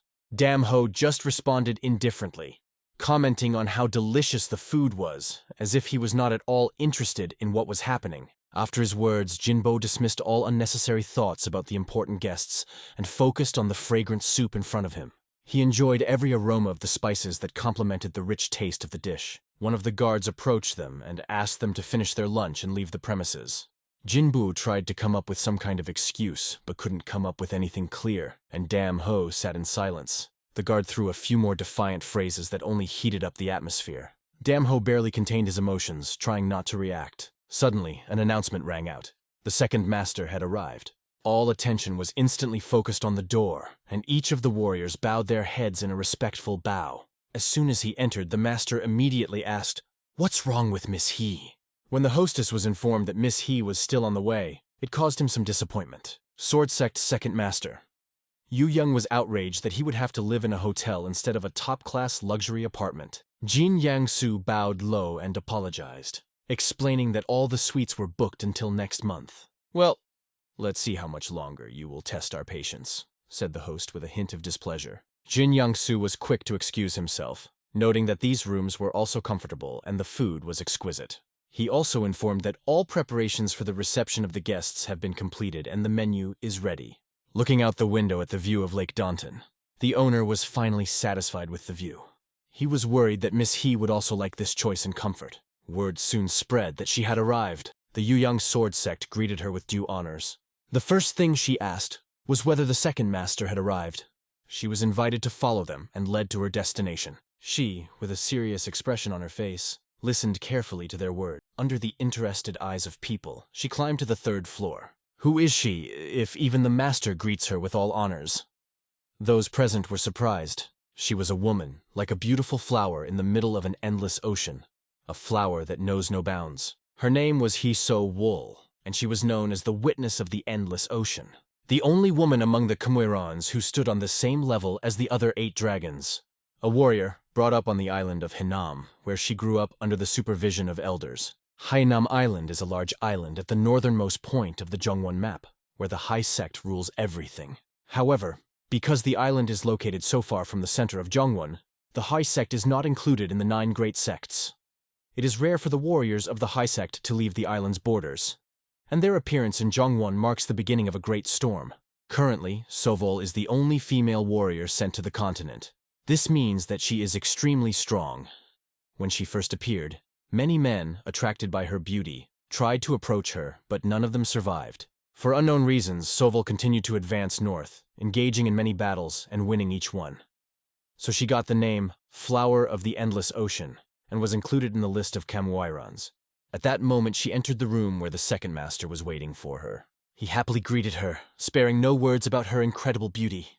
Agreeing with the thoughts that were circulating about her, he expressed his admiration, and she responded with thanks. He invited her to sit down, ordering everything on the menu, not knowing what she liked. She thanked him for his hospitality, acknowledging his attention to detail. The master carefully took care of everything, because this meeting was an important greeting for the He sect. Sitting down at the table, Miss He glanced to the right, towards the window overlooking Daunton Lake, admiring its view. It seemed as if all the stars had merged into a smooth dance in her firmament, creating a fabulous glow around her. The second master, fascinated by her beauty, could not look away, more and more amazed at her incredible grace. If she became mine, I would never regret anything for her, flashed through his thoughts. The second master of the sword sect, Yuyang Gongchun, was fond of worldly pleasures and luxuries, finding special satisfaction in them. However, only one beautiful flower could fill the void inside him.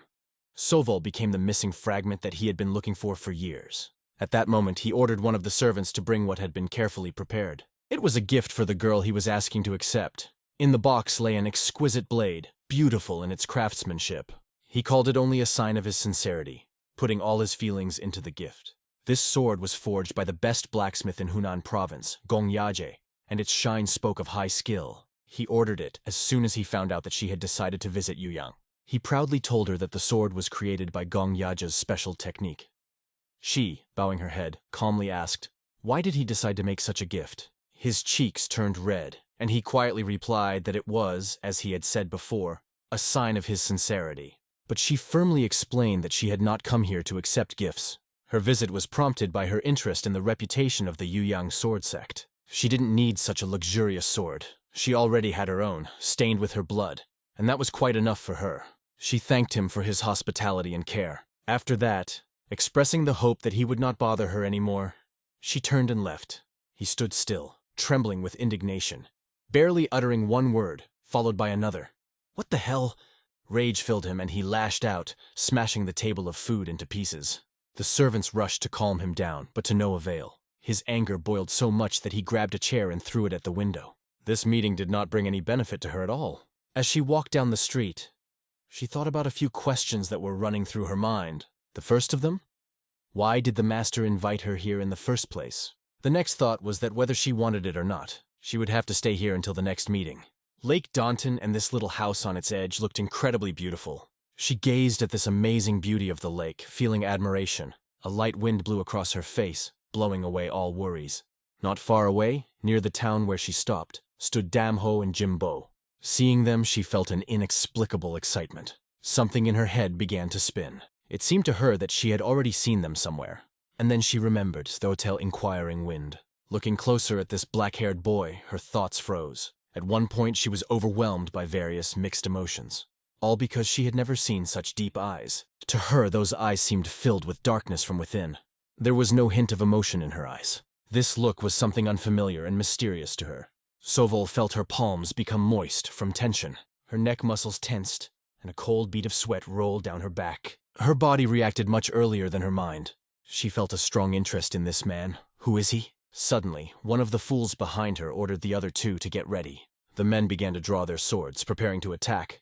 Dam noticed everything at the moment when splashes of water flew around. An ambush was set up around Hai So-wol. She calmly looked around the situation, assessing the danger. In the silence, only the order of their leader sounded. To kill her. Damho felt a strong threat. He warned Jinbo to stay away. These idiots with swords charged straight at the girl who was calmly enjoying the view. It seemed funny to her. They really thought that their ambush could hurt Sovol. Here, the others also began to draw their swords, preparing for battle. Everyone rushed to the attack at the same time, but her face radiated unbreakable confidence, her emotions clearly conveying control over the situation. She swept her sword smoothly through the air, as if drawing invisible lines. Just as easily and gracefully she dismembered her enemies, these insolent fools, but their cries of pain were no longer light and gentle. Each of them writhed in pain as she mercilessly sliced through their muscles. However, despite their suffering, they continued to attack her with fury in their chests. How stupid they are, preparing this pathetic plan. Did they really believe that numbers would allow them to defeat the girl? They thought that she was fragile, which means she was weak. Jinbo looked at her as if she were a fairy who descended from the heavens and started a sword dance. But Damho saw it differently, understanding the depth of her skill. From the outside, it might seem like a graceful dance, but this sword technique had great killing power. He didn't know exactly what kind of technique it was, but its potential was obvious. However, he was sure that the creator of this technique had an irresistible thirst for murder. It can be said that this technique focuses on precise strikes on vital points. Her sword skills and attack power were flawless, but there was one but. What is this but? Jinbo asked with interest. Dam explained that the problem is who exactly is carrying out these attacks. She lacks this same lust for murder. Techniques are designed to kill, but until the swordmaster decides to kill someone, he will not reveal the true potential of his power. Although to everyone around who watched it, It looked incredible. Destroying so many people single-handedly was impressive. This flower of the endless ocean is a warrior from Hainam Island. Now it became clear to them why she was assigned to the Kamwirons. She pointed her sword at the one who had given the order to kill her. "Who sent you?" she asked coldly. But he, not giving up, took out the explosive, the wick of which was already burning. "Is it a bomb?" With fright she watched as the sparks from the wick quickly spread. At that moment she understood. Action must be taken immediately. The loss of vigilance flooded her with memories of the words of the master who always warned, "Carelessness is your worst enemy." Everyone was scared when they saw the bomb lying, literally, next to them. If this is a real bomb, this place will not be left even by a stone. Panic gripped the crowd as people ran for cover. That man, holding the bomb, spoke with unbridled enthusiasm about its power. "If this thing explodes, everything within a radius of 30 meters will burn to the ground." He rushed to her, trying to take her with him no matter how hard it was. Dame assessed the situation, looking for a way out and thinking about what to do next. And so this idiot with a bomb noticed a black-haired guy next to him, and he immediately rushed to him, attacking without any hesitation. Now he had 2 bombs near his head. One was real, and the other was Dam's fist. The fist was as powerful as that bomb, and with one blow he threw that man an incredible distance. This happened in front of Hai So Wool. Although the distance was not huge, it was enough to throw the scum directly into the water. Suddenly there was a bright flash that blinded his eyes. It lasted only a moment, but then there was a terrible explosion.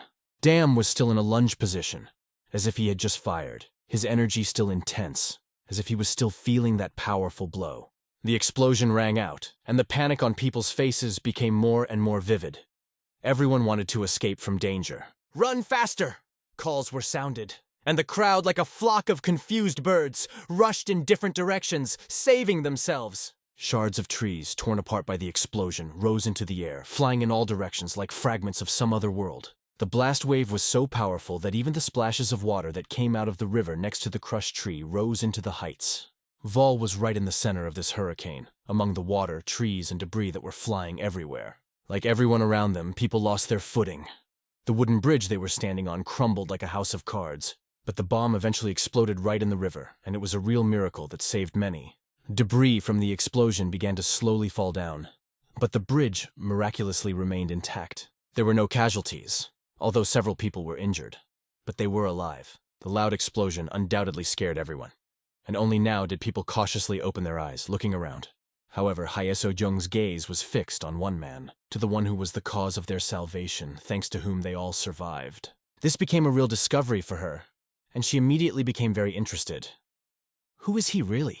Jinbo looked like a calm observer amidst the chaos as he approached Dam Ho. He thanked his brother, because it was thanks to him that everyone remained alive. He reassured him, asking him not to worry, saying that it was his duty to save his friend. Then he admitted that he was hungry and offered to go out to eat. Of course, Jean knew a good place, and although they had spent so little time here, he noted that there were many restaurants in the nearby street with all kinds of food, and there are also delicious pancakes and dumplings. But just a few steps down the street and they met someone on their way. This person was such that it was impossible not to notice. There were as many as 4 balls hanging on his back and a deep scar on his cheek, which made his appearance even more mysterious and dangerous. He just stood in the middle of the street and looked at Dam Ho without showing any emotion. As Ho walked past him, he felt a sharp and deadly gaze, an incredible bloodlust emanating from that man. Many strong warriors had arrived in Yuyang for Socheong, and each of them was ready to act. I couldn't tell if it was just a coincidence or if someone had planned it this way, but the fact that these people arrived at the same moment as him created additional problems for him. At that moment, he remembered the words of his master, which once sounded in his ears. There is no word in the world that deceives people as much as the word chance. When thoughts are interwoven into a web that people call a conclusion, then inevitability emerges from under the guise of chance. There was a swordsman standing at Yuyan's guard gate, trying to remind the others to be on their guard because they were receiving important guests today. He turned to his comrades, asking them not to relax, because safety was extremely important at this moment. Meanwhile, Miss was discussing the events that had taken place with her husband, and he was asking if she was really sure that it was the Heaven Strike that had been used. As far as she knew, it was definitely him. There could be no doubt. The scarred man excitedly explained that the problem was that the attack had taken place in a crowded place where it was impossible to avoid casualties. But the worst thing is that the killer used a weapon of mass destruction. Heaven Strike became his last hope. The head of Yuyang Inspection, Kyung-won, expressed the same opinion. He began to tell her that about a century ago, the Hwayun sect existed. The girl listened attentively, asking questions with interest, waiting for new details. They were the ones who took the firearms. One day a blacksmith accidentally mixed the wrong gunpowder and created something the world had never seen before. This weapon was 4 times more powerful than a conventional bomb, but had the same dimensions that it could be carried comfortably. And they called it Blow of Heaven. The very fact of the existence of the Strike of the Heavens scared the whole world with its destructive power. Somehow, someone detonated the Heaven Strike in the center of the city, and hundreds of soldiers were killed or injured. The Hwayun sect was recognized as a common enemy and eliminated. At the same time, the drawings of this weapon were destroyed. But now, after hundreds of years, it has reappeared.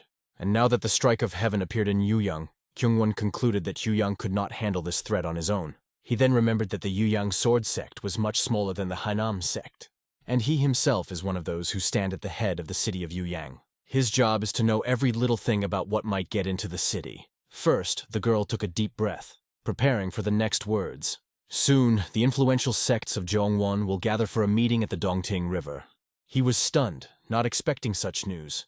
This was information he could not have known, for the meeting was to take place right under his nose, on his own pier, and he had not even heard of it. Hai Seo-cheon explained without difficulty that this was classified information, and she herself would not have known if her master had not told her. He guessed, and she confirmed, that this meeting would probably be about a recent incident, and could happen on his own grounds. The word influential is not used in relation to ordinary sects. A sect that is awarded the title of influential is either one of the 9 great sects, or belongs to one of the 5 great families, or can stand on an equal footing with them. Although the Yuyang sword sect was recognized as one of the strongest in Hunan province, its strength was nowhere near comparable to the 9 great sects or the 5 great families. He could not afford to give in to his anger and realized that the only right course was to remain calm. He tried to find out from Miss why they were planning this meeting, but unfortunately she didn't know anything.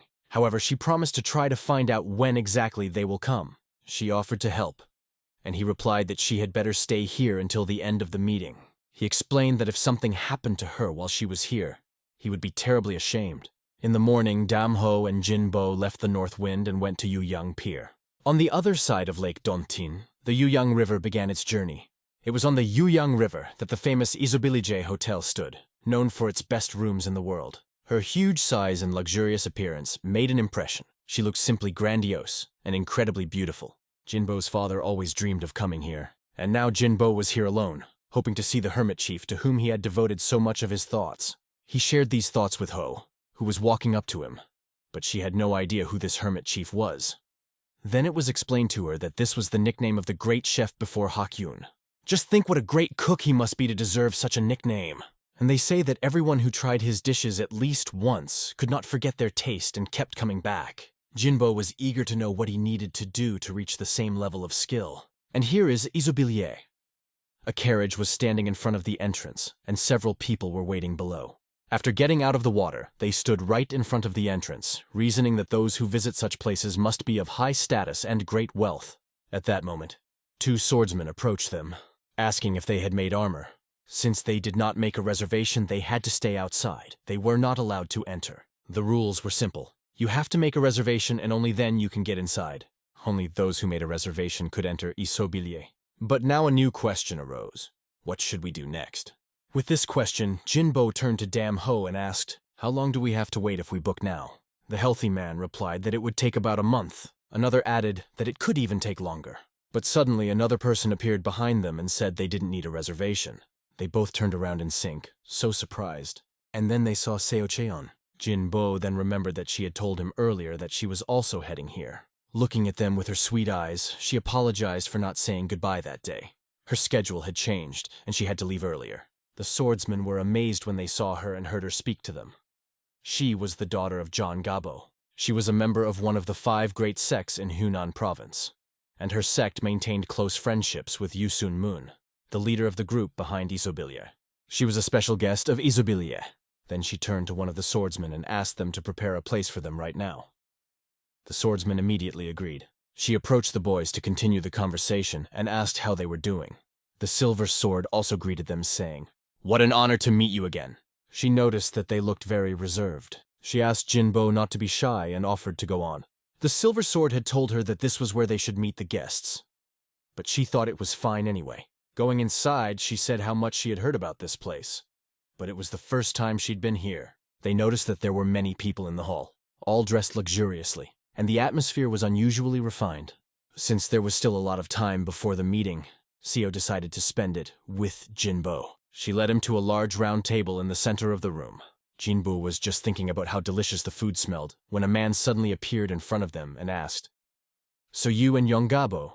She became curious about who this man was and asked him about it. When he turned to them, they saw the huge nose and face of an old man who said, "So it was the manager who asked me to come up here." It was Do Hakyun, the chef of Isabilier. For Jinbo, it was an incredible chance to meet the most famous chef in person. The nosy chef asked them what they wanted for dinner. They were both acting funny, couldn't decide what to order, and kept passing the choices to each other. The chef proudly declared that there was no dish in the world that he could not cook, and told them so directly. Then he also asked them what was the most delicious thing with Yongabo that they had tried. In a few minutes, they were already sitting at the table, having made a little decision about the choice.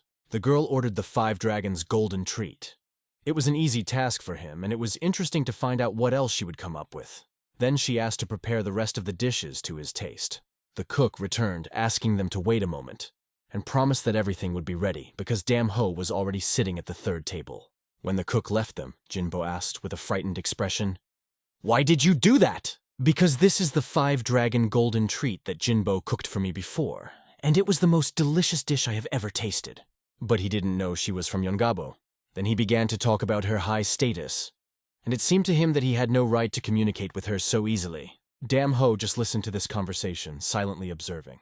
The girl explained to him that they are friends and can talk as they like. When the chubby man heard the word friends, he blushed a little. Silver Sword, guarding the girl, also listened carefully to their conversation, thinking that if the head found out, Jinbo would be in serious trouble. Friends with a person you don't even know anything about? After that, he began to look carefully at the black-haired man and remember his name. He decided he needed to find out more about him and started looking for clues. Some time passed, and the cook was ready to serve the dishes. He and his assistants carried them on large pallets. First, he suggested that they try these dumplings, then Szechuan boiled fish, and only after that he served the golden treat of 5 dragons, because it was these dishes that were combined and revealed their true, incredible taste.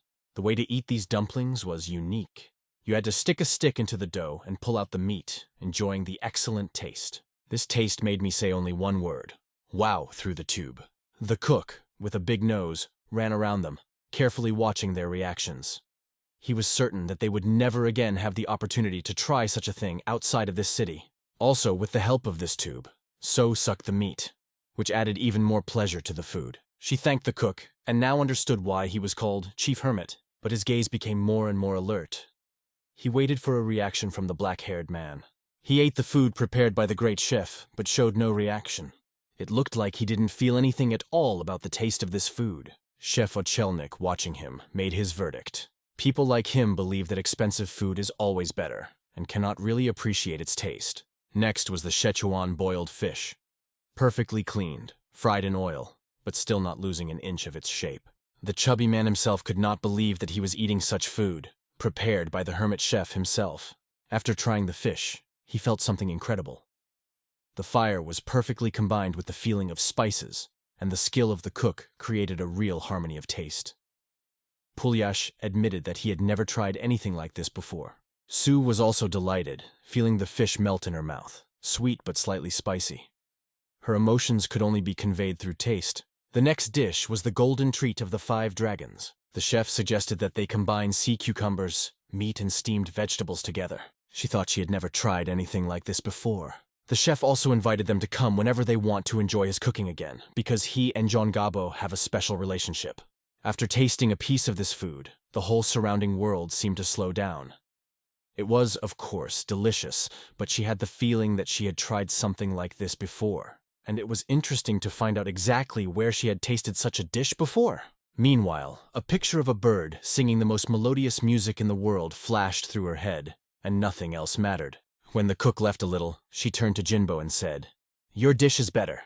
"I'm not lying, Jinbo, your dish really was better." But the cook had not gone so far as not to hear these words. "What I have created is a true work of art, with a finishing touch of sea cucumber and the freshest meat. Do you compare it to this fat man's soup?" He was amazed by their words, could not understand how this could be compared to his culinary masterpiece. "What did you just say?" "Is this dish I made tasteless?" asked the cook, his eyes blazing with indignation. The girl replied that she had already tried the 5 dragons' golden treat, and what he had prepared was not at all comparable to that. For the cook, hearing these words was like plunging a knife into his heart and turning it 5,000 times. He turned to the chubby man and asked, "Do you agree with her words?" Pulyash couldn't help but laugh. "No, that's just ridiculous. God, what have you done? Nothing can compare to that." But the cook's reaction still did not calm him down. It infuriated him that there was not a drop of pleasure on their faces. The conversation became so loud that everyone around began to pay attention to it. Damho put down his chopsticks as he lost his appetite and said it out loud. The cook could barely contain himself. "What did you say? Did you really say you lost your appetite?" "How dare you mock me?" exclaimed the cook in an indignant voice. Ho just silently started to rise from his chair, ready for any situation. The silver sword even turned away from the cook, and it seemed that his looks spoke more than 1,000 words. He was definitely not something an ordinary person could handle.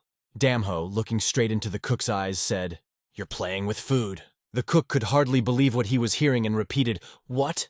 Are you mocking me?" Damho asked quietly but firmly, "What's all the fuss about?" And then a man with a black beard approached them and addressed the Damho.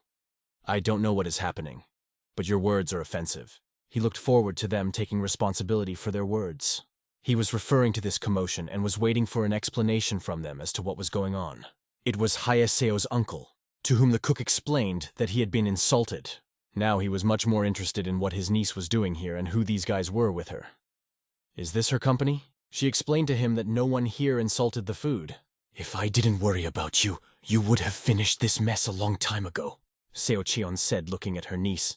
She had just uttered these words when the uncle repeated his remarks once more. Yusun Mun is one of the 5 great sects of Hunan Province, a sect that specializes in healing activities more than martial arts. She is the biggest sponsor of Isabilier. And Sim Woo Wan, Yusun Moon's head, is Seo Cheon's uncle. He was very worried about the reputation, because Isabilier's money is big, and this is important for their position. Then he turned to Jinbo and asked, "Is it true that you insulted the cook's food?" Jinbo apologized, but the uncle repeated his question once more. Damho began to answer for him. He said bluntly, without caution, "This food tastes terrible." Everyone together with the cook asked, "What did you just say?" The cook still could not regain consciousness and remained shocked by what he heard. Sim Woo Won frankly considered him the best cook in the world. Because of this attitude, Damho called them fools. He explained that all his words are the truth and he speaks as they are. Here, the guards with swords behind their backs began to reach for their weapons. One stopped them and explained to Ho that none of the guests had allowed themselves to do this before. "Just because no one has said it before doesn't mean it means anything," Damho replied. However, Vaughn believed that he was trying to provoke them into a fight. "Today, I allow you to put all that in the past for my niece's sake," he said, giving them a chance. One of the men standing behind added, "Get out of here!" "And there's no place for people like you," another guard added. When he said that, he put his hand on Damho's shoulder. The cook was already impatiently waiting for him to be taught a lesson for daring to insult his dishes. Thoughts swirled in his head. "No one dares to challenge my dishes." Damho calmly asked the guard to remove his hand if his life was dear to him. "Funny. You look like one who bides his time until he sees death in the face," Damho replied, looking him straight in the eye. Those were the words of this idiot bodyguard, and Damho could barely contain himself. But his patience came to an end, and now everyone around asked, "Where did this energy come from? Where did she come from? It is Damho whom they will anger." Now there was no trace of a smile on their faces. Even the silver sword was amazed to see the energy it released. But in reality, this energy was incredibly beautiful, like fiery flower petals flying in all directions. However, this was only true for his friends. For his enemies, this energy could be deadly. Everything around him was filled with a red glow, and it was this idiot guard who put a hand on his shoulder who felt it first. But even Simwoo Won himself stood silently, not understanding what was happening. The wave of energy literally crushed everything in its path, everyone who stood behind it. It was so strong that even the windows could not withstand it and flew out of the frame. It wasn't even a minute before Damho turned that guard into a vegetable with one precise blow. I wonder if the cook will be able to cook something tasty from it. I don't know what the cook will do with him, but there will definitely be a lot of work for the cleaners. They will have to wipe his blood off the walls. Still, Yu Sun-mun prided themselves on being among the top 5 sects in Hunan province, even though they had never actually engaged in a real battle. Most members of the sect were not warriors, but specialized in medicine. Silver Sword, holding a sword, stood up for the girl. He himself considered this black-haired boy to be the embodiment of death. Everyone was very scared.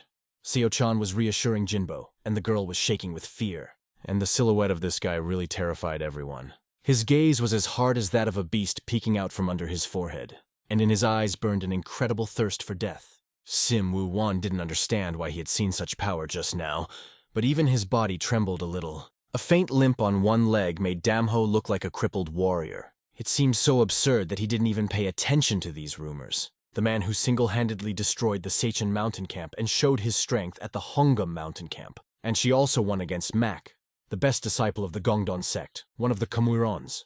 Xinyan Bloodstar was exactly what this black-haired Damho was. Then Sim Woo-won came closer to him and asked, "Who are you?" But actually, Sim Woo-won came closer to apologize for jumping to conclusions. Damho looked at So, who was still shaking from the experience. She asked him to apologize, not to him but to her, because it was they who saved this precious Isabilia. At that moment, Damho decided that there was no reason to stay here anymore, and asked Jinbo to go with him. Seo-chan was shocked because she had never seen her uncle show such weakness. However, in the next moment, the uncle put aside his pride and, bowing down, asked his niece's forgiveness, thanking her for everything. "I made a mistake because of my arrogant approach. This guy knows how to taste the golden treat of the 5 dragons."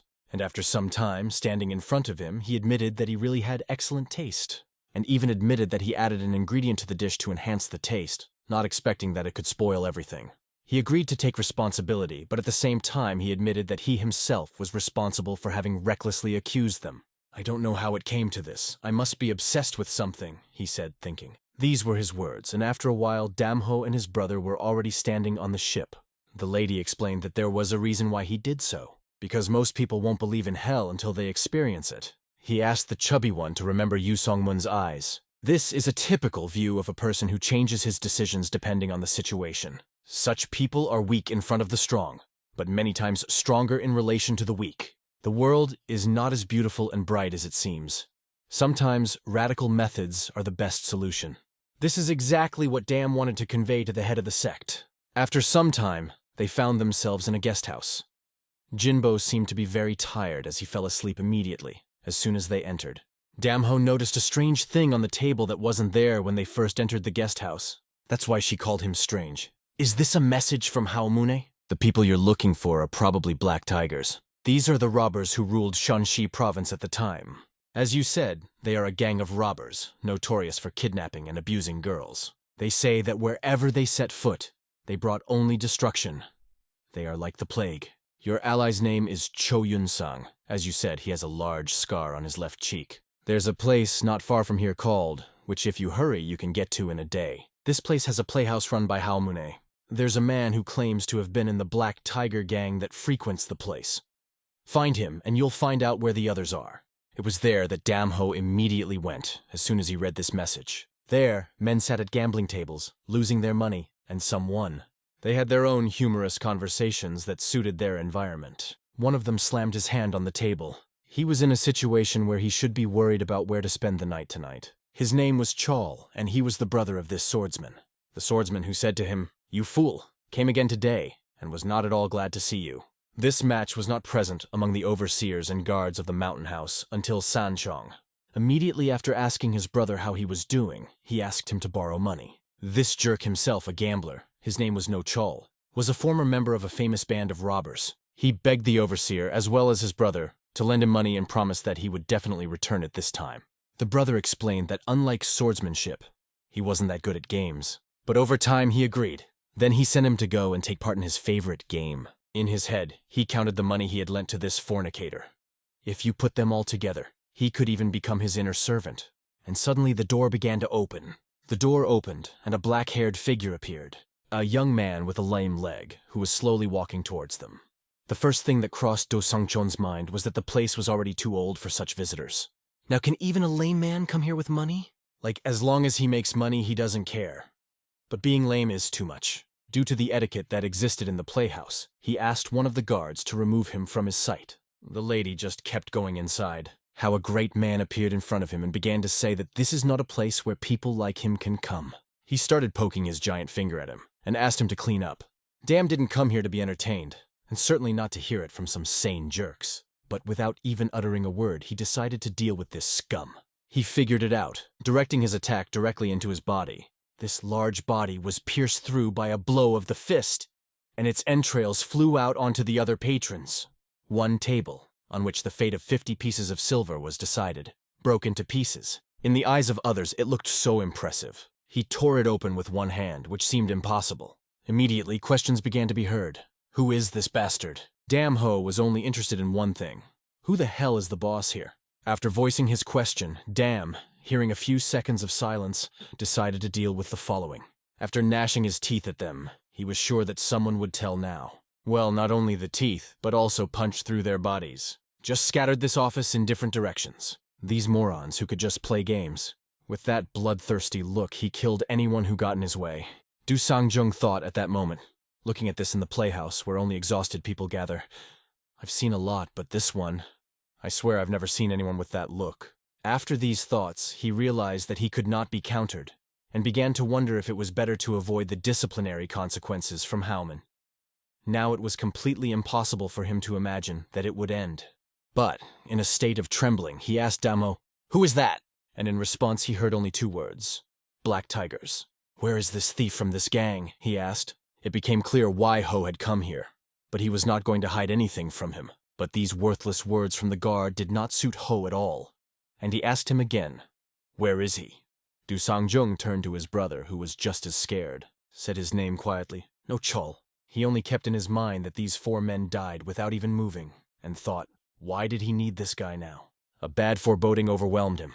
Rising from his chair, he walked closer to Damho, barely restraining himself from showing how worried he was. "Long time no see," said Damho to him, and he asked again, "Do you know me?" "Yes, I know you well, for I have not forgotten your faces for a moment." It became clear to Zubat that this boy clearly held a grudge against him. He began to stammer as he tried to apologize. "I don't know who you are, master." "It's fine," Damho replied in a voice as cold as an iceberg and took steps towards him, limping slowly and eerily. "You'll remember everything soon. Because of that, everything will be fine," he said without pausing. But Chol noticed that no matter how strong he was, he still limped. No, that's not a sign he's weak. It means I can escape," he thought as he glanced nervously at the door. But before he could run to the door, Damho was right beside him. Suddenly, he received a powerful blow directly in the jaw, from which he could barely keep his balance. After hitting, Damho looked at him relaxed again. "Didn't think you could escape." Putting all his anger into this blow, Damho felt every cell in his body vibrate with hatred, and although not all, he still had a whole mountain of anger which was not enough to tear this bastard apart. And with each blow, he put only a small particle of this evil energy into his body, as if sending it to hell through every cell of him, leaving her in the place where the blood was spilled. Her every breath is a silent testimony of his hatred. Damho didn't make any sounds, and it was even tougher. The silence around was piercing, like before a storm. Watching this, people just trembled, trembling, like all those who had previously watched his attacks with a sense of the unknown, what was to come. After beating this jerk very badly, Damho stood over him saying, "It's okay. People don't die like that. They just stay dead." Then he asked, looking at him with unwavering rage, "You bastard, you still don't realize what you did wrong." But Chol spat out the blood that came out of his mouth through his 2 massive front teeth, and questioned, "What the hell? What did I do wrong?" "So you still haven't remembered, bitch." Damho said these words with such contempt that there was no doubt about his intentions. And this time, Damho gave him a clue. 18 years ago, Shanxi Province. He repeated his words, searching his memory for at least some hint of the events. "Shenzi, what the hell happened then?" Damho pressed very hard, holding him by the collar, pressing him with his questions like metal about to flake. And only then it began to occur to him. What happened then? This is the period when the Black Tigers committed the most brutal murders. Their hands were stained with the blood of the innocent. They killed everyone in their path, sparing no one, neither children nor the elderly. Leaving them on the ground, they mercilessly cut their throats, giving them no chance to escape. Throwing them on the floor, they enjoyed every moment of the execution, not feeling any emotions towards the victims. And suddenly, this moment changed again in front of No Chol's eyes. A picture appeared. A small boy who stood in the middle of all this horror. True, it was so long ago that he could not even remember exactly, but that boy, with his strange look, remained in his memory. He had the same look. The look of a beast ready to bite the throat of anyone who got in his way. And so they began to appear. Tears in his eyes, which he tried so hard to hold back. Now Damho realized exactly what he had remembered. This was what made his heart break. "So, how did you survive?" was a question that No Sheol didn't get any answer to except that Damho said quietly, "I'm staying. And I never for a second forgot about that day. And how I survived does not matter at all. All that matters is what I've become," No Chol muttered, a calmness in his voice that contrasted with his ruthless actions. He took his finger and began to slowly break the bones, one by one. From the fingers, through the wrist, to the shoulder. Then he moved to the legs, toes, knees, and then to the thighs. The legs were the first to break under his hands, shattering into bones like small splinters. And each successive blow sent No Chol into even greater torment. The fingers were already broken. Each of them looked in different directions, as silent witnesses of this cruel massacre. There were only loud sounds of begging for mercy, screams that no longer even wanted to think about. He begs for his life, but here his brother will not help. It is not 50 silver. Damho stood over him, just continuing to talk about how he was going to break each of his bones one by one until he started writhing in agony. And suddenly I heard his tearful, trembling plea, "If you take pity on me, I will tell you the whole truth." Damho replied that he was not interested in that. That was not what he was here for. His goal was completely different. But he, holding his broken arm, which was still trembling with pain, continued to beg. "Please, it will be very interesting," he assured. And after a pause he said, "Your little sister, maybe your little sister is still alive." After some time, Dam was already galloping on his horse, keeping in his mind the name of his only younger sister, Dame Garillon. How she always followed him like a tied tail. It was so long ago that he couldn't even remember her face. But he was sure she was a beauty. And this thought that this child might still be alive kindled a fire of hope in his heart. He said these words through gritted teeth, cursing everything that had happened. Zhou Yunsang, the leader of the Black Tigers, took her away to sell wherever he wanted. Trembling with excitement, Dame turned to him, asking where the child was now. "I don't know, but there is a place in Hengshan called Angajan," he replied. And he added that it is possible to find at least some traces there. Hengshan is a province of Hunan, located near Tanchong Lake. The journey to it on horses takes 3 days. 5 great mountains that symbolize protection: Taishan in the east, Huasan in the west, Hengshan in the north, Songshan in the south. This place, where Damho set out on his journey, is often called the Oak of Protection. From now on, his goal is Hengshan, the heart of Hunan province. Angajan, a place that was founded 10 years ago, has become an important point on the map of this region. And since then, it has steadily developed. The owner of this place is An Gyuek, now a mature man in his 40s. The locals praise him for his generosity. Dam, meeting people on his way, didn't stop asking if his intended owner was in that place. They wondered who he was and why he was looking for their master. The host was drinking now, enjoying a glass with the interlocutor. He was sitting at a large table talking to a man across from him. They were having, it would seem, a serious business conversation, while glasses were swirling in their hands. Although, can it be called a business conversation? And suddenly the conversation was interrupted by the sound of cracking wood. It was Dam, mercilessly bringing order to the streets. He decided not to stop at the guards, but to just force his way forward. Breaking the huge door, he said loudly, "Long time no see!" The owner did not immediately understand who was in front of him. He growled, "If you came to see me, you should have done it quietly." "You don't remember me?" sounded a familiar question, reminiscent of old times. Then a rare smile lit up his face, but that smile wasn't for nothing. He was sure that soon they would remember who he was.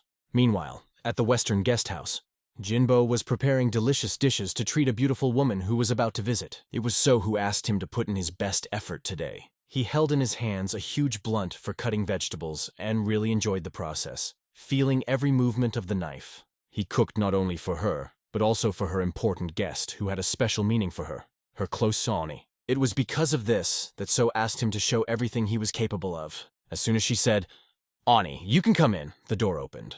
A girl with dark hair appeared. Her beauty left no doubt. It was Ryong, the daughter of Hwang Gyun-moon, the head of the 18 tribes in the Green Forest, also known as Hwang Ho-ryong.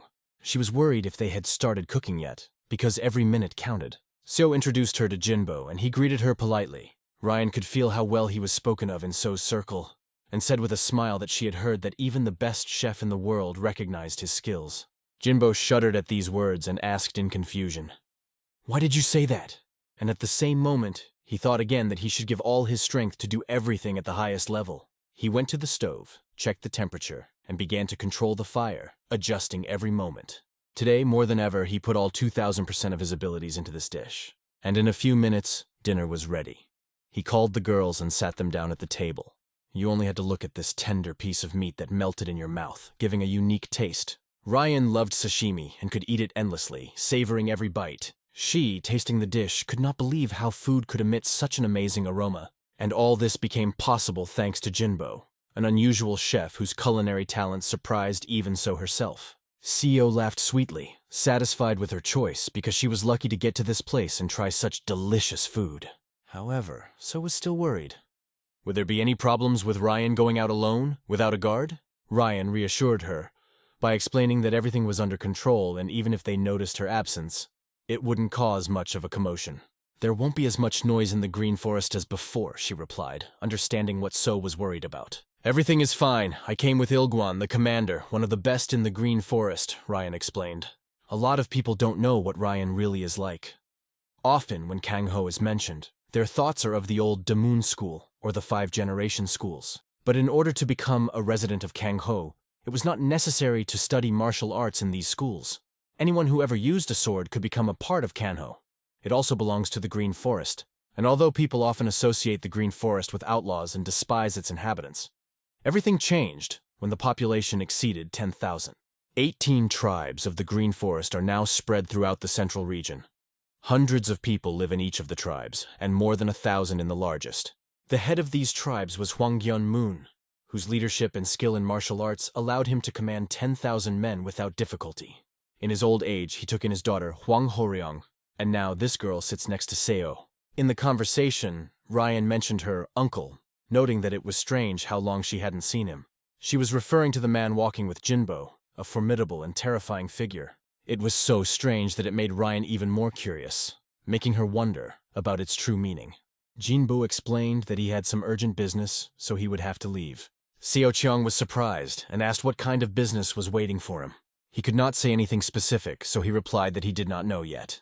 He asked the girls to calm down, ending the conversation, and added that he would be back soon. At the same time, he was worried, hoping that he would return sooner. Hengshan School was one of the 5 schools Muna once attended, located in Hengshan itself. There was a time when she could boast the same level of skill as Demon's old school. However, the school had declined to such an extent that it was now only one of the 5 schools of Damun. The martial arts master of Chamun Hyo decided to hold an important meeting. He said that if the Emperor's Hall was built, it would increase their prestige and attract more disciples. Others were skeptical, thinking that the idea of building a huge palace was just silly given the financial constraints. But Chamun Hyo assured them that he had already arranged with influential families to provide support. Angajan should be a particularly important support. When he mentioned Angajan, the others no longer protested the construction of the Imperial Hall. Everyone was impressed and agreed with his idea. Suddenly, a man approached Chamun Hyo and asked him to step outside for a minute. The reason was serious. Master Chin So-poon had arrived. What could happen that he suddenly appeared? Chamun Hyo went downstairs and saw Chin standing there as if someone had hurt him badly. Chin explained that there had been a great calamity. Angajan had been attacked. Chamun Hyo angrily asked, "Who are those scoundrels who dared to attack Angajan?" Chin said there was only one person at the scene. It looked incredible. One person? How so? But Chin continued, "This one person beat them all, and he was the only one who managed to escape." It looked so incredible that it seemed as if it was just fiction. But to ignore what happened in Angajan would be to humiliate the Hengshan school. The master ordered all the students to gather. They are going to Angajan. One of the students tried to calm him down, saying that first he should learn more about the situation. However, Chamun Hyo didn't pay attention to this. He didn't care to hear more. He decided to act immediately, regardless of any talk. And despite the 30-kilometer distance, they ran without stopping. At that speed, if you tried, you could reach the goal in half an hour. Half an hour later, they were already near Ungachan. When they entered the yard, they saw many corpses lying on the ground. What happened? Such a beautiful revenge turned into complete ruins. A crushed tree underfoot. Under the walls and on the floor are beaten and dead people. They ran up to Master Angyu-ik, trying to see if he was still alive. Cha Moon-hyo was in a state of shock, unable to believe his eyes. They noticed a young guy with black hair. Damho stood as if losing all emotions, looking at the corpses, having completed the analysis of the situation. He knew that reinforcements would not be long in coming, and met them with his cold gaze. With a lame leg, he began to approach them. "Who are you?" Cha Moon-hyo asked as he stood with his men. He did not hold back his indignation, asking how dare he kill on school grounds. Damho, looking at them, realized that they were the Hengshan warriors that Gyu was talking about. It was only an hour ago when the situation was not so tense. He hit Gyu with such force that he was sent flying backwards, shattering the board with him. Gyu begged not to kill him, and was ready to tell everything he knew about Damho's sister. Standing on his knees, he did not stop begging for mercy. But Damho hit him with such force that Gyu's teeth flew in different directions. Damho looked at him with his ruthless gaze that left no room for pity. His gaze was now focused on the warriors in front of him, appraising them. Undoubtedly, these scum were bought by Angajan's soldiers with money, but their number was considerable. The mass murder of dozens of people is no longer an accident. Then Damho asked the master, "Do you want to meet?" He warned him not to interfere. But Cha Moon-hyo was sure that no one could threaten him. "This is not a threat, but a piece of advice," Damho explained to him without looking away. But for the master it was unthinkable. No one talked to him like that, and he reached for his sword. He explained that even the masters of the old school of Demon did not dare to allow themselves such communication. Drawing his katana, he unsheathed it, and the glare of the sun played on the cold metal. But Damho kept warning him, "You'll regret it." Cha Moon-hyo told him that he would not leave him alive and ordered his soldiers to attack him without hesitation. The warriors, like hungry wolves, pounced on him from all sides, ready to destroy. Many of them thought that this was finally their chance to prove themselves. "You are mine. I will catch you," whispered one of them, confident of victory. But suddenly, Damho hit the ground hard with his foot, and the stones could not withstand the blow. He was willing to show them what real hell was like if they didn't already know it. And so began a real meat grinder around him. Hundreds of Hengshan soldiers could destroy smaller and middle schools. Their strength was immense. Thanks to them, Hengshan School retained its status and remained part of the old Demon School. However, there was one moment that made them doubt their steadfast confidence. But Damho easily dealt with all of them, turning them into shapeless chops. Every time his fist cut through the air, one of the soldiers died on the spot. No one had a chance to survive his blow. It was impossible. Their arms were breaking like fragile tree branches, and their legs crumbled into dust, unable to withstand the force of the blows.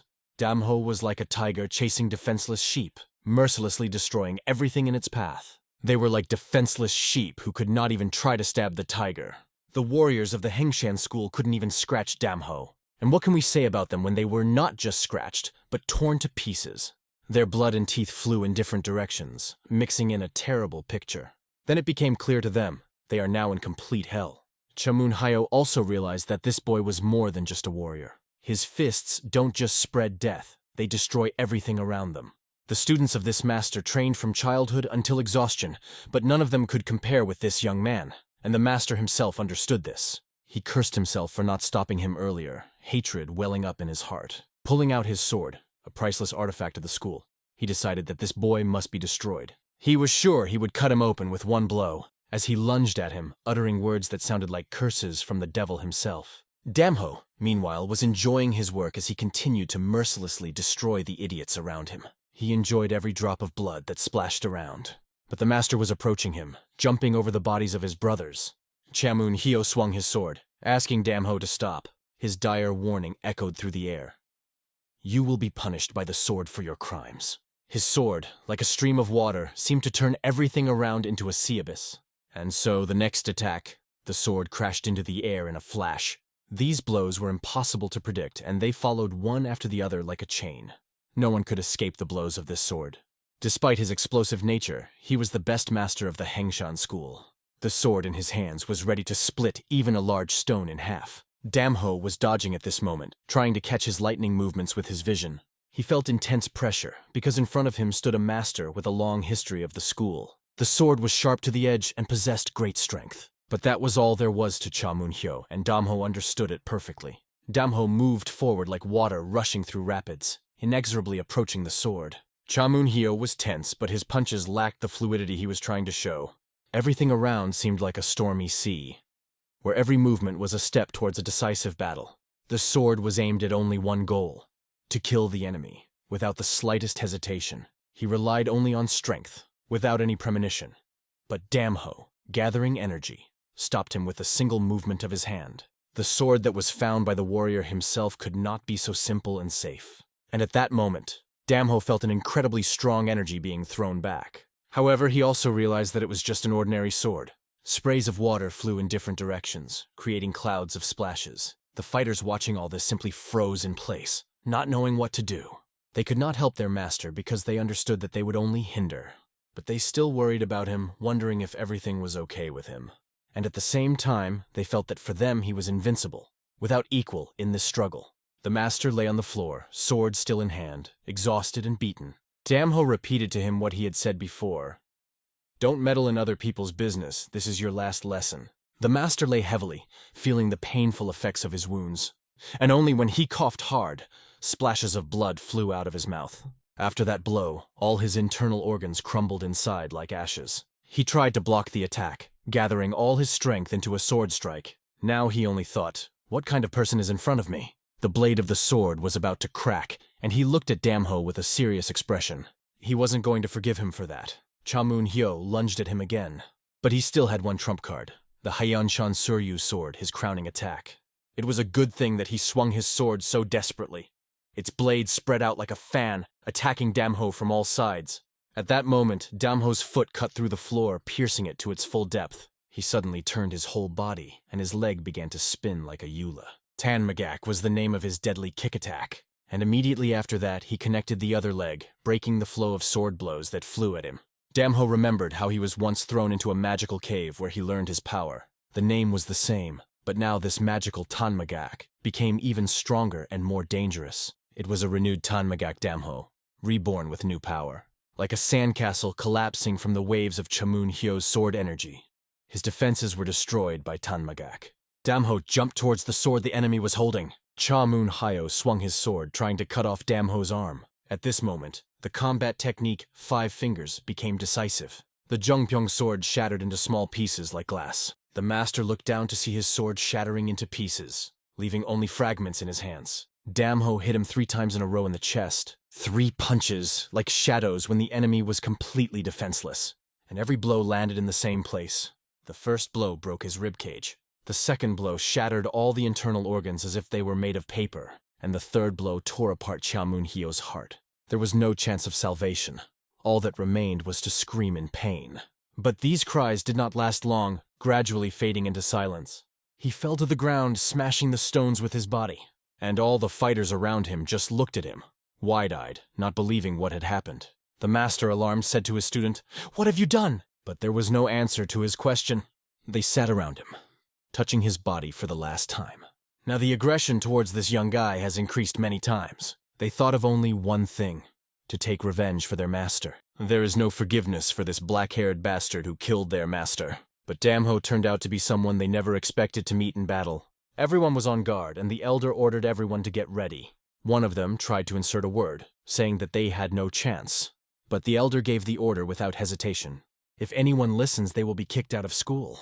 Their hearts wanted revenge, but their minds told them to be patient and wait. All of this was after they saw half of the school's students transferred here die.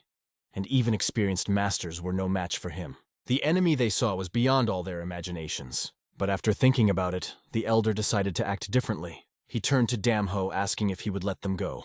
If he gave permission, the elder promised that all forces would be directed at revenge. Damho questioned, "Then why let go? It's much easier to kill you right here and now." But the elder replied that they would not resist, and would accept death with pride, thinking he couldn't kill someone who didn't even put up a fight, especially with a character like his.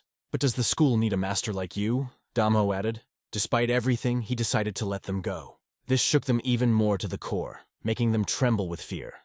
He seemed to lose his mind, knowing they were out for revenge, but still let them go. Damho simply lowered his head, silently watching their reactions. The elder asked what his name was. Damho answered by saying his name. Then the elder introduced himself and said that their school would remember him. We will never forget your name, he added, proudly emphasizing the significance of the moment. But Damho simply turned and walked away, ignoring them. Suddenly Chaegyu muttered, Dokeru. He himself was not aware of the exact meaning of the word he uttered, but it was a name that Damho was often called. One who acts and fornicates alone. These words came out of his lips unintentionally. Rumors began to spread in the province, but it was hard to believe. It was said that a rare demon called the Fist had appeared. He destroyed the owner of Anganjan and also killed the old master of the Hengshan School. Hengshan High School's master, Nam Hak, was also defeated. A merciless killer who wiped off the face of the earth everyone who did not like him. Bloodstar Shinkian, that's what he was called. But some called him by another name, Kwanma Demon's Fist. Never in Kangho's history has anyone earned a blood-related nickname in such a short time. People talked about Damho all the time, especially after the Honani stories made his name famous. But for some reason, after the battle with Hengshan, he didn't appear again. Checkpoint. Several people came here, and after a while they were let through. He sat down and immediately began to tell that he had heard that Hisocho from the Hinam school was staying here. It was a Namge's elder, Namguchan, and he immediately explained that he wanted to organize a meeting here. Listening to him, the head of the inspection, despite the fact that his voice sounded soft and smooth, felt that something was clearly wrong here. He was good at hiding his intentions. He decided to clarify the reason why the elder wanted to gather at his house. However, he explained that it was really important and asked him to trust him. Kyung felt a lot of pressure because Namgu was the elder of 5 generations of Namgus. In addition, a guest who came to someone else's house wants to use the yard at his discretion without explaining the reasons. Damn, what a 5-generation elder. There were 5 great families who wielded unparalleled power and had several thousand warriors. While most of the old demon school was located within Chuon, the 5 great families were located on the east coast, and each of them had their own centuries-old history. In their influence and power, they were never inferior to the old demon school. Kion then asked what other families would be in attendance, and he wondered if he could find out who else would come to the meeting. 5 big families, he heard the answer from the elder. Demon's old school, he added to his answer. Just thinking about it made me shudder. Each of these families could easily wipe their checkpoint off the face of the earth. And he added, and what will happen to Hainam School? But first you need to understand that very important people will come here. Kyan clearly understood that something serious was going to happen. But what exactly he could not yet imagine. He was sure he hadn't missed anything. The elder explained that important issues would have to be discussed. He clarified that they decided to hold a meeting in a neutral zone. But he hoped Kyung would understand their situation. And despite his calm tone, Kyung could feel the incredible power emanating from him. He was tired of sitting at the checkpoint. Hearing from the outside world was dark, and all he could think about was how to get out of here as soon as possible. Suddenly, a man appeared next to her and turned to her. Of course, she turned to see who it was. The man explained to her that she should not worry because they came from Namgus. He introduced himself to her as Elder Namguse Namgu-chan. She remained calm, listening to him carefully. But after looking at her, the elder realized that she had sharp eyes. She could see at a distance of 1,000 Dolon Li. She thought of him, that this man was the one to be most wary of among those she met at Lake Donchon. She introduced herself to him, saying her name once more. Nice to meet you, he added, and introduced the man standing next to him, Namgusu. He also said his name and said, nice to meet you. Me too, replied the girl, Mr. Namgu. She thought to herself that she felt some strange sensation, and that she would know who it was if she knew a person with such a name. But I have never heard of a person named Namgusu. The elder explained that he trained for a long time and did not go out into the world, which is why few people know him.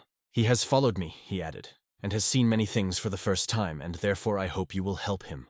Besides, you have already raised Master Sama's reputation enough, so you will come with us. She wondered where she was going with them.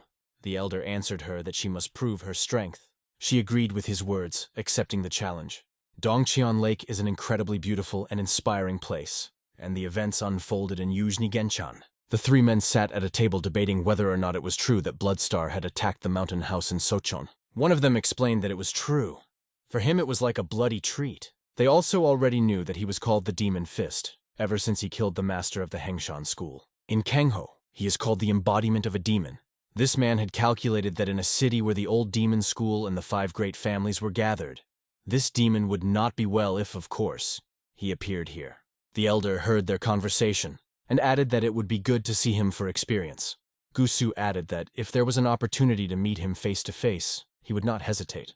The Western Guest House has long since become a place where a long time has passed since brother Jinbo Damho left, and Jinbo hoped that he was all right now. He was sitting alone at the table when he heard someone enter. It was Seo-cheon who opened the door and asked if she could come in. Well, of course it was a rhetorical question from her, and behind her came the chef with a nose. The girl apologized, saying that she brought him because it was his initiative. He wanted to talk to him, so he personally came here. Jinbo was in an awkward position for a few seconds, not understanding what was happening.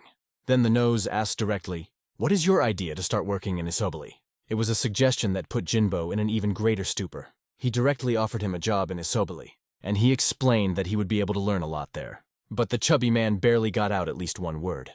Then the nosed explained to him further that after he left, he had to think about it a lot. He added that he was getting old and things weren't what they used to be. Even dishes like 5 dragons didn't seem like they used to. "In my best years, I did not overdo it with spices," said the nose. "I tried to resign before it was too late, but I realized that there were no suitable competitors for this position. Only arrogant, rude people and nothing more. If you were able to taste the spices of camels of the 5 dragons, you have every chance to become a great cook." That's how the nose explained and waited for Jinbo's answer. Jin could not even imagine such a thing. He was sure that his father would say to accept the job in Isobali, but he himself replied to the nosy man that he would discuss it with his brother when he returned. Of course, he had no right to pawn it. And he added at the end that working in Isobali would be an incredible opportunity for him. I asked him to think about it very carefully, and already started to approach the door. When he left, So asked his forgiveness. She explained that it was her uncle who asked her to continue and she could not do anything. But why did Jinbo become interested? But I explained that all this was precisely because of Damho, and she began to talk about the rumors that are currently circulating about him.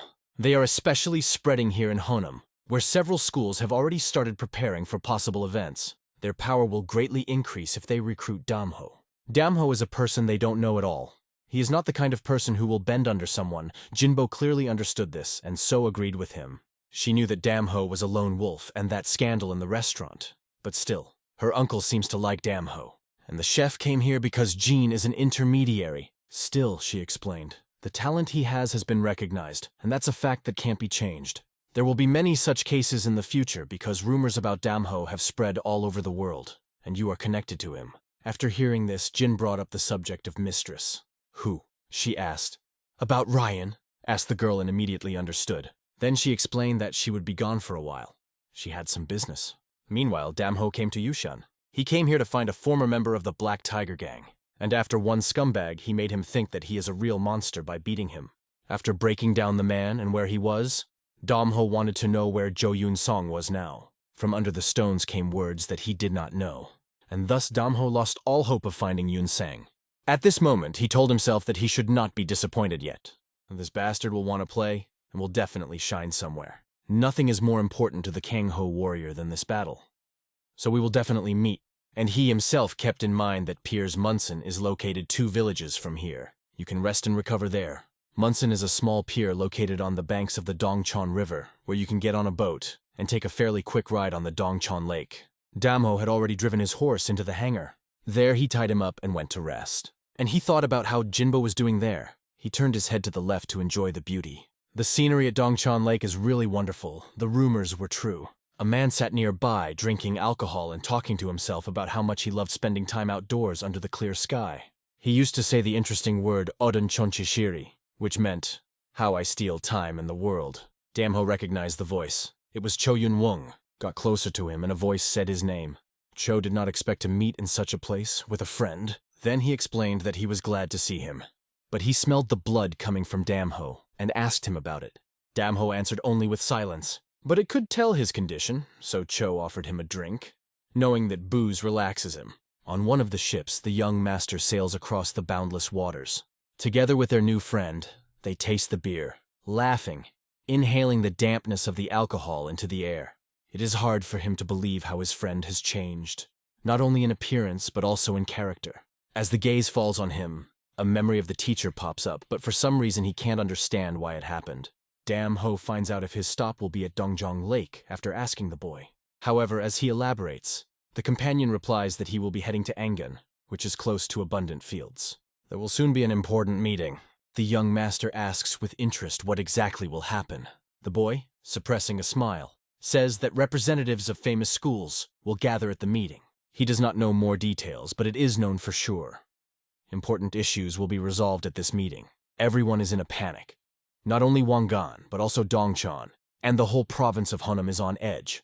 But it is clear that the young master does not care. The boy knows that the meeting will include people from Dun's old school and representatives of the 5 major sects. Because of this, important guests from Kanfo are also expected.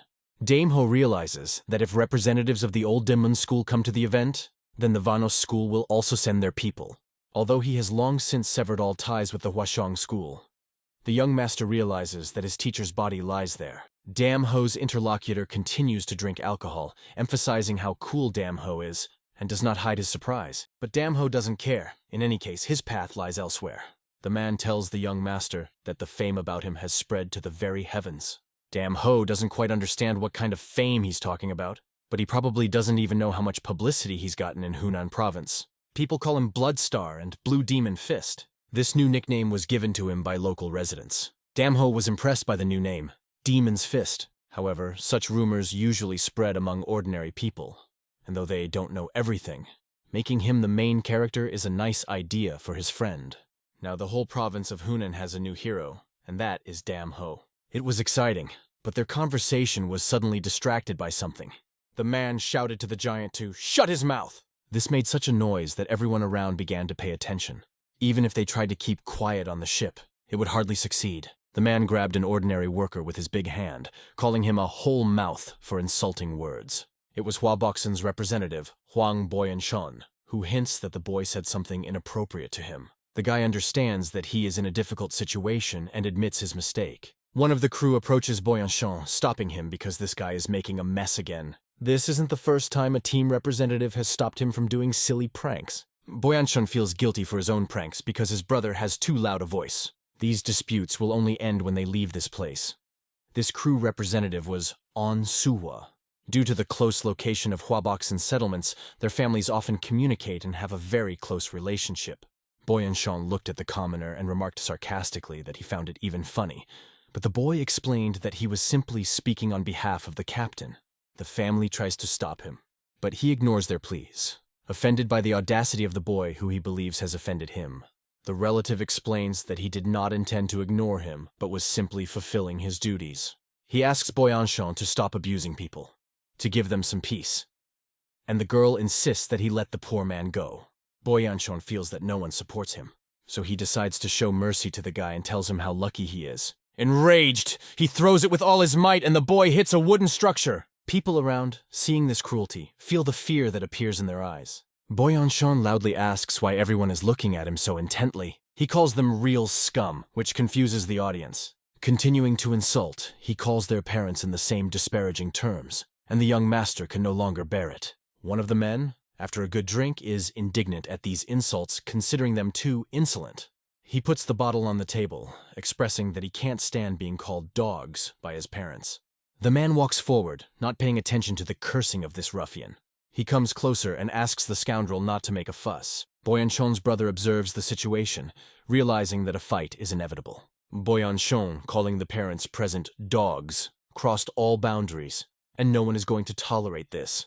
The brother decides to intervene and apologize for Boyanshun's foolishness, but the man who approached has no complaints against his brother. He is annoyed that his brother is apologizing on behalf of a healthy person. He in turn gets angry, because insulting his parents by calling them dogs is too much.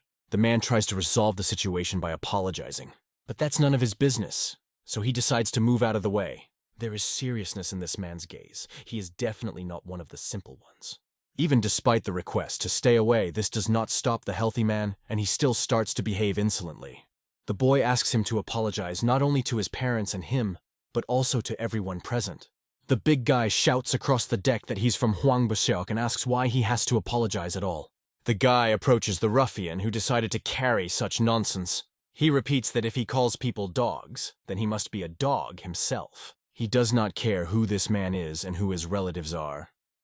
If he made a mistake, he should apologize, because that's how this world is arranged. Enchun wasn't even going to apologize. It was a matter of pride for him. However, it seemed to the boy that the more he refused, the more he revealed his weakness. After all, his pride is not such an important thing that anyone cares about it. So he announced loudly to the entire ship, that the Huangboksen clan had introduced such a big dog to the world as this scoundrel. Enshan clenched his fists, calling him a scumbag. He asked how dare he insult a person from his clan.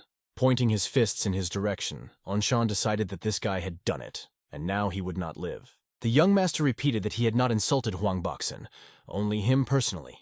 Enshan, overcome with hatred, ignores the words of his relatives asking him to stop and goes on the attack. His brother understands that the situation is out of control because the healthy man had a powerful fist, like thunder. When Enshan directed a lightning-like strike at the opponent, the people around held their breath, thinking that this was the end and he would die right here. And although the blow was extremely powerful, the young master evades him at the last moment. He deftly dodges the incredibly powerful blow as if he had anticipated its movement. For the first time, Enshan sees someone dodge his attack. But he doesn't just evade, but deals a devastating blow in return. If this scoundrel uses such force again, there will be unimaginable casualties. So the young master firmly grabs his hand and holds it with all his might.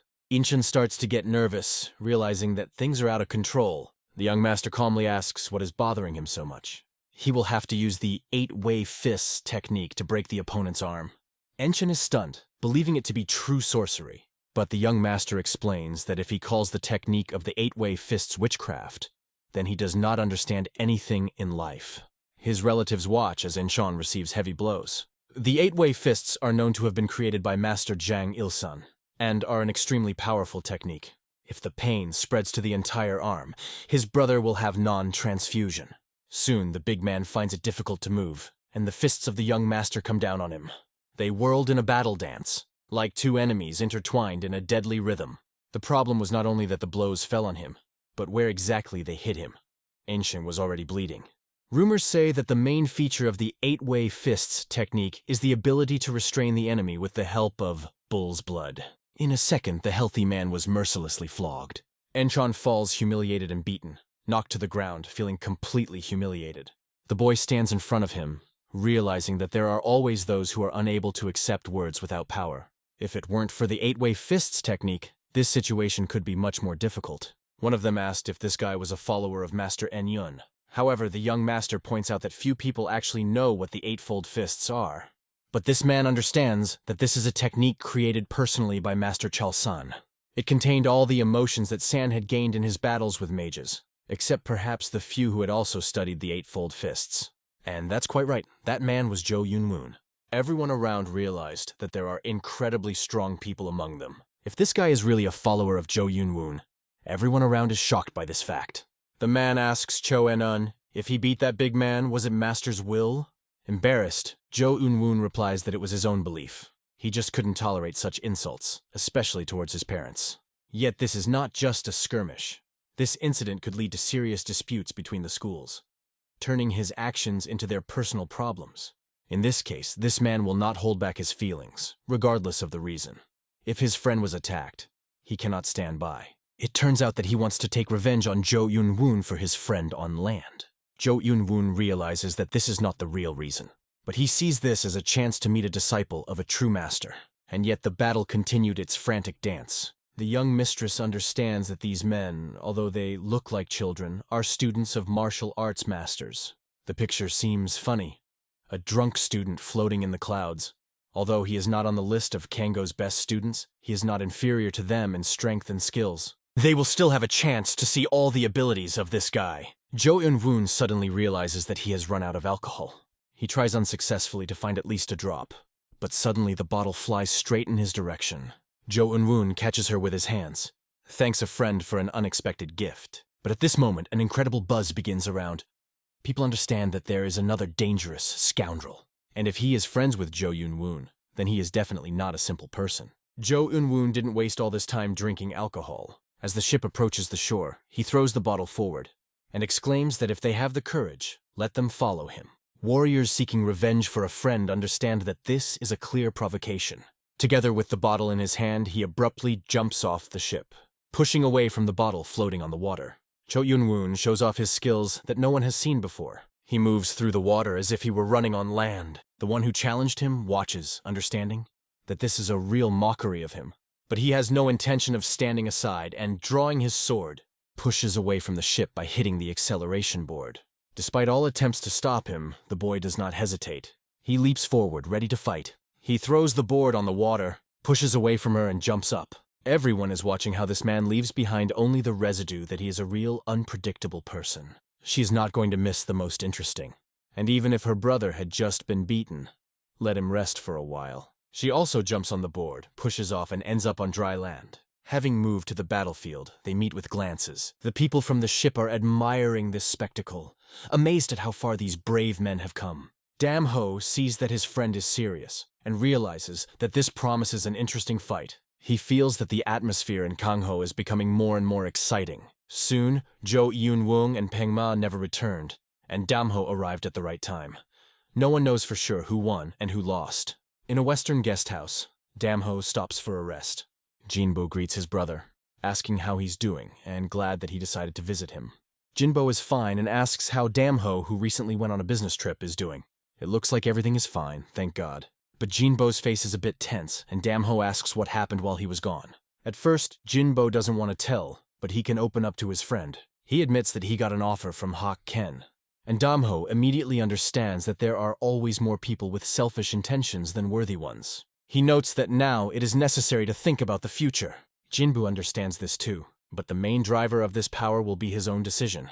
After all, it is his choice that will determine his future fate. He doesn't understand why he can't stay with his brother, wants to continue following Dam Ho. But he realizes that being around Dam Ho is always dangerous. Will Jinbo accept it? However, it doesn't matter to Jinbo. He just wants to be with his brother and learn from him. If it is his choice, then he will walk this path with him. Jinbo is happy and offers to feed the young master. He promises to prepare the best dishes now. After all, it is better to cook it yourself, because bought food is not as tasty. Dam Ho agrees with his friend, and they head to the kitchen together. Meanwhile, the soldiers are walking down the street, discussing important issues. For serious tasks, they need not only material resources, but also suitable terrain. Lake Danjiang is ideal. First, the channel will serve as a support for them, thanks to which the soil will not collapse. If you build a fortress, it will be difficult for thousands of soldiers to attack it. This is great, but a fortress requires a lot of resources. The most important thing is that they found the right place. The woman next to the leader wants to ask what he means by the word fortress, but she doesn't need to know all the details. They are in a hurry and are going to go to their uncle, where she can find out everything herself. The woman knows about the high school assembly and the 5 major sects, but realizes that there are more hidden things. Having found a great place, they go there without hesitation.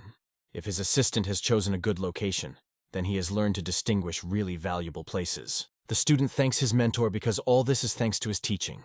The mentor asks if he knows that the family has high hopes for him, but the student promises never to betray his master. Soon they come to their uncle and bow their heads to him. He notes that the girl has noticeably improved during the travels. It was the elder of the hen school, Swordsman Ogun, and he was very happy to see her. After all, it had been a long time since their last meeting. Representative Namgunchen. It was noticeable that he personally came to the meeting, and it was a great honor for them. But there would be no need for him to meet in person if it weren't for the importance of this event. If he ever goes astray, who will show him the way? These memories make the master angry. He will remember it for a long time. Unexpectedly, Uncle Nam Gunsu's nephew gets to know the elder. They have heard a lot about each other, but the guy admits that this causes even more admiration. Namgung asks to hurry as there are many things that need to be done. And indeed, they must hurry, for they are about to form a league. They are happy to meet again, but one of them notes that they must be careful, because these are dangerous times when any mistake can be fatal. The woman from the Namgun clan realizes that he is getting into trouble again, and probably the main goal of the Old Damun school and the 5 great families is to create the Vulture League. Somewhere in the mountains, there was a pleasant warm wind. Summer has finally arrived. The leader looked at the surrounding landscape, thinking that this summer was going to be hot. He'll miss those sights when he heads into closed training camp. His servant reported that all the things had already been collected. It was great because he has a long training period ahead of him. The master asked if his student Unken was feeling well, so that he could fully concentrate on his training. The students can do without him, but still the master is very important to them. Of course, these words were warm and meaningful for him, but these are not just words. They really need him. However, in the beginning, no one is perfect. And the people of Huangsu must become heroes who will not break under the pressure of the winds of fate. Nothing is more valuable to him than Huasan, and he is well aware of it. This man will always remember this. There is very little left to climb to the top, and the goal will be achieved. A lot will change when Muriman is formed. Once they overcome all the obstacles, Hwasong School will once again take the lead. The master told that the ocean once appeared. The teacher was told the news about Hina. He set off with Ken to most likely gain experience to support Hwasan by absorbing knowledge from around the world. They believe in each other and that the ocean will be a good opportunity for Mung Ken. It's the pure truth. They are Hwasan's mainstay. And if necessary, the master may allow him to set off on his own. Keng is about to leave, but not for long. However, he is interested in how the master is doing. The fact is that one word is constantly spinning in his head, Hwasan. Soon they arrived at the place. Hwasan's second-generation students greeted the teacher respectfully. However, looking at them, you could see some hypocrisy. They seemed to think only of the sacred technique again.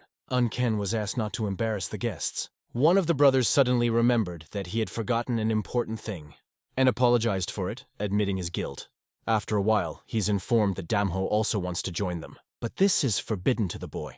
It is impossible for him. Damho begged to be allowed to stand next to brother Kyung to be with him. However, it was too dangerous. The holy disciple had better stay in Hwasan. It would be difficult for them to protect anyone other than the master, especially in critical situations. The words that came from Ken's mouth seemed unacceptable to master's disciple, but he said them anyway. Suddenly there was an explosion in the mountains. The young master, with tears in his eyes, watched the ruin. His brothers hurried to save him, realizing that there was no time to delay, and looked down. They noticed the holy disciple on whom large stones were falling. But his brother stopped him, explaining that it was too late to save the boy, so they left him to die. One of them admits that during these 12 years, there was not a day that they did not think about the loss of the sacred disciple. Because of this, they completely immersed themselves in training. It looked like they wouldn't last, but after all, they hadn't done anything wrong, and no one could help them in that situation. Still, if they had been able to help him then, things could have turned out differently. Maybe they should have taken him with them. Now they only have to remember this incident with bitterness. The master never left his home after that day, and the air in their territory was filled with regret.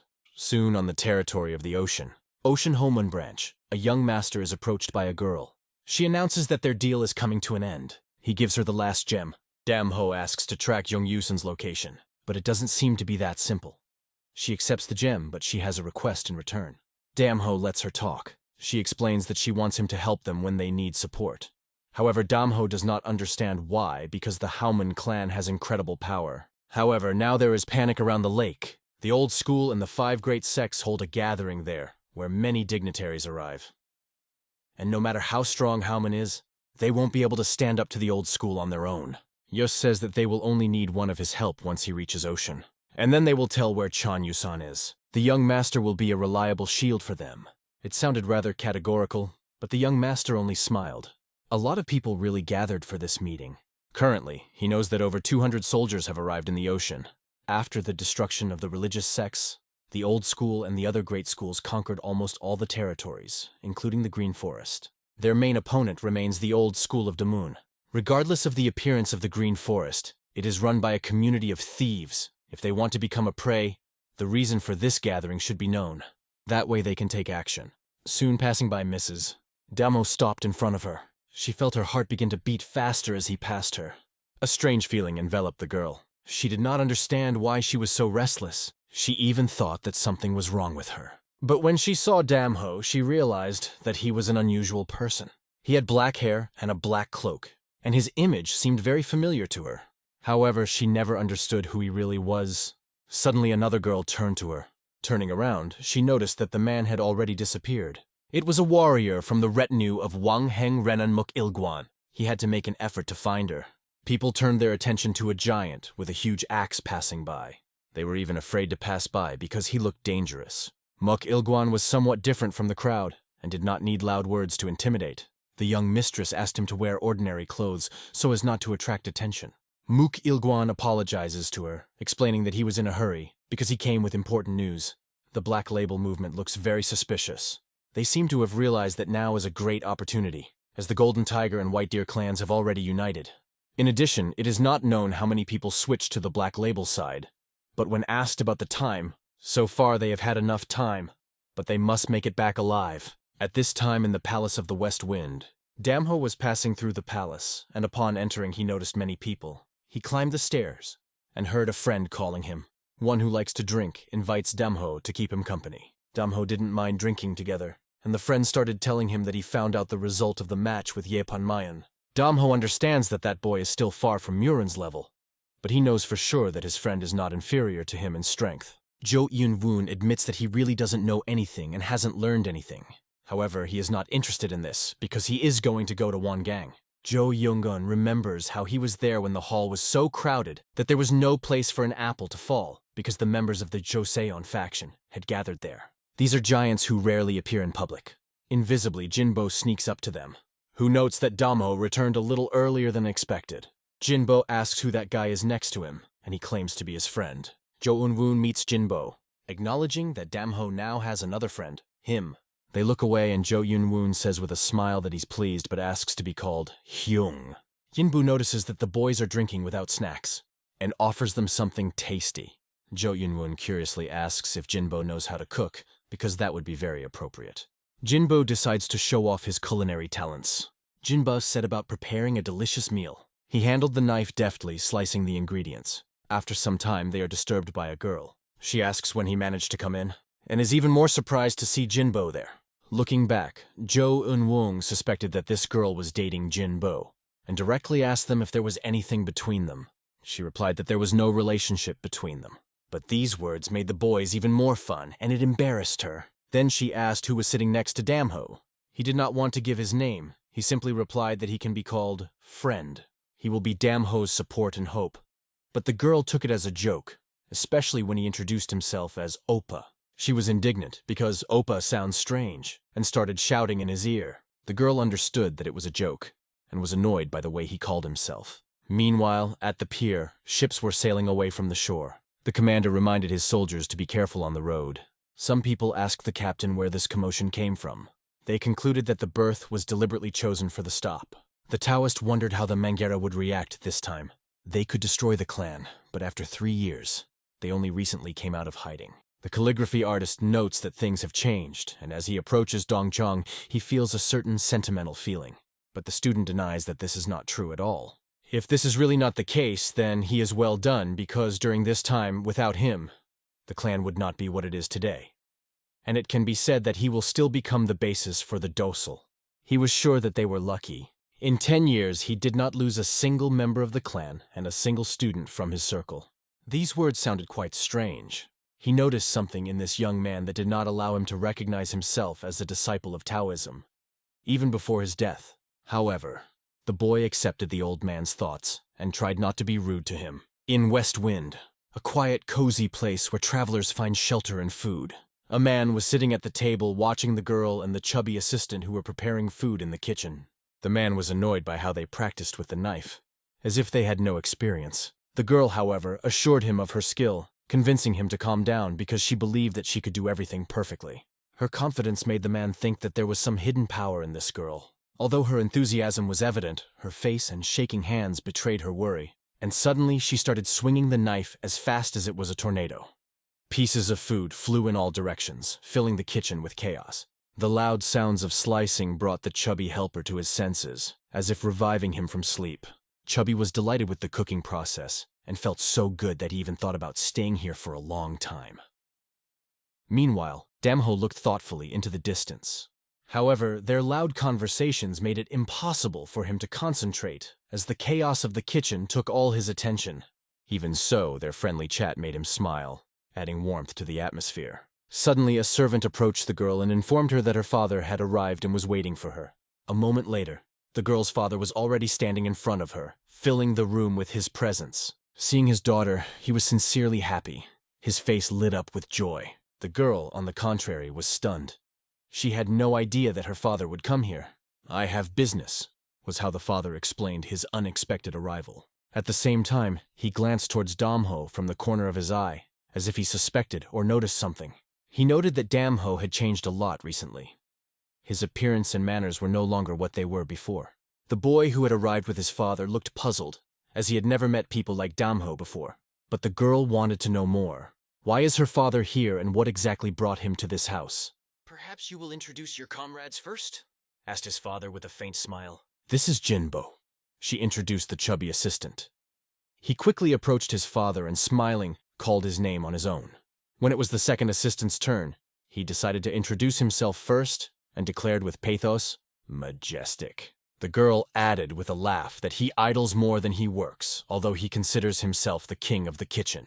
The boy, hearing this, was at a loss for a moment and did not know how to answer correctly. However, gathering his thoughts, he approached his father and politely gave his name, Peck.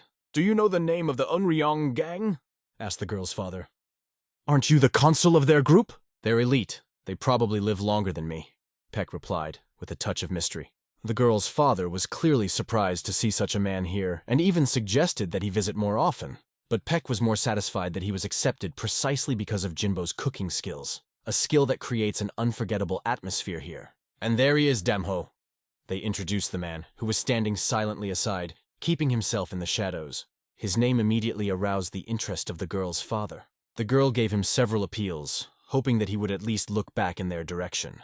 But Damho continued to stand with his back to them, as if he hadn't noticed any movement. She introduced him in more detail, but to his father, Damho didn't seem as old as they said he was. In Kangho, his name was Shingang Hyul, or just Kwanma, the girl added, explaining his past. Hearing this name, the father froze in surprise. It seems that it struck him more than expected. He knew that anyone with even a little knowledge of the Kangho world couldn't help but know of a man with the nickname Kwanma, which means demon fist or demonic fist. And it was this girl who had recently appeared who best suited the role of his daughter. Peck tried to smooth the situation by asking him to ignore Damho's behavior, as he is usually silent and not inclined to talk. At that moment, several more guests approached the host. One of the servants quietly reported that the expected persons had already arrived. The girl's father asked the servants to leave them alone for a while. In front of him stood 4 strangers, each with a serious expression.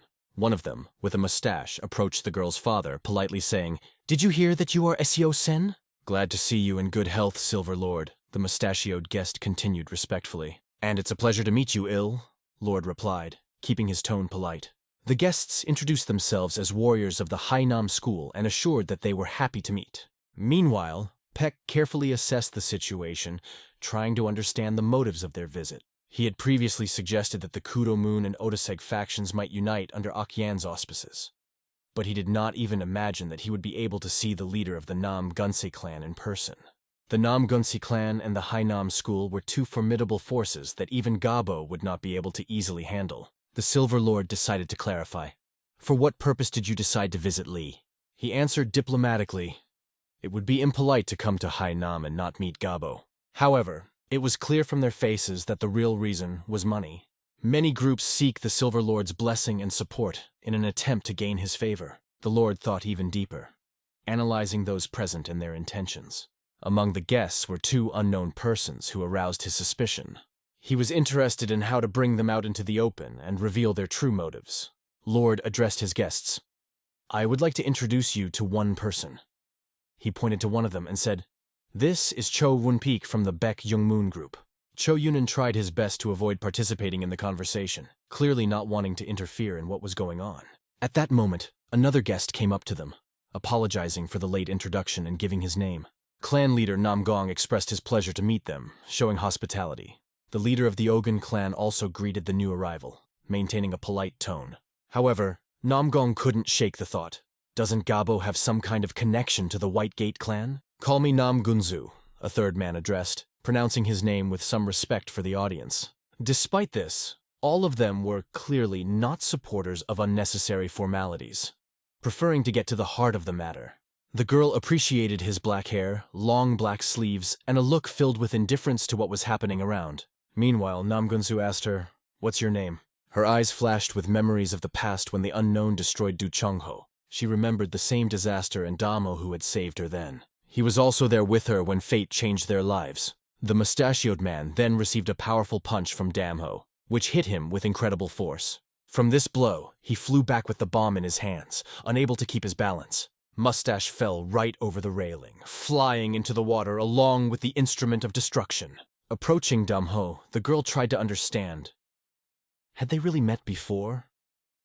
She was sure she had seen him in the past and wanted to make sure.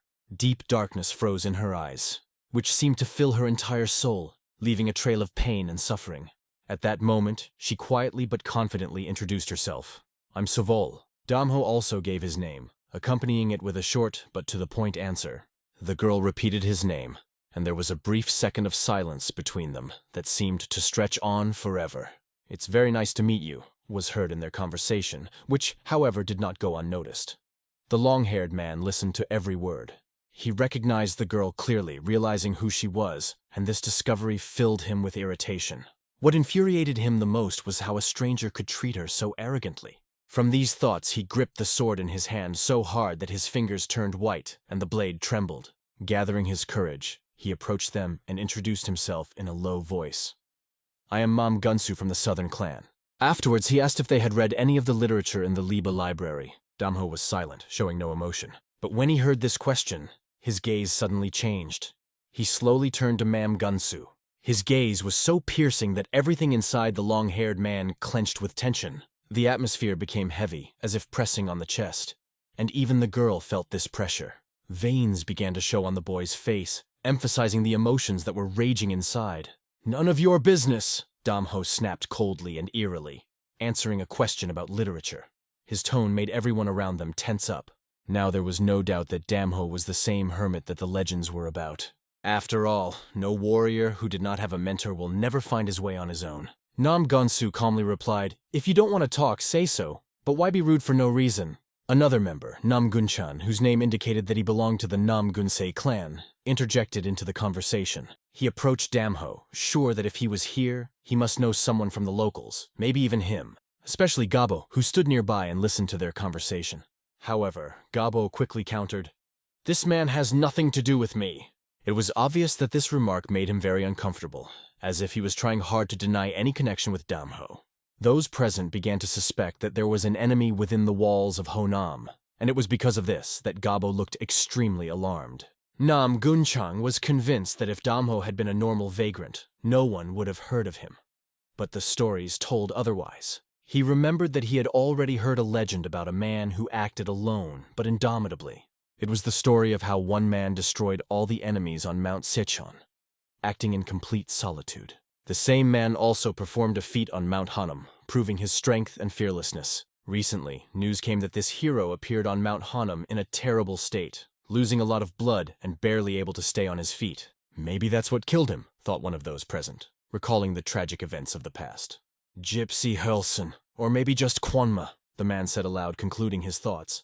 Both of them were sure that it was Kwanma who was standing in front of them, and stated it directly to Damho's face. Their words rang out loudly, causing shock and surprise among everyone present. Even the girl who had doubted for a long time now understood who Damho really was. However, he remained calm and replied that it did not matter. But they pointed out to him the senseless massacres he had committed before, emphasizing that this was enough to draw Kanho's wrath. However, Damho didn't care what others thought of him. For them, he remained someone who had committed many innocent murders, and this image stuck in their minds. One of those present bluntly stated, "Once everything calms down, you will be the commander."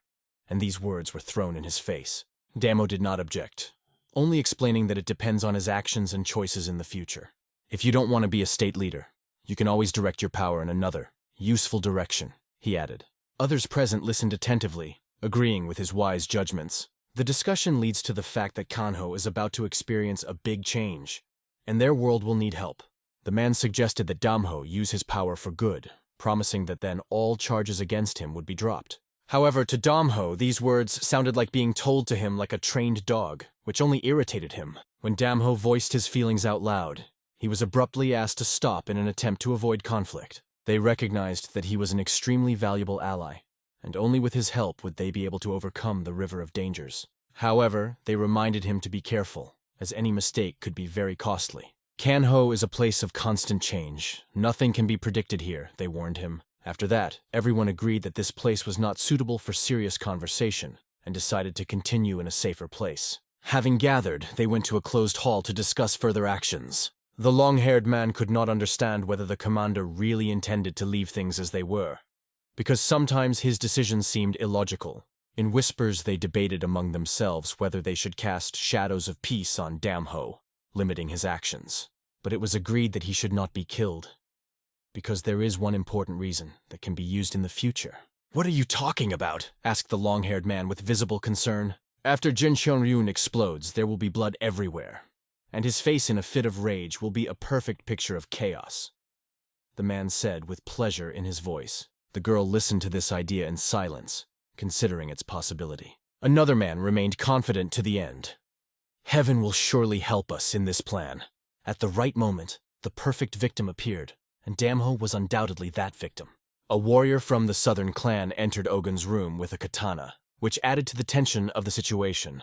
Everyone inside felt an uncomfortable silence permeate the air, making everyone feel awkward. To be honest, this oppressive atmosphere was starting to annoy everyone, causing dissatisfaction. The girl, having suspicions, asked the fat man if he felt it too. At the same time, Damho turned to Jinbo, but not about this, but about a completely different question. He bluntly stated that he was hungry, expecting some kind of solution from Jinbo. This was no problem for Jinbo, as he quickly took out a frying pan and put it on the fire. You can't get enough of cookies alone. And if you put everything on the pan at once, it will burn, he said, getting down to business. This time he started by pouring oil into a hot pan. Cooking was a real pleasure for him. In the process, he looked absolutely calm and confident. Jinbo knew the result would be perfect and worked without the slightest delay. The progress was obvious. Taking the knife, he began to cut the fish with amazing precision. He slowly and carefully separated the skin from the flesh, demonstrating his skill. The way in which he processed the fish was unusual and attracted attention. His concentration was at the highest level. He was not distracted by anything, completely immersed in the process. The girl enthusiastically followed Jinbo's every move, finding his cooking skills truly impressive. She thought that if he could wield a sword with the same precision, he would become a legendary swordsman. At the table, everyone began to notice the aroma that wafted from the pan. It was impossible to refrain from compliments. The smell was incredible. For Peck, there was nothing better than a drink that complemented every meal. However, the fried fish could compete even with his favorite drink. And even the people who were currently cooking for him could be a great addition to the alcohol party. Soon the dish was ready. A special dish was served on the table, multicolored fish which looked unusual and appetizing. Everyone was in awe of how Jinbo presented his dish, receiving compliments from every direction. He admitted that he found this recipe in his father's cookbook, but he made it for the first time. It looked very tasty. The girl did not spare compliments, calling him a good man and a master of his craft. Be patient. You'll still have time to fall in love with each other, someone joked. But the girl asked him to eat more quietly. He, without delay, began to taste the fish, not hiding that his appetite was already gaining the upper hand. Damho savored each morsel with concentration, fully immersed in the meal. Peck, holding a glass, shouted, "Vodka!" washing down each piece of delicious fish with his favorite drink. Chubby Jinbo's cooking skills were a mystery to everyone, revealed only through his dishes, and everyone praised his talent wholeheartedly. Nothing much, Jinbo said, but still asked everyone to come a little closer, hinting at something interesting. The girl cautiously asked if he would really be able to cope, but he confidently assured that he would. The long-haired mumbled something displeased, implying that he did not want to sit next to those who did not even understand the basics. He stubbornly stayed away, even when the chubby Jinbo politely invited him to join. But at one point, Jinbo himself came closer to him, deciding to act directly. He presented his dish on a plate and with a smile asked the long-haired man to try at least one piece. "Who does he think I am?" thought the long-haired man, looking at the dish with indignation, and his face turned red with anger. "That's funny!" he shouted and knocked the bowl out of Jinbo's hands with a sharp blow. For Jinbo, it was not just a blow to the bowl, but a blow to the heart, his efforts being scorned. The whole dish fell to the ground, spilling over the grass, and pieces of meat flew in different directions. "Why did you bring me this abomination?" The long-haired man continued to sneer, ignoring Jinbo. Damho sat at the table, silently listening to every word of this ignoramus. Long-haired also boldly declared that this dish is a real horror. "Do you think I'll put this abomination in my mouth prepared by such a wretch as you?" he retorted with contempt. Jinbo, standing in front of him, began to tremble, either from anger or from fear of the martial artist. All the long-haired man's excuses were that he allegedly accidentally released steam on Jinbo, but that sounded like a weak excuse. Jinbo started to say something, hoping to convince him of his innocence. But at the same moment, the long-haired man grabbed him by the collar, lifting him above the ground with one hand. "How dare you behave like this? Come to your senses!" he rudely threw, not hiding his anger. After that, he began to draw his sword, still holding Jinbo's neck, as if ready to carry out his threats. But suddenly someone from the side calmly asked him to lower his hands. Those words came from the dark-haired boy at the table. It was Damho. Jinbo could already feel the power of energy emanating from the long-haired man's hands. It seemed to permeate his body. However, the long-haired man turned his attention to Damho and scornfully asked what he said. Damho repeated, "Put your hands down or I'll just break them." Hearing this from some guy over there, the long-haired man took the words as a cheeky insult. His rage was starting to reach its limit. The energy that was pouring out of him seemed like it was about to explode. It was a special technique of Southern clan warriors that made him dangerous in battle. For someone not skilled enough in martial arts, it was impossible to withstand such a strong impulse. The girl, realizing that the situation was getting out of control, began to shout at the long-haired man, demanding that he stop immediately. However, her words remained unheard, and meanwhile, Damho had already started to act. He wasn't going to sit back and calmly watch his comrade being humiliated and held by the collar. Damho was serious, and the black-haired man didn't even expect such a turn of events. His great power was already felt as a direct threat. The black-haired man tried to fight back, but stubbornly continued to hold Jinbo by the collar. He didn't let him go, thinking that the chubby would make a great human shield. But this plan fell apart in an instant. Damho's speed exceeded all expectations, and he just didn't have time to set up Jinbo's body as a defense. After receiving a strong and lightning strike, the black-haired man screamed loudly in pain. He rolled on the ground, scattering stones around with his body. Jinbo was also hit, falling to his knees and resting his head on the ground. As he raised his head, his vision gradually cleared, and the only thing left in his memory was a loud explosion. Damho just calmly told the black-haired man, "Stay away, you jerk!" He understood what it means to feel true power and to touch the weak with threats. However, inside, he still didn't believe that this guy could attack like that.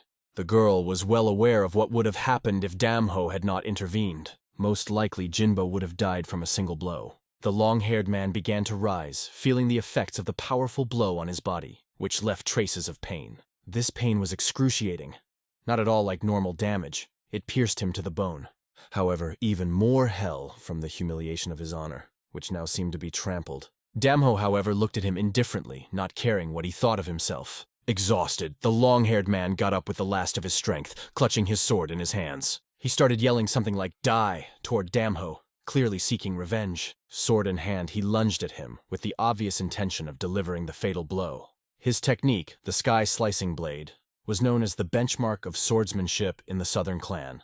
Long-haired was sure that this time he would not fall for Damho's tricks. 100,000 positions! He shouted, crossing sword and scabbard, as if to activate the technique. After uttering the spell, he began to quickly shuffle his feet, creating the illusion of rapid movement. It was a fighting technique that created a dozen clones, attacking the enemy from different sides at the same time to disarm them. The number of clones instantly increased to a dozen, and they all rushed at Damho. Only one of them was real. The rest were artful illusions that misled the enemy. Damho did not even have time to react with a glance. Events developed so quickly. There were too many opponents, and finding the real one among the clones seemed almost impossible. The fire of anger still burning in the long-haired man's chest was that Damho had treated him with contempt. The clones continued to circle Damho, creating chaos and pressure from all sides. Longhair was convinced that his spell would make the boy miserable and helpless. Damho, keeping his composure, looked back and noticed movement behind him. Putting his hands to his chest, he concentrated the energy that began to push everything around him away from his body. Others, watching the battle, already looked at this unequal struggle with a hint of pity. Peck, a little tipsy, watched this carefully and understood that Damho would have a hard time. Damho quickly looked to his right and noticed one of the clones flying right over his head. This clone was already lowering his sword, aiming it straight at Damho's forehead, the blade shining like a ray of heaven. It was the sky-slicing blade technique, and the long-haired man put all the strength of his forearm into the strike. The blade passed only a few centimeters from Damho's neck, almost catching him. But it seems that fate will not allow him to cut his neck this day. "What is he doing?" thought the long-haired one, noticing how Damho's hands began to turn red. They became so hard that it seemed that even a sword blade could not pierce them. How is that possible? The only question that gnawed at the long-haired man, looking at the incredible power of Damho.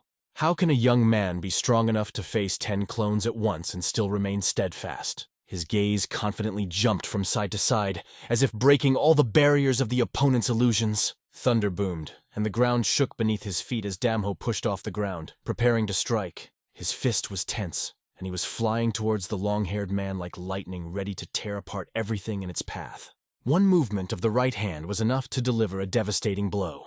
However, at a critical moment, the long-haired man, with an incredible effort, managed to place his sword under the blow of his fist. However, the strength of Damho's fist far exceeded the strength of the sword, shattering it into small fragments. The metal shattered into pieces like thin glass from the strong impact. The sword was the only obstacle that prevented the fist from directly hitting the long-haired man's body. But after the sword disappeared, Damho's strike still hit the target. It was as fast as lightning, as precise as a snakebite, and as painful as a little finger hitting the corner of the bed. A combination of precision and destructive power. Damho fought for real, every punch filled with all the power he could muster. The screams of pain that escaped from the long-haired man's mouth could be heard from afar. He crawled on his knees, unable to resist Damho's powerful blows. He could only endure the pain that pierced his body from the tips of his fingers to his very soul. But Damho wasn't done yet. He grabbed the long-haired man by the forearm, not taking his icy gaze away. "I warned you about your hands," he said sternly, recalling his first warning. The long-haired man, falling into despair, began to beg for mercy, but Damho did not even think of stopping. Using all his strength, he bent the long-haired man's arm as needed, and it happened. It was as if lightning had passed through his entire body. The pain from the fracture was so sharp that he would definitely remember this moment for the rest of his life. However, Nam Gunsu was a direct blood relative of the southern clan, known as the Gate that protects Sacheon, and all observers understood this well. Peck was also aware that this clan did not forget either good deeds or insults. To break the wrist of a member of such a clan was an extremely serious event that had consequences. At that moment, elders ran to the scene of the conflict, trying to stop the fight. They had no idea what had happened and looked confused. One of them immediately rushed to the long-haired man, who was moaning in pain, clutching his broken arm.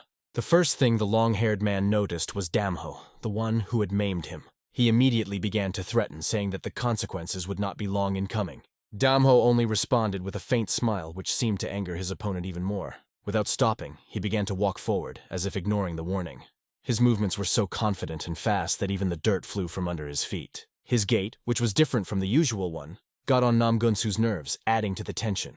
Longhair noticed that Damho never once seemed lame. Lameness is his Achilles' heel, he thought, pondering the boy's possible weaknesses. He understood that damage to the muscle tissues of the legs could cause the bones to bend and also affected the muscles of the neck and spine. After all, the more skillful a warrior is, the better he keeps his posture, not allowing any violations in his movements. But watching Damho, Nam Gunsu thought that it definitely wasn't about him. His strength seemed flawless. How could I lose to a jerk like that? He could not believe it, internally seething with shame. "What would be a good basis for making Morum?" Damho suddenly asked, turning to him. This question confused the long-haired man so much that he could not immediately find the right words to answer. Puzzled, he tried to clarify by asking, "What are you talking about?" "Of course, about you." "Heaven help the Morims, and that's why a victim has been found so timely now," said Damho, leaving no doubt as to his intentions. Longhair understood that it was about the number and realized that Damho had obviously overheard their earlier dialogue. But how did he do it? No master could eavesdrop so accurately.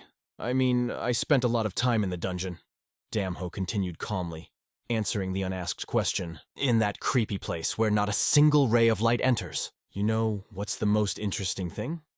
There, the slightest rustle can be heard surprisingly well. If a stone falls and hits the walls, the sound is amplified tens or even hundreds of times. I've learned to feel that sound with my whole body," he added, reinforcing his words with unwavering calm. Damho asked to imagine how continuous and unbearable this noise sounds, remaining constant and unstoppable. He began to tell how he coped with it. "I even filled my ears with mud, but the sound still remained. The most amazing thing about the human body is its ability to adapt. Over time, it stops hearing unnecessary noise, leaving only what you need, even if the sound was very weak." These words were a mystery to the long-haired man, and he wanted to understand what Damho was getting at. "You ask because you don't know," Damho added sharply, seeming to read his thoughts. This made the long-haired man think even more, as he was now certain that Damho had overheard their conversation.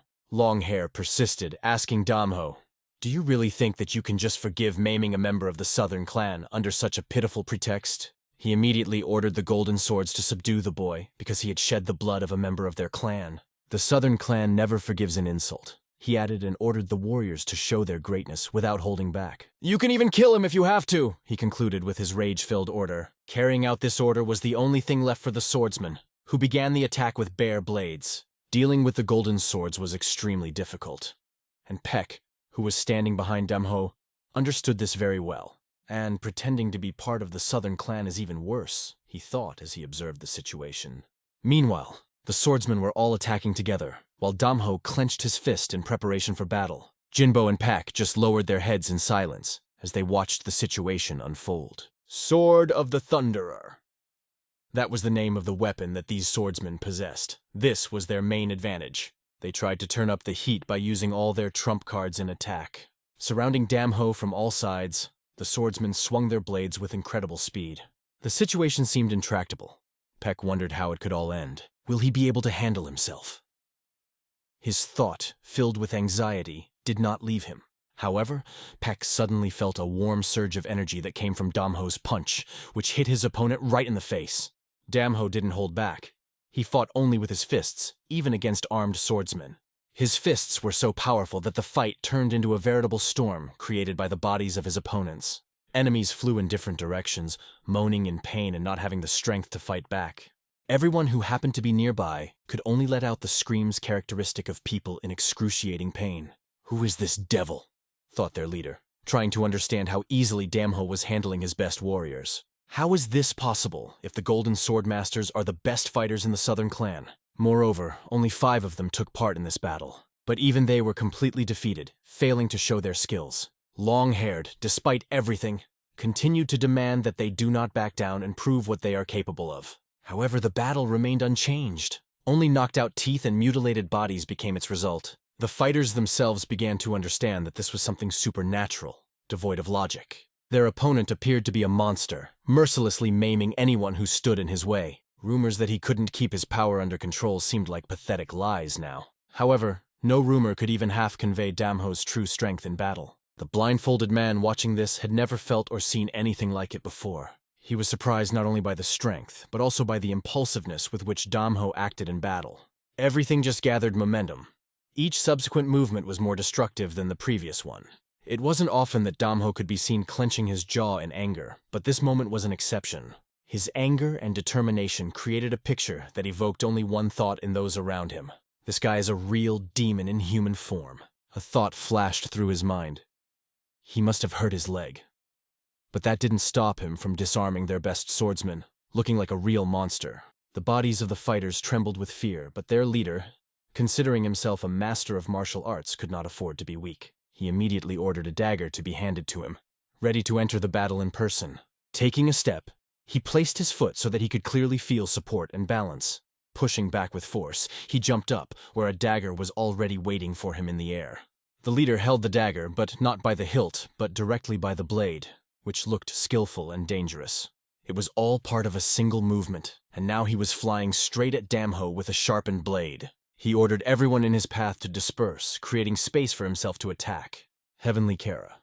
It was this trump card that he was preparing as a final blow. His options for a counterattack were becoming less and less, so he put all his strength into this strike. But Damho somehow managed to dodge, even though the leader's movement was lightning fast. Despite this, the leader believed to the last that he was able to get him.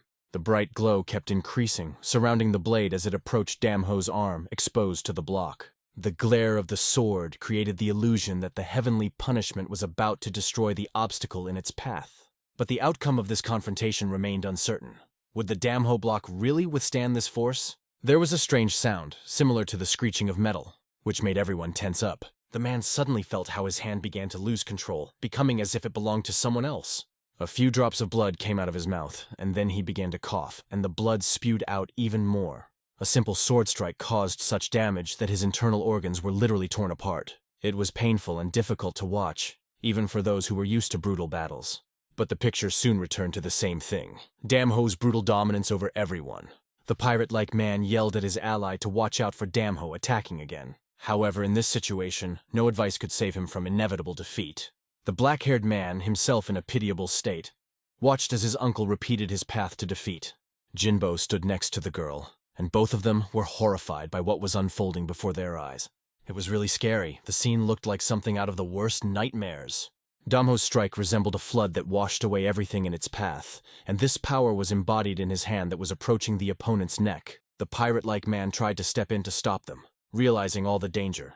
Damho's hand was already a few centimeters away from the opponent's neck, aiming directly for the caddy. His movement was fluid, yet light and deadly at the same time, as if each touch of the sword could end the fight. It was the pirate-like one who decided to stop Damho's hand when it had almost reached its goal. At this moment, the leader of the southern clan fell powerlessly to the ground, landing on his ass.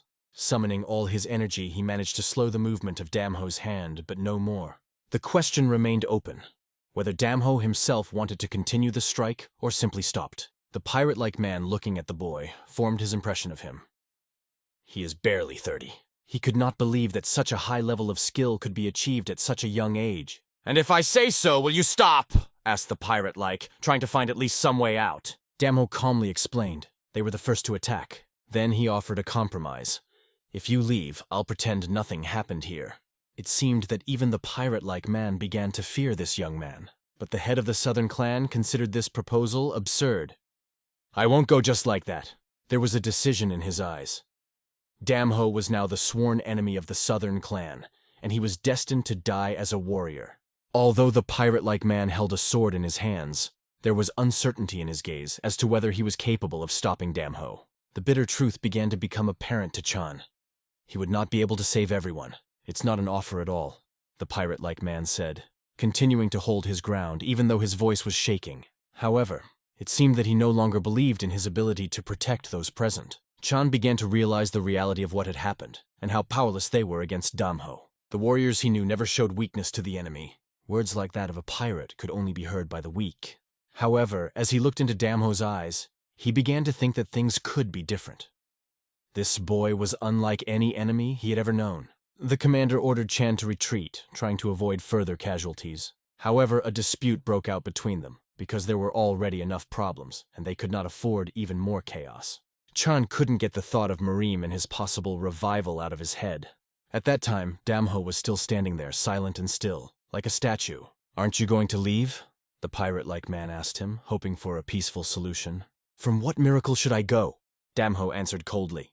It annoyed him that the pirate-like man was still standing and breathing. Damho did not hide his dislike in words and pointed it out directly. A loud sound tore through the air, a kick hitting the ground, causing everyone to hold their breath. The southern clan was to play a key role in the recovery of the Moram squad, and the pirate-like could not let their clan die at the hands of some guy. That is why he took the sword, stuck it in the ground, and began to act. Sweeping his sword in a clockwise circle, he sliced through the ground, sending fragments of stone flying towards Damho.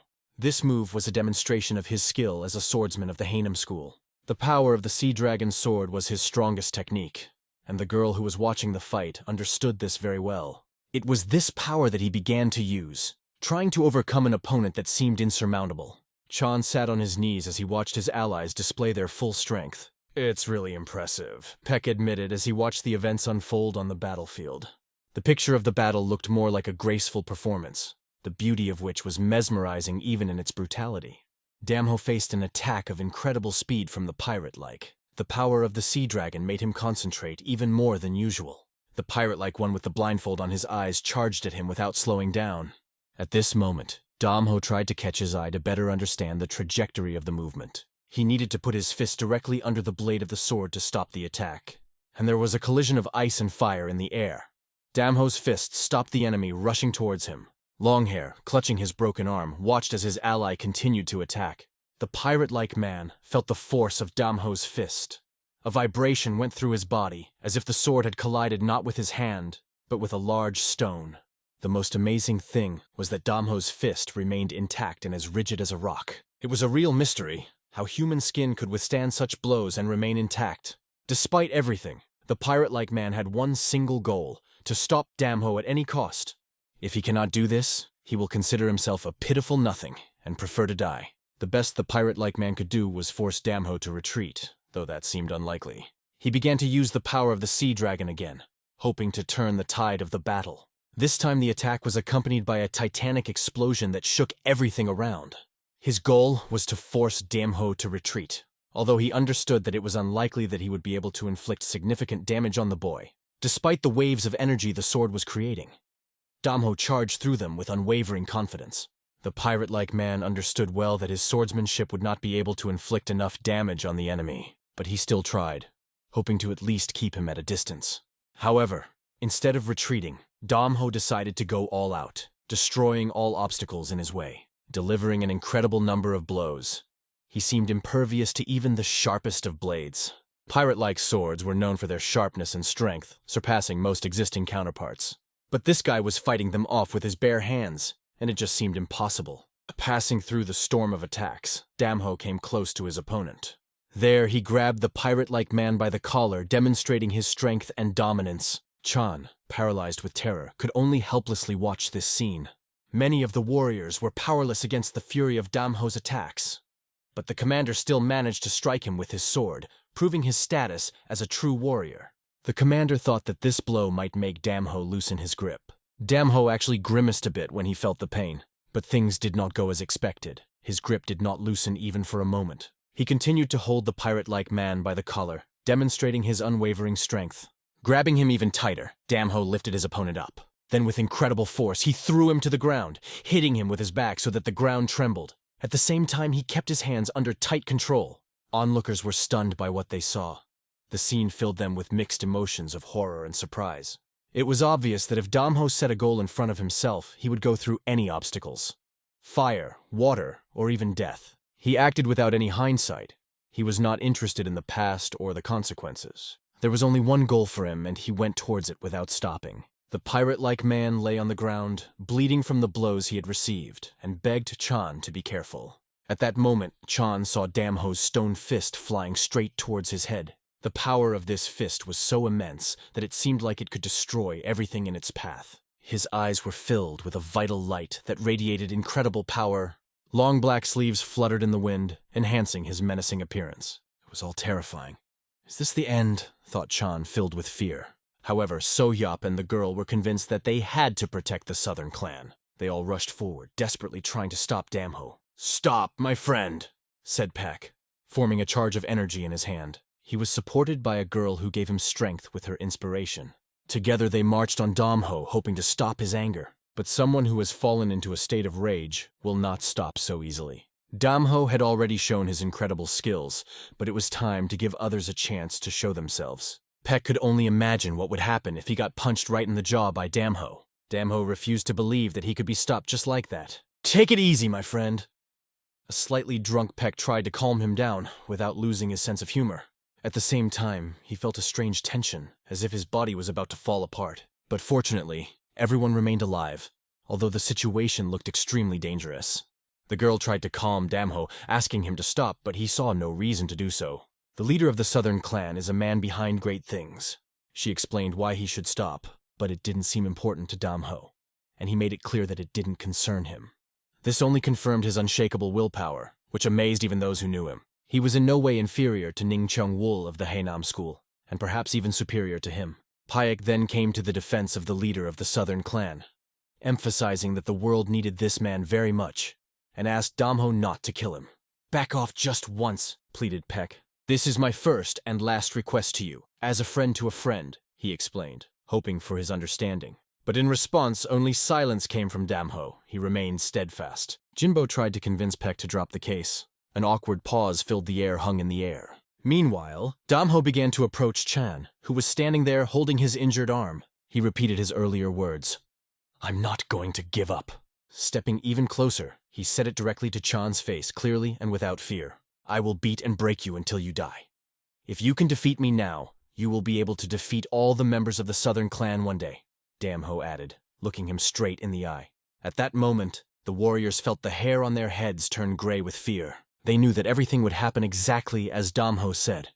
His words sounded like an inevitable sentence. Nam Gongchang didn't even dare to make eye contact with the commander, avoiding that contact. Such psychological pressure was so powerful that it seemed that killing did not even require a weapon. The destruction of the will, mind, and spirit could be equal to physical destruction. The embodiment of this pressure was Damho, who was never going to give up or back down.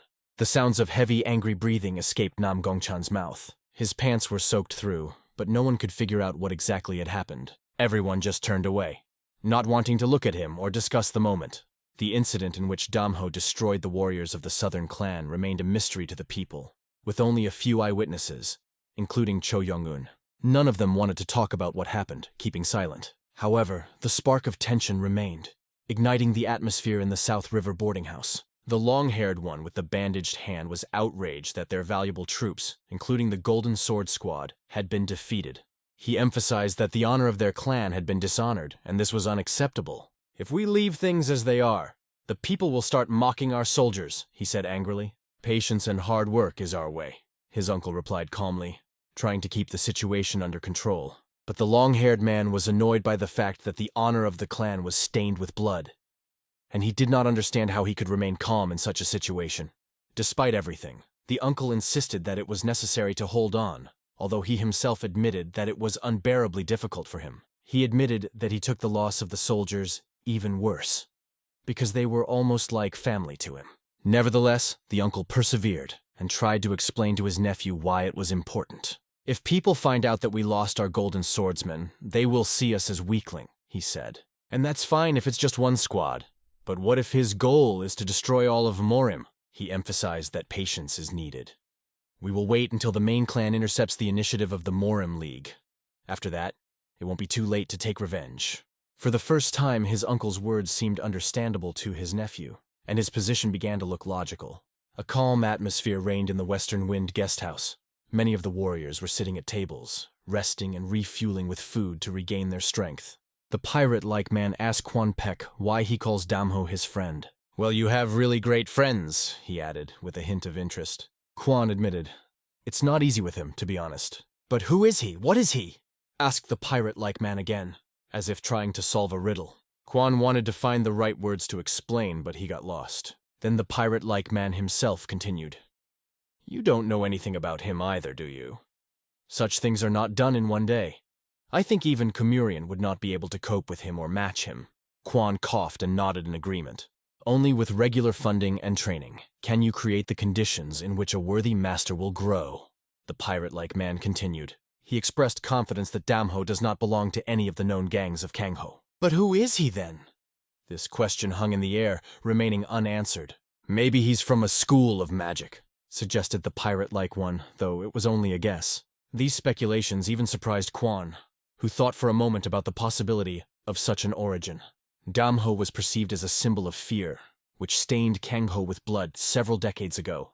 Now even the staunchest of the clan are terrified by the sight of mages, and it seems only a matter of time before the Kangho warriors get their revenge. A dispute arose between those present, whether Damho is a magician or not. Quan was sure of it like never before. He noted that Damho's methods are radical and sometimes brutal, but he never fights just for the sake of fighting. Namgung was the first to intervene in the dispute, noting that if it wasn't for Damho, none of this would have happened. However, the elder admitted that although he understood the situation, Damho still overdid his power. Quan defended Damho, stressing that it was a fight in self-defense. "Yes, he fights hard, but he's not the only one to blame here," he explained. The man questioned Quan once more. "Are you sure you can stay friendly with him? And if not, how about we end it right now?" he suggested, hinting at a final severing of ties. He advised that Damho was capable of causing a lot of unrest and killing even more people. "You shouldn't expect anything good from him," he warned. "This game is not worth the candles," he added, emphasizing the risks. But Quan had already accepted Damho as a friend and could not leave him just because the situation was unfavorable. "Does that mean you're willing to suffer because of his flaws?" the man asked again, as if testing Quan's resolve. Quan answered this question by noting that they all underestimate Damho. He also explained that his mentor hated relationships built only on profit. His teacher, Zhang Ilsan, had always said that a true warrior must have a sense of justice. Ilsan greatly appreciated this quality and never, under any circumstances, left his friends.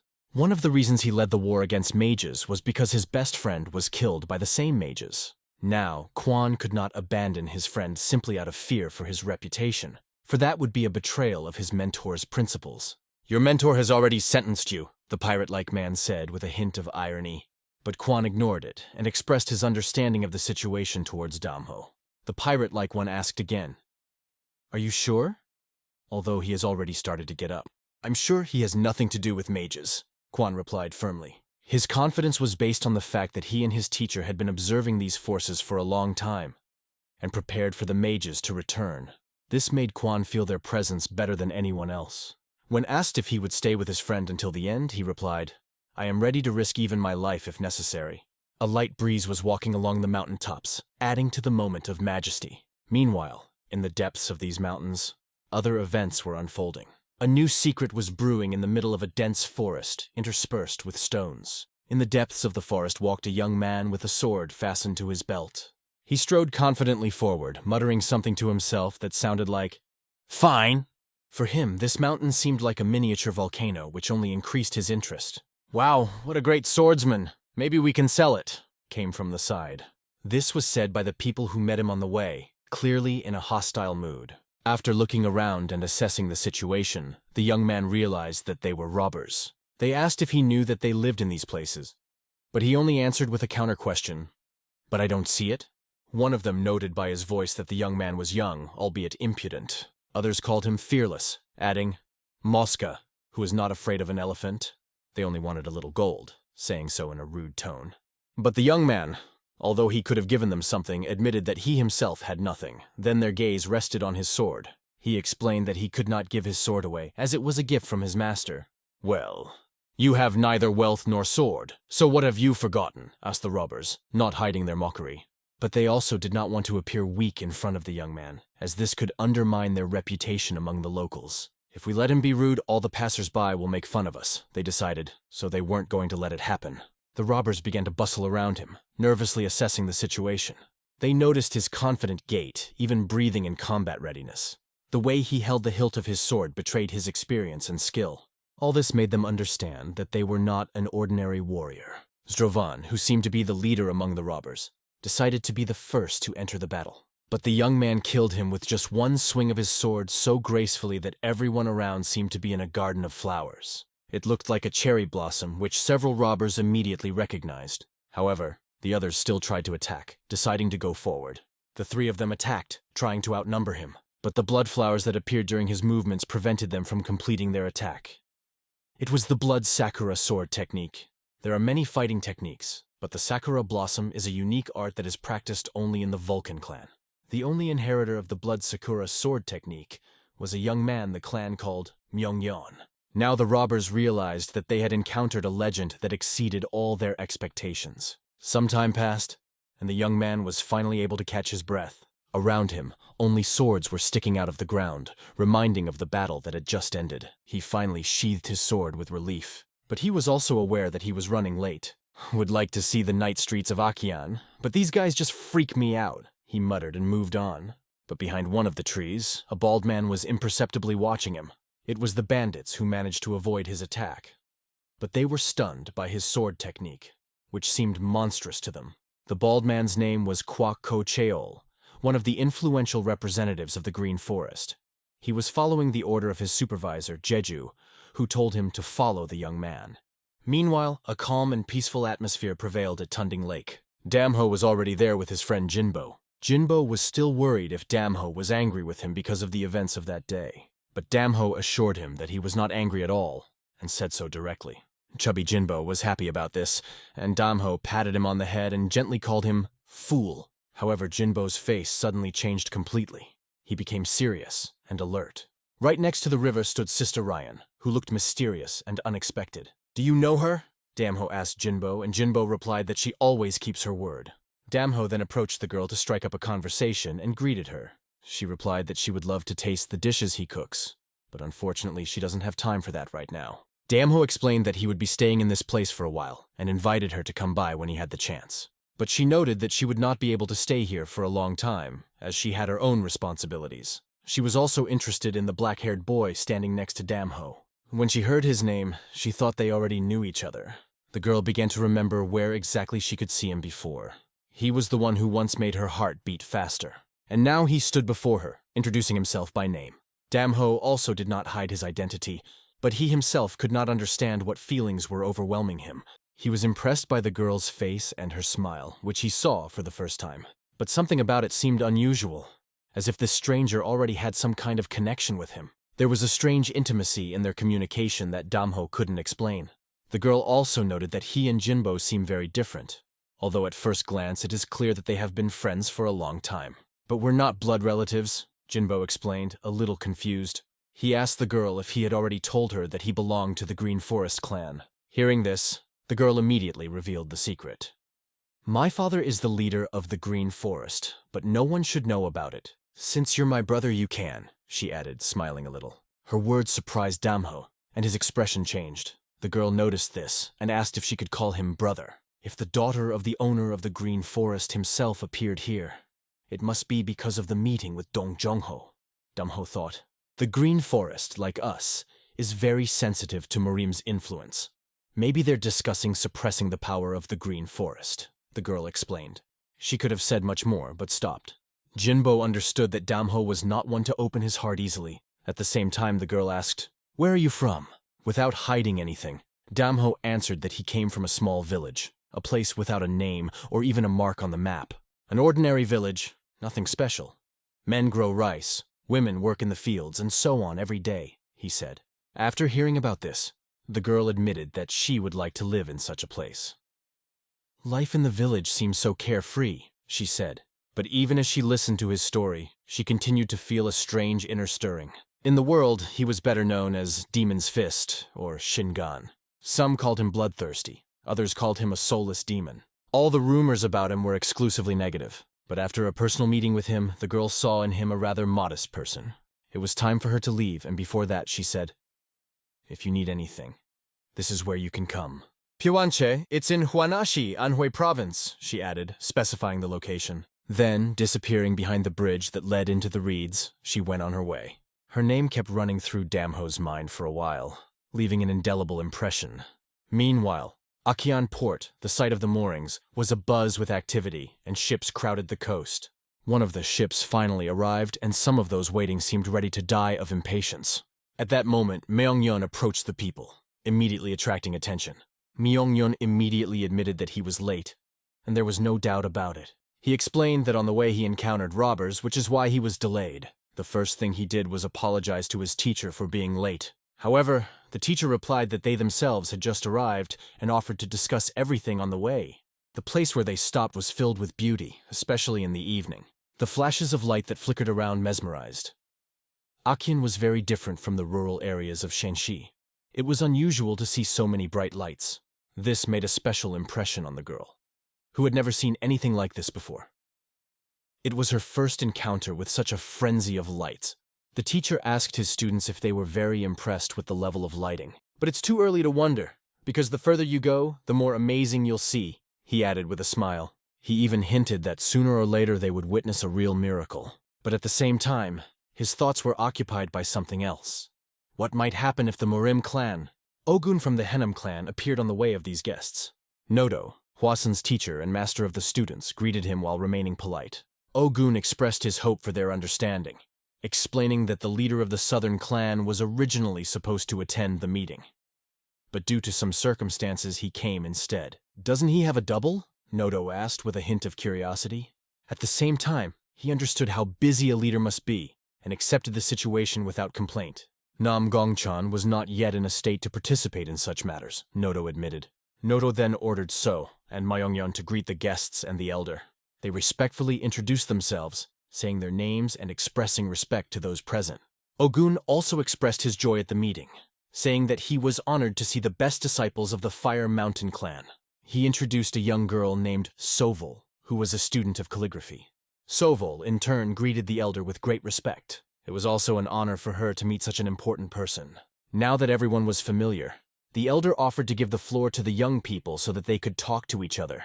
Coming closer, they said their names again and exchanged polite words, noting that it was nice to meet you. For Myeongyeon, this was the first time he had seen someone from Kumuryeong Henamp, those who had prepared the Yohop Resolution Wall in China.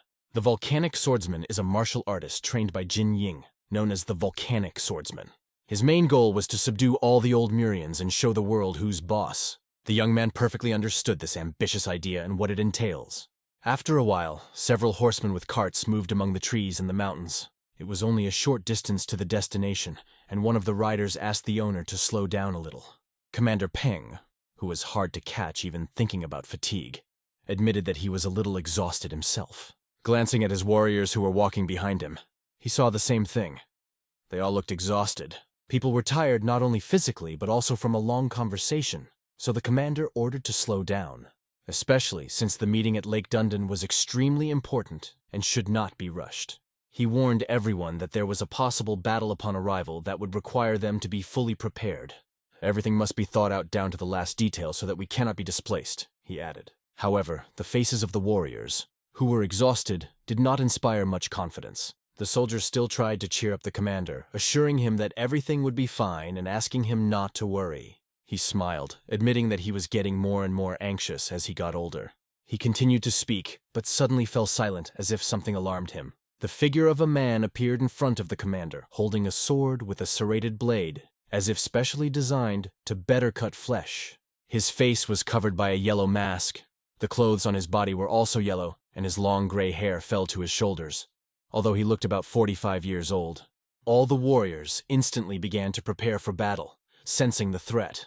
The commander realized that the plans would have to be changed and turned to the stranger. "Don't stand in the middle of the road! We have to pass!" The man only replied that none of them would be able to pass anyway. "How is it? No one? Are we like invisible people?" the commander asked in surprise. The stranger, adjusting his mask, only repeated his words, emphasizing them. The commander decided that he simply did not know who they were, and therefore blocked the way. But it was not like that at all. The man blocked their way precisely because he knew that Peng's warriors were in front of him.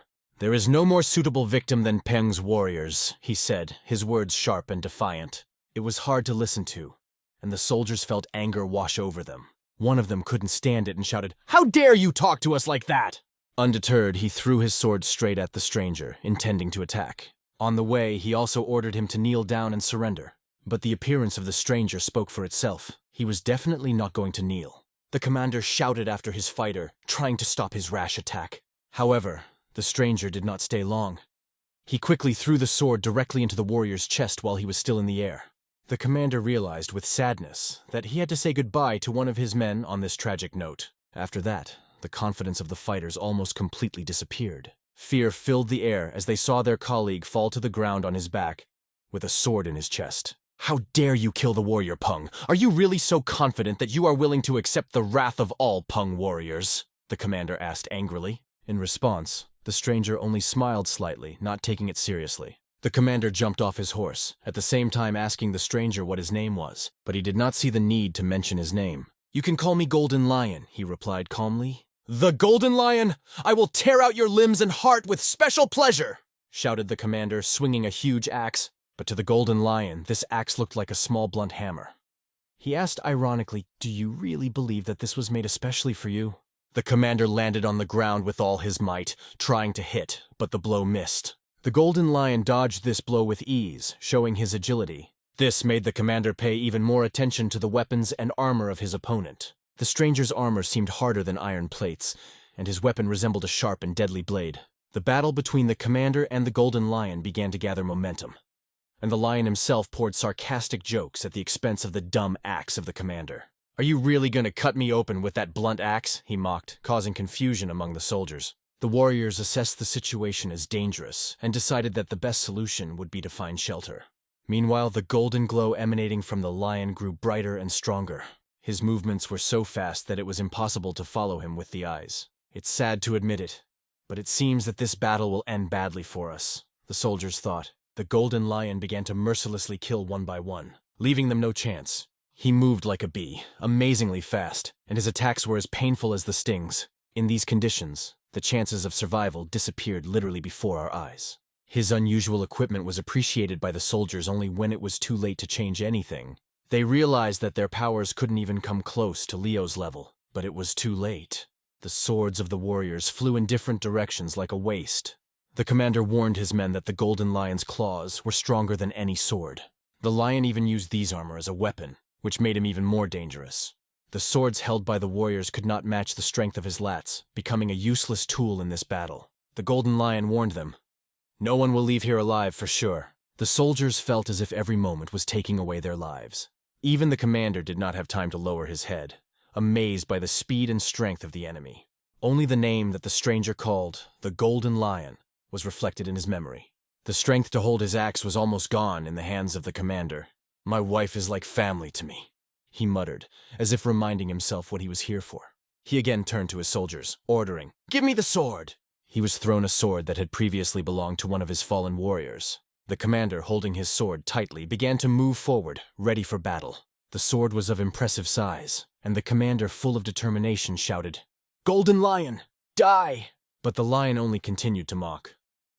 "It seems that you can't even handle your axe properly." The commander responded with an attack using the metal blood technique. It was his last hope. This attack seemed to have enough power to kill even a very strong opponent. Metallic blood is one of the Manga clan's magical techniques that can turn the tide of battle. It seemed that this should be quite enough for victory.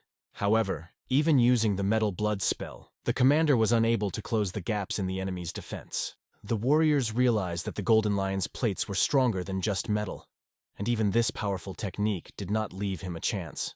This only increased the pressure on the commander, who already felt the superiority of the enemy. The very appearance of the Golden Lion on the battlefield today was an unexpected and serious blow to the leader of the Pang clan. In this situation, a different result was to be expected, but the fighters could not take their eyes off the fierce confrontation. The commander's hand barely moved, holding the sword, but he did not give up. The Golden Lion, on the other hand, was only enjoying the fact that he was now fighting the very leader of the Manga clan. "I don't have time for games," he said coldly, and decided to end the fight. The fighters held their breath as they listened to his words, anticipating the inevitable outcome. Golden Lion's voice was calm and confident, causing everyone around to tremble. He appeared in front of everyone in his majestic figure, and his appearance said, "This is not a joke." "The captain is clearly not going to get well," one of the soldiers thought, not having time to finish the thought. They didn't even have time to fully pronounce the word captain before a real horror unfolded before them. The ground was scattered in different directions from the blows, and the hair of the Golden Lion was blown like storm clouds. They felt a sharp sensation on their bodies, as if they were being pierced by invisible needles. The Golden Lion kept his word.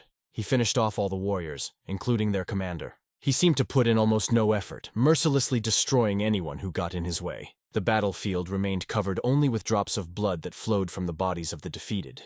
Each body was humiliated and pierced with several deep wounds. How does he do it alone?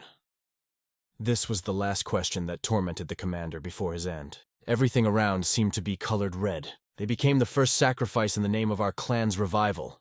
The Golden Lion spoke as he stood on their blood. This battle seemed to him glorious, and he even seemed to enjoy its majesty. Meanwhile, in Akiana, the girl stood in front of the estate, assessing the surrounding environment. She thought it would be nice to have security here. At that moment, Myeongyeon appeared in front of her. "The two executioners are in the heart of the Hwasang clan. They cannot be left to their own devices." He offered her a walk, noting that there was a great restaurant nearby. They moved along the street, past the market, which was bustling with life. Soon they came to a place where they could eat well, but their attention was drawn to the conversations around them. Almost everyone was talking about Kwanma. It is said that he is the one who destroyed the fortifications in Sokyeon, dealt an irreparable blow to the cities of Hongnam, and killed Munju of the Hyunsang clan. There were many rumors about him, and they filled the place with an atmosphere of fear and intrigue. You only had to come here to hear people discussing this character. Seo and Myungyeon, sitting at the table, could only hear talk about him. Kwanma's name has been on everyone's lips lately. Not only Christians or vagabonds, but also many other people know about the origin of Kwanma. In Akian, near Donjon Lake, many warriors of a great dynasty are gathering. But for local residents, the man with the nickname Kwanma is the hottest topic of discussion. The most interesting thing is that he managed to defeat a student of the highest school. Namhak is someone who, like you, was considered a member of Old Muryong. The girl explained this to the boy, but he asked her not to worry. He noted that Master Gom Jin Ying had told the whole world about the greatness of the Vulcan warriors who defeated all the old Muryons. "So Kwanma must be defeated as well," he added confidently. But Seo understood what thirst for victory this boy hides behind his innocent face. He is no longer what he was before. The personality traits he acquired were demonic-like. She recognized him as the swordsman Janine, but still something remained unclear. However, they did not come here to talk, but to eat, so ordered herself a bowl of delicious food, enjoying the moment. However, the boy was interested in one question: who was sentenced to death? He happened to hear about it, and remembered that this event happened before he became a disciple. It was near a private residence. Back then, Jonggun, known as Doho, was like a forbidden word in the Vulcan clan. The students did not call him by name, addressing him as a nobody.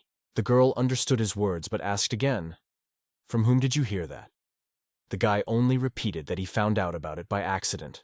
When he tried to clarify with the others, everyone gave the same answer as the daughter-in-law. "And who is this daughter-in-law?" wondered the girl, intrigued by a new detail. "Looks like you," replied the boy, smiling. She then revealed that Zhonggun was not just a sore finger for the Huangsan clan these days, but rather had been completely cut off. Myongyun listened carefully to her words, interested in the details. But the girl was in no hurry to share all the details. They were approached by a man who had been looking for them all over the city for a long time. He brought the news. "It is said that the Hekbukpangi masters who arrived here were attacked and virtually wiped out. How is it possible for Peng's warriors to be destroyed?" This information shocked the girl. Myongyun was also shocked, almost stunned by the news. It was not just a clan, but legendary warriors. In addition, there were rumors that the vagabonds and shamans who also appeared near the lake were victims of attacks by unknown groups. The 9 Cities and 5 Generations faction tried to cover up these events, but failed to divert public attention. Rumors spread like wildfire, and soon the whole province of Hunan knew about it. People realized that the old faction got together for a reason. As the situation only worsened, Nam Gunchang was one of the most affected. Losing the golden sword to Damho was a disaster for him. He was left without trusted people, which literally tied his hands. Nam Gongchang was tasked with organizing support troops, but Anhui Fortress, where the southern clan was now located, was thousands of miles away. This trip will take at least 10 days or more.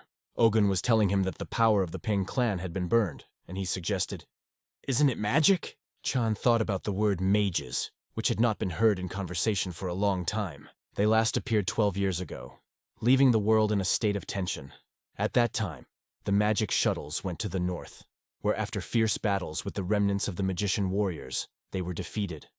The whole world learned about it. However, many did not believe that magicians could reappear. Among such skeptics was Nam Gunchang, as well as the shaman Zhongho Jenin. Zhongho Jenin of the shaman faction was the one who directly led the squads of warriors and fought the battles with the mages, so he knew the situation better than anyone else.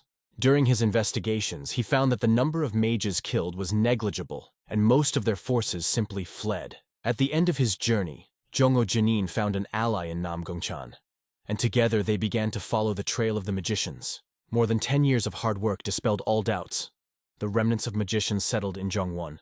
If these mages prove to be weak in the counterattack, the other clans have sufficient forces to eliminate them. Because of this, it became clear it is necessary to create an association. All these facts confirm that magicians still exist. This is exactly what Ogun was trying to convey to Chain. In the current circumstances, he insisted on speeding up the creation of an alliance of clans under the auspices of the Murim. Ogun asked Chan to gather the leaders as soon as possible and start working together. "We cannot afford to wait now," Ogun insisted, realizing the criticality of the situation. "In a few decades, we will revive the Murim Union again," he confidently added. Chan was impatiently waiting to meet the leader of the Murim clan in the southern palace. If the golden sword remained intact, there would be no reason to avoid communication with other clans. But now that there were only 2 of them left, there was no other choice but to persuade the other clans to cooperate for the sake of dominance. However, the main problem for him remained Kwanma. In the West Wind clan, as soon as they heard about this, they immediately passed the information on. Meanwhile, Kwan had a severe headache, and Jimbo diligently fetched him water. The consequences of excessive alcohol consumption were always terrible for him. Jimbo walked up to Damho. "Friend, I think I have to leave you for a while." He explained that the Penga clan had been attacked by mages and had been virtually destroyed, and the shamans had also suffered heavy losses. "Are they back?" asked Damho in disbelief. Jimbo explained, "The Peng clan is one of the 5 great lineages, but if they are practically destroyed, it means that the enemy's strength is impressively large." "I guess I'll have to attend the meeting," he added, realizing the need to act. "Since the host is gone now, I'll obviously have to take matters into my own hands." Damho, as always, remained the one who ignored all detours, always going straight ahead. The warriors did not give their lives in vain. Their victories should be a banner of glory in the fight against the mages, Jimbo continued. He clearly understood. Sects that have won hundreds of battles will have no choice but to become the vanguard of this war. "That is why I must be present at this gathering," he concluded. However, he added that the Vulcan squad had already arrived at the site safely, which was very fortunate. This was the first time Damho had heard that a Vulcan squad had arrived from Akyan. Jimbo also said that there were rumors that the squad had stopped in the city of Sanvolchan. It's an estate belonging to a checkpoint on the outskirts of Akyan, so it shouldn't be difficult to find. Quan, having grown up, began to travel a lot in the East, and at some point realized that he still did not know much. He believed that it was undoubtedly related to the Vulcan clan. However, their skills were very different from Hwasampa's martial arts. In the end, not having enough knowledge, he understood. It was time to go to the meeting. There were a lot more people than usual at Aekyan Manor today. Among them were soldiers of the Nine Brothers faction and Odessa. Initially, they planned to hold the meeting in the Cheongpa courtyard. But, due to the urgency of the situation, they decided to gather everyone here. Everyone was alert, anticipating possible unforeseen circumstances, and so the meeting in Akiana district was approaching its opening. All the important persons sat down at a large table, where they were immediately served tea. By the way, the tea was surprisingly tasty. But everyone at the table had their own unspoken question, and everyone was silent. The atmosphere was restrained and even creepy, which made it uncomfortable. Such thoughts overwhelmed Quan the most, who noticed that none of the elders opened their mouths, which made him unbearably uncomfortable. Seokon, what is he up to this time? He thought. Ilman Quan understood his desire to expand his capabilities, but felt that Seochan was still too young to hold such a position. However, Quan still wanted to try his luck and get out of here with everyone. The girl was also silent. Not a word escaped her lips, and her thoughts were just as quiet. Everyone was waiting because the official from Aekyan had to have the last word. The general situation worsened due to the absence of a host who could provide clarity. In any case, Muriam's entry into Hunan will bring irreversible consequences. Now is not the time to be proud, thought someone at the table. The gap between those who can strengthen their position in the Murim League and those who do not will only grow. It is necessary to use all possibilities to the fullest. Suddenly, one of those present put his fist to his mouth and coughed, breaking the tense silence. His first words made everyone wary. Peng's warriors are destroyed. Their strength was not enough. Can someone explain? Is it magic or not? He asked, looking at the others. They appeared like a bolt out of the blue, shattering all our assumptions, he added. Ogun desperately wanted to hear at least some evidence to understand if it was true. We can't be sure until Shaman Jongho arrives on the scene, he concluded.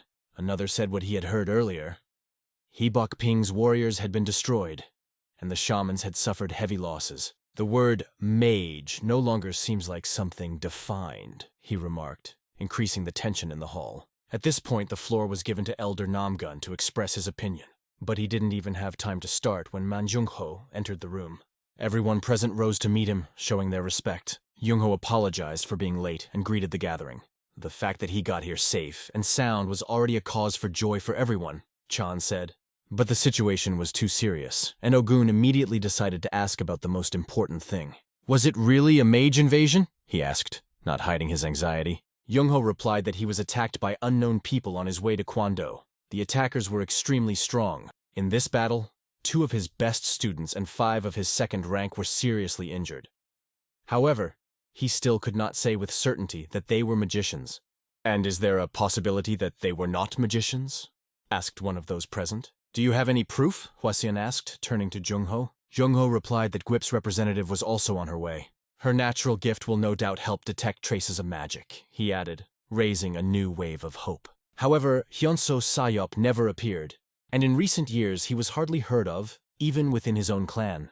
After these words spoken by Hwang-san, Shaman Jongho understood something. It became clear to him that Hyunsu was probably dead. The memories of that day were still vivid in his mind.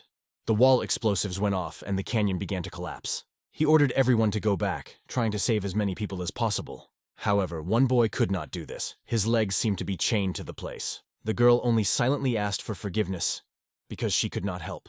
Jungho himself was also unable to act. All he could do was watch as stone fragments fell on the boy. Everyone turned away from that horrible scene, and so did Jungho himself.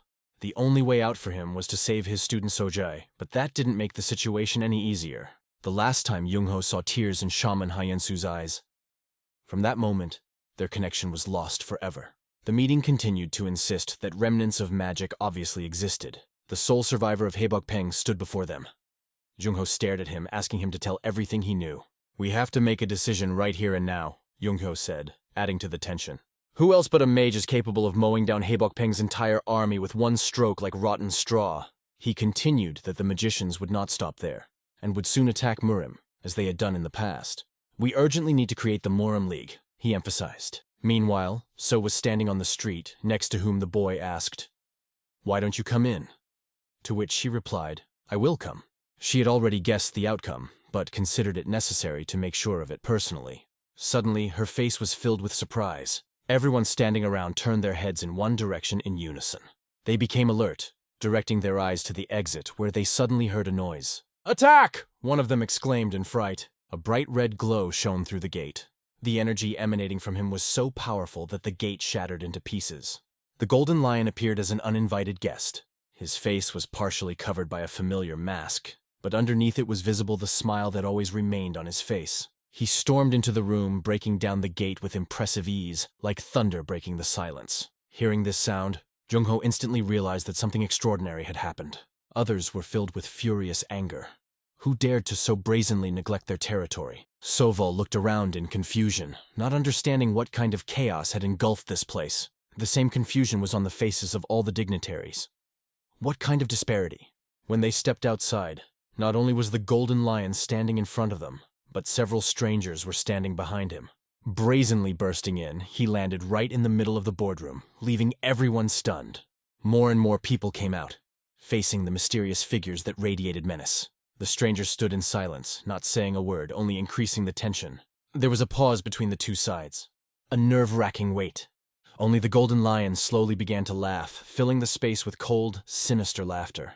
One of the soldiers ordered those present to disperse, but the crowd remained in place. This warrior recognized the Golden Lion, the one who destroyed his Peng clan. Terrible memories came to life in his mind. Jung-ho tried to remember, and a foreboding gripped him. These three had attacked them before. He could not have thought that they would appear here so suddenly, like a storm that comes without warning. "So we met." This phrase from the person in the tiger suit finally dispelled all doubts in Jung-ho. Jung-ho tried to learn their names, explaining that he was not in the mood to ask questions that time. Then one of them declared that they were from the Hell King clan, and among them was one who embodied the power of the Golden Lion. "You should know this," he added, concluding his speech. Quan, hearing the Golden Lion's name, almost turned red with anger and tension. "King of Hell?" Sovol, standing behind him, asked with interest. "To master the skills of this clan, you need to use the magic of the Golden Lion," the newcomer explained. "And the mastery of this magic, as he emphasized, has no limits." The Golden Lion immediately noted their nervousness, which became noticeable at first glance. "We haven't even started, and you're already so nervous," he said with a sneer. However, whoever he was, they weren't going to give up so easily in front of the Golden Lion. He contemptuously called them a collection of crises, increasing the atmosphere of tension. At the same moment, his eyes glowed red and the exhaled air turned into a red mist. This fog spread like a flame, scorching the space around. His sinister smile literally pressed on the ears of the fighters, making them feel uncomfortable. The tension was so great that some began to cough, as if suffocating from an invisible force.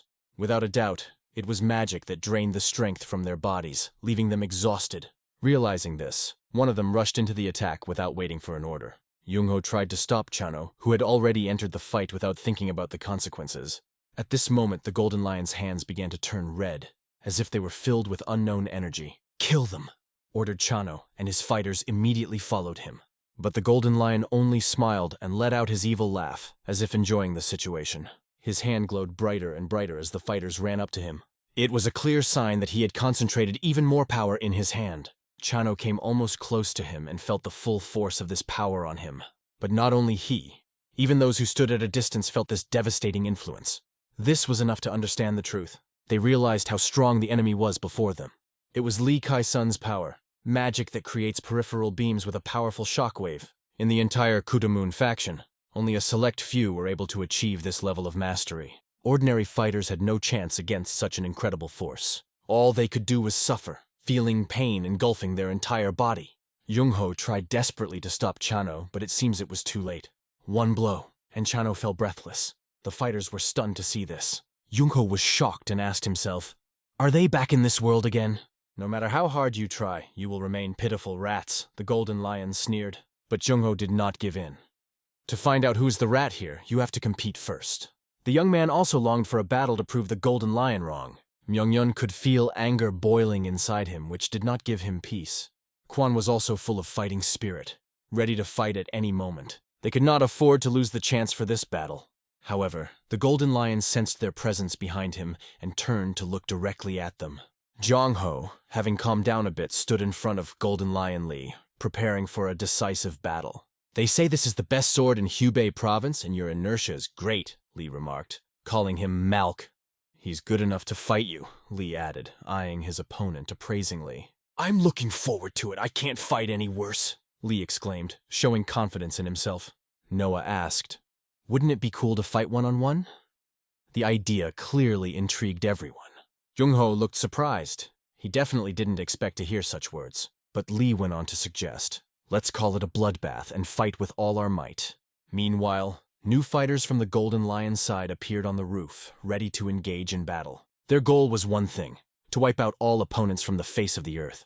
Enthusiastically, they jumped off the roof, immediately rushing into battle. At that moment, Myongyeon determined exactly which of the enemies he needed to take on in a duel. Take care of yourself. This was the only thing Jong-ho managed to warn his soldiers. And so, in a moment, one side rushed at the other. The battle began. The fighters of the Golden Lion wanted only one thing, to kill, because that was all they knew.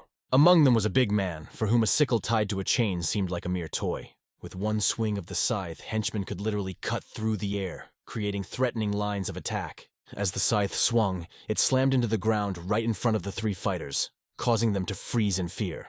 The golden-haired fighter glanced to his left and saw a swordsman rushing towards him. It was this golden-haired man who became the target of Myongyeon, who decided that he was his main enemy. First, he wanted to distract his opponent and then focus on one of the three. That was his plan. However, even just standing still, the golden-haired man emitted an energy that affected the entire battle. This energy resembled a burning fire that spread around and created danger. But despite this, Myongyeon managed to break through closer, taking advantage of the moment. He chose this opponent because he seemed to be the strongest after the Golden Lion himself. At this time, Sovol also decided to act and, with a calm face, rushed forward into battle. Kwon mused that they were clearly missing one person in a situation like this. He's quiet, brutal in battle, but the most reliable companion. His help would be invaluable right now, Kwon thought. However, his thoughts were interrupted by an opponent of considerable size who approached and called himself, I am Cho-yeon. Kwon decided to act instantly. Clenching his fist, he tried to strike. However, John put his hand up, taking the blow with apparent ease. Cho-yeon calmly explained to Kwon that his status as Baek Jung-moon's disciple meant nothing now. But when Yeon started humiliating the teacher, it was a blow straight to Kwon's heart. He couldn't stand it anymore. His anger filled him to the brim. Kwon's punches became twice as strong, each one oozing with determination. Its blocks were so strong that it became impossible to break through them. Between the houses where the battle was simmering, everything glowed with energy that was out of control. These bright flashes were followed by loud explosions that shook the air. The inhabitants of the city could not fail to notice this spectacle, as well as hear the deafening sounds. A fire raged in the very center of the city, filling everything around with chaos. Where all the swordsmen gathered, something started that caused fear and admiration. Among those who heard the explosions and saw the chaos were Damho and Jimbo. They could not understand what was happening, but they felt that it was something serious. Jimbo revealed that this was where Sojong had gone, which worried Damho. Damho asked Jimbo to stay here and wait, despite his desire to help. He understood that Jimbo was worried about him and all his friends, but he had to be careful. Damho assured Jimbo that he would be back soon and asked him to wait here. As always, his face was lit up with a confident smile that radiated calmness. That smile seemed to say, in this battle, I will not be defeated. Meanwhile, Kwon had just taken a defensive position when he was immediately hit in the arm. To feel this power in one's hands was not just difficult, but really burning. But Kwon repeated to himself again and again. He would not allow himself or his clan to be humiliated. The enemy might not have guessed, but Kwon had yet to use Palwan Seongwon's power. When he named this technique, the enemy shuddered slightly and listened. The magic of the 8 emperors, Kwon continued, emphasizing the significance of his reception. To master this technique, you need tremendous endurance and the ability to control speed. This is exactly what Kwon used in this battle, creating the perfect balance of strength and speed. His fists became a deadly cocktail, ready to strike to stun the enemy. At first, the right fist flew a few centimeters from the opponent's head, but at the last moment, he changed his trajectory, and the powerful attack of the 8 emperors struck. This technique was so powerful that it could destroy an opponent without proper protection.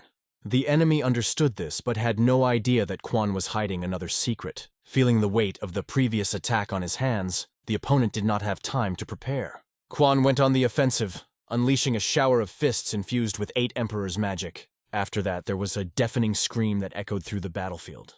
Choyun received a powerful punch that made him stagger. The lower-ranking fighters froze as they saw their captain in pain. All 8 formations were based on the power of 7 unique herbs. Although each of these plants had immense power, their potential required a great deal of energy. Using this technique exhausted Quan. His inner strength was almost at its limit. But even with these miraculous herbs, he understood that he would not be able to defeat all enemies. Meanwhile, the enemy was already ready to take advantage of the moment when Quan exhausted his strength. "Die!" they shouted, flying at him with sickles ready to strike. But Quan still had a few surprises in store for them. The first blow hit the enemy directly in the head, and his eyes instantly darkened. Pushing him away, Quan knocked down several more enemies standing behind him. The girl watched with fear as she worried about Quan. But Quan continued to punch his enemies in the chest, knocking them away from the battlefield. Her father, sensing danger, hugged the girl, protecting her from possible attacks. Quan remained patient, biding his time, knowing that stamina was his key strength. The girl's father assessed the situation and understood. Half of the soldiers had already died in battle. At least John Risu's entourage was on the front lines, doing their best to hang on as long as possible as the battle reached its climax. Among the enemies was a fighter who possessed powerful magic, the spirit of the silver sword. His opponents were extremely careful to avoid his attacks, but he was trapped where he dreamed of triumphing. He dreamed that the Gabo faction would become the strongest and most popular in Honam. However, as it turned out, it was a stupid dream that had no chance of being realized.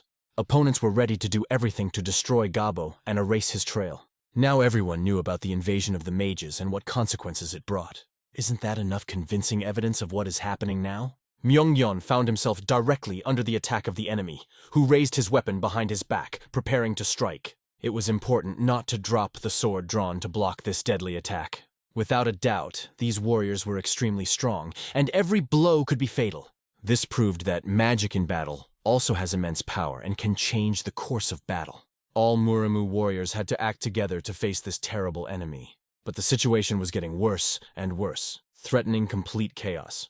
The forces of the demonic blood greatly outnumbered the combined armies of the warriors. Over time, the balance of power was disturbed, and the advantage became obvious. Had it gone on longer, a lot of blood would have been spilled, turning the battlefield into a massacre. The sound of the sword sounded so loud that it seemed like an echo of pain and suffering. Each stroke of the blade was so powerful that it could be felt in the heart. In a sudden moment, everything froze, as if the battle itself had stopped for a moment. Everyone was stunned and didn't understand what kind of blow it was. Was it really black technique? It was Jeongho who, holding his sword, suddenly turned 180 eyes, releasing his power. Even the Golden Lion felt the power and tension emanating from his hands. One powerful swing of the sword, and the Golden Lion was thrown back by this incredible power. "You hid your secret trick from me, Malko," cried the Golden Lion, feeling surprised. But Malko saw no point in revealing his cards until the time when it was really necessary. "I can't believe you held back after I crossed the Lisong River. If I hadn't dodged, it could have been the end of me," the Golden Lion admitted. "With such a sword, you had a chance to succeed. But you still lacked strength," the Golden Lion snapped. "It doesn't matter if it's a blade or a sword, their essence remains the same," he continued. "However, the power of weapons depends on the depth of enlightenment, years of study, and work on oneself. You know your body better than anyone, but you seem to have some serious internal damage, don't you?" Jeongho couldn't deny these words because he coughed so hard that blood came out of his mouth. But even this did not stop the Golden Lion. He considered himself invulnerable. Jeongho thought otherwise. Swinging his sword, he firmly declared, "This is not the end yet." In response, the Golden Lion saw in him only a moth flying into the fire to certain death. Their battle became the most spectacular on this battlefield. It was impossible to ignore. At this time, Soval was fighting other opponents, showing her skill. One of the enemies warned her, "Why fight? If I die, my brothers will protect me and the battle will continue." His words were an attempt to convince Soval of the futility of her efforts. Myungyeon, continuing the fight, watched her carefully and warned, "Look back!" Another fighter was flying at Soval from that side, preparing an attack. Having lost her balance and strength in her legs, the girl fell to the ground, finding herself in a dangerous situation. Myungyeon immediately rushed to Sewol's aid, but the enemy did not give him any chance to escape. His opponent was determined and wasn't going to let Myungyeon interfere so easily. At this time, another figure rushed towards them, moving with incredible speed.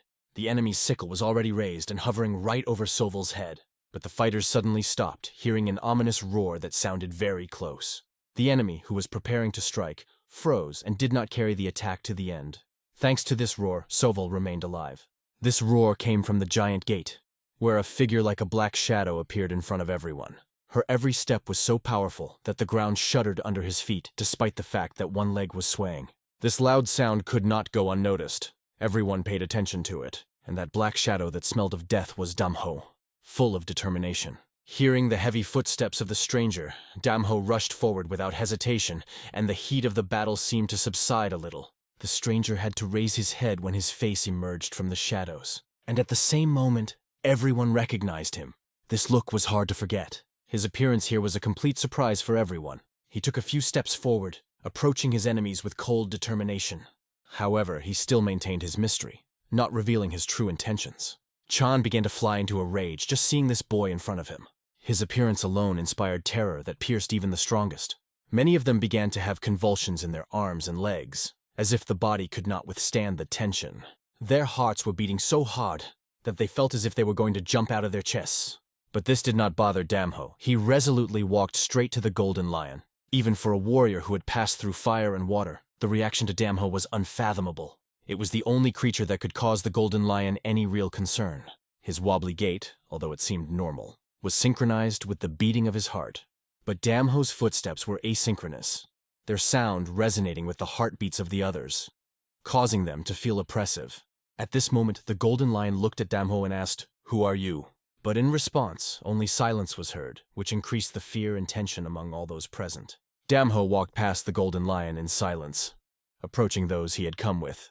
One of the opponents finally recognized him, and it gave him a real shock. In a panic, he grabbed the scythe and held it to Soval's neck, ordering him not to come any closer. The girl was already injured. Her face was covered with fresh scars, and her hands were cut. 12 years had passed, a long time. But Damho remained the one who always treated her with warmth. He was one of the few braggarts who genuinely cared about Soval. Meanwhile, the attacker continued to threaten. "One more step, and I will cut off her head." "One more step, and it will be the end of her," he exclaimed, his eyes flashing.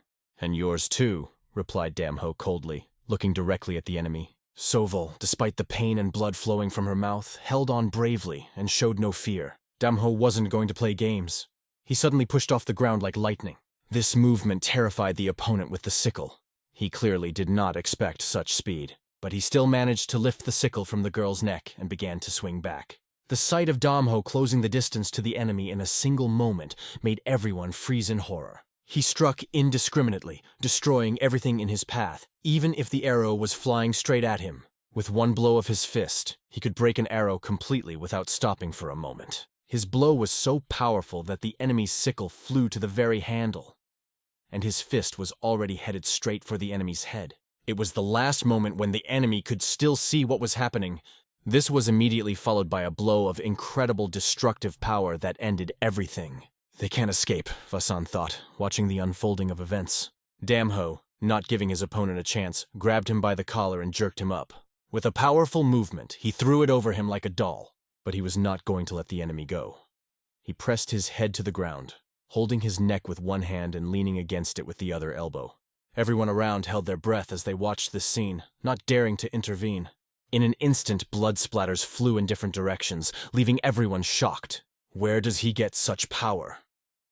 This is the question even Jungo asked himself, not believing his eyes. He realized that Damho was very different from his predecessors. There was something beastly about him. Tigre decided to turn to Damho when he was done with his ally. The Golden Lion added, observing the situation, "The atmosphere is truly ominous. Definitely not what I expected." Damho looked strangely familiar to her, but she couldn't remember where she had seen him before. His long black hair and tightly pursed lips brought back vague memories to her. She continued to stare at him, trying to remember something more. She could think of only one man who could match this image. These thoughts made her cheeks cover with a light blush, which she could not hide. Suddenly, everything fell into place, and she clearly remembered who it was. At the same time, the little girl, who was being protected by her uncle, turned to Damho. "Are you all right?" Damho came closer, saying that Jimbo was very worried about her, and asked her to come with him. But was the enemy ready to let Damho go so easily? Obviously not. They put too much effort into their plans to let him ruin everything. His unexpected appearance turned the tide, putting them in a difficult position. The Golden Lion wasted no time in ordering his fighters. "Attack him! Leave no chance!" "Show him what a real bloodbath is," shouted the Golden Lion. He ordered his fighters to go all out to destroy Damho at any cost. It was extremely dangerous, and anyone who followed the battle could see it. Suddenly there was a loud clang of metal, the chains to which the sickles were attached. All the fighters, having grouped together, began to attack Damho at the same time, merging into a chaotic wave. He was forced to place blocks with his hands, defending himself from a flurry of blows. A few hundred meters from the battle, people heard this bell, not understanding what was happening. Tiger and Golden Lion stood stunned by what they saw before them. This was because Damho's body began to glow strangely, causing astonishment. It was the golden armor, magical protection that allowed to repel attacks. The armor protected him even from sharp blades that flew right at him. The enemies did not understand how their swords bounced off his skin like a piece of metal. "Yes, this guy is a real monster," concluded everyone who watched the fight. With incredible speed, Damho grabbed the chain with his hand, causing everyone to freeze. His movements were so precise that it seemed as if everything was happening in slow motion. Damho wielded the chain with such ease that it seemed even easier for him than for the person wielding it. He pulled with such speed that enemies bounced, flipped, and somersaulted in the air. They tried to resist with all their might, but in vain. All their efforts led to the same result. It was a defeat. They fell to the ground, feeling sharp pain all over their bodies. And everyone who approached him experienced the same fate: defeat. Those who came under his gaze instantly became victims of his blows. Three-way blows from his incredibly fast fists rained down on them. Blood splattered in the air like fireworks, each blow leaving a trail of blood. Some blows hit directly in the head, leaving terrible wounds. Drops of blood splashed in all directions, as if flying all over the battlefield. Their bodies were literally crushed, turning into shapeless fragments. Seeing this, the Golden Lion could not stand it and called him crazy. Silence hung in the air, as if the battle itself had stopped at what it had seen. Damho's ashen black hair dripped red drops of the blood of his enemies. Damho's eyes blazed with a rage that could incinerate everything around him. Seeing this look, the soldiers froze, as if paralyzed with fear. His gaze went straight to the Golden Lion, radiating determination. At the same moment, Damho pushed off the ground with a powerful jolt. It tore through everything in its path, breaking the strong chain into small fragments. Now the Golden Lion was tense like never before, feeling threatened. His mask began to shatter into pieces from the waves of energy coming at him. This energy was concentrated in Damho's tight fist. The Golden Lion managed to raise his hands and block, protecting himself. But the blow hit him right in the elbow, leaving a visible mark of force. Tigre watched this and realized the Golden Lion must use all his strength. Otherwise, the irreparable will happen. He will simply die in this battle. Damho, not giving time to rest, directed the attack with his foot. He jumped into the air and swung hard, trying to strike. In order to use the power, the Golden Lion needed to concentrate and inhale. But Damho did not give him a second, forcing Lev to admit this is the first time this has happened to him. Their battle turned into something incredible, exciting and terrifying at the same time. At one point, the Golden Lion dodged Damho's attack with incredible agility. But Damho's leg was already in a striking position, ready for another powerful blow. The powerful bombardment attack of the magic leg began with lightning speed. "Bloody paradise," said Damho, aiming his kick directly at the Golden Lion's head. At the last moment, the Golden Lion raised both hands, protecting his head from the crushing blow. All the fighters held their breath, worried about their master, who was in a difficult situation. They saw how hard it was for him to withstand the attack, which he barely repulsed. His breathing was mixed with gasps and blood coming from his mouth. The Golden Lion's knee was shattered by Damho's two devastating blows. From the moment Damho realized that they were enemies, he decided to destroy the Golden Mage. Blow after blow, he did not leave the lion any chance to rest. Tiger, watching the fight, saw how his master was gradually losing. None of them could understand who this mysterious boy was and where he got such power from. How dare he fight the Lord of the People? This question did not leave their thoughts. The shattered knee caused the Golden Mage to lose his balance and stagger. Damho immediately took advantage of this without wasting a single second. He rushed to meet the enemy, already preparing a new attack ahead. The Golden Lion's mask was destroyed, and his face was now exposed, full of pain and confusion. He crawled on his knees on the ground, powerless to do anything, giving up in this battle. Tiger could not allow the owner to remain in such danger, and decided to act. His goal was to at least buy some time for the Golden Lion while he recovered. From behind the Golden Lion, Tiger began to attack, hoping to turn the tide. The golden lion felt something fly past his ears, slicing through the air. This object was racing straight towards Damho, who was currently moving towards the golden lion. Damho did not expect this, but his watchful eye caught the danger. The blade flew only inches from his head, cutting into his shoulder. "Listen, boy, even if I don't kill you, I'll at least buy time for the master," said Tiger. These words only angered Damho even more, fueling his determination. In the next moment, he struck Tigorov with a powerful punch right in the chin. The golden lion, feeling that his strength was beginning to return, slowly began to rise to his feet. Right before his eyes, Tiger was sent flying backwards by Damho's incredible punch. Seizing this moment, the golden lion pushed off the ground, preparing for his next move. The golden lion's hands have already accumulated powerful energy, ready to attack. With a wave of his hands, he released 2 waves filled with destructive power. These waves were sharper than any blade, able to cut through even the toughest material. They rapidly approached Damho from behind while he was distracted by Tiger. The waves moved with incredible speed, leaving streams of energy in their wake. Damho's friends, watching this, could not hide their excitement. They were filled with fear. An ordinary person would die from the slightest contact with these deadly rays. But Damho reacted. He put his hands forward and began to repel these attacks. "Let the river flow," thought the golden lion, but at the same time he could not believe that it was possible. He understood. In front of him is a person who can withstand the current that usually takes life. Anyone facing such power had no choice but to die. The golden lion wondered, was this not why Malko was dragging out his battle with him? Only a force equal to the power of the river could oppose it on an equal footing. This old belief of Kangho remained an unbreakable truth for those who possessed a strong spirit. Now the golden lion saw in this young man not just a boy, but a warrior capable of competing with fate itself.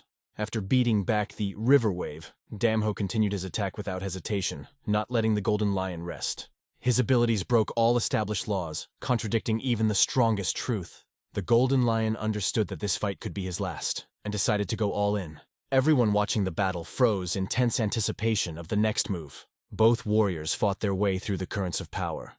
But the golden lion was more on the defensive than on the offensive. Everything was suddenly illuminated by a bright light, so powerful that even the heroes became invisible. The river power released by the golden lion aimed directly at Damho's chest. Damho had no time to retreat. He was forced to take the blow. His inner strength, accumulated by the dark soul, was concentrated in his fist. He activated his silver fist, ready to face the devastating wave. It seemed incredible to the golden lion that this boy was going to accept the power of the river.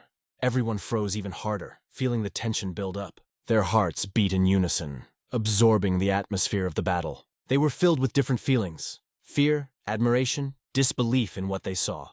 They could not believe what was happening right in front of their eyes. "Crazy fool!" shouted the golden lion, seeing a destructive fist in front of him. Damho's fist was approaching him, radiating incredible power that changed everything around. Small stones from under their feet flew in all directions, testifying to the force of the blow. Damho's strike hit its target, and the golden lion flew back, barely able to stay on its feet. Damho broke through the powerful flow of the opponent's power, proving his resilience. He struck so as to knock the golden lion to a safe distance. However, at the same time, he himself felt a piercing pain in his body that resonated in every muscle. This adversary had incredible strength, one that was extremely difficult to fight against. His power was beyond all imagination, forcing every enemy to be on the alert.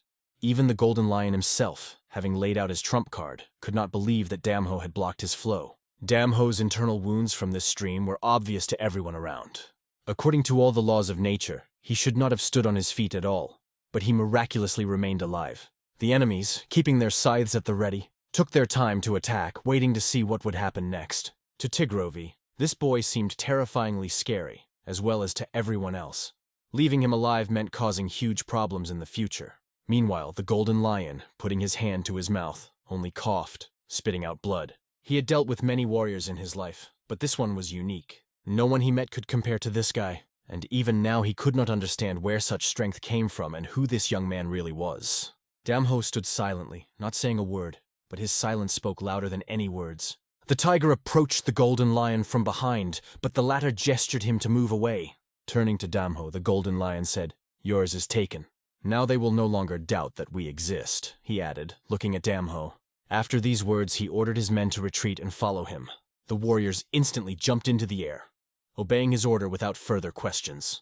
The golden mage rushed through the golden gate with the blood spirits, leaving the battlefield. The lifeless, bloody bodies of their comrades lay everywhere on the ground. All this happened because of one man, Damho, whose name was now engraved in their thoughts. He looked like an incarnation of the god of death himself, whose presence frightened everyone. The people, stunned by his appearance, froze in tense anticipation of the next events. An oppressive silence reigned around, absorbing even the smallest sounds. One of the warriors, who had never been afraid of anyone since his training in Hyongam, now felt fear. In front of Damho, he completely lost his confidence, as if all his skills had become defenseless. At that moment, the little girl turned to Damho, looking at him hopefully.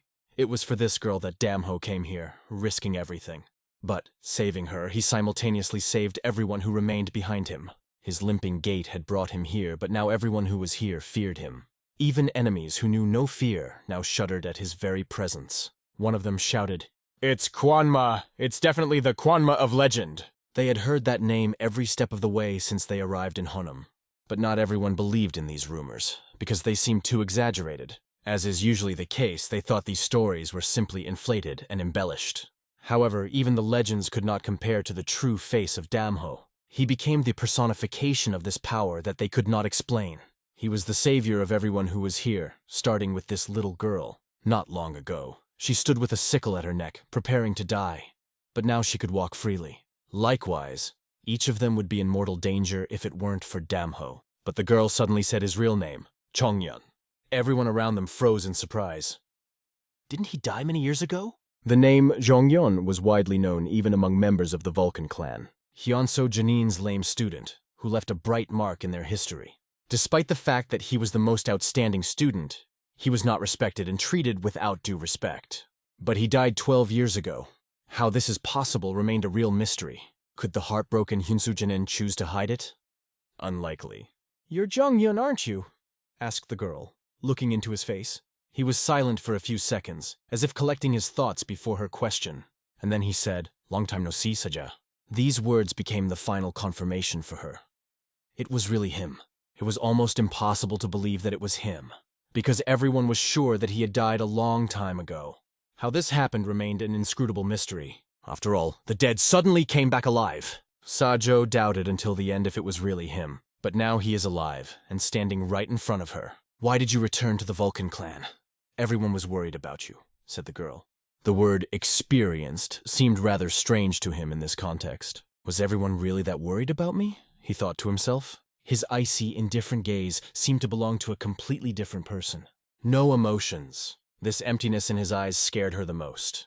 She was looking at him, but he was only interested in one thing. "How is Master?" "He's fine," the girl explained. Hearing this, he was relieved, but he still had something important that he wanted to tell her. "If you're safe, we'll definitely meet again sometime."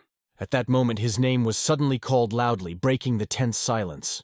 It was the name that the man behind him said once again. "Are you really Young-gun?" "If so, how dare you be disrespectful and act like that?" said the man sharply. Kangho had enormous influence in the clan, and if Damho was indeed a Vulcan disciple, it would only be natural to pay his respects to the head before leaving. Kwanma was a disciple of the Vulcans, Chan mused, imagining the consequences. If he decides to join them, the destructive power of the clan will be beyond imagination. But who else could raise a disciple of such power if not them? But was he really their disciple? Damho slowly approached the man, showing his defiance. There was no trace of emotion in his dark, deep gaze. This creepy look was more reminiscent of an enemy than a friend. That's exactly what the interlocutor felt.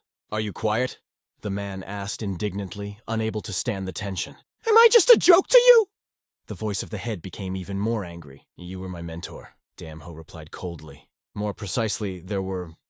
but no more," he added, looking straight into his eyes. His resignation from the mentor was a real shock for everyone. Abandoning the clan felt like an escape into the wild. Could such a move, renouncing the master, be a wise thing to do? At that moment, the master was simply speechless in shock. Those present belonged to the Kudamun faction and the Odessa clan, the most prestigious among Kanho. For them, postulates are the basis of life, the beginning and the end, betraying which is absolutely unacceptable. Refusal of the postulates and renouncing the Vulcan clan is an insult not only to the leader, but to all of Kangho.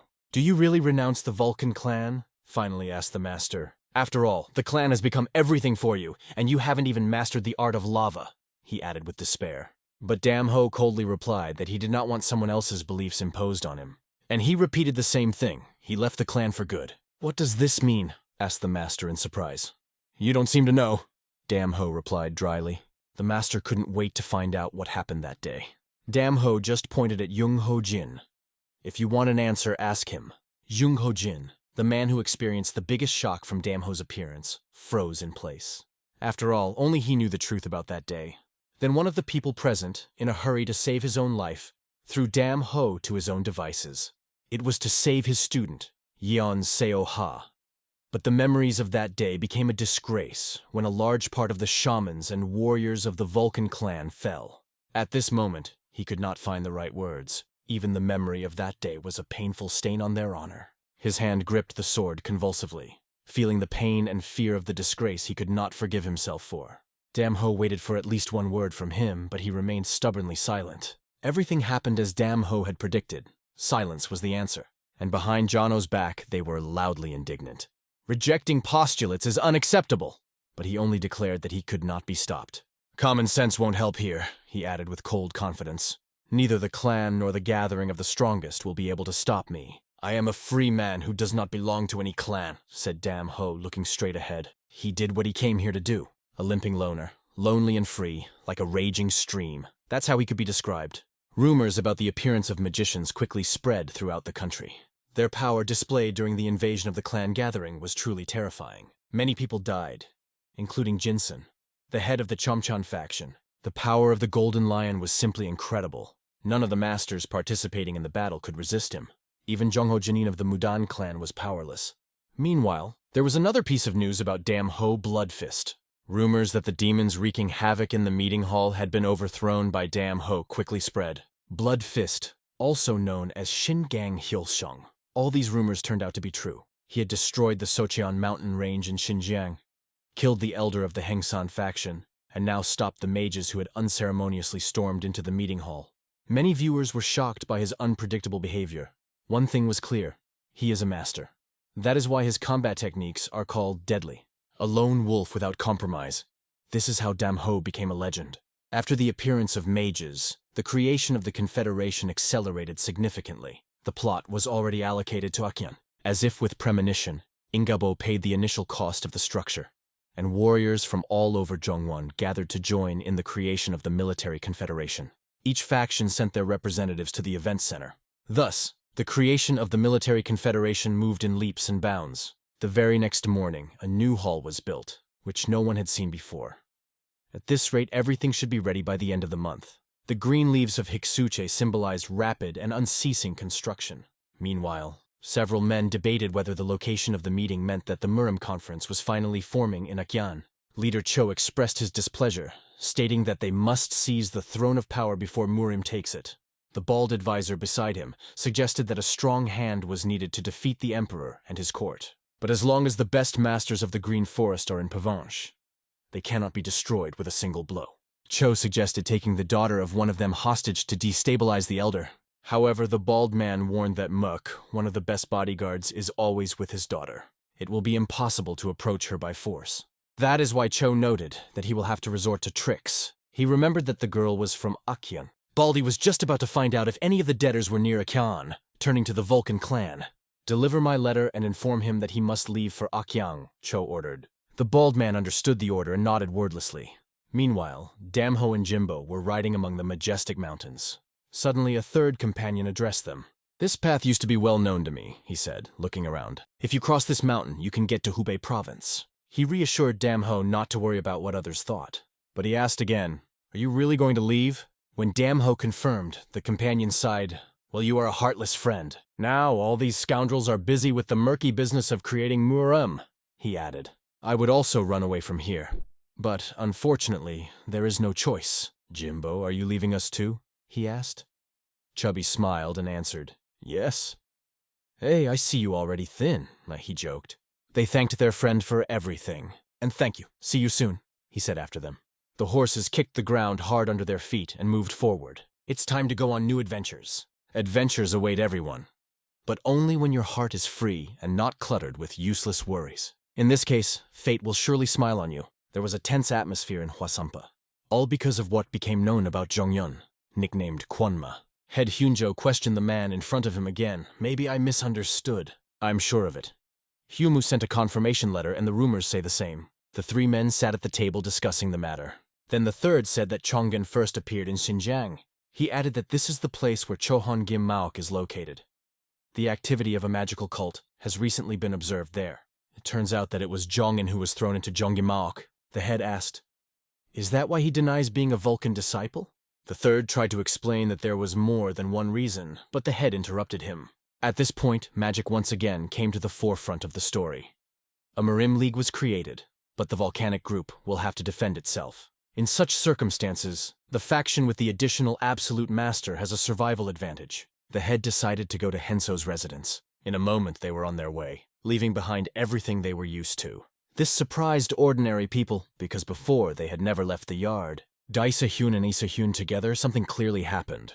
Soon they were approaching a mountain that they suspected might be where Hyunsu lives. "You have to go higher," one of them remarked. But the head has not seen Hyunsu for more than 10 years. The road to Hyunso Chenin's shelter was overgrown with bushes and trees. They felt uncomfortable, as if something was putting pressure on their relationship.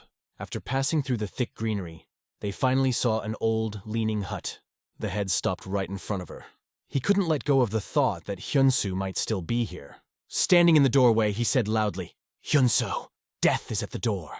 If you're there, get out now!" One of them doubted whether anyone was here at all. The head felt a strange feeling, as if no one had ever lived here. Opening the door, he stepped inside, expecting to find Hyunsu, but no one was there. The head couldn't even think that Hyunsu could just disappear like that. All that was left on the table was a note from Sasuke. "Seeing only profit but not the truth" was written on it. "If you see only profit, there is no truth in it." He took the note and began to carefully look at the written words. "Seeing only the benefit of the Vulcan clan. Are you accusing me of not seeing true talent in Jong-hyun?" After these thoughts, the head ordered Ungen to immediately find a priest. Meanwhile, a little further down the slope, two people were watching the house. Wow! This was all Pukki could say, seeing a wide plain in front of him. He had never seen the plain so densely planted with rice before. Damho also did not hide that he was deeply impressed by this sight. The workers in the field, seeing the strangers, decided to take a break from their work. Looking closely, they realized that they were seeing them for the first time. Who could they be? The workers came closer to get to know each other. In the conversation, Puffy said that they came from Honam province. "What a long way," wondered one of the locals. They were asked if they were hungry, but Puffy's answer was ridiculously obvious. One of the workers offered to eat together, even if the products were not many. It was an honor for him to feed the guests. Looking closer, he complimented Puchko, saying that he was no longer a child at all. Damho only agreed to the meal on the condition that they would not disturb them. But for good people, the traveler is never an obstacle. "Isn't it better to eat in company than in proud solitude?" They joked. Even if there was nothing but potatoes, it was still a delicious meal. A woman who worked in the fields envied those who could freely roam the world. She asked if they were vagrants, to which Chubby answered without hesitation, "Yes." They were also asked which place made the greatest impression on them. However, the man nearby warned the woman not to get too carried away with the questions. Damho replied that the best scenery in his life was the volcanoes. The woman beamed, realizing that it was the same volcanoes in Shanxi. It was from volcanoes that Damho's life began. The Rocky Mountains, where the tops of the rocks resembled a dragon's mouth, left an unforgettable impression. The peaks of the volcanoes were complemented by blooming bright trees that decorated the landscape. The aroma of plums carried by the spring breeze could drive you crazy with its charm. When the plum petals fell, the entire volcano was covered with a white glow. Like a blanket, it was the best thing that happened in Damho's life, and also his master, the only person who believed in him. But he didn't tell them about it. He only noted that there is no better place in the world. "This is the best place in the world," he added quietly. A man sitting next to her joked that the woman was very talkative, and asked her to continue eating and not to disturb her. Meanwhile, a cool breeze was blowing over the mountains, bringing peace. Late at night, Damho went out alone, admiring the beauty of nature at night. He thought about how the rice fields looked like waves in the moonlight. But suddenly, as if to someone, he said, "Get out." "Did you hear?" he asked, turning to the void. In response, a crunch of grass was heard. Someone was approaching.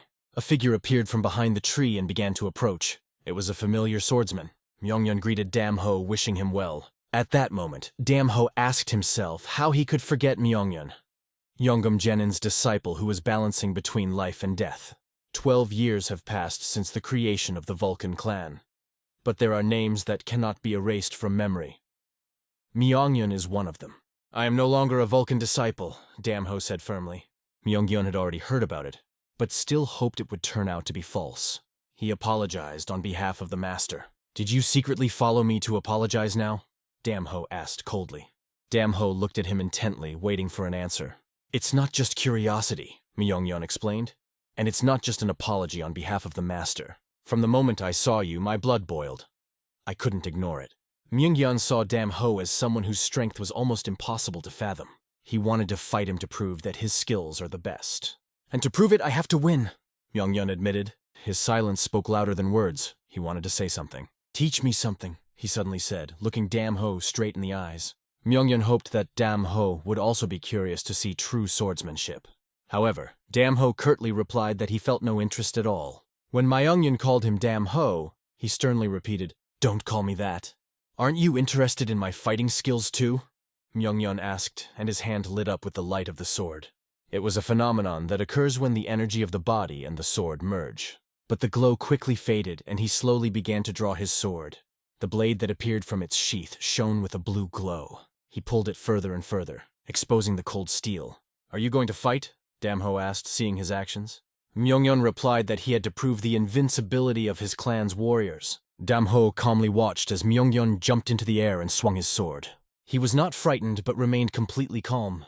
He only watched, but the power that his opponent's sword radiated made him act. Myeongyeon's sword was extremely powerful, but the barrier that Damho had created in front of him prevented him from breaking through. From a distance, it looked like a flash that reached above the trees. The forest shone from the powerful light that spread around. During Myeongyeon's attack, it seemed like Damho was about to be destroyed. But he dodged in time, remaining on the border between life and death. The blow was so strong that Myeongyeon himself could not stand the tension. He tried to free his sword from the influence of the Blood Plum's magic, but he couldn't even move a finger. This is what real defeat looks like, when your face is covered in blood and you can't even move. However, if Damho was alive, Myeongyeon felt it was his duty to start over and return to the clan. At this time, Damho and Chubby were already on their horses, setting off on their way. People from the field wrapped rice cakes on their way, showing their kindness. But Chubby couldn't figure out where Damho was last night and asked directly, "I woke up because I wanted to drink and you weren't around," he added. "I couldn't sleep, so I decided to take a walk," Damho answered. This explanation hid a certain secret behind it. They drove on, but Damho couldn't help but wonder if Myeongyeon had returned to the Vulcan clan. That sword that belonged to Janine was called the First Volcanic Sword. Damho didn't know how Hyungom would react to this. But if Myeongyeon came back, it would definitely be known through him. They continued to move forward, deep into the forest. Suddenly Puffy began to smell something. It was an unpleasant smell, the smell of blood. A crow sat on a branch in front of them, as if warning of danger. After walking a little further, they saw many crows circling above the ground. On their way, they came across a pack of wolves that were devouring someone's meat. They had to stop when another one appeared behind Damho's horse. Damho glanced around, assessing the situation. The wolves clearly had no friendly intentions. However, they were full, because there were many corpses lying around. A flag with the inscription, "Country of Great Wealth," was visible among the bodies. Didn't they arrange it? Pukki suggested that perhaps the priests were bitten by wolves, but it was the work of human hands. Against the background of wolf bites, real wounds looked terrible. Injuries that caused death were hidden under them. All were killed with a single sword strike, their hearts cut by a sharp aura. Only steel veins could withstand such a blow. Damho realized that before him was a master of the level of complete mastery of his own energy. Damho sat down to examine the bodies more closely. To kill 12 people is a small thing, but to cut only the heart arteries with a blade is quite another, he thought. Those who did were using their fighting power to its full potential. He had never seen a person possessing inner strength and fighting skills with such precision before. Damho told Puffy that it was dangerous to stay here. They quickly got on their horses and went on. Guggen Mountain, located near the village of Ton San, has a height of more than 500 meters and attracts people with its breathtaking scenery. The famous master of the Southern Song dynasty, Chang Docheon, built 9 palaces on this mountain. Thanks to this, the mountain received the name Gugong, 9 palaces, and became one of the shrines of Taoism. Later, Damho and Chubby arrived at the Puncheong guest house. where they were greeted warmly and with the aroma of delicious food. The woman who met them talked about the free room, but Pookie was more interested in what was the tastiest dish here. It turns out her husband makes the best sashimi in the county. The man himself admitted that he loves to cook. Meanwhile, Damho pondered how many practitioners came here to immerse themselves in the spirit of Mount Gugong. The fact that Gugong Mountain is a Taoist shrine can indeed be called a real miracle. Fluffy distracted Damho, telling that the owner of the yard is a real culinary master. He added that he promised to show the kitchen as soon as he was free. Did you like it that much? Damho was surprised. Of course, let's go downstairs, everything should be ready by now, answered Pookie. He really looked like a real weirdo who was always thinking about food. Sashimi with red bean sprouts was waiting for them on the table. And, of course, a bottle of Macaulay to wet the throat. The boys thanked the girl who brought the food for this delicious meal. Pookie had never tried alcohol before, but now he was filled with a strange and unusual feeling. Opening the cork, he carefully sniffed the drink, smelling its unique aroma. Damho tried the Macaulay and felt the alcohol freeze in his throat. Is that why they love him so much? He thought. At that moment, a woman's hand appeared through the curtain and pushed back the cloth. On the stranger's head was a headdress with attached gauze, through which one could barely see her delicate face. When she entered, all eyes immediately turned to her. Her beauty and curvaceous forms attracted the attention of every man. One of the drunks stood up and remarked, "She has an incredible, alluring aura." "Look, I can't make up my mind," shouted another. The woman passed by the table where Damho and his friend were sitting. Meeting his gaze, she noticed that it was different from the others. There was only a dark abyss in his eyes, in which it was impossible to recognize any emotion. The stranger had a sword in her hands, which gave her a special charm. She realized that such people really exist, those whose point of view is different from others. It was more than just hidden emotions. It was a real mystery. Placing the sword next to her, she showed how perfectly balanced its weight and length were. The blade lay flat, right up to the handle, without swaying or falling.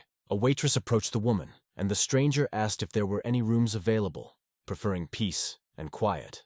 "There is one, but it's not cleaned up yet," the waitress answered. The woman agreed and added a plate of noodles to the order. At this moment, someone in the hall remarked loudly, "First time seeing her here." Another man, charmed by her appearance, stood up and approached her and began to praise his name loudly, saying that everyone in this village should know it. He then emphasized that she was alone and invited her to join their table. But one very clear word sounded from her, "Get out!" And that wasn't all. She added, "You're disgusting. Get out of here." The man, calling himself Horse, began to get furious because of her words. Meanwhile, the others in the hall only mocked him. Among them was Cho, who joked that he too had once been rejected because of his inability to talk to women. However, Cogno was not going to give up so easily. He brazenly reached for her gauze covering her face, asking, "Can I see your face? I'm so into you," he added, trying to lift the blanket further.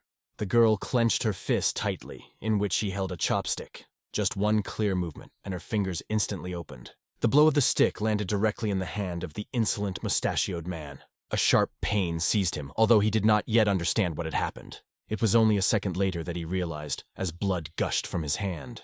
The throw was so fast that the wand pierced his arm through. Others in the hall began to worry. What happened? The brats ran up to him, trying to help, and reassured him. "Be patient, everything will be fine." "I'll kill that bastard," he said with hatred. Other men also became angry, defending their Kent. "How dare she insult our friend?" There were indignant shouts. "Die!"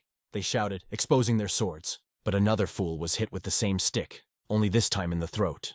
Instant death came for him, and after him for others who dared to attack. Another assailant had his tendons severed. He fell, unable to move. Her movements were so fluid they seemed like the dance of death. Honed to perfection, they left even experienced swordsmen without a chance. They just fell to the ground, throwing their legs up like marionettes. In her hand, another wand shone with blue light, which became her weapon. Damho watched this carefully, not moving and staying still. The men finally realized that they had encountered something unspeakably powerful. Small but precise cuts appeared on their bodies in important places. The girl leaned over one of them and coldly asked, "Do you still want to look at my face?" "No, spare me! Please spare me!" They begged piteously, crawling on their knees. "We are guilty. We ask for forgiveness," they added, almost crying. "Well, everyone has the right to make a mistake," she answered, but her voice was cold. Then she told them to hurry, although at first it seemed unclear. She explained, "If you get to the doctor in time, you might be able to stop the bleeding. Faster, if you want to survive." she continued, mocking them. Chubby turned to Dam Ho and remarked, "This girl is just incredible. But will they be able to find a doctor? And if so, will they be saved?" The sharp sword made of chopsticks not only cut their skin, but also pierced their hearts. Only God, who can heal souls, could save them. Dam Ho remembered the mountains of corpses they had seen earlier. Without a doubt, it became clear that it was her handiwork. After this quiet dinner, where nothing happened, except that everyone quietly died, the rest went to their rooms. The girl went to her room, which had already been cleaned. Thoughts swirled in my head. What an exhausting day. And still, nothing has been found. So many futile attempts, like flies before the eyes. How much longer will this last? She thought. She quietly said to herself, Mount Gugan, as she approached the window. She then jumped off of him, heading towards the palace that loomed nearby, hoping to find some answers there. Mount Gugan, this palace was located on its top. It was called no other than Gugun Palace. In the courtyard of the palace, amid the silence of the night, stood a man, the manager Cholyan Jinin. His heart was beating so fast that the night became unfit for sleep. He asked himself, usually when night falls, a starry sky spreads out on the top of the mountain. Why is everything so gloomy today? He considered it a bad sign, but it was not easy to come to terms with it. He couldn't even remember the last time he had seen a sky this dark. Perhaps this is the result of magical intervention. How many people will die this time? Flashed involuntarily in his thoughts. Suddenly, he felt someone's presence behind him. A woman's voice was heard. You are Yen Jinin, right? Instead of answering, he asked, and who are you?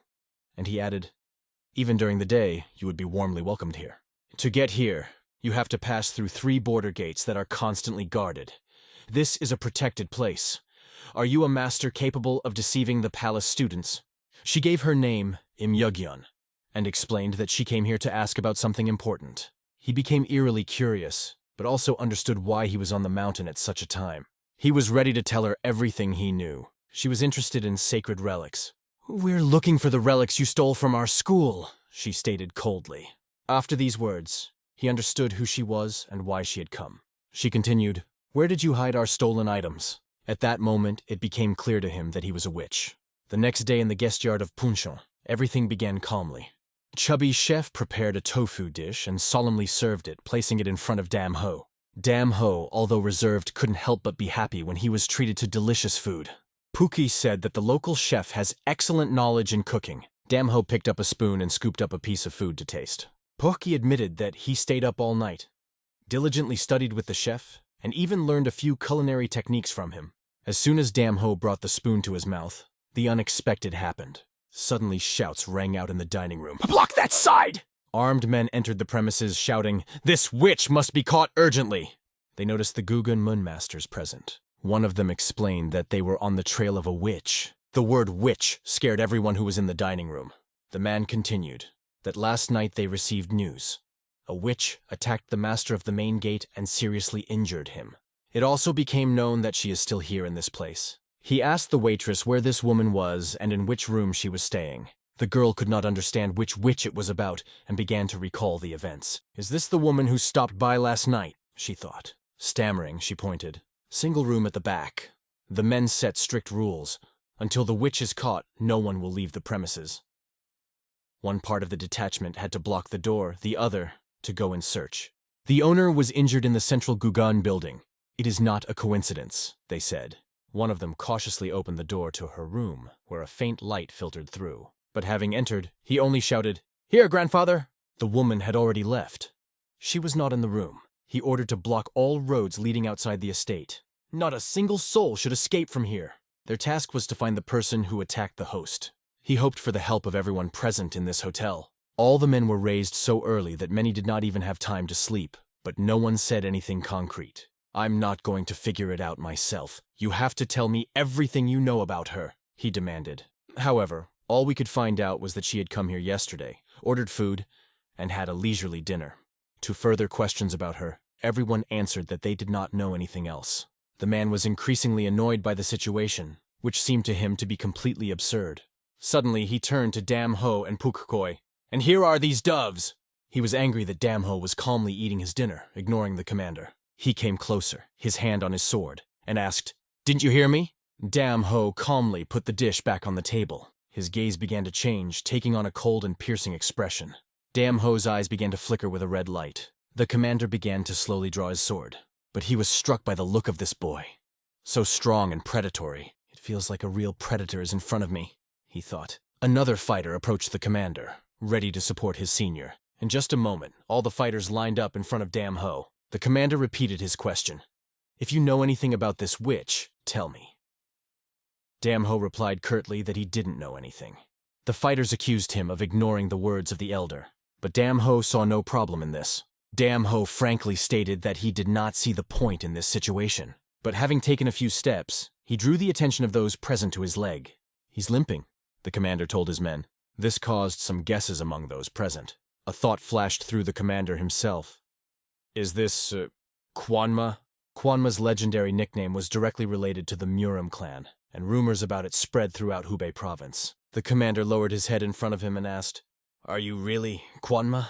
And at that moment it became clear, it really was him. The views of everyone present changed in an instant. The tone of the commander also became completely different, full of respect and caution. The commander apologized for the trouble and explained that they needed any information about the witch now. Damn Ho calmly repeated that he knew nothing. He added a simple truth. If you want to catch a beast, you have to run and catch, not talk. As you said, we are already running after her, said the commander, although he continued to tremble. And I'm glad you didn't cross paths with the witch, he added with a nervous smile. That was the end of their short conversation. Damn Ho turned to Puffy and said it was time to go. The commander was so nervous that he was embarrassed. All rumors that mages could be men were disproved. Not a single one was left alive among the warriors who fought with them. Now their main task was to catch the witch. The commander ordered his men to avoid any skirmishes with the man named Kwanma. He urged everyone to focus on finding and catching this devil. Yesterday's incident caused tension in the city. The streets were empty, people were afraid to go out, and those who dared were searching for the witch. It was ordered to check anyone who aroused even the slightest suspicion. However, none of the locals touched Damn Ho and Jimbo. Chungwan Janin's order to not disturb them was carried out flawlessly. No one could answer the question of how long the search would last. Finally, they reached the canal that led to the exit from Sukjeon Prefecture. Damn Ho, standing in front of the majestic building, understood. No one would remember them anyway. But people appeared on their way who immediately recognized them. What brought them here? We clearly can't do it on our own, they thought. They already knew his name, and they knew the order to never come into contact with him. But suddenly there were cries. Witch! She was seen! A man reported seeing her 10 miles away. One of them, wasting no time, rushed forward convinced that she must be caught. The others quickly followed him, heading in the same direction. Did she really seriously injure the master of Gugong Palace? Asked Pukki in surprise. Damn Ho calmly replied that it was true. And you can find out how I know this when you learn martial arts, he added. Then Chubby turned to him and said firmly that he wanted to learn. Do you really want to become strong? Damn Ho asked. However, Pukki clearly answered no. And what then? Damn Ho asked. At first Pukki began to mumble something, not finding words, but later firmly said, I want to save people's lives. He thought, isn't inner strength something mysterious and incomprehensible? Chubby admitted that he was inspired by Damn Ho's ability to overcome instincts. If so, can I channel this inner strength into cooking food that benefits people, he thought. And Damn Ho again asked if he would teach him martial arts. Damn Ho explained that he could not do that. It's not about you, Jimbo, it's about me, he explained. The martial art I possess is the art of destruction. It doesn't fit your worldview at all, Damn Ho added. Hermit punishment, known as Dokenryu, is an art that only Damn Ho could master. Mastering this art requires being a ruthless killer like Damn Ho. Mr. Jimbo, without this quality, would not be able to learn it even after reincarnation. Jimbo wondered if he could learn other martial arts. Martial arts can be chosen for each person. There is bound to be knowledge and experience somewhere that will suit you, Damn Ho explained. You will be able to learn. You will find what will be perfect for you, he added. This conversation calmed Jimbo down a bit.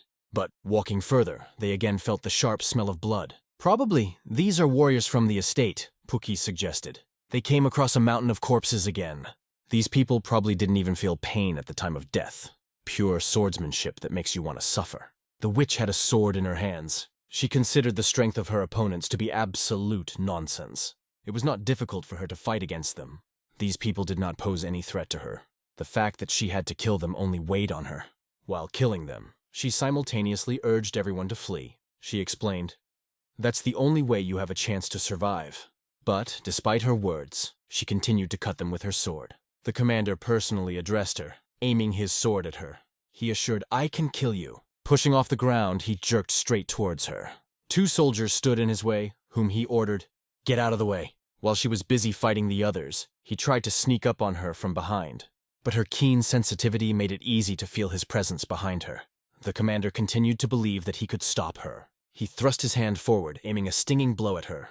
But the witch jumped back, avoiding the trajectory of the attack. Despite his speed, she managed to dodge the blow. Do not forget that she also had a sword in her hands. She deftly wielded weapons, easily deflecting the commander's blows. And after that, she went on a counterattack. He was unable to dodge her attack, and his shoulder was severed along with his arm. The elder fell to the ground, unable to continue the fight.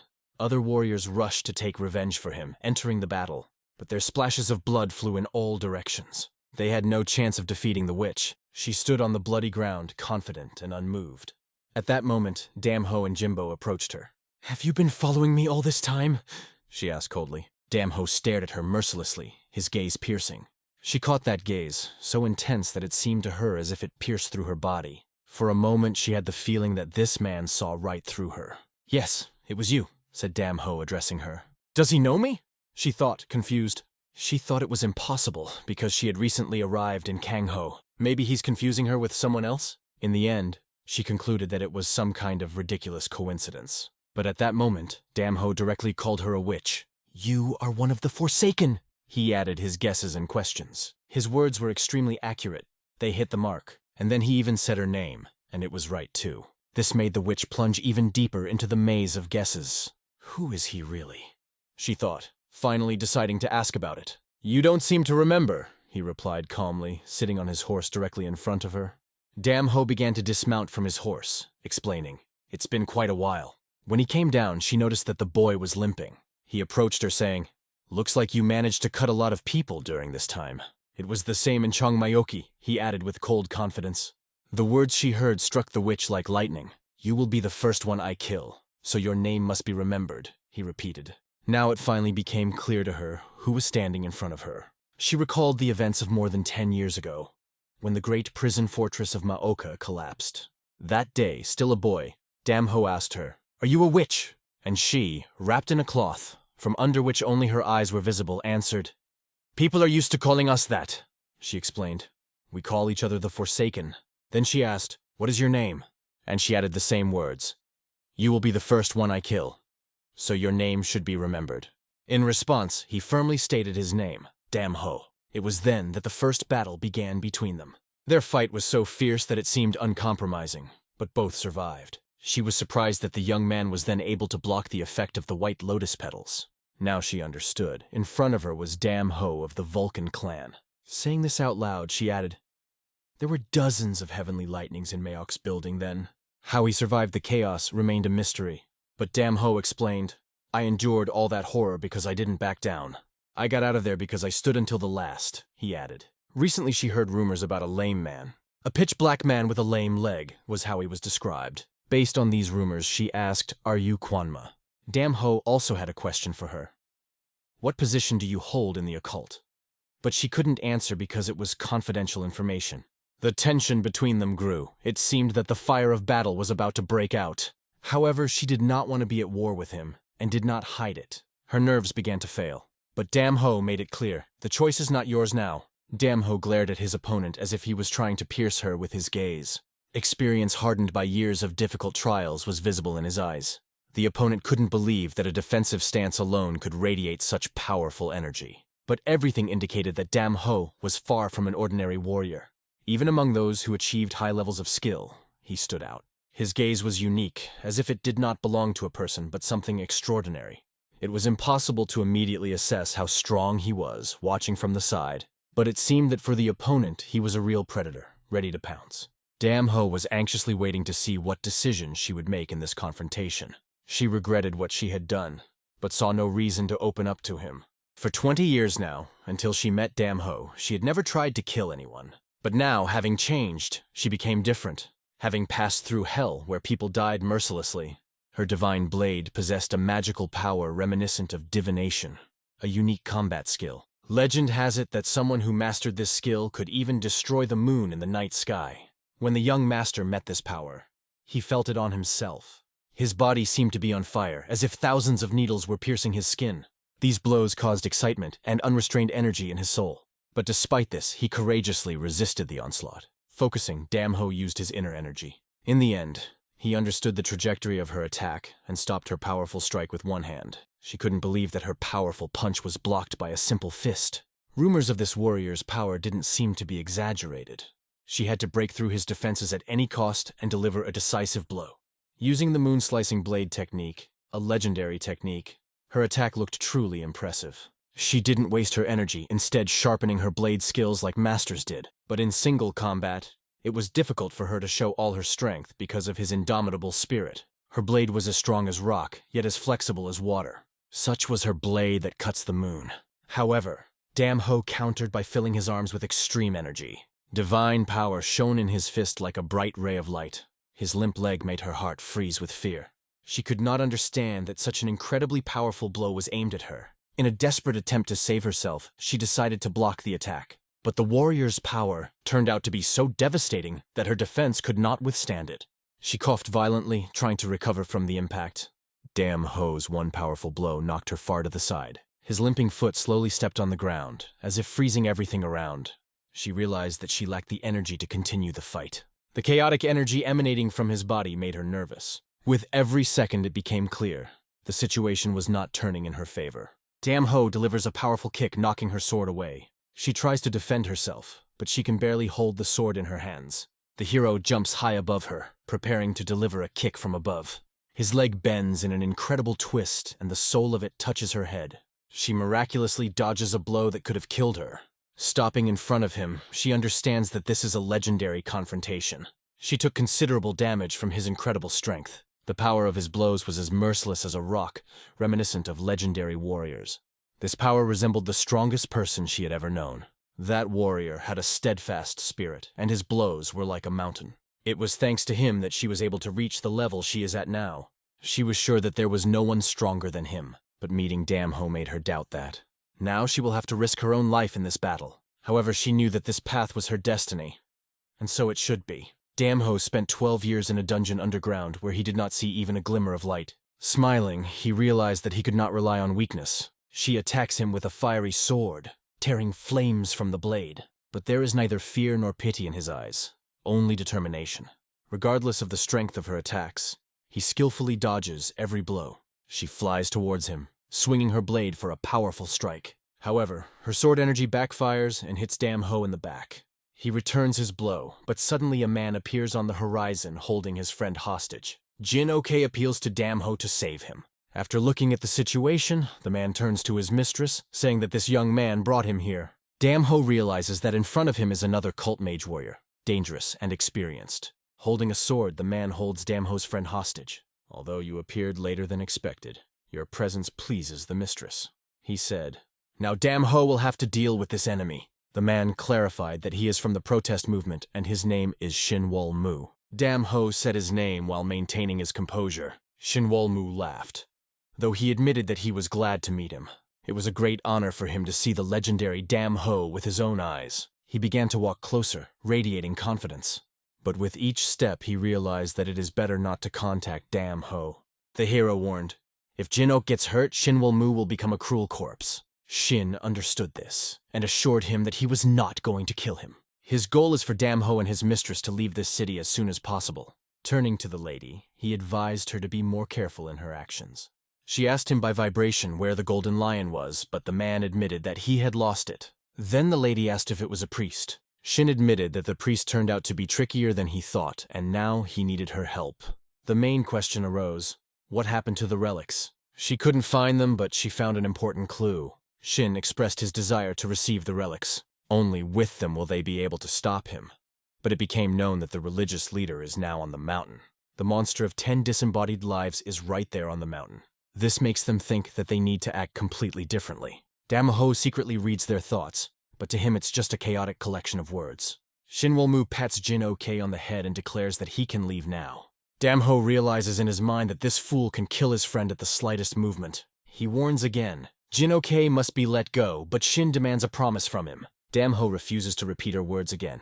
As a result, Jin-ok is let go, though tension remains in the air. Shin warns, their next meeting will be completely different. Jin-ok apologizes to Damho but assures him that he is fine. Shin Woo possesses extraordinary skills, which makes him a dangerous opponent. At a certain point, things could have gone much worse, but now there is no one to blame. Their meeting is inevitable, and it is necessary to prepare. The unification of Murim was successful, but it caused new difficulties. The Golden Lion, paradoxically, became the catalyst for the creation of the Murim League. Buildings and halls were restored. It remained to create a detailed organization and choose a leader. However, disputes arose between factions of the 9 councils and 5 generations. Some suggested that the leader should come from the faction of 10 councils, but this would cause discontent. Even the cultists agreed to join, although they did not seek to protect these interests. Daily votes changed the result, but in the end, the final decision was made. The leader who headed Murim's activities decided to invite a highly respected warrior. This authoritative leader was given the right to command the soldiers in each faction, and in case of emergency, he could mobilize large fighting units and unite the Murim clans. To test the effectiveness of the leader, a council of 20 elders was created, most of whom belonged to the 10 councils faction and represented leaders of 9 generations. If not for their status, they would have had more influence in Murima. But now their voices were weakened. However, doubts continued to gnaw at their souls, questioning the decisions made. Ataman with a broken arm arrived with important information. The message concerned the Green Forest, a key location in their plan. Rumor has it that important events are currently taking place among the daughters of Wangan Moon, the leader of the Green Forest. Hearing this information, the man was stunned. Thanks to this news, he could implement a powerful and ambitious plan. This meant that the favorite was sent to Akian. The news sounded unbelievable, but it seems to be true, considering its significance. The leader ordered to find out the exact location first and then report to him. The information had to be carefully checked, but it was forbidden to make direct contact with it. The boy was scared, but saw in this a chance to demonstrate himself to the leader. These 2 warriors resembled hungry ghosts, greedily devouring everything in their path. Akian was experiencing a modernist boom with a sudden influx of power, workers, and food. Warriors looking for a worthy place in the world of Murim sailed there as if on a wave of hope. On the other side stood a boat, calmly waiting for its time. Soon the ships docked at the shore, opening up new opportunities. Without a doubt, Murim was impressive with his majesty. It seemed that the whole country had gathered in this place, ready for change. Not only small and large clans, but also a huge number of workers came to Murim. The views of great leaders were directed here, each with his own goal. However, for now, it would be wiser to temporarily stop active activities and monitor the trends in Murima. The girl was sure that Jung Yunsan was also here. However, there was no news of his whereabouts. The mistress ordered to watch him, because only in this way they would be able to find out what he was up to. One of the warriors looked ahead and noticed that a suspicious ship was approaching them. No one was visible on the deck, which only increased the tension.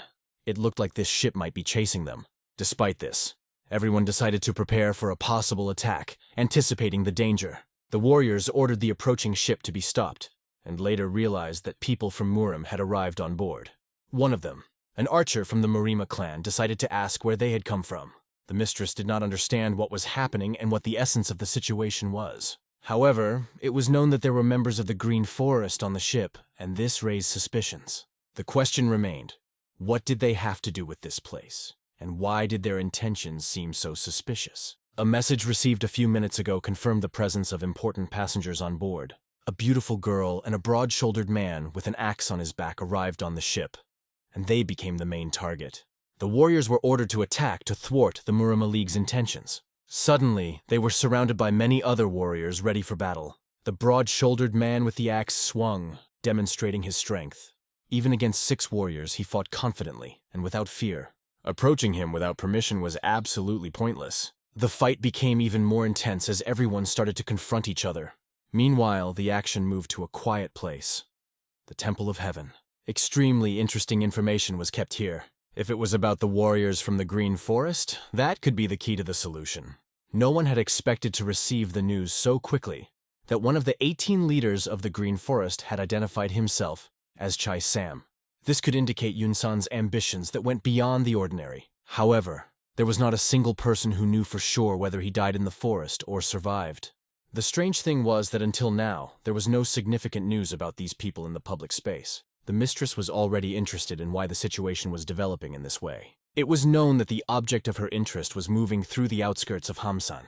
They decided not to go deeper there, avoiding unnecessary risks. The mistress insisted that everything had already been said, and the agreement must be followed.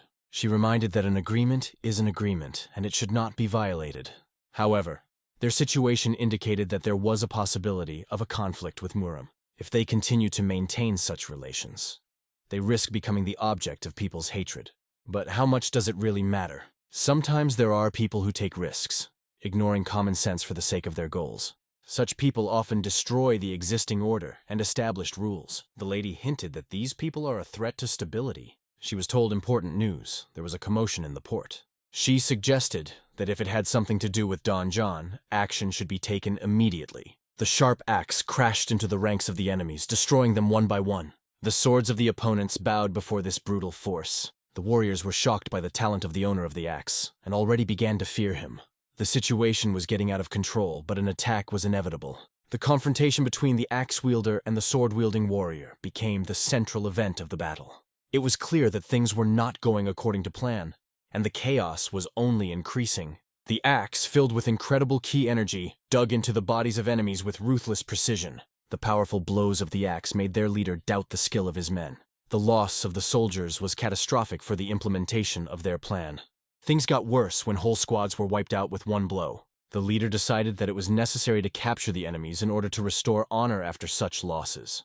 But one by one his soldiers lost their lives, unable to withstand the force of the attacks. A broad-shouldered warrior with an axe demonstrated incredible talent and skill. Anyone who tried to attack him was sent to the next world. The warriors began to look at him with fear, realizing their helplessness. With one blow of the axe, he could destroy several opponents at once. The battlefield was covered in blood. Every swing of his axe was deadly. No warrior could stand against his giant axe. The leaders watching this realized that the situation was getting out of control.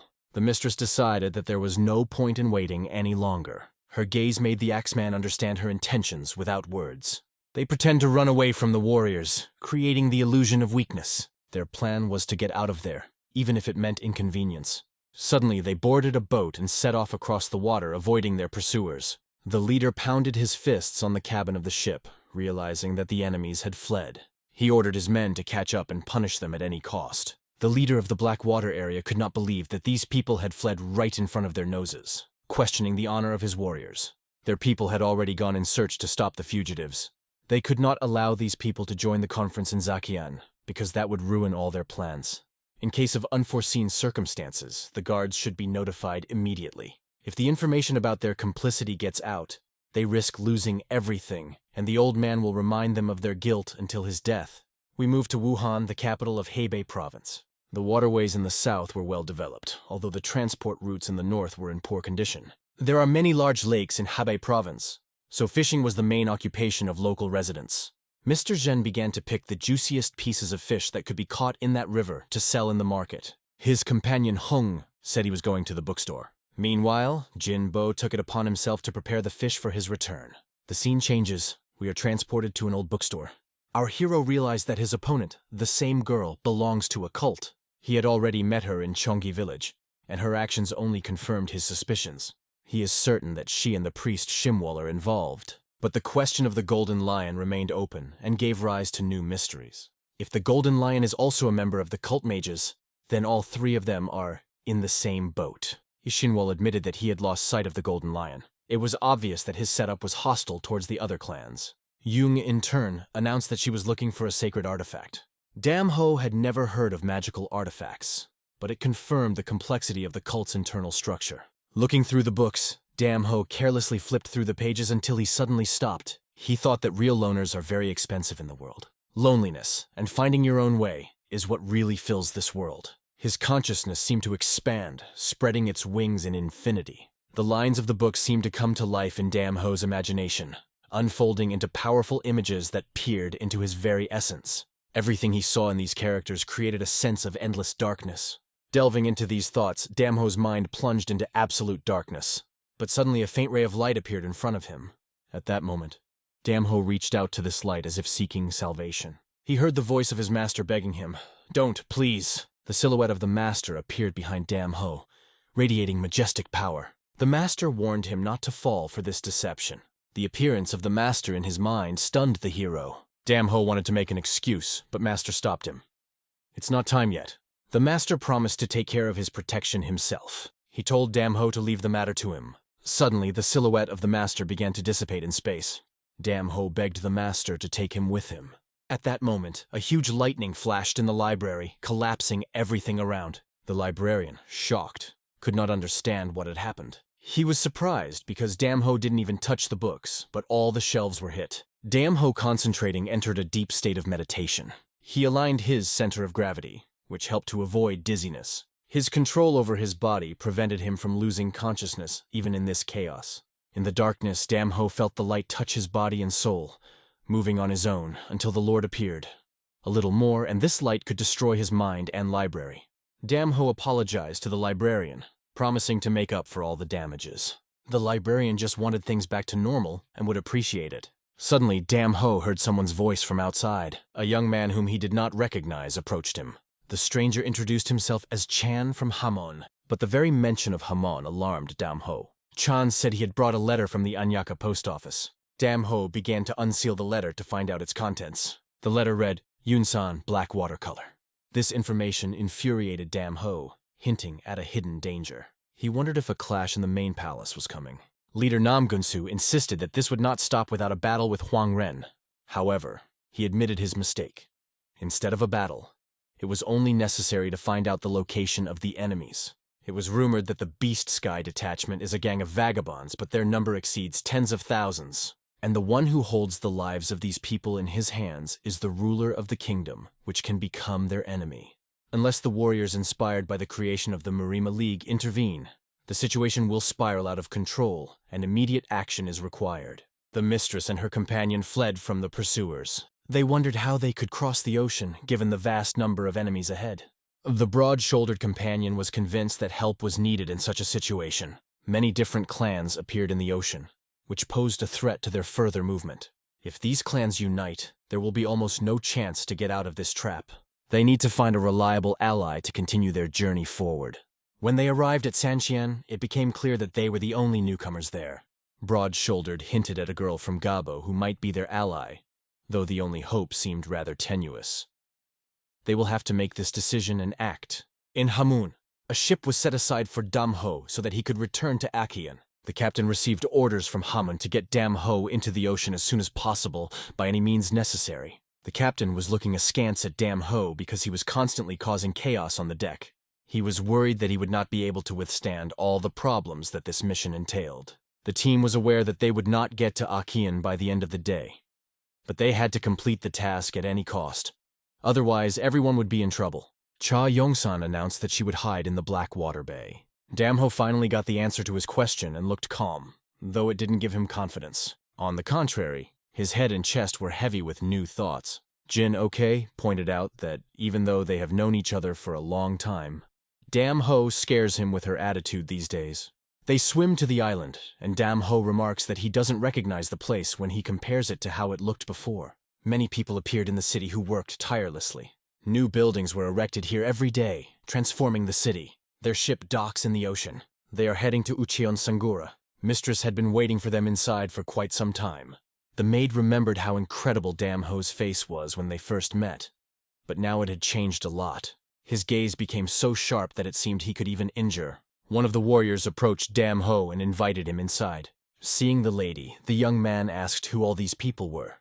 She replied, "There is no need to worry, because a separate place has already been prepared for them." The girl spoke in a mysterious tone, making it clear that she had certain intentions. The boy correctly guessed her plan. She wants to instruct him to kidnap a certain person, promising to reveal who it is. Damho was very curious as to who exactly she was referring to. It was a condition without which she could not report the whereabouts of the Black Bay thieves. But the question remained open. Who is this important person?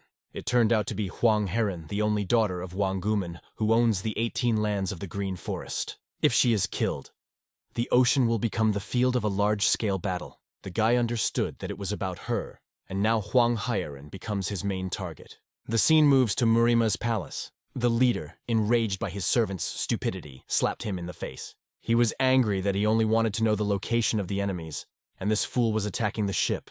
The servant with a broken nose tried to justify his actions. He explained that those people themselves provoked the attack, and they had no other choice. But because of this act, the Namgun family was on the brink of an unprecedented crisis.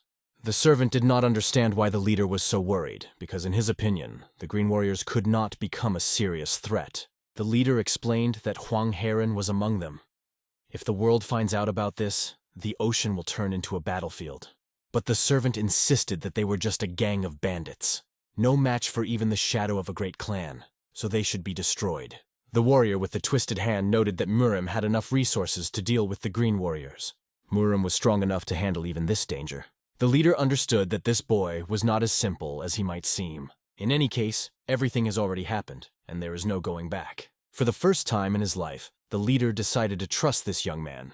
They planned to make the Muri clan pay for their dream by using a kidnapped person as a bargaining chip. The scene cuts to the slums beyond the ocean. Here everything looked very poor, real slums. Quan Huaren sat on a bench with a warrior who apologized for the inconvenience. But, as she noted, everything was normal and under control. Soon, Seo Cheon appeared on the horizon. The lady asked how things were going and what to expect next. Seo Chong reported that things were very bad.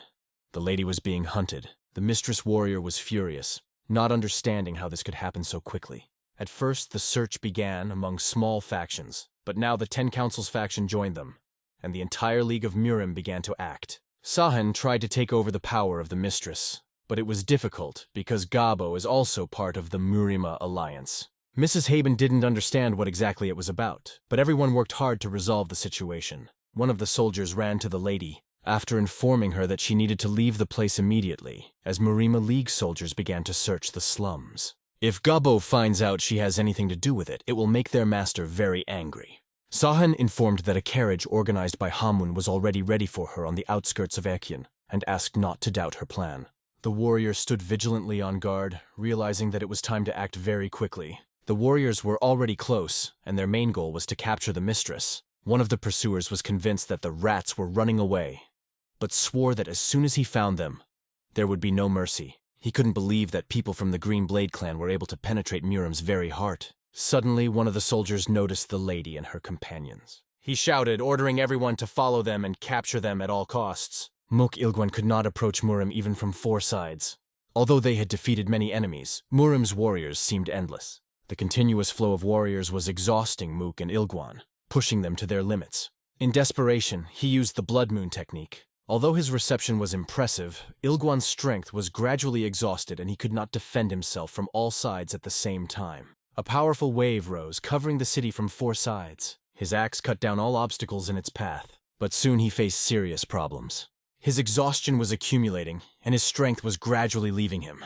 It seemed that in the place of each defeated enemy, a new one grew up, entering his rear. The mistress wanted to warn him about the danger, but did not have time. Ilgwan was struck by the enemy's sword that pierced his huge body. The blow made him flinch, realizing the seriousness of the situation. Feeling the wound, he recognized that the enemies were acting cunningly, like real rats. But gathering the remnants of his strength, he swung his axe, feeling an incredible loss of blood. The soldiers realized that he was seriously injured. The blood on their swords only increased their desire to finish off Ilgwan. They directed all their forces to its destruction. Their goal was to eliminate Ilgwan, even if they had to sacrifice many. Despite this, their real goal remained the mistress, whom they tried to capture at any cost. Mistress tried to protect Ilgwan, but soon found herself in trouble. Losing vigilance, she was wounded in the back. Seeing the wounded mistress, Ilgwan felt anger and anxiety. To save her, he used a whirlwind capable of stopping the bleeding. But when he reached his peak, his power was exhausted, leaving him completely helpless. His heart was torn by pain, both physical and mental. In his desire to protect his mistress, he turned into a Rand warrior, because it was a great happiness for him just to be near her. Watching the bloody and surrounded by enemies, he felt great despair. He understood that the mistress is everything in this world for him. Only one person remained in his thoughts, Huang Hieren, the only and irreplaceable one. Ilgwan used all of his last energy, which shocked all the warriors around him. She seemed boundless, like an inexhaustible element. His power made enemies bid farewell to their lives. The return of blood reception surprised everyone with its devastating power. At that moment, Muk Ilguan's vortex was drawn back with a loud explosion. Thanks to this technique, he was able to manifest a power that exceeded his potential by several times. But this outbreak lasted only a short period of time, after which Ilhuan became severely exhausted, risking his life. Despite this, he rushed to the mistress's aid, desperately protecting her. Ilguan asked the mistress to run away while he took care of these bastards himself. Mistress realized that the reception of blood return is the last gasp before inevitable death. Ilguan's only desire was to protect his mistress without thinking about his own life. Seeing his devotion, she could not hold back her tears. Muk Ilguan's body pushed off the ground with incredible force. He skillfully cut through the air with his movements, breaking through the surroundings. His only goal was to get out of here with his mistress. Ilgvan asked the injured lady to be patient a little longer. The warriors looked at him in amazement, not understanding where he got his strength from. How could he use such powerful techniques when his energy was almost completely depleted? Meanwhile, the monk who was above tried to stop him. He swore he would never forgive himself if he let them escape. A powerful wave of energy hit Ilguan, stopping his power. This energy, like a web, surrounded him, depriving him of movement. The old warrior delivered a blow so powerful that it knocked Ilguan off balance. The lady fell, breaking through the roof of one of the houses with her body. Ilguan destroyed the building before descending to the ground after her. The soldiers' attention shifted to a gray-haired man who suddenly appeared. It was Janine of Shansong Palace, a legendary warrior. However, everyone was surprised. What is he doing here? Janine of Chong was known for his hatred of mages. His rage always filled those around him with fear. In dealing with demonic enemies, he knew no mercy, exterminating them on his own to avoid their evil. He was called God of Death. Jenin realized that this girl was Fangan Moon's daughter. Gritting his teeth, he realized that he had been waiting for this moment for a long time to figure out their relationship and finally end this confrontation. The master surrounded the girl and her bodyguard, coldly asking if she was Hwanging Moon's daughter. The guards immediately confirmed his guess. Master remembered how he had endured the shame of Hwanging Moon all his life, and vowed not to forget that pain. He once challenged Hwanging Moon but lost every time, running away to the laughter of the village thugs. Now, having captured the daughter of his enemy, he hoped to take revenge and rob them of their honor. Bloodied Ilhan, despite the pain, climbed forward, trying to protect his mistress. He shouted that no one would touch the mistress as long as he lived. The mistress begged him to stop, but Ilgan, covered in blood, stood firm. Even moving was dangerous for him, but he ignored the pain. Gritting his teeth, he stood up, relying on his own will. Approaching the master, Ilgan grabbed him, displaying indomitable strength. The master calmly placed his palm on Ilhan, declaring that resistance was futile. A bright flash of power tore through the air, causing Ilgan pain. The master used his crown attack, which could not be defended against. Ilhan's insides literally boiled from the powerful blow. He fell powerless to the ground, looking dead. The mistress, in despair, looked at the ward who sacrificed himself for her sake. The old master threw stone shards into the air, creating chaos. It was a forbidden blood-taking that was rarely seen even by the chosen ones. Seeing this, the mistress could not hold back her tears, but the master grabbed her by the neck. He decided to keep her alive, not because of her beauty, but because of her connection with her father. The master needed a meeting with Hwanging Moon, and the girl became his key. Squeezing her neck angrily, he received a bloody spit from her in return. Enraged, he threw her to the ground, deciding to hold her hostage. How dare she set foot on Morima's land? The elders will not forgive this. He declared that he would destroy Hwanging Moon right in front of her. But suddenly, there was a strange sound that made the master freeze. A powerful wave of energy stirred the surrounding atmosphere, as if touching every soul. The warriors were numb with fear, not understanding what was happening. This energy made their souls tremble, filled with terror. The old man angrily threw Varen against the wall, trying to divert the attention of this mysterious wave. The girl was badly injured, but stubbornly held on to life. In the midst of fear, the soldiers heard the rhythmic sound of footsteps. The old man turned, but saw no one, only an empty horizon. And then a figure appeared on the horizon that took everyone by surprise. It was a legendary warrior, Dam Ho, whose name caused awe. If it really is Dam Ho, then they are in serious trouble. He was called a man in whose veins the blood of the son of Zine flows. For the master, it was an alarming sign. The legend materialized right in front of him. Dam Ho knew no pity for scoundrels, and now stood in the way of those who bring chaos. Dam Ho suddenly appeared in front of them, and no one understood why he was here. He was silent, not saying a word, but no warrior dared to approach him. Looking around the battlefield, he saw the lady in a difficult condition. She could hardly breathe. Every word was given to her with pain. However, when she noticed Dam Ho, she mustered all her strength not to give up. Despite her weakness, the lady tried to rise to her feet. The warriors didn't understand why Dam Ho was here, but they decided not to let him take her. His gaze pierced them with silent disdain. His eyes burned with such energy that everyone around them trembled involuntarily. Old Master ordered him to stop, threatening with his authority. But Dam Ho just calmly called him an old bastard. Angry, the old man declared that Dam Ho had no right to interfere in Marim's affairs. Hearing this, Dam Ho turned to the old man, whose appearance did not frighten him. The old man noticed a darkness in his eyes, so deep that it seemed boundless. There was a fire in those eyes that never went out, like the very spirit of struggle. The old man began to accumulate energy in his palms, trying to show his strength. He warned Dam Ho that he had better leave, or he would become the enemy of all of Marima. In response, Dam Ho only smiled defiantly, as if these words amused him. The old man insisted that this area belonged to Morima, and Dam Ho was redundant here. He claimed that they are not afraid of this guy because he is just a sucker. The old man shouted that he would turn Dam Ho to ashes if he didn't back down, giving him one last chance to leave them alone. The tension between them grew with each passing second. The old man repeated once more, "If you want to survive, go away." Dam Ho realized that this stubborn old scoundrel would not back down and was standing in his way. Old Master looked at the defiant Dam Ho, who was not going to listen to him. He decided that this brat needed to be taught a lesson. There was only one goal in his mind, to destroy the source of misery for their territory. Without delay, the old man attacked our hero, but Dam Ho suddenly pushed off the ground like lightning, aiming his blow at the enemy. His fist slammed into the old man's face with all his might. The blow knocked out several teeth and caused blood to spurt from the master's nose. The soldiers who watched this were amazed. They did not expect such a sight. The shocked officers froze with their mouths open, unable to utter a word. Meanwhile, Dam Ho calmly walked towards them, limping. Without giving him time to think, he struck a second blow, denying the old man the chance to counterattack. The master fell powerlessly to the ground, hitting the stones. He felt a powerful blow break his will. It was difficult for him to even stand up.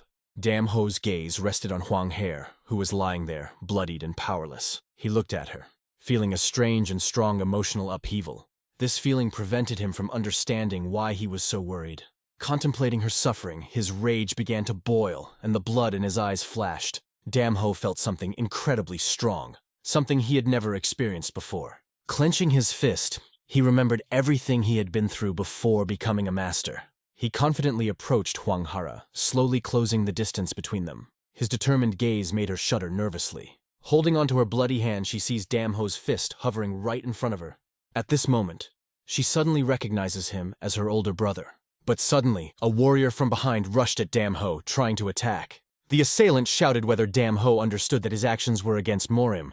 After all, Morim was created as a strong clan that protected the world from a demonic cult. And now his betrayal is a huge blow to their reputation. He announced that Dam Ho had become a dangerous enemy to all of Marim. The warriors agreed with him, and the master confirmed that Dam Ho was now their enemy. Master raised his fist and threatened that Dam Ho would regret his decision. He added that Morim is the center of the strongest, and no one will stand against them. The master ordered his warriors to draw their swords. They all rushed to attack Dam Ho, calling him a traitor to Marim. Dam Ho, with only a glance, swept these bastards rushing at him. Without fear, he rushed straight into the center of the battle, into hell itself. Even with a lame leg, he maintained incredible confidence. His energy was so chaotic that it seemed to tear space apart. This forced the attackers to run in panic in different directions. The warriors shouted, "Dam Ho, die bitch!" But their efforts were in vain. In response, Dam Ho took their lives without leaving a chance.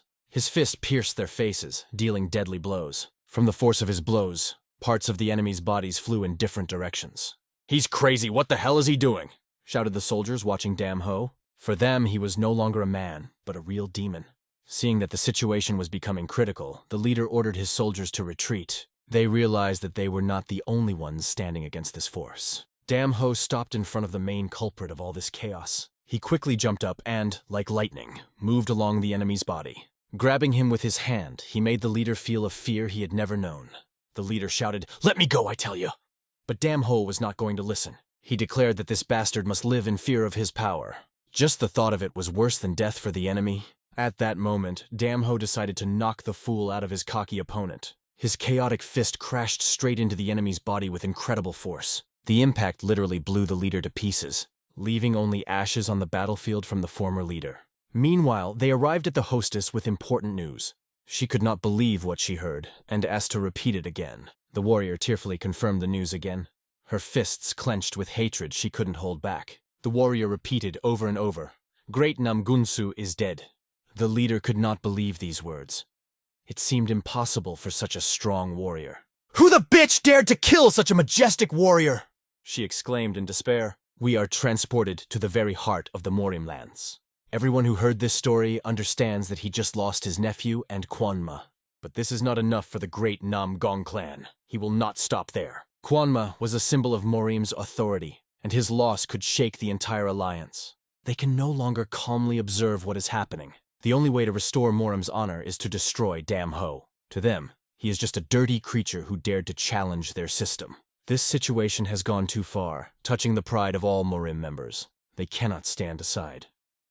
They will gather forces and set out to destroy him on his own lands. But what does Hongmeijin think about it? Why, you ask, since he is no longer related to Hushan. He used to be a part of it, but now things have changed. This bastard turned his back on Hushan, becoming an exile even for his teacher. Will the Elder be able to forgive such betrayal? Many of the members of the Elders demanded that a chase be organized immediately. Their best bet is to get rid of this guy as quickly as possible before he becomes an even bigger threat. Morim always goes forward, and they are not going to back down. From now on, there is no place in the world for someone like Dam Ho. This is the law of the strong. But the leader did not leave a strange feeling of anxiety, which was growing. We moved to the mountains near the sea, where a new round of events begins. The sun's rays gently penetrated the cave, illuminating the darkness with warmth. Ilshan began to feel this warmth on his face, as if awakening his body from pain. When he woke up, he began to cough and shouted, looking for his mistress. She came out from behind the rock, reassuring him that everything was fine. Ilshan gasped in pain, feeling weak and blood in his lungs. Mistress approached him, worriedly asking if he was all right. She begged him not to overexert himself after he tried to get up, reminding him of the loss of blood. His condition was obvious. Serious internal wounds were life-threatening. If he died, it wouldn't be a surprise after all that had happened. But who gave him such effective first aid? Ilshan asked the lady what happened, but she could only answer that Dam Ho did it. He couldn't believe why Dam Ho would help them. It seemed unbelievable. Somewhere in the forest, near the cave, lay a wounded man. He was choking on blood, being on the edge of life and death.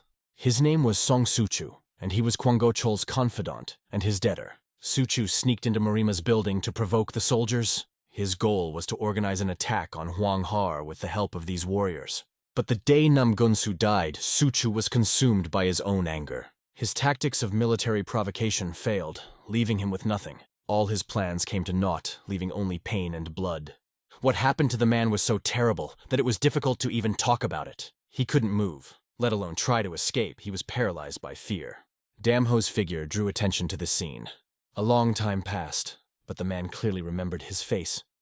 Dam Ho remained in his memory forever. Dam Ho calmly said that he knew about his dirty work. The man was confused. How could he know this? Dam Ho seemed to be taunting Seochin with a purpose. Sochin could not understand why he was being tortured so much. What was the reason? Then he guessed that this young man was the only one who survived in the village they looted. When the reinforcements arrived and saw Sochun, they froze in horror. What had happened to him, and the fact that he was alive, was a frightening wonder. The soldiers asked what had happened to him. Sochin replied that he had intended to complete the task, but things had gone wrong. Dam Ho suddenly intervened in the conversation, interjecting his words. Seeing his silhouette, the soldiers felt panic. One of them realized that their main target was Dam Ho. The warriors called him murderer and god of blood. Suddenly, the man collapsed, foaming at the mouth, choking in convulsions. But it turned out to be a ruse. He was a decoy for an enemy ambush. Dam Ho only had one question. Why are these scum so persistent in pursuing Huang He? One of the warriors with a bald head said that it was a personal matter of the robbers. Bald ordered his hesitant warriors to stop Dam Ho at all costs. He added that despite the doubt, they should kill him. Dam Ho was already tired of the fools who kept trying to get in his way.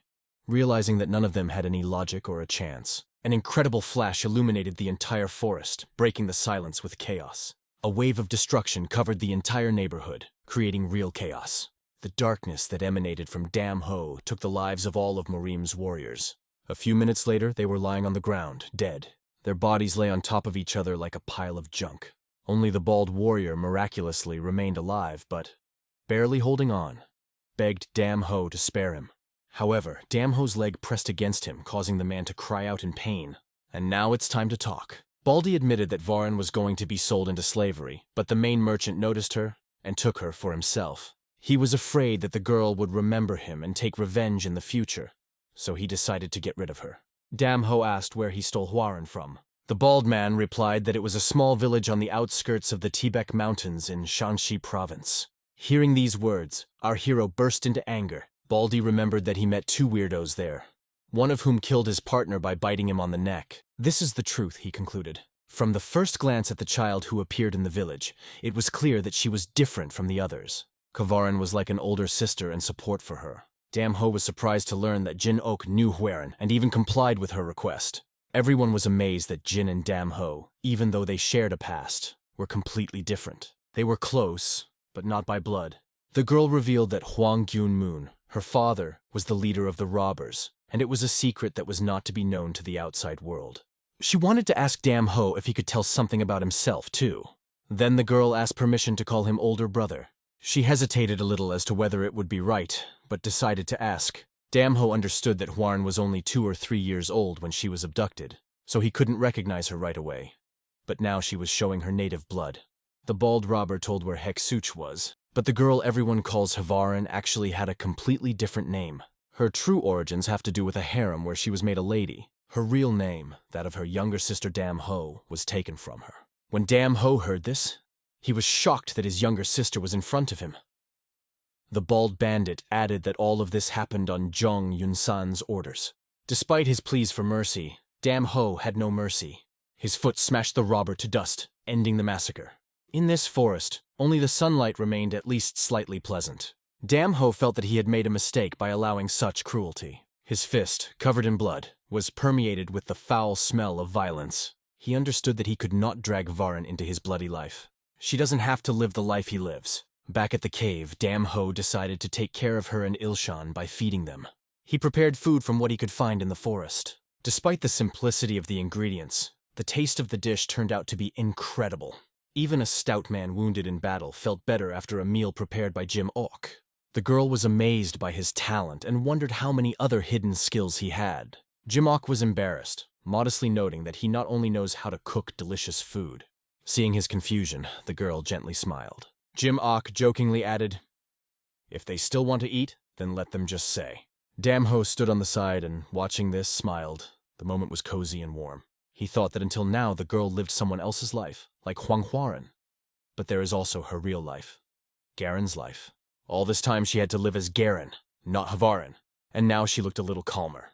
It was enough for him to understand that she was on the right path. Dam Ho went out to see them and saw that their condition had improved markedly. The girl thanked him, calling him her big brother. She noted that only thanks to him she feels better. Even the big man thanked Dam Ho for helping them survive. The young host noticed that the man also looked much better. Dam Ho then ordered Jim Oka to pack up. It was time to go. When asked where they were going, there was only one answer.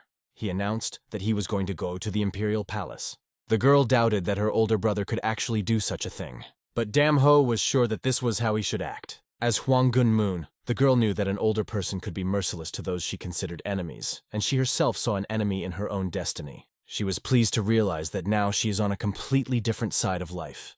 At last, they reached the mountains which were their goal. However, the pursuers did not give up. If they calmed down a little, they would lose Quan Man's trail, so they hurried to keep up. Soon the warriors made an important discovery that made them stop. One of them remarked that the commander was acting too recklessly, putting everyone at risk. "Even if we find him, the encounter with the demon will make us dead before the battle," the warrior declared. The commander, however, replied that they had no choice but to act. Their task is to force this guy to leave Hunan.